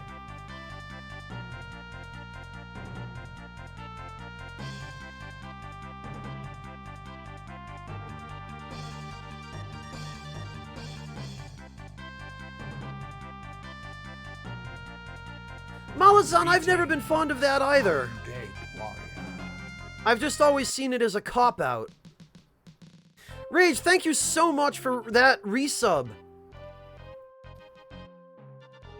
Welcome back, Rage. I really appreciate that. You owe me absolutely nothing, but I'm very grateful for your kindness. Bartz. Yeah? We've been talking, and since Galuf is fighting Exdeath in a distant world, and there's our Papa's revenge. Oh, Christ, Rage! Oh, Rage. Lord winds blessing upon thee. You know, Rage, I don't know why I even try. I don't know why I even try. Blessing upon thee.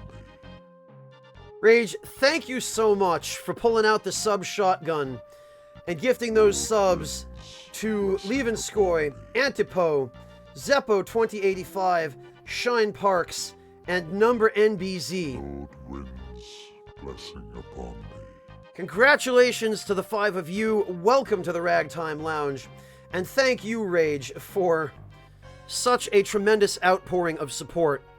I cannot tell you how much I appreciate that.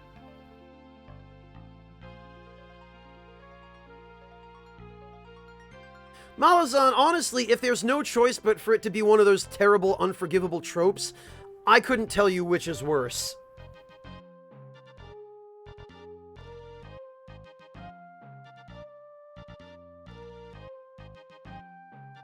Phaedro, the submachine gun version of that is 50 subs. The shotgun has a nice tight spread. That's 5 people. Yes, and then Galuf, he's one of us. Bartz, let's go. This exchange is so poorly translated that it makes almost no sense. Right, let's go to their world. How do we do that? There's nary enough power in the meteor to warp again. Meteors, maybe Sid knows something. I don't have a particular plan, Mario Sith, until I get tired, basically.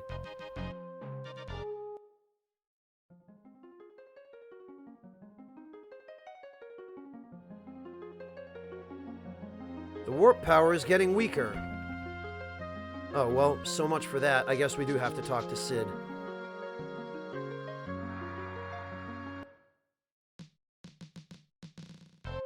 I never said all of them did, Malazan. I just said this one does.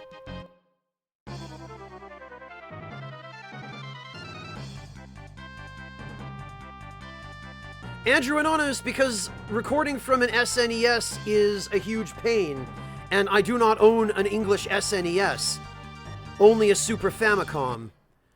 So I could play the Japanese version of this game, but that wouldn't do any of you any good. Yes, Phaedro, I have.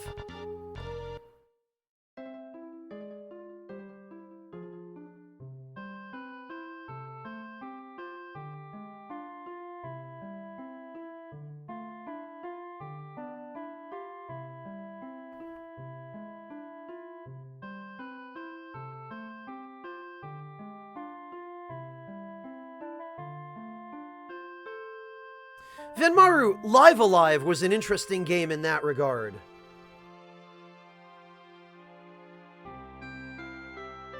Phaedro, that's basically just gifting one person a sub. I can't believe I even have to explain this, but the point of the term sub-shotgun is that a shotgun shoots a grouping of projectiles. So there is a spread to it, and it hits 5 people.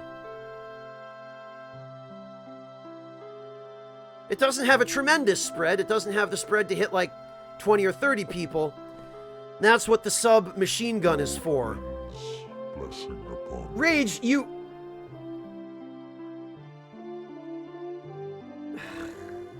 Lord winds, What am I gonna do with you, man? upon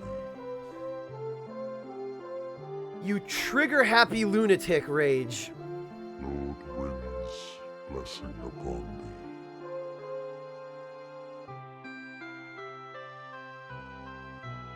Lord Rage, winds, thank you so much for another sub-shotgun blast. To Kitty Bandit, Obsidian Dragon 86, Lord winds, Logan, blessing Crowbar Facelift, I love that username by the way, and Windar.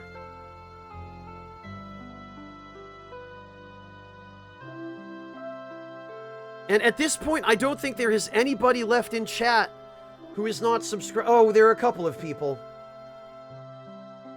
But God, you've done more than enough, Rage. Thank you, Rage. I really appreciate that. Thank you so much. Jesus, man. Lord winds, blessing Rage! upon thee. Thank you so much for gifting another sub to Artista. Jeez, dude.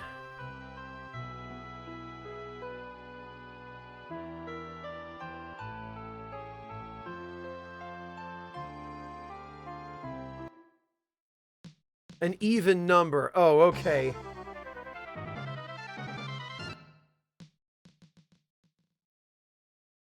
Greetings, undead warrior. Insanity N92, thank you so much for the sub. Welcome to the Ragtime Lounge, Insanity. Really appreciate your support.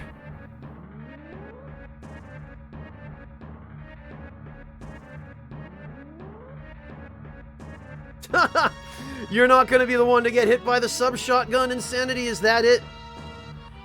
You're going to turn the gun on yourself before someone else has a chance? PS1 first, Mario Sith, and then GBA. And then eventually, Steam and iOS. Oh, right, we can't go out that way. Hello, Riverblade Gamer, welcome!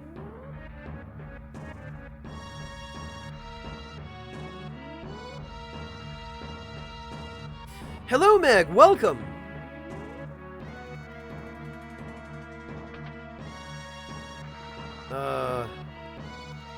That's Sid's writing.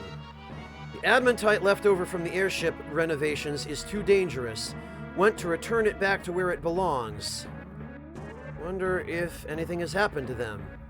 Back to where it belongs. Yeah, so we'll have to go put it back.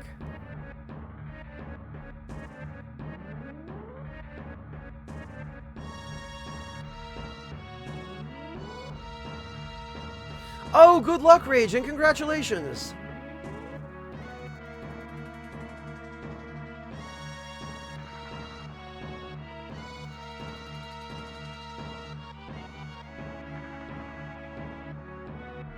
Oh God, Venmaru, that's awful. I hope you were okay.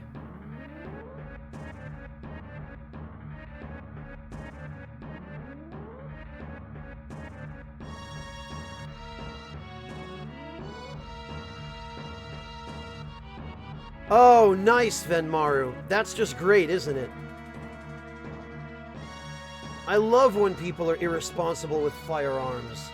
Lord winds, blessing upon thee. Oh, Mr. Sokar, thank you so much for gifting that sub to Malazan. I really appreciate your support. Gosh, this is incredible. You guys, you're so kind to one another. It makes me so happy.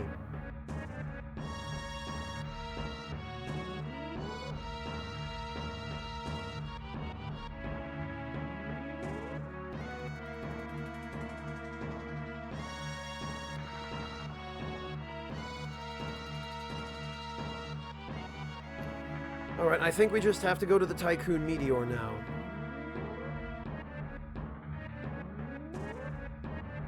Well, thank you, Sokar. I really appreciate that. That's very sporting of you. I can't leave.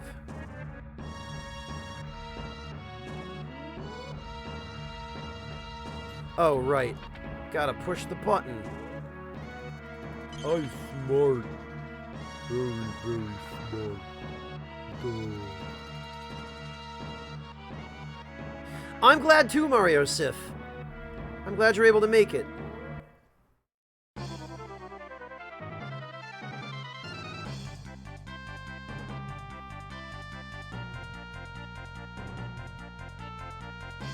Oh god, Sokar. I actually don't use flavor packets in my ramen. When I make ramen, I make it as well as I possibly can. I don't claim to be an expert at preparing it, but I just get the raw noodles without the seasoning packets, and then I use chicken broth as the base, and I'll throw in some kombu, and then whatever ingredients, you know, vegetables and meat I have lying around.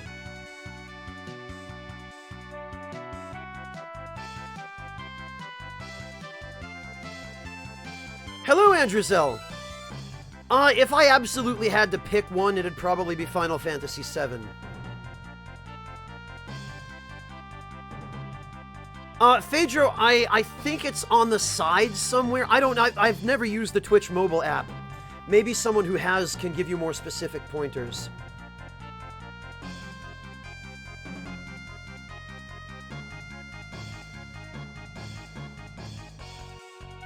I do, Mario Sif. I like soy.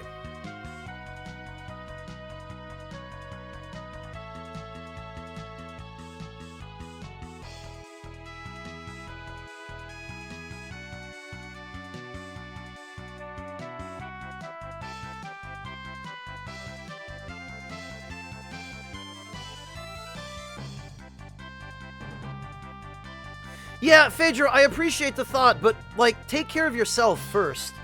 Go get some food.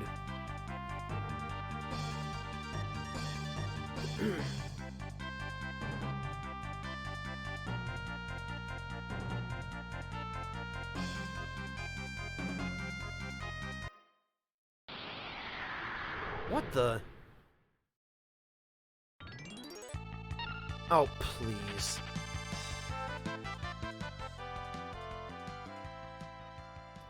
Oh, yikes, Meg. I'm sorry to hear that.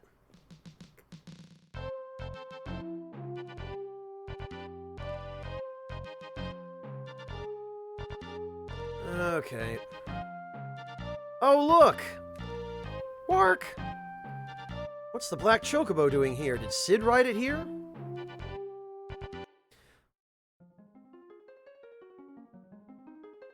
Sid, Mid, what on earth?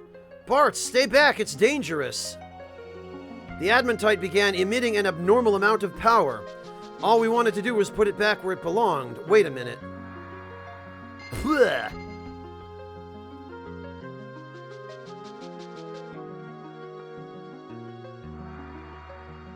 Well, I'll be. The floor is absorbing the Adamantite's energy.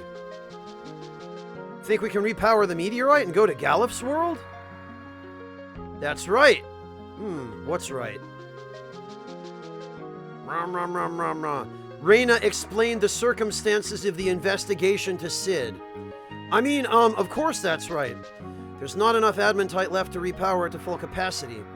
But if we could repower the remaining 3 meteorites, we could warp to Gallif's planet. I don't see how that makes any sense.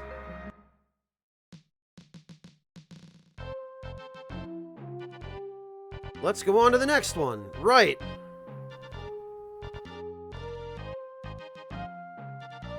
Oh god, Phaedro, don't ask me that. There are so many different kinds of cheese that I enjoy. I don't think I could even pick one.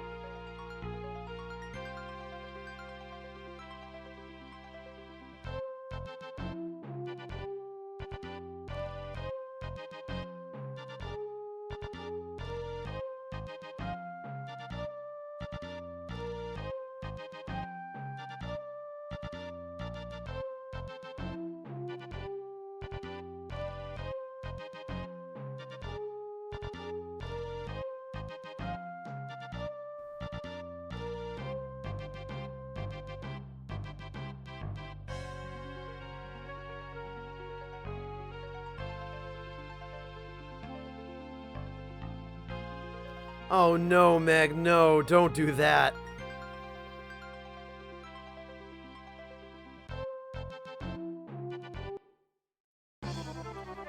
Alright, well, we just have to go around to the other 3 meteors, I guess.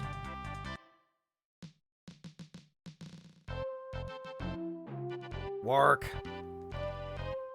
Let's go, mid, right.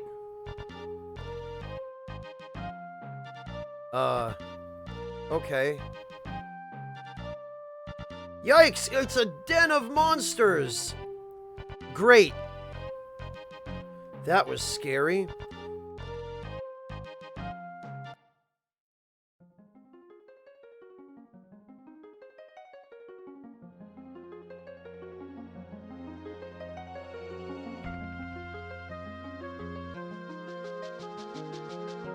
Okay, take it easy, Malazan. Thank you for joining us today.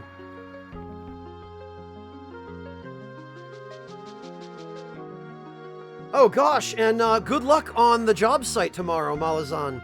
Sounds like you're gonna have quite a time. 100-foot pit, geez. Thank you so much for joining us, Malazan. We'll catch you next time.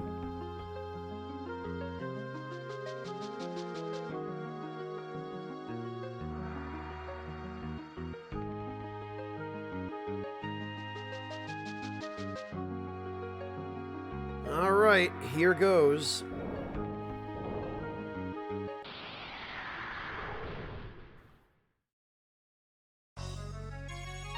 Oh, it's just Titan.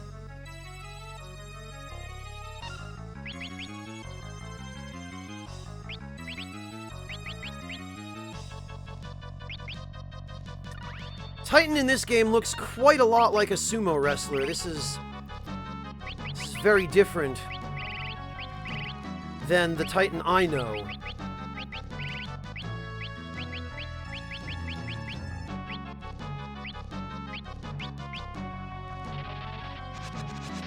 We'll just 1,000 needles it.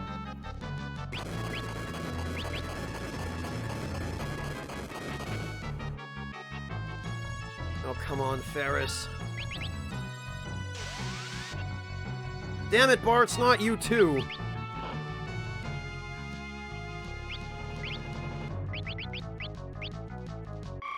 Of course, it had to be freaking Galuf who left. Hell yeah, Ferris! Now we in there. Oh, okay, well, that's it. 5 ABP. I guess he kinda does, Ares. A little. Oh joy, a potion.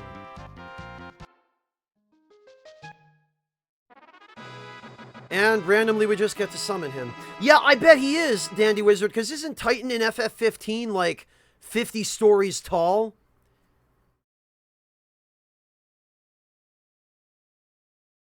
Thanks, you can leave the rest to us. Oh, that's odd, Phaedro. I wonder why.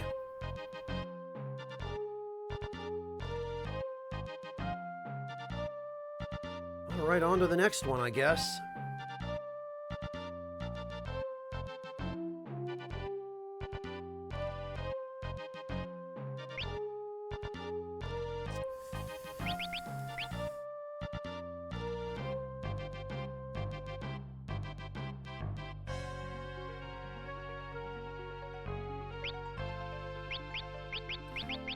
I hate to say it, but I think we really...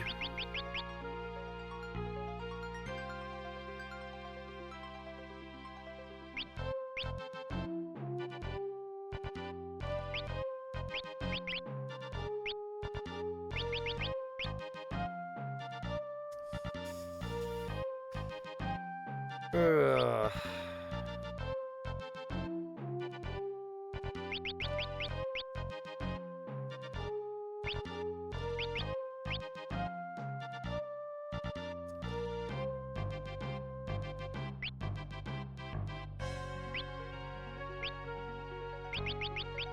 We really, really need some genuine DPS here.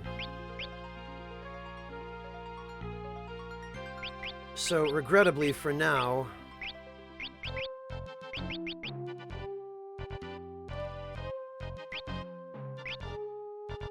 Bartz is gonna have to...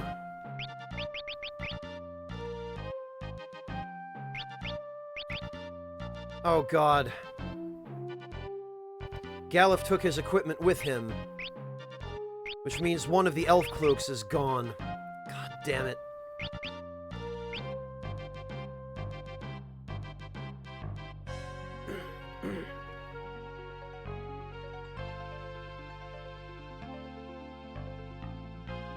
Oh, jeez, Phaedra, that sucks.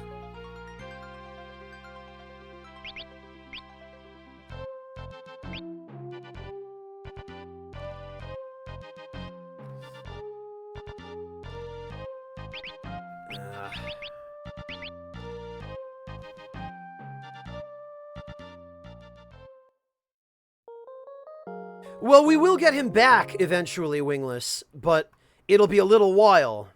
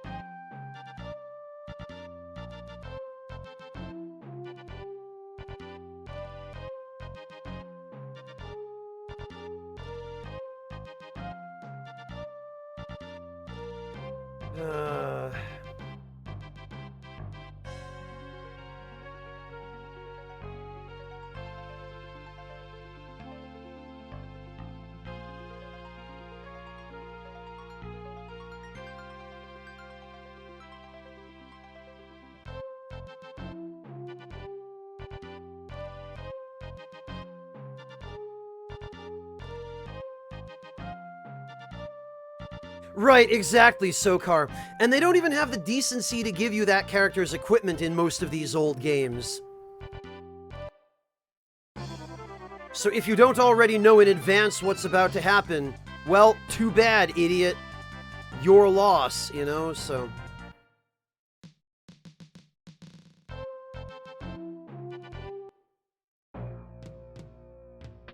Let's see if... Nope, nothing new.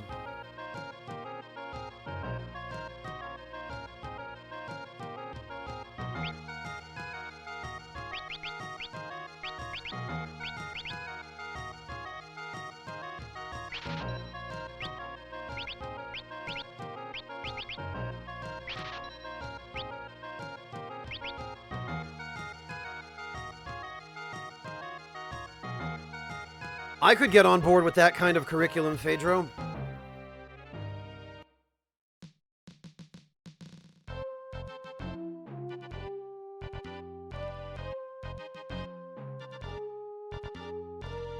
Oh, figures, Phaedro. That sucks.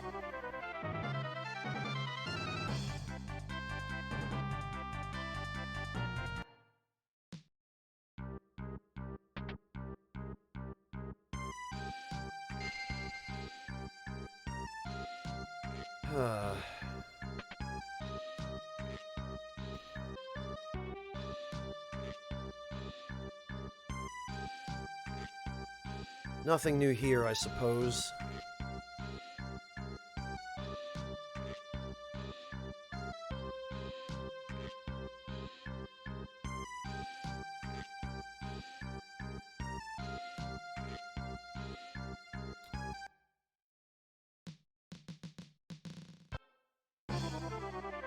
Ha! Don't tell us that, Phaedro!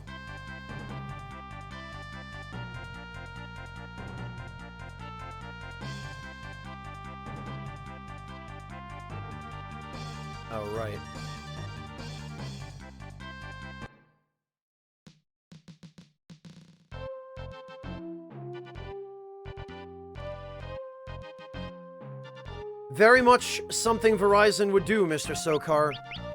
Especially now that net neutrality has been repealed by a bunch of scumbags.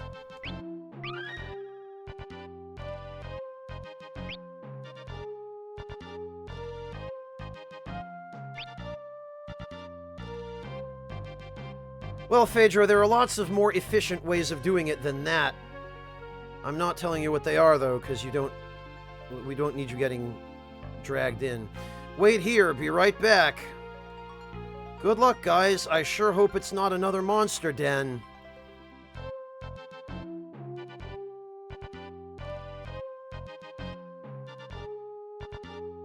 What's taking so long? Dar, let's take a look-see.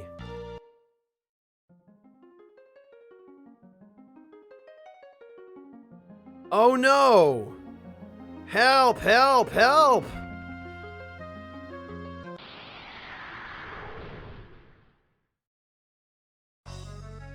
Good job, idiots.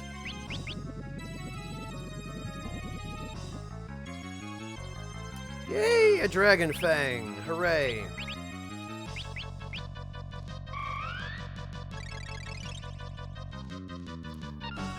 Alright. What do I have for... Okay, a lightning rod.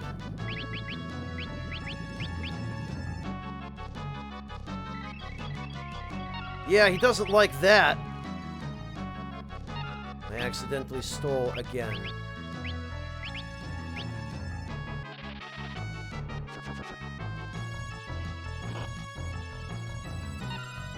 God, blue mages are so much better at healing in this game than white mages. Well, there he goes.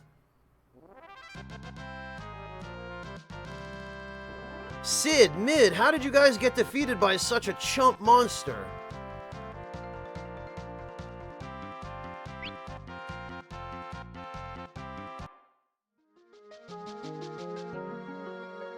Kinoa brain. Oh, God. Sokar. Okay, let's go. Ah, Phaedro. Are you alright? You bet. That was close. Let's go on to the next one. Right. Well, later, guys.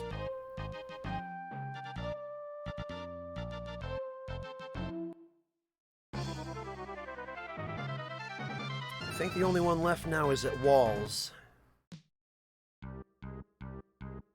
It was supposed to be wingless, but again, this game's localization.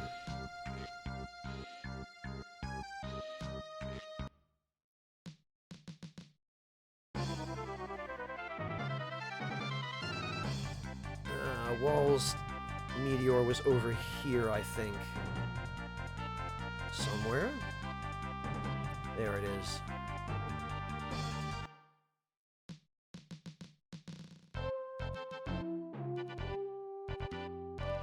Leave it to us! Yeah, that's what you said the last 2 times.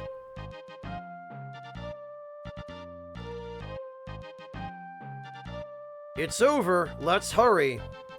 Oh no! Sid, Mid, look out! Look at that little bomb.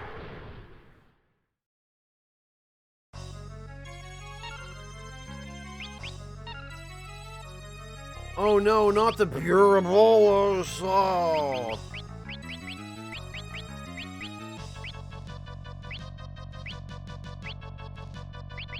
Whatever am I gonna do against the Burabolos?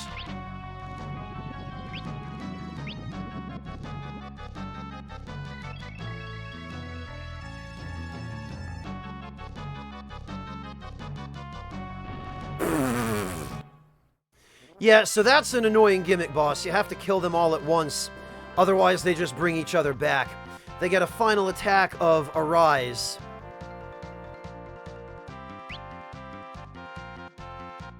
Hey, Texter! Good to see you. SNES and/or Super Famicom, Dandy Wizard.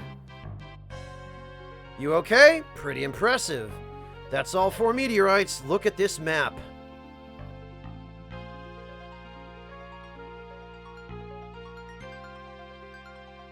Point where the energy from the 4 meteorites intersects is the warp point. Be careful. Thanks, Sid Mid.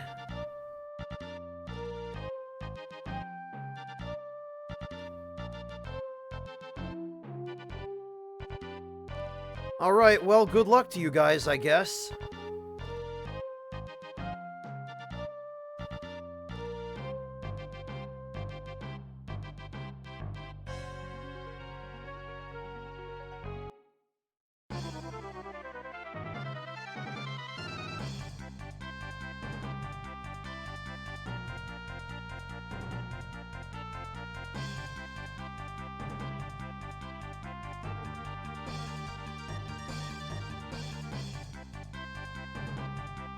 There it is.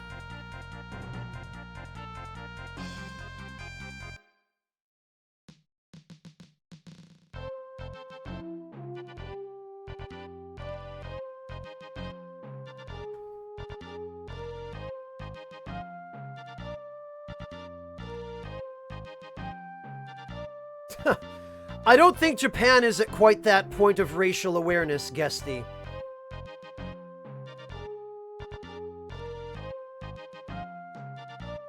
No, they really don't, Sparrow. They are not about racial equality in Japan. They barely even acknowledge that anybody else exists.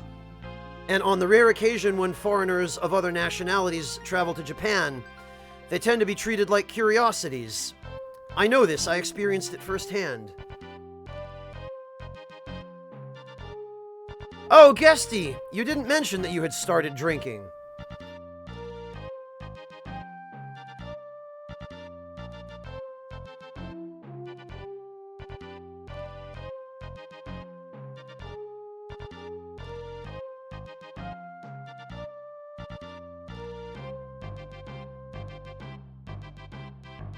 Yeah, believe it or not, Sokar.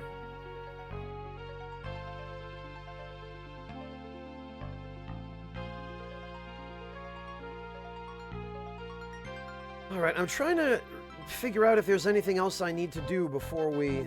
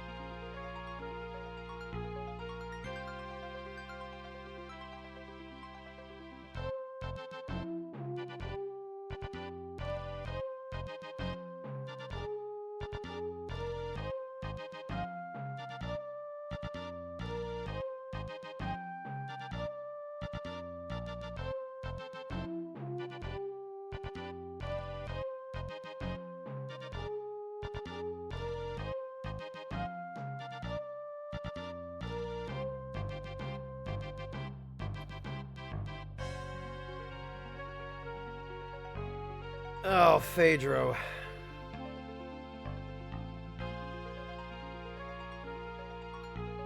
No, Taxter, I am not. I have every possible blue magic spell that you can get up to this point.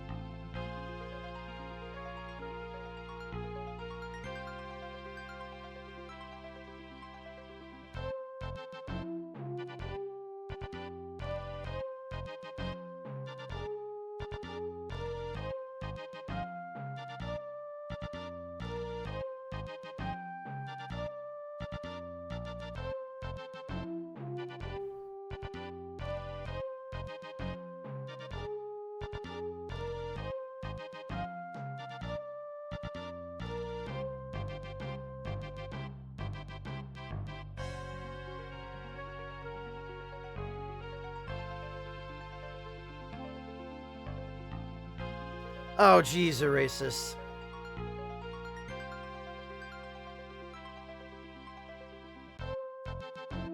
Oh, especially Deathclaw Taxter. You know me at this point, Taxter. I'm meticulous about gathering all that stuff. I like to be as prepared as I possibly bloody can. Ooh, nice, Windar. I'm jealous.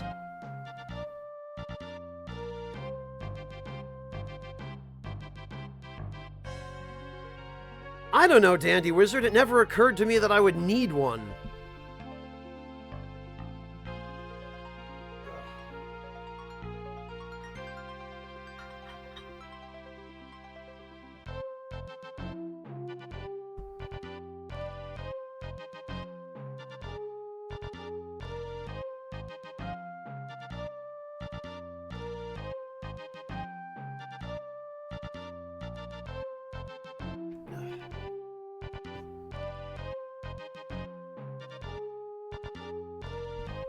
And yeah, Guesty, there's that. I don't want to get too reliant on that stuff.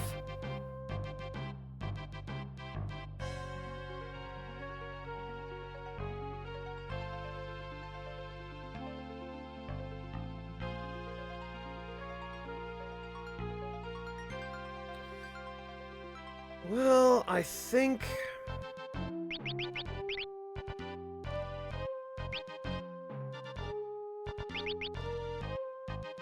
You know, I think I probably, before I head out, I should stock up on...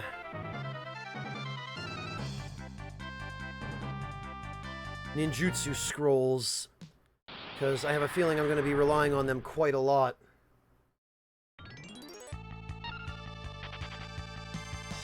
Taxter, it's what you get when you hang out enough with Arnold Schwarzenegger. No, it's a drink that chemists use.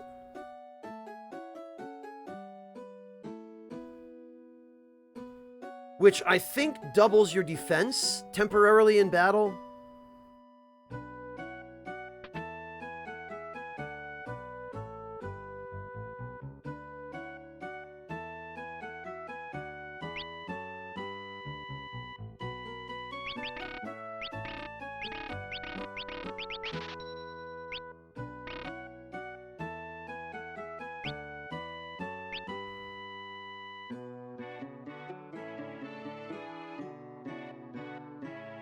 Oh God, Sparrow, that sounds awful.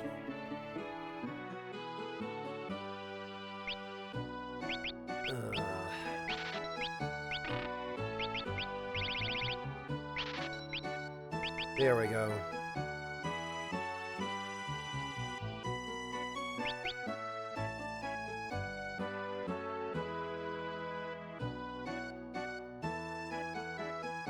You would be correct in assuming that I have beaten this game before, Taxter, yes.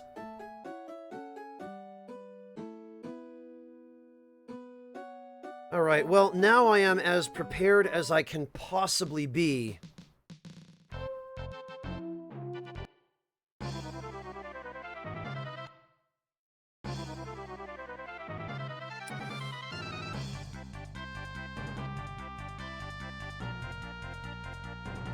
Alright, well...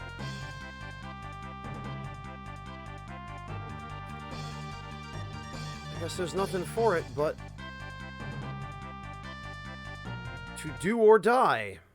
Hopefully do. The light's fading. There isn't much power left.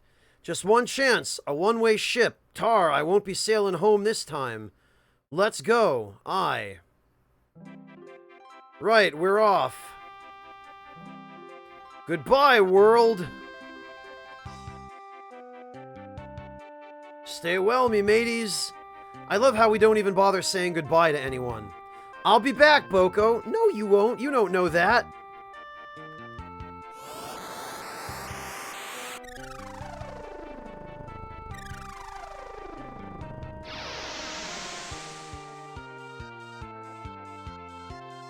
Oh, really, Taxter? They're common in FF15?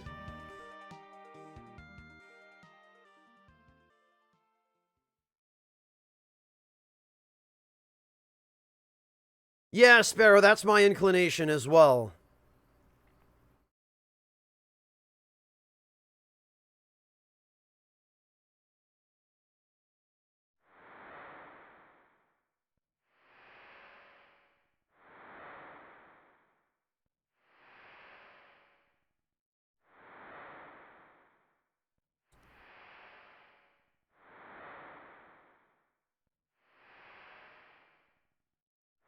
This must be Galif's world? Finishing each other's sentences, another good old JRPG trope.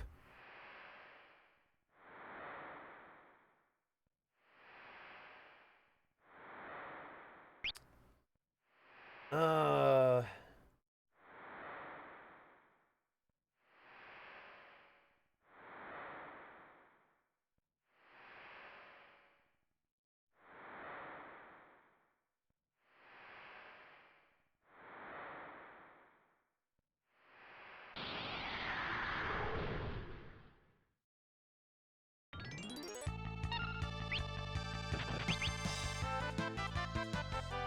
Oh, you know what? I just realized. I remember exactly what I'm supposed to do here. Hey, Juju!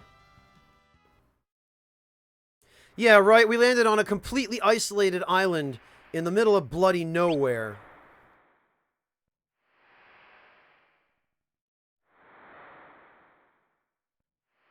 And somehow we still have a world map. No idea how that works. We have a map of this world even though we've never been here. But no, what we're actually supposed to do here is use a tent, which is really bizarre.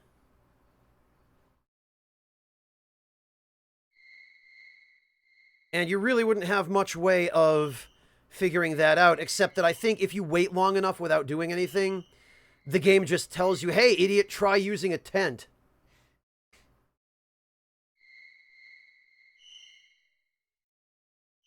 Yeah, for good reason, Taxter. Reyna, there's something I must ask you. When we was on the North Mountain, why did you risk your life to help that dragon? Do you remember Mother? Aye, certain things. Whenever I saw that dragon, it reminded me of her. What do you mean?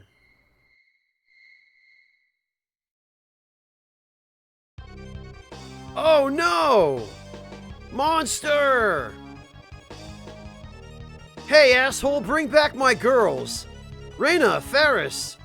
Lord Rin's blessing upon you. Azots, thank you so much for gifting that sub to Andrew Anonymous.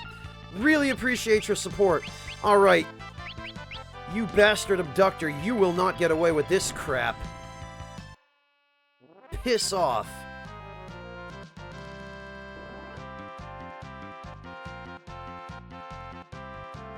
Yeah, no, Sparrow, it's nowhere near that dark.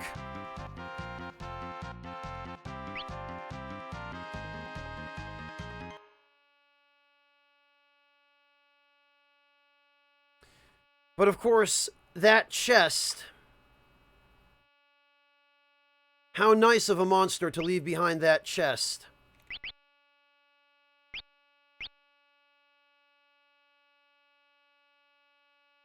Well, see, though, I didn't, Phaedro. They're not in the chest. What's in the chest is... gas! My body's numbing.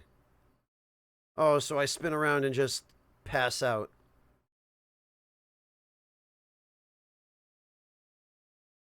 So, that guy got the last laugh, because Bartz is too stupid. Now where are we?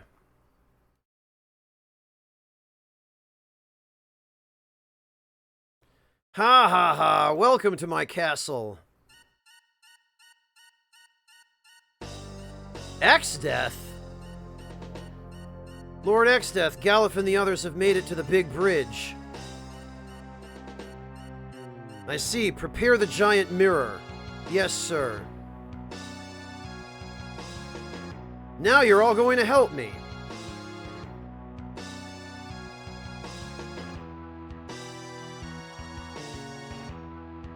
Look, Bartz! Our reflections up in the sky! Look, Grandpa!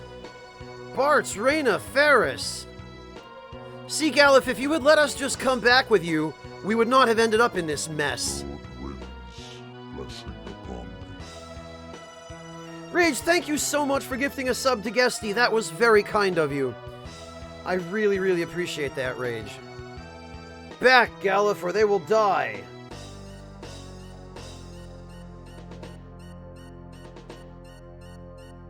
Stop, all of you back.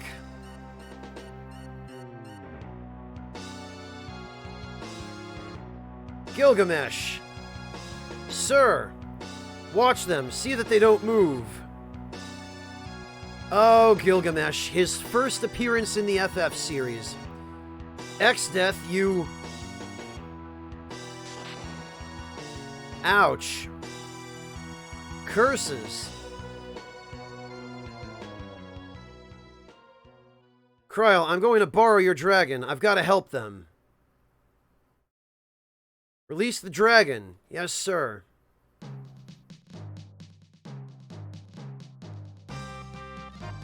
Oh, here we go.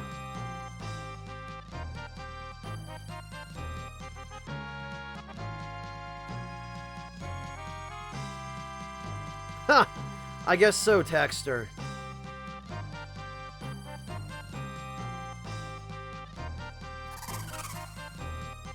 Look at this hero. Now go back to Kryl. That's X-Zone Rage. Ouch. So this is it. Found the crystal shards. Hang on, Bartz, Reyna, and Ferris. So the crystal shards were just in a chest.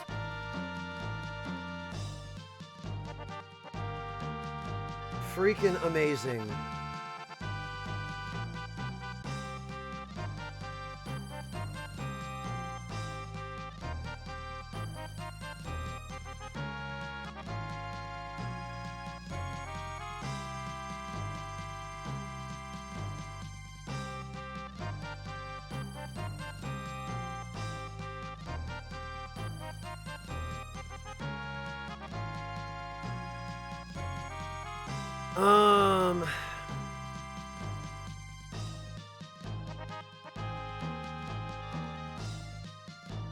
Yeah, my Thundar, you'd think at this rate.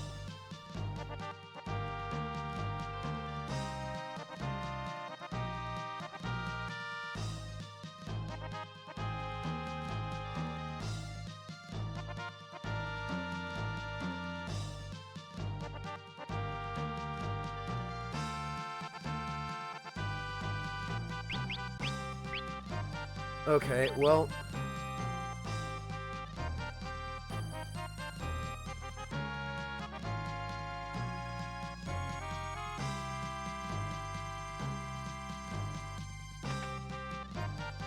Oh good, a save point.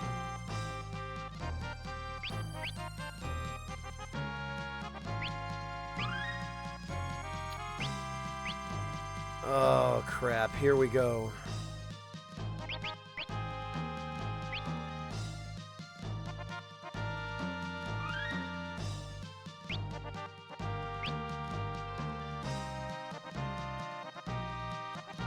Whipping Ovaltine? What are you talking about, Wingless?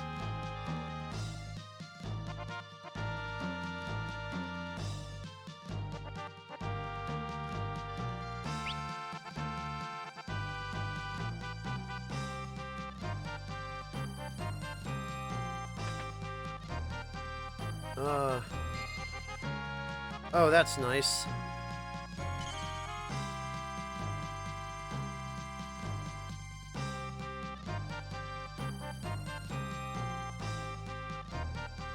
Wait a minute, what's... Locked from the inside. Locked from the inside. Okay, well, they're definitely railroading us here.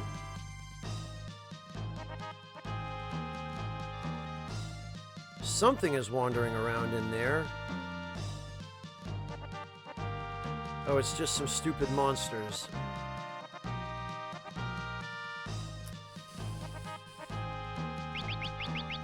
Uh...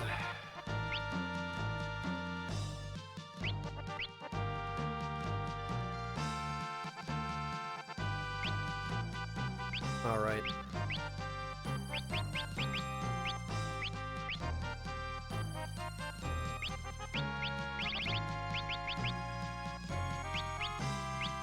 Bare fist.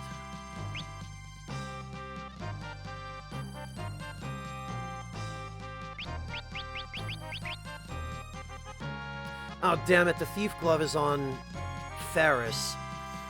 That's going to be a pain. We have to fight Gilgamesh here, and you steal Genji equipment from him.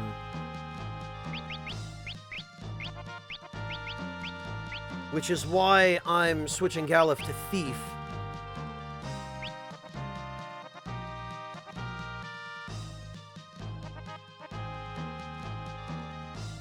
That's correct, Taxter, since this is the PS1 version. Oh, great.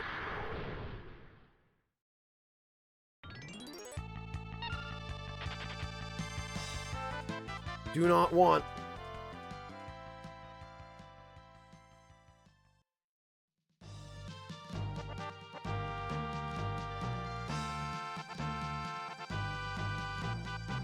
Down here, I guess.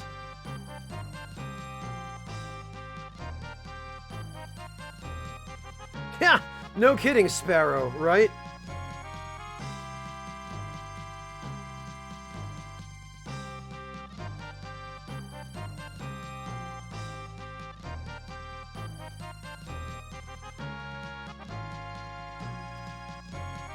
Yeah, there's the idiot. Hey, Gilgamesh, guess what? Who's there?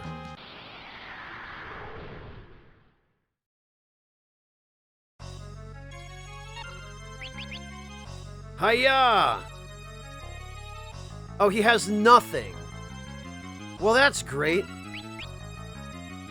He's supposed to have Genji equipment, but I guess he just doesn't have it during this encounter. Alright then, fine.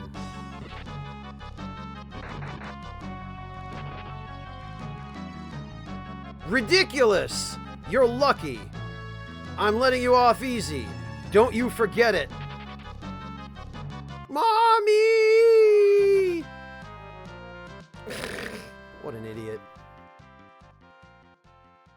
Yeah, Sparrow, his appearances in every subsequent game are based on this one. Hello, Beyond the Sea. Welcome. I don't think so, Rage. I just know how to combine my job abilities properly is all. Galuf! Wait, I'll have this open in a second. Galuf! Thank you, Galuf. I'm glad we could see you again. Never thought I'd see you all here. Yay! Well, alright.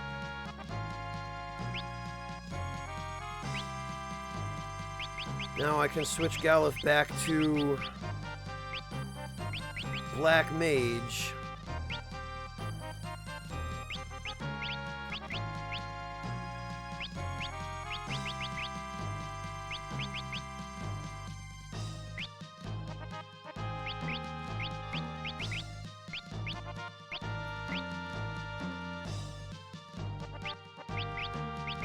Actually, we'll give him the Lightning Rod. No, okay. Guess we'll give him the Fire Rod.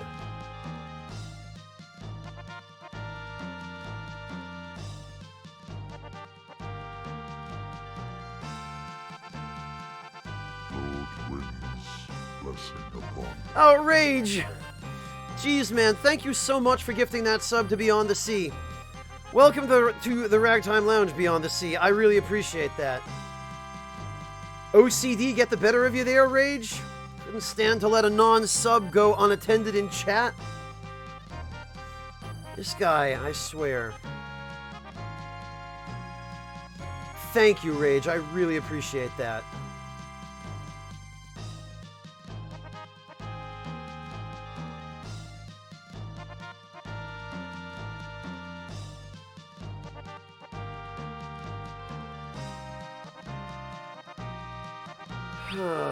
All right.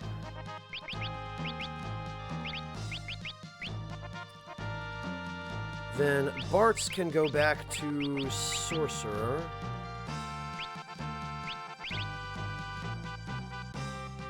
What the heck did I have on him before? Oh, yeah.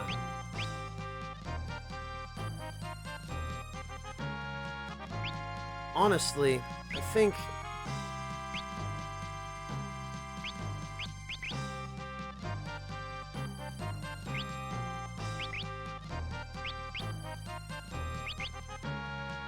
the Black Mage support job was not making a hell of a lot of difference for Bartz before. And in fact, it turned out to be complete garbage. Sorcerer apparently does not see as much benefit from the magic power boost as I thought it would, so...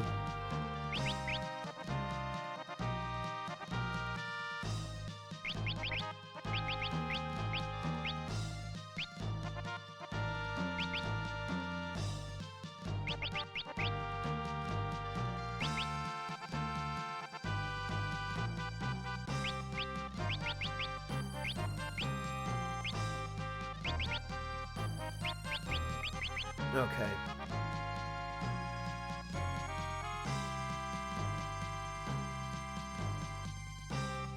Oh, geez, Rage.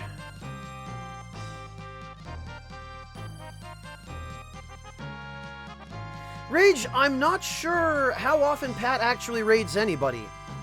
Usually when he's done streaming, as far as I know, he usually just goes to bed. Cybertron, we just got to Galif's world and just met back up with him.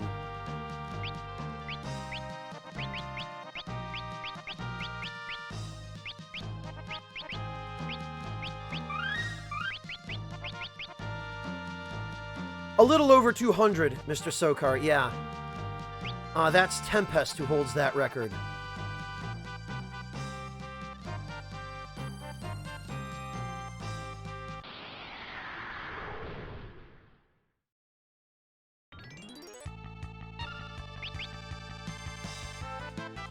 Nothing to steal? Well, that won't do.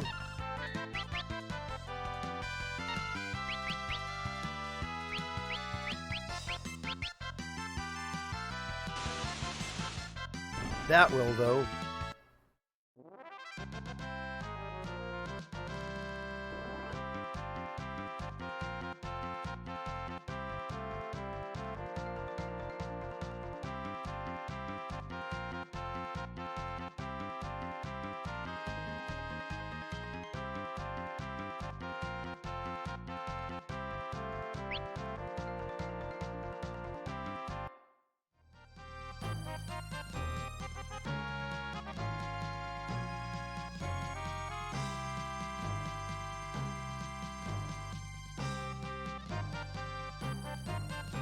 Oh, lovely.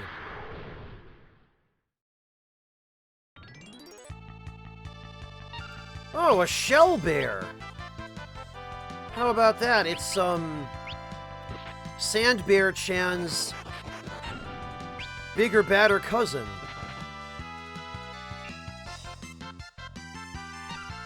Well, that was amazing.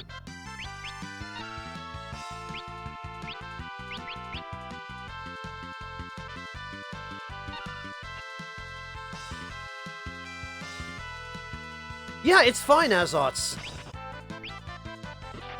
And it looks like you've already been given your answers, so...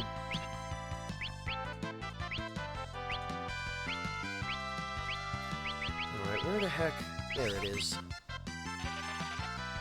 Really?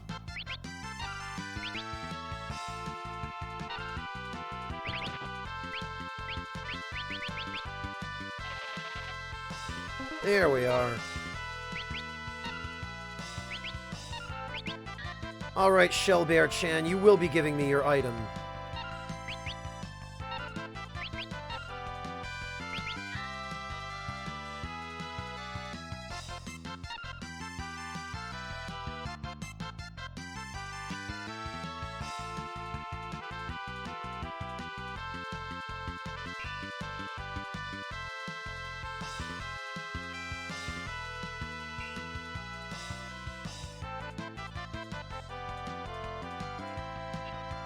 Rage, that's not at all how that works. more subs doesn't mean more people in chat, it just means the same people in chat are now subscribed. And under no circumstances will I stop reading chat. Even if, by some miracle, this channel ever gets big enough that chat moves too quickly for me to be able to respond to everybody, I'd still respond to as many people as I can.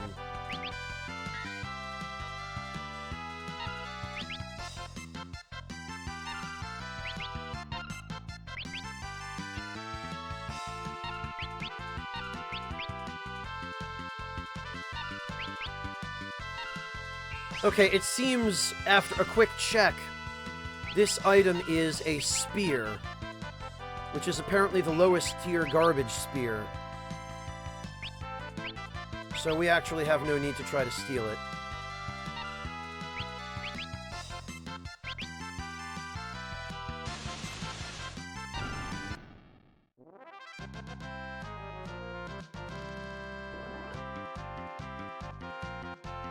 Because I can, Rage.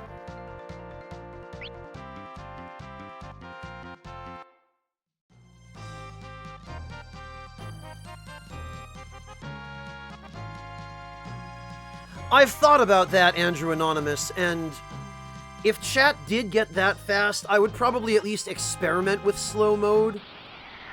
I don't know, it could do more harm than good, but...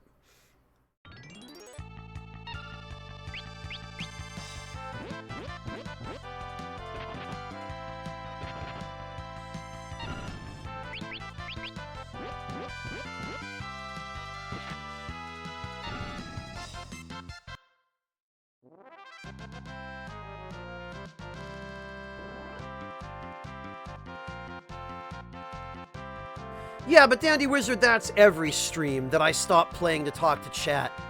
That's just because I can't focus on both. That doesn't necessarily have to do with how fast chat moves. Oops, better not let them see me. Oh, look at this. Crawling past those monsters. Sick Metal Gear Solid action. Oh, no, I'm sorry. Tactical espionage action here in this JRPG. No, Sokar, I turned a bear into a frog.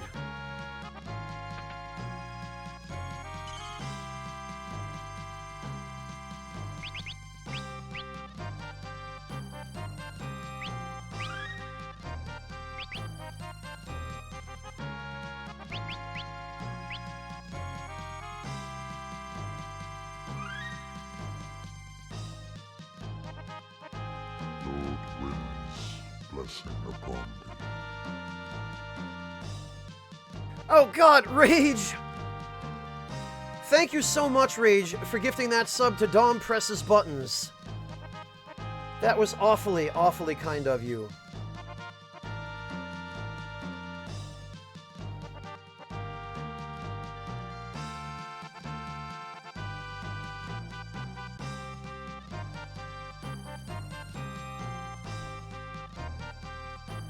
Yeah, right, Sokar.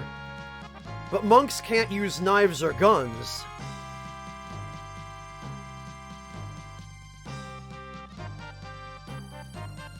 So it'd be really basic CQC.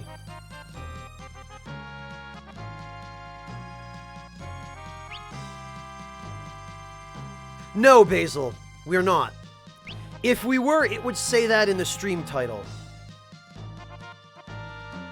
I guess I'm gonna have to just update the stream title to clarify that this isn't a special playthrough of some kind. Locked from the inside. Oh, but we can leave now. I think Galuf came from this way. Yeah, there we are.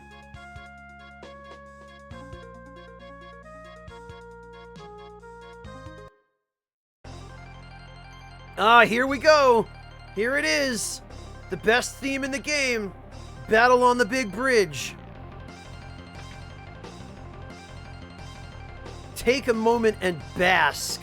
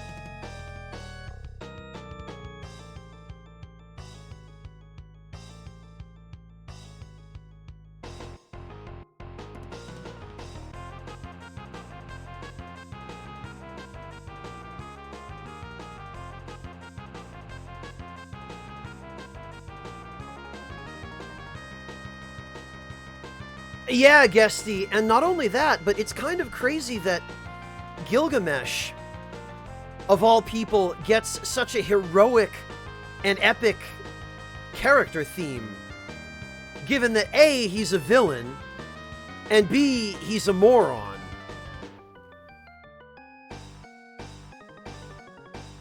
Oh no, monsters! From here on, it's monsters all the way. Watch yourselves.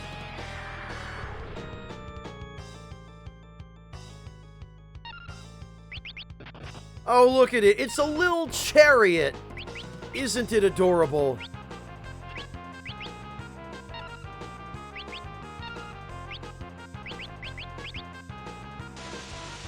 Now it's toast.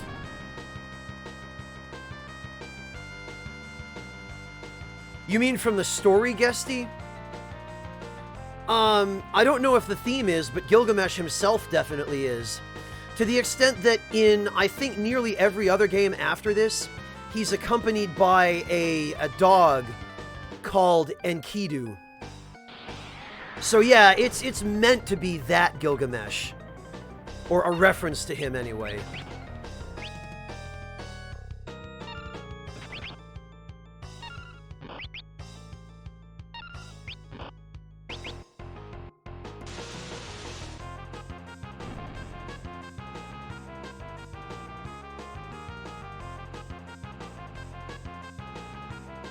Oh, Dom, that'd be Rage, who gifted you that sub.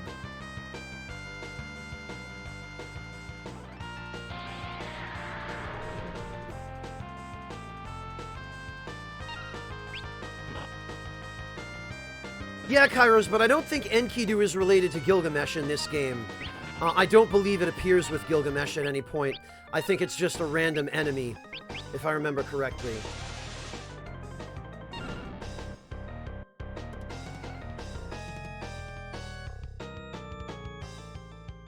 Oh, is it? Maybe I'm misremembering that from some other game.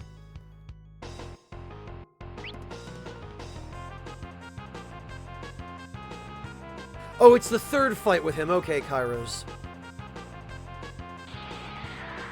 I know in almost all of the later games in which Gilgamesh appears, he's accompanied by Enkidu, but I couldn't remember. I thought it wasn't the case in this game.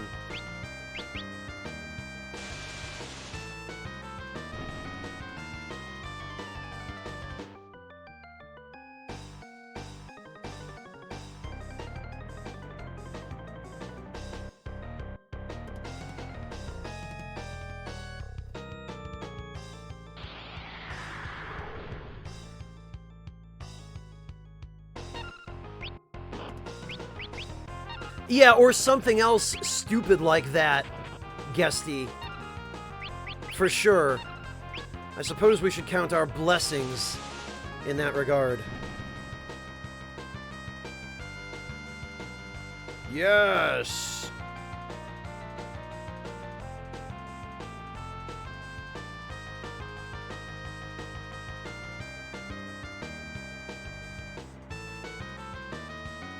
The iteration of him in FF12 was about the same as it is in FF14, I think. Andrew Anonymous. At least if I remember correctly.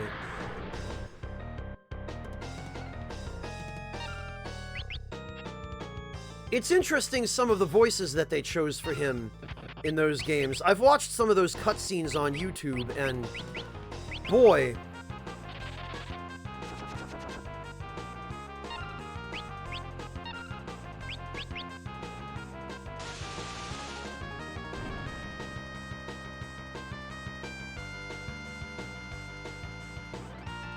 Not 15, Dandy Wizard, 14.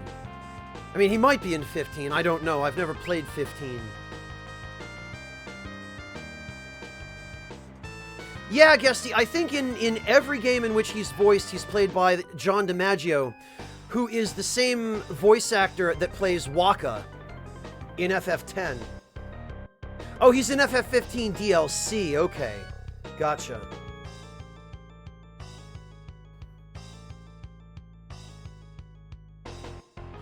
I don't think they ever caught on, Andrew Anonymous.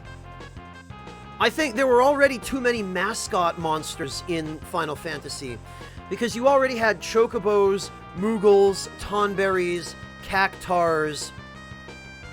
I mean, there were plenty as it was, and I guess a fifth was just too many. They never brought them back. Okay, Dom.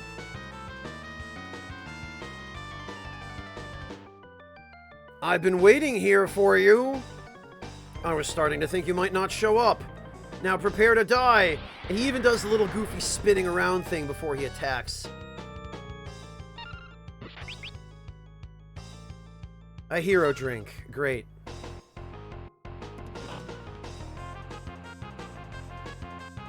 All right.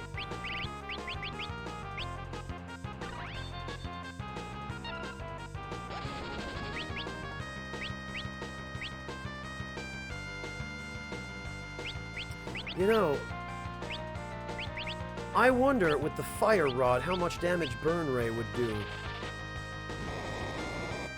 Not a lot.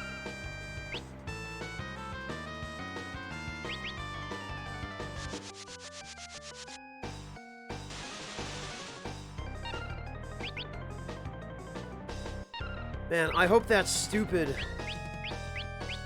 Genji equipment he's got is not a...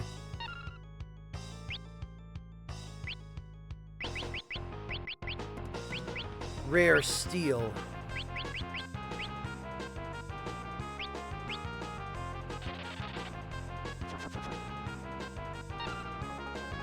No, Basil, that's just something Squaresoft added.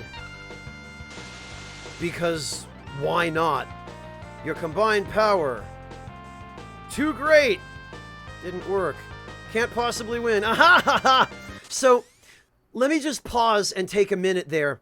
What is supposed to happen is, when he's going on about your combined power too great, etc., he's supposed to cast a ton of buffs on himself. Like, I think he's supposed to cast Haste and Protect and Shell. But I knew it was coming, and so I used the Mute Magic Sword to silence him, which prevented him from using any of his buffs. So now he's all dressed up with nowhere to go.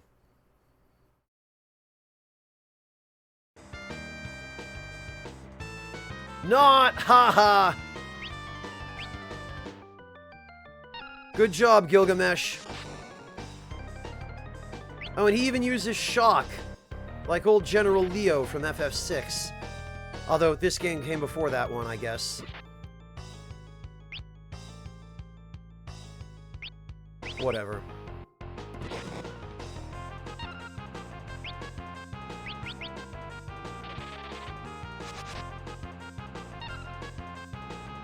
Urgh, I've got to be somewhere.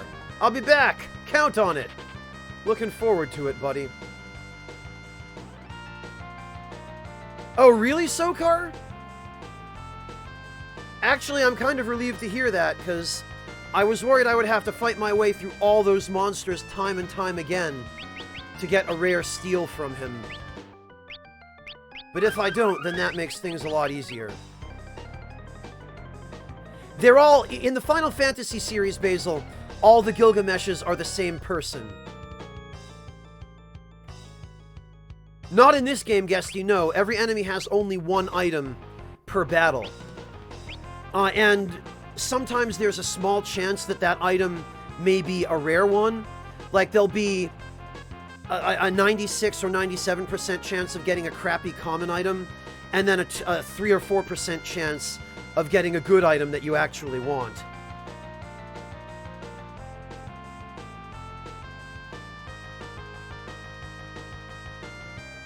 Correct, Basil. Because the Gilgamesh in FF9 still has multiple arms, and he starts off as a treasure hunter, which is pretty much his recurring story in every game, is that he's, I think what they did to derive his character in the Final Fantasy games is they sort of crossed Gilgamesh from the Epic of Gilgamesh with the Japanese figure Bankai. Because Bankai, much like the Gilgamesh in the Final Fantasy games, collected the weapons of people he defeated. Hey, breakfast! Let me see if I can...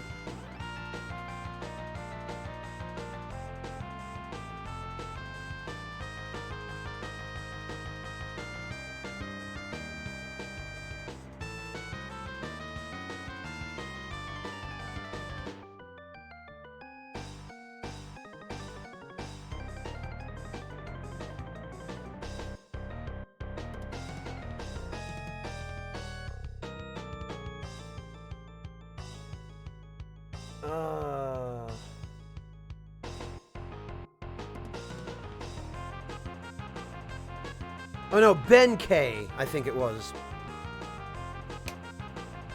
Not Bankai. I don't know where I got Bankai. Benkei, yes. Musashibo Benkei. Here it is.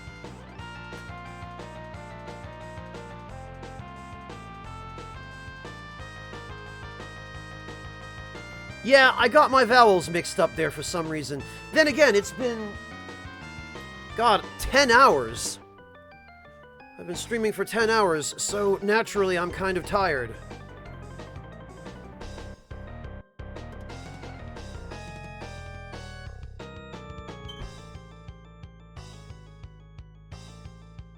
That's actually a pure coincidence. I've never actually watched Bleach and I know nothing about it.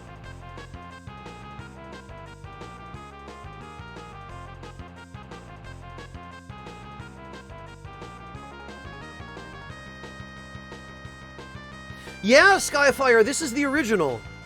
This is where the song is from. This was Gilgamesh's first appearance in the series, and it is where his now infamous theme song originated.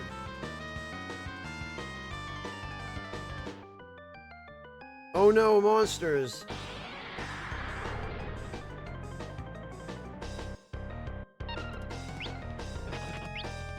Oh no, Neo Garula! Whatever am I gonna do? I bet I know.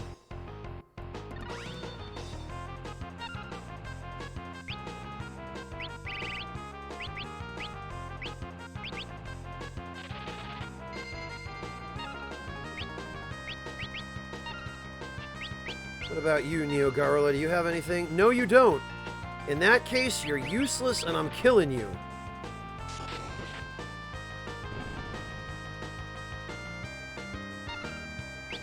Right after I've killed all your chump-ass friends.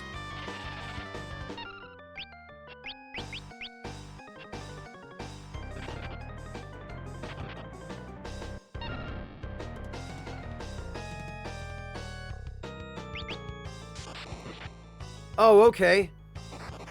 Neo Garula does not care about lightning. What about fire? It does care about fire. Alright, that settles that.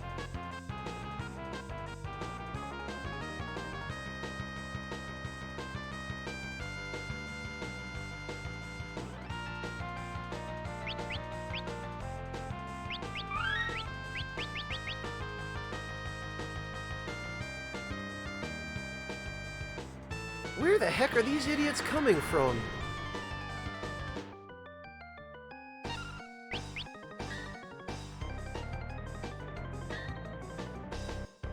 Also, what the hell kind of name is Fishite?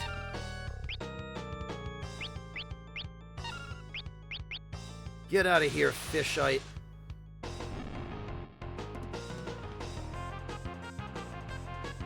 Oh, breakfast, you wise guy. I don't know why I expected anything different from you. Grandpa! Kryl! Grandpa, the barrier!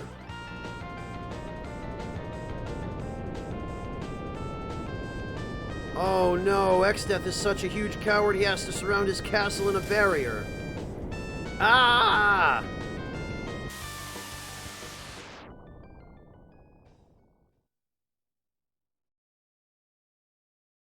Grandpa! Grandpa! Oh no, we got flung halfway across the world by that stupid barrier. Yeah, silly me, breakfast. What was I thinking? Ow, my face. Where in Hades? Oh boy. Garoshiana, the wilderness of all wildernesses. What a place to get thrown into.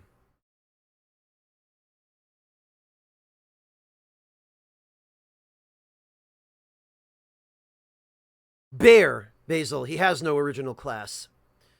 Galif, I'm sorry if it weren't for us. No, if it weren't for Galif refusing to let us go with him, this crap would never have happened. But I'm glad to see you.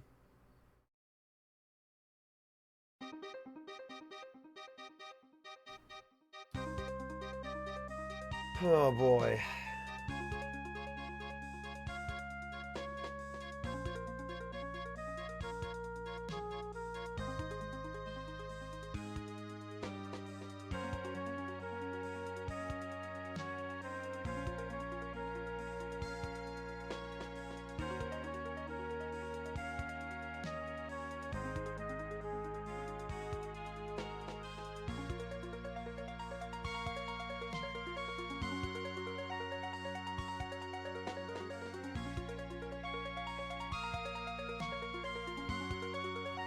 Okay, well, let's move on.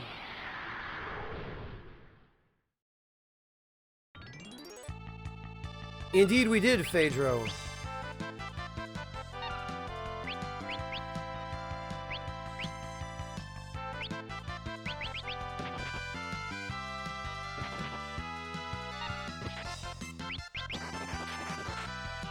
Gotta love that ancient sword.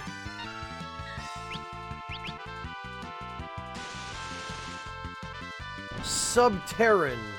Oh boy.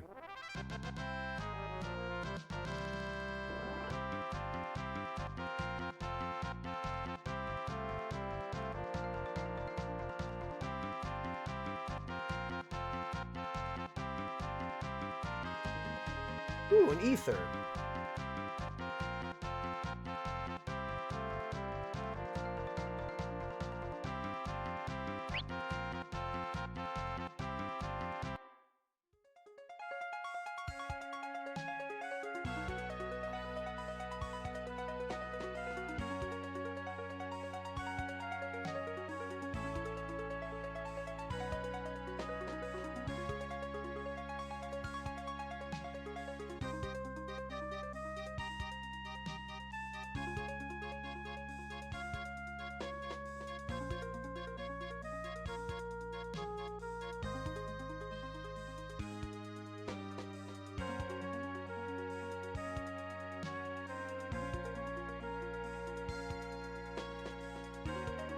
Well, Breakfast, I've never played Mystic Quest, but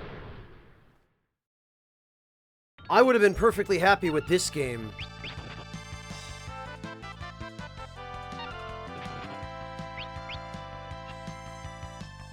Ten Crunch.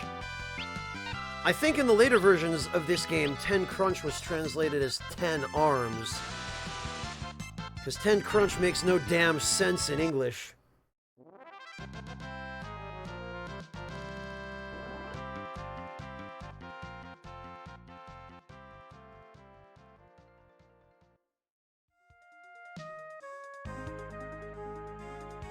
Well, we're not going that way.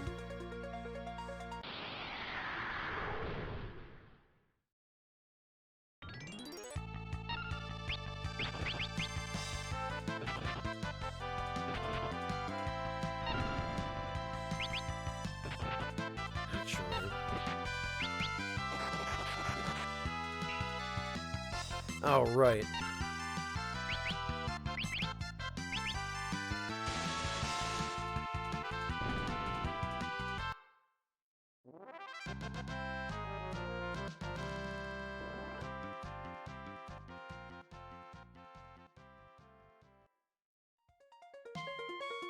Yeah, I've never heard anything good about Mystic Quest.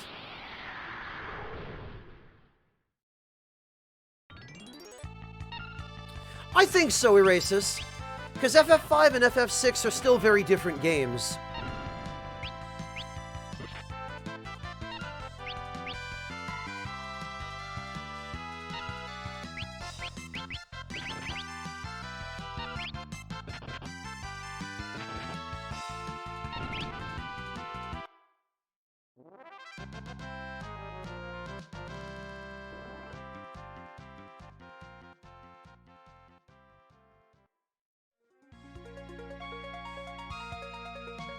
I don't remember how much further we're gonna have to go, but...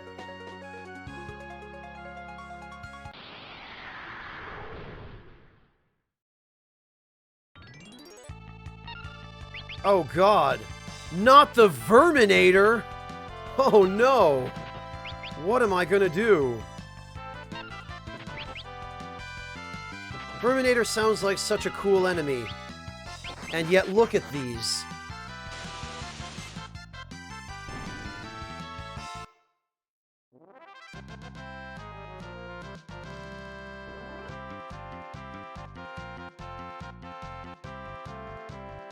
No, Breakfast, that's the Vile Blader. It's Matt's new Edge Sona.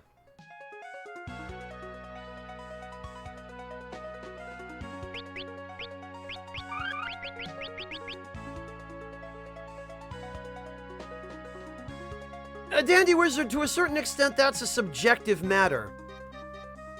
Because FF5 and 6 have combat systems that are both perfectly fine. And great, even. But just different from each other, you know?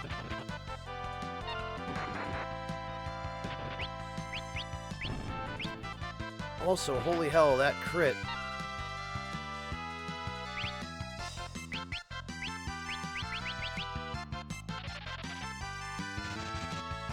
Yup, Goblin Punch still sucks.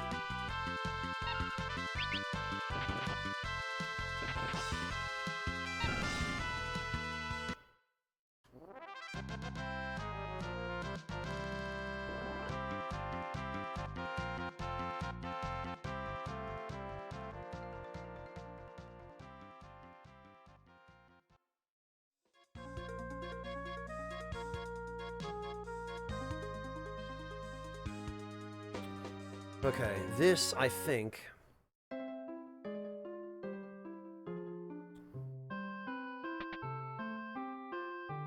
Weapons and armor. Good, that's what I like. Halcyon Blade. Now we got some stuff.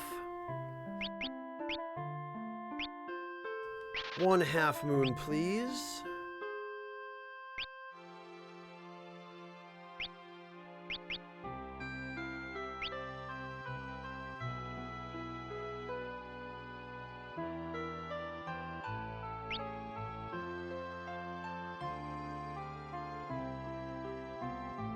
Oh dear.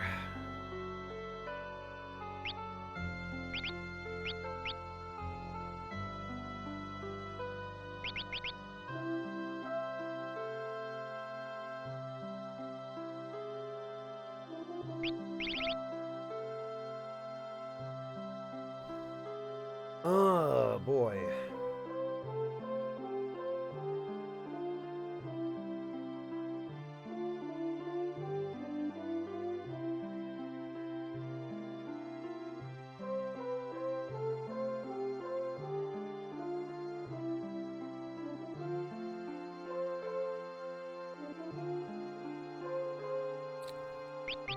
Let me just check again.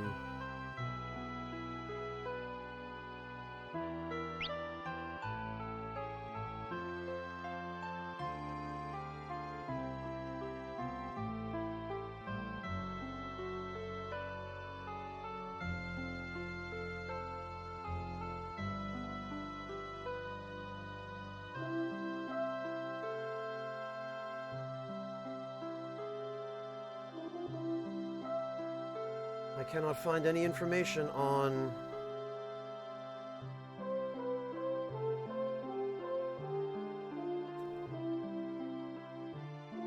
Oh, wait a minute.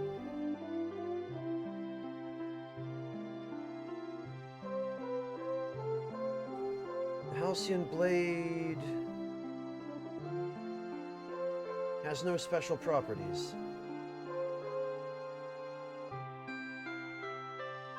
Oh, and the sword, the half moon sometimes puts enemies to sleep. That could be interesting.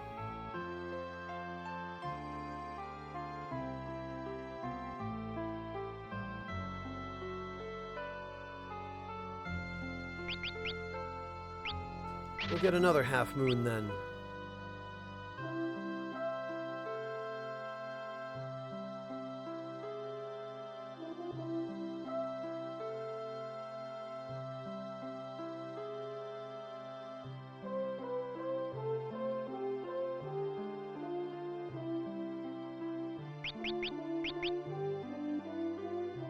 Alright.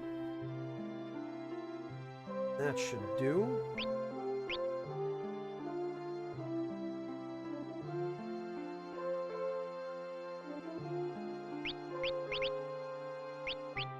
Okay, and it is significantly better. Reyna does not seem to be benefiting at all from the fire rod, so we will give her the half moon as well.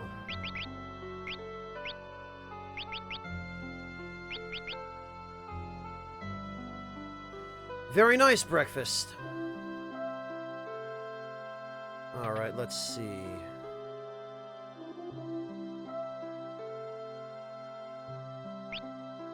Gold shield. I do believe I'd like another one of those. Oh, but I don't have enough money. Wizard hat, the gold armor, earth robes. Okay, yeah. There is some good stuff to be had here from the looks of it.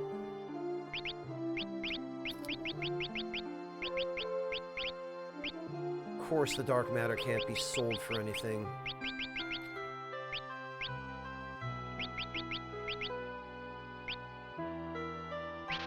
Ninja knives I can get rid of, I guess. The mage slasher I can get rid of. A katana I can get rid of. I'll keep one. A couple of the lightning rods we can get rid of as well, I think.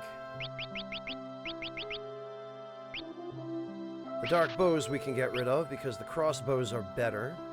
The coral sword we can firmly get rid of now. The plumed hats we can ditch. The poet robes. The mithril shields. Okay.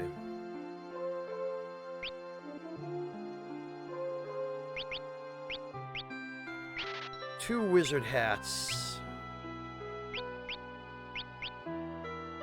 Two earth robes.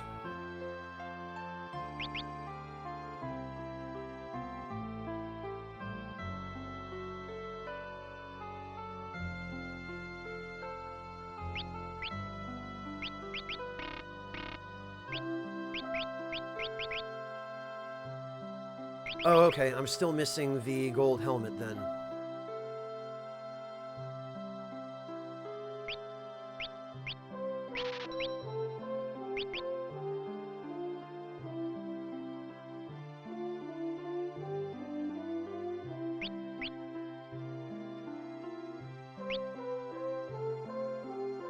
And yes, let's upgrade that. That is very helpful.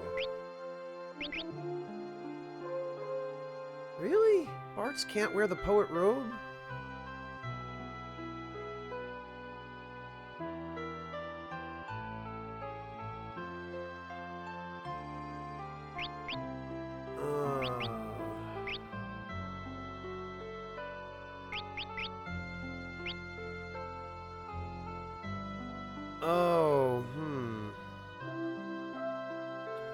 She loses one speed and one defense, but magic defense goes drastically higher. Alright, yeah. That's fine. At this point, Andrew Anonymous, it's going to be chicken knife.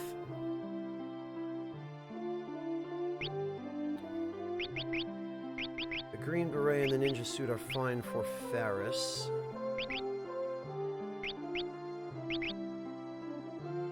The earth robe is a net gain for Galuf.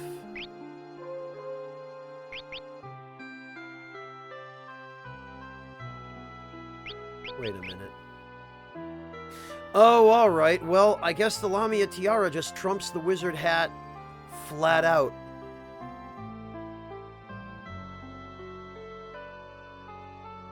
Yeah, so I've been told, Andrew Anonymous. Funny thing about that, isn't it?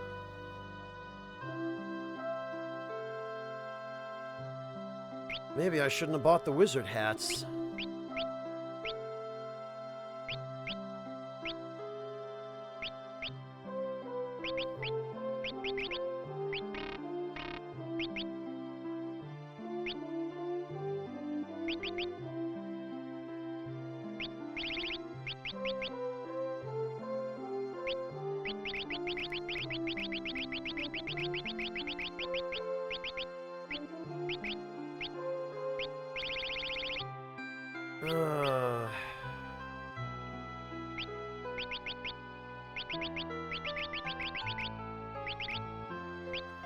Actually, I'm realizing just now I need to sell that mithril shield.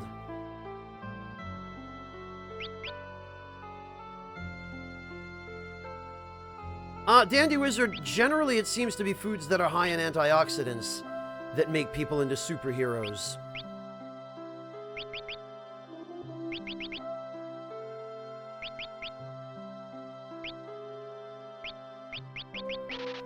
Okay, those can go.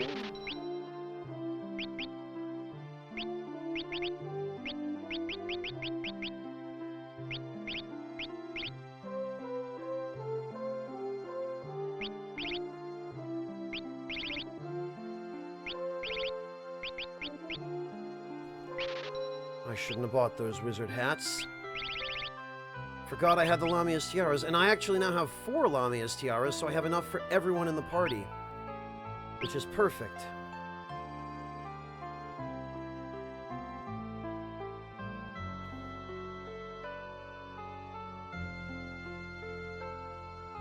I would like to think tea, Dandy Wizard.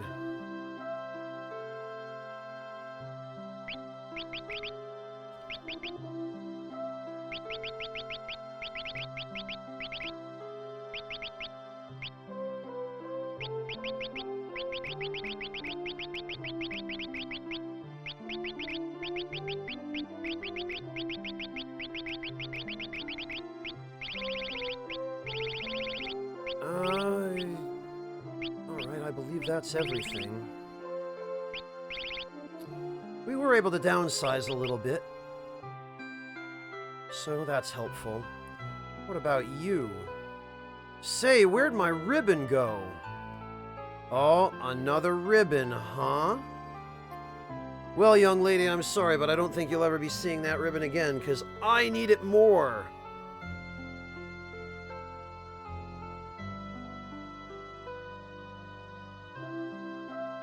This is the border town of Luger. Oh, actually, new magic. Yes, please. Gimme that new magic. Blink shell, finally.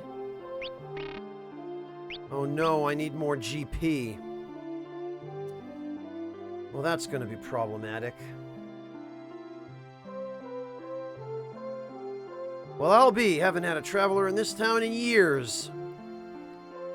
We're all super inbred and we've all got 12 toes. Is it true Exdeath is alive again? Better not go near the castle down south. Yeah, Exdeath's revived, but he'd never bother such a remote town as this. Sure. But I did see a Moogle, honest. He's a big liar saying he saw a Moogle. Bleh.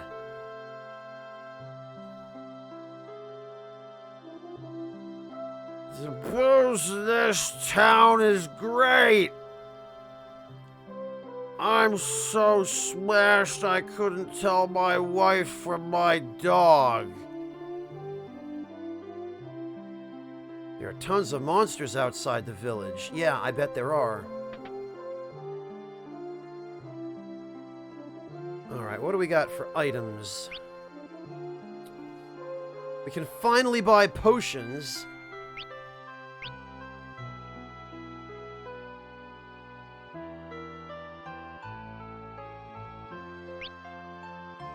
And holy water, finally. As well as the chemist drinks. How about that? That's excellent.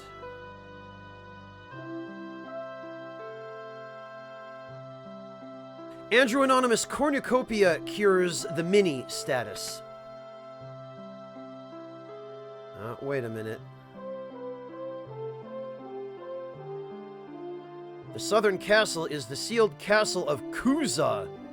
That's where the weapons used in the 1,000-year-old war are sealed. Kuza. Kuza. Kuja. It's almost like they took a bunch of ideas from FF9. From FF5, rather, for FF9.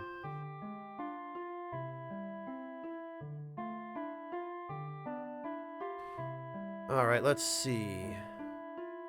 If you're on the stage, you gotta dance! Okay. Yeah, shake it, Bartz! Man, look at those sick moves.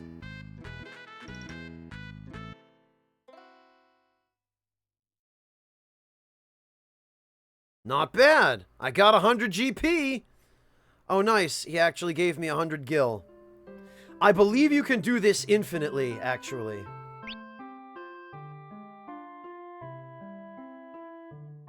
Yeah, Andrew Anonymous, it's really goofy, the concept of a maiden's kiss just in a bottle or something. JRPGs don't necessarily have to make sense, I guess. There ain't a dancer in this whole village. Why don't you dance for us? This is pretty good stuff. It tastes like motor oil, but it gets you smashed. Ever hear of Cornago's gourd? It can catch monsters slick as anything. Yes, I have. I really need one of those. Yeah, see, this stuff's thick as motor oil. Super called it. How about some Rugal whiskey? It's famous. Yay, a piano.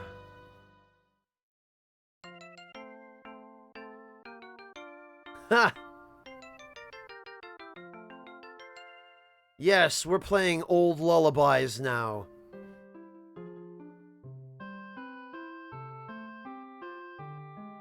Dandy Wizard, you ought to see Valkyrie profile.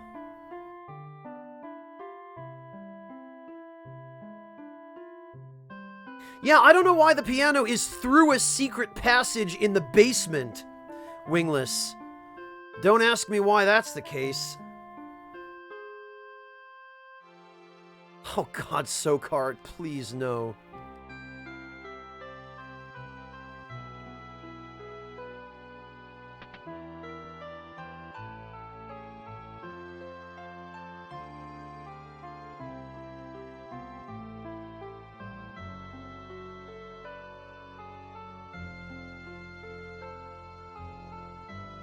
Wow, what a surprise. Customers, tonight's on the house. Thanks. You'd think this guy would be a little more desperate for money. You'd think that his first customers in 20 years, he would actually charge them.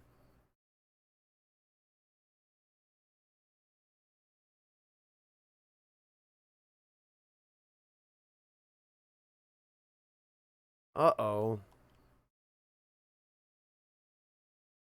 Where'd Galuf go?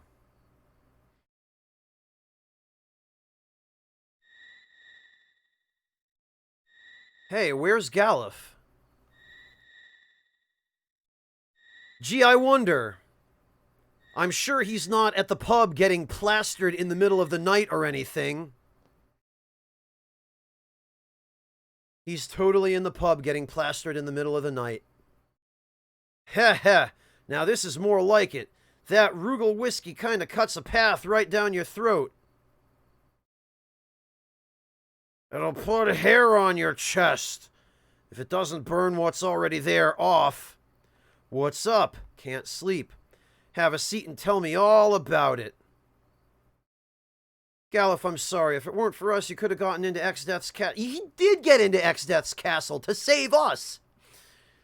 Even if I did get in, the barrier would have gotten me. I'd no idea they finished it. In fact, if it weren't for you all, I'd have been Galuf. But why'd you come here when you knew you could never return? No reason, really. I'm just a stupid JRPG protagonist. Anyhow, Bartz. Knock it off, Galuf.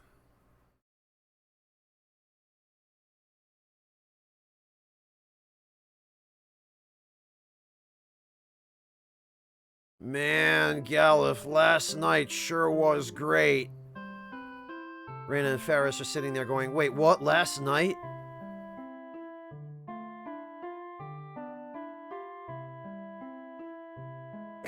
Does it, Sokar? I don't drink, so I can't really speak to that, but...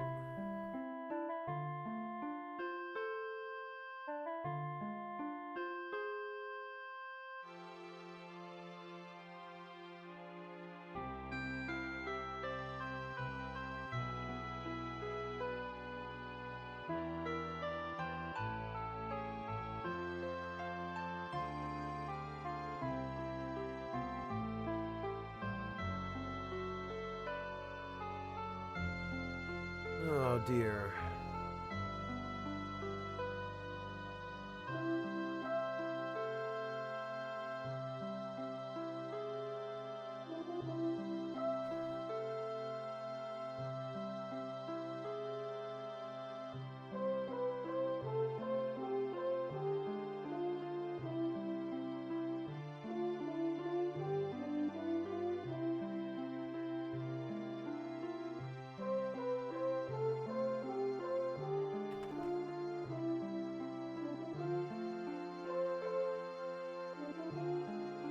Basil, he doesn't really have an origin story. He's basically just...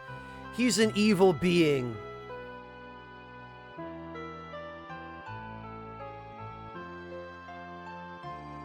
And honestly, Basil, that's something probably better to ask in the spoiler saloon, rather than here.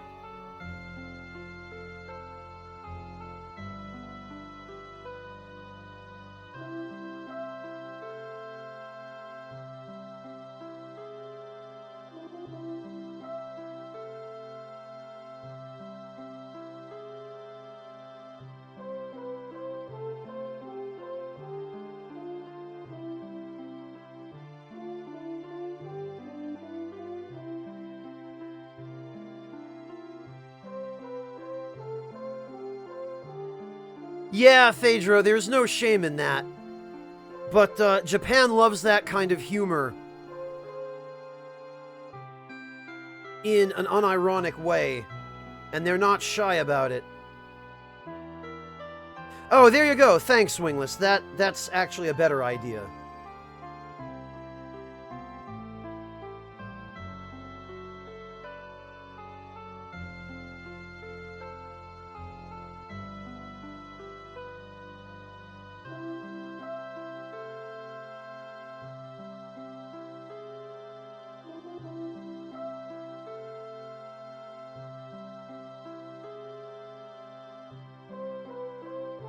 It's alright, Basil. Now you know.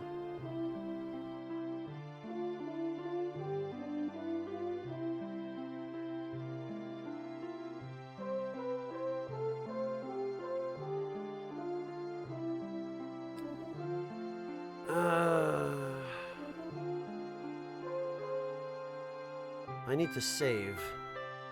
Guess we'll just step outside town and do that.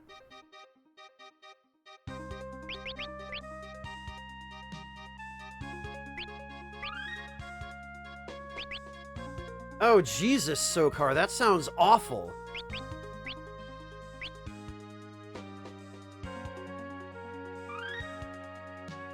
Yeah, there are, Sokar. If you look in the upper right corner of your chat window, unless you have it popped out and full screen, because it won't show in pop-out chat for some reason.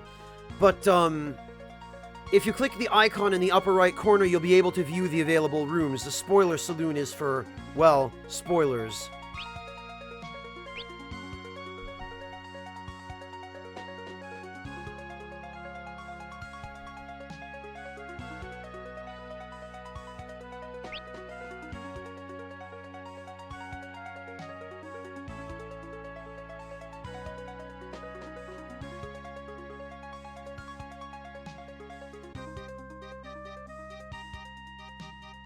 Yes, Andrew Anonymous, only because there is always someone in chat who hasn't played those games and who is interested in tuning in and watching the complete and utter lack of progress that I make.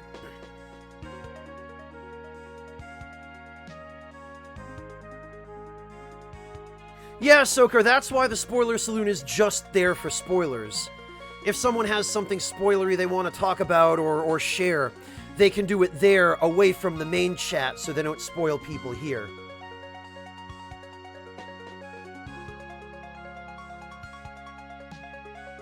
In any case, my god, it's been 10 and a half hours now.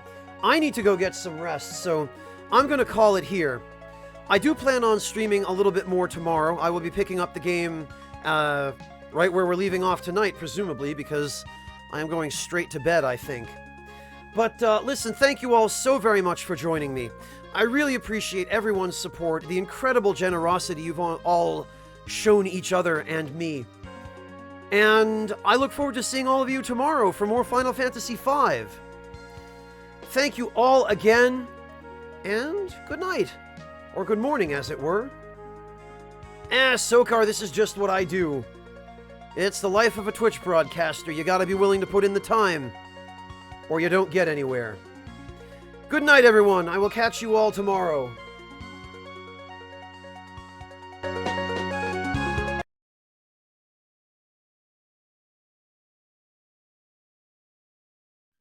Gott erhalte Franz den Kaiser, unseren guten Kaiser Franz.